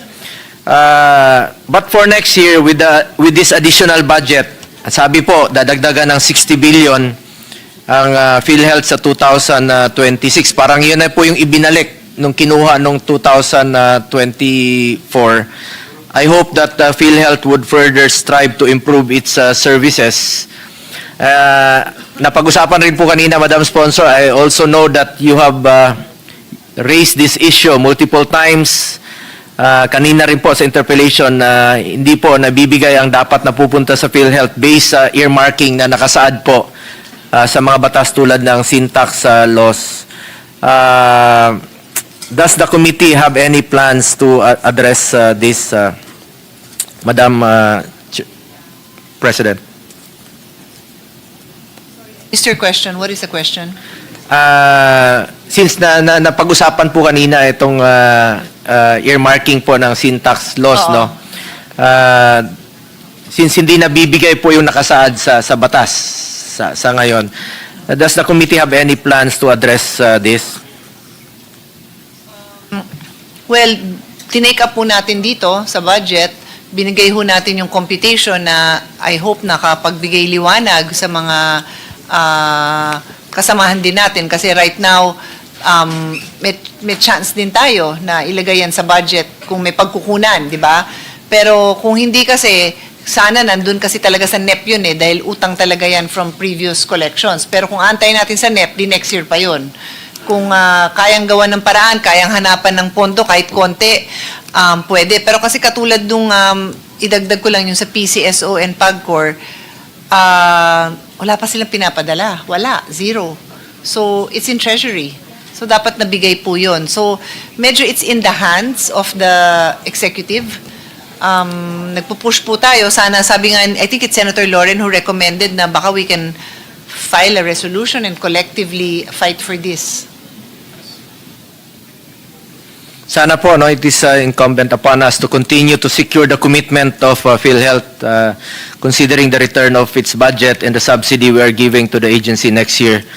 Talagang napansin niyo po, no, double whammy nga po, no, wala ng 60 at nawalan pa ng 70. 130 billion po ang nawala na dapat po ma-avail po ito ng mga pasyente, lalo-lalo na po yung mga mahirap na takot pong magpa-hospital hanggang ngayon dahil po sa babayaran sa ospital. Third, Madam Sponsor, through our hearings in the Committee on Health, we were able to press DOH and DBM to release funding for the Health Emergency Allowance or HEA. Yung nabanggit ko kanina, 27 billion. At ngayong taon naman po, 6.7 billion para sa mga appeals or unpaid HEA. Sa batas na ating isinulong, Republic Act 11712, services rendered na po ito, pinaghirapan po ito ng ating mga health workers, sila po yung hero ng pandemya, dapat po mabayaran. However, Madam Sponsor, ang final amount ayon sa DOH ay 8.1 billion, may balanse pa po na 1.7 billion. Originally, there was a 6.7 billion line item in the unprogrammed appropriations, but this was removed in the HGAB dahil akala nila fully paid na tayo. At ngayon naman po sa committee report, natanggal na rin po yung sagip na maaring pagkukunan. Would the sponsor be supportive to include additional 1.4 billion, whether program or unprogrammed, to finally fully pay the unpaid HEA to our healthcare workers po? Tagal na tong iba. Yung iba 2021 pa po ito.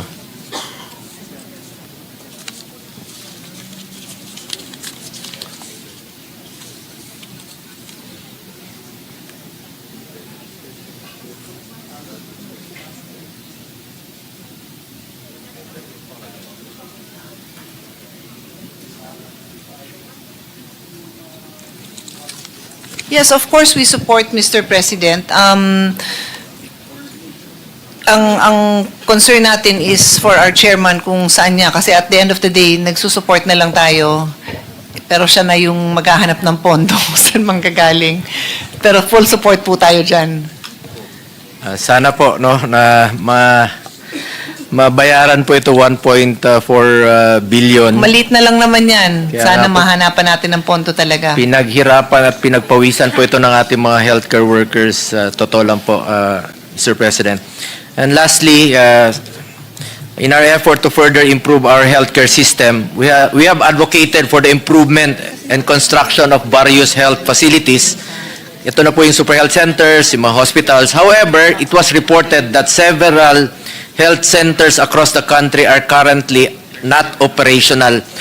Maganda po ang layunin nitong super health centers para mapalapit ang medical services sa ating mga kababayan, lalong-lalo na po sa mga malalayong lugar. In fact, napuntahan ko mismo sa Tingloy, sa Batangas Island, 1 hour ang biyahe, yung mga buntis nanganganak sa bangka o sa tricycle sa sobrang layo ng Batangas Hospital. Ngayon, meron na silang sariling super health center. Ang importante po dito, magtulungan po ang DOH at ang LGU. Huwag po silang magsisihan sa pag-implement itong mga super health centers. At kanina po, napag-usapan no, na there are 800 super health centers and more than 200, about 200 are operational, about 300 are not operational yet, no? At subject to help ng DOH or ng LGU, paano ito maging operational. Sa pagkaalam ko naman po, lahat ng LGU gusto pong magkaroon ng sariling super health center, lalong-lalo na po sa bundok, sa malalayong lugar. Remember, more than 7,000 islands po ang buong Pilipinas at kulang pa to, in fact, itong 800 super health centers. Importante lang po dito, at we have consistently reminded the DOH to make sure that these health facilities are completed and properly equipped. 14 hearings ko po yung pinapaalala sa inyo na please make it operational at wag pong iiwang maging white elephant. At ang pagkaalam ko, gustong-gusto po ng mga LGUs na magkaroon sila ng super health center, but kailangan lang po ng tulong rin po sa personnel from DOH at sa mga equipments para magamit po itong mga super health centers. Ito po yung record, no? 300 are completed but not operational, 300 incomplete, infra and equipment, and 200 are operational, a total of 800. And according to the DOH, one of the factors is the inability of the LGUs to hire personnel for the health workers.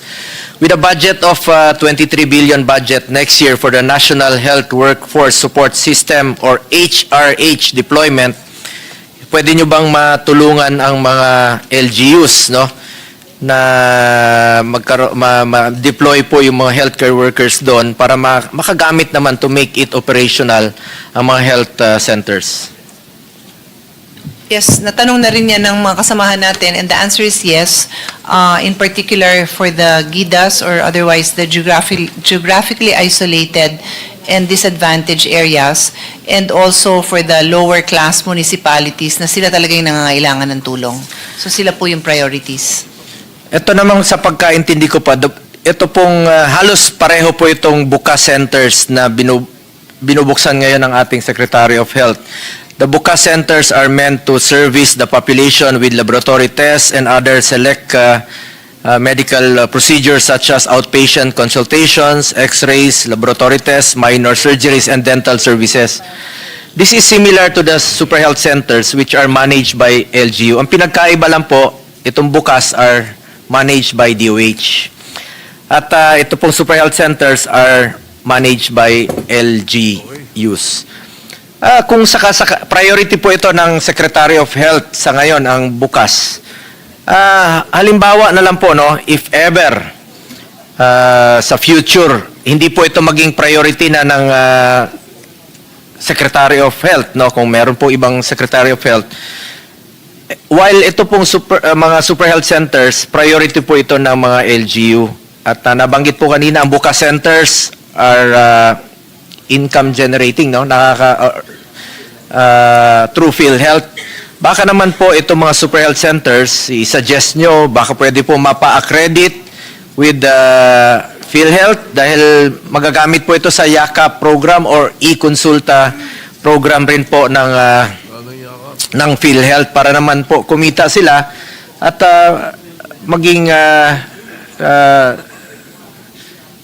mas madaling masuportahan po yung kanilang Yes, budget. as His Honor said, pwede yan sa yakap, so kailangan lang nila magpa-accredit. Baka po pwede matulungan po ito ng PhilHealth.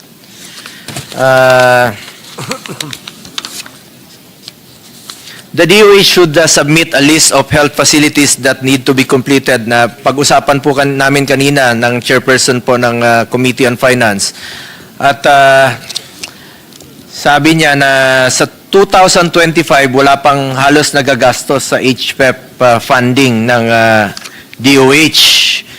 At nasa Nobyembre na po tayo ngayon para po itong same case ng mga classrooms. Lalo na ngayon with the controversies, no, ng mga infrastructure, mas lalong takot yung mga yung DPWH na mabilisan po itong pag-implement ng mga proyektong ito. So kawawa naman po na magsasuffer po yung mga health facilities kung until now ay hindi pa po nagagamit. Yung 2025, matatapos na po ang taon, mag-approve na tayo ng panibagong budget.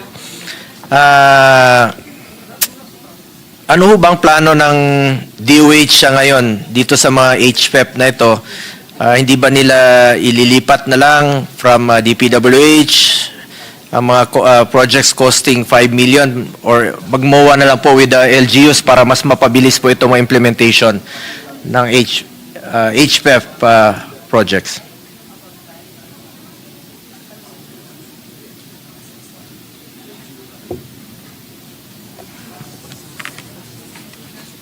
Kailan dyan, Stanley Pratt.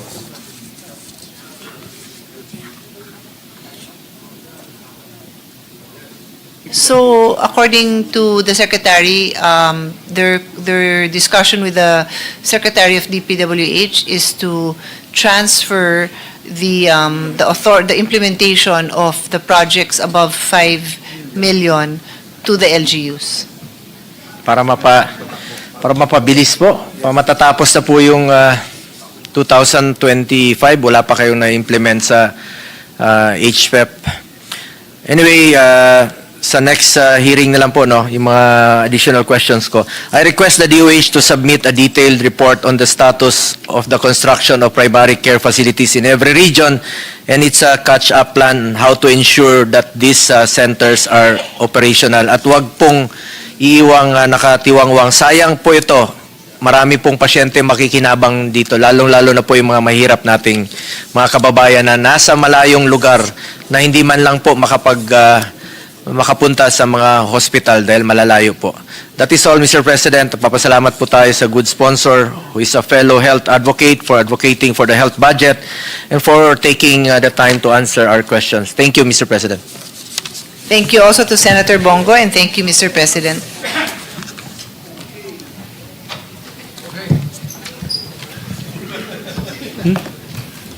All right, Mr. President. Yes. Thank you, Mr. President. I Joe move that Dinido. we suspend consideration of the budget of the Department of Health. I think we still have several colleagues who want to interpolate the department. So I think the next schedule will be to the sponsor, November 27. November 27, Your Honor, Mr. President. I so move that we suspend. All right. Your motion is to suspend consideration? Of the budget of the Department of Health. All right. Any objection? Hearing none, consideration is suspended. Thank you, Mr. President. Manifest.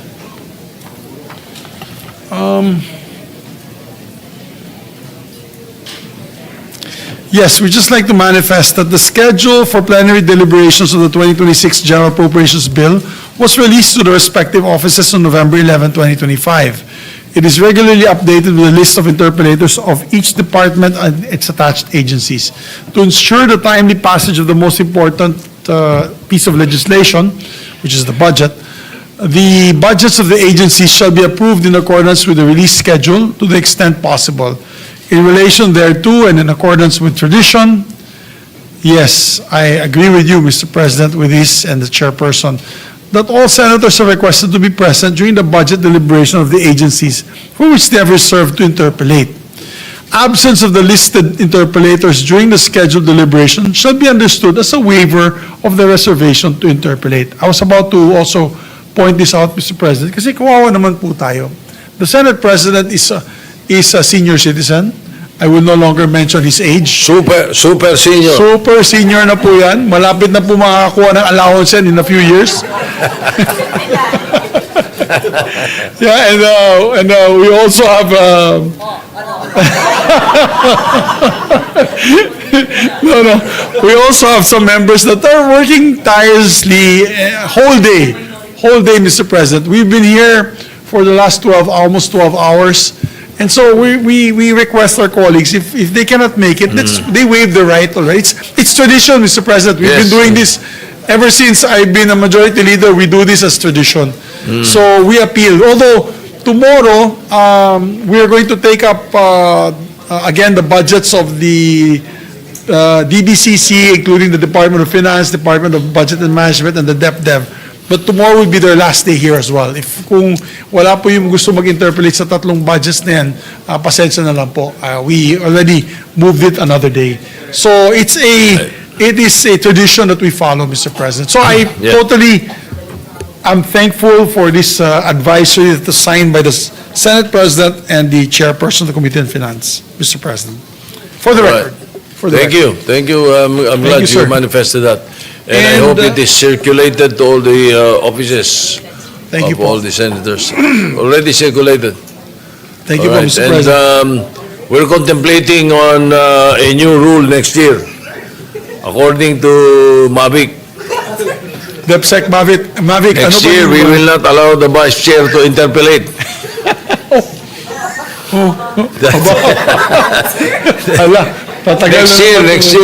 Next year pa daw, hindi pa na yun. Yes, Madam Lauren. Paano na po ang gagawin nyo? Wala naman dumating na minority. Di wala tayong debate. Papasa na lang. Sino ang mag-raise na mga mahalagang isyong yon na dapat naman on the record para matuwid natin ang budget? Kaya kung hindi dumating yung iba mag-interpolate, di yung vice chair na lang mag-interpolate. Yun ang ginagawa sa akin ni Senator Lacson noon na vice chair ko, ini-interpolate ako hanggang madaling araw. Yun din ang ginawa ng chair sa akin na nag-interpolate tapos hindi pa siya bumoto sa aking budget. Alright, so, Pakiusap lang naman namin, Mr. President, wag lang yung vice chair magtanong na 3 oras. Pwede naman po 1 oras lang. Joke lang po. So, Mr. President, I move that we suspend session until 1 o'clock in the afternoon, Tuesday, November 18, 2025. So move. hearing no objection, this session is suspended until 1 o'clock in the afternoon of Tuesday, November 18, 2025.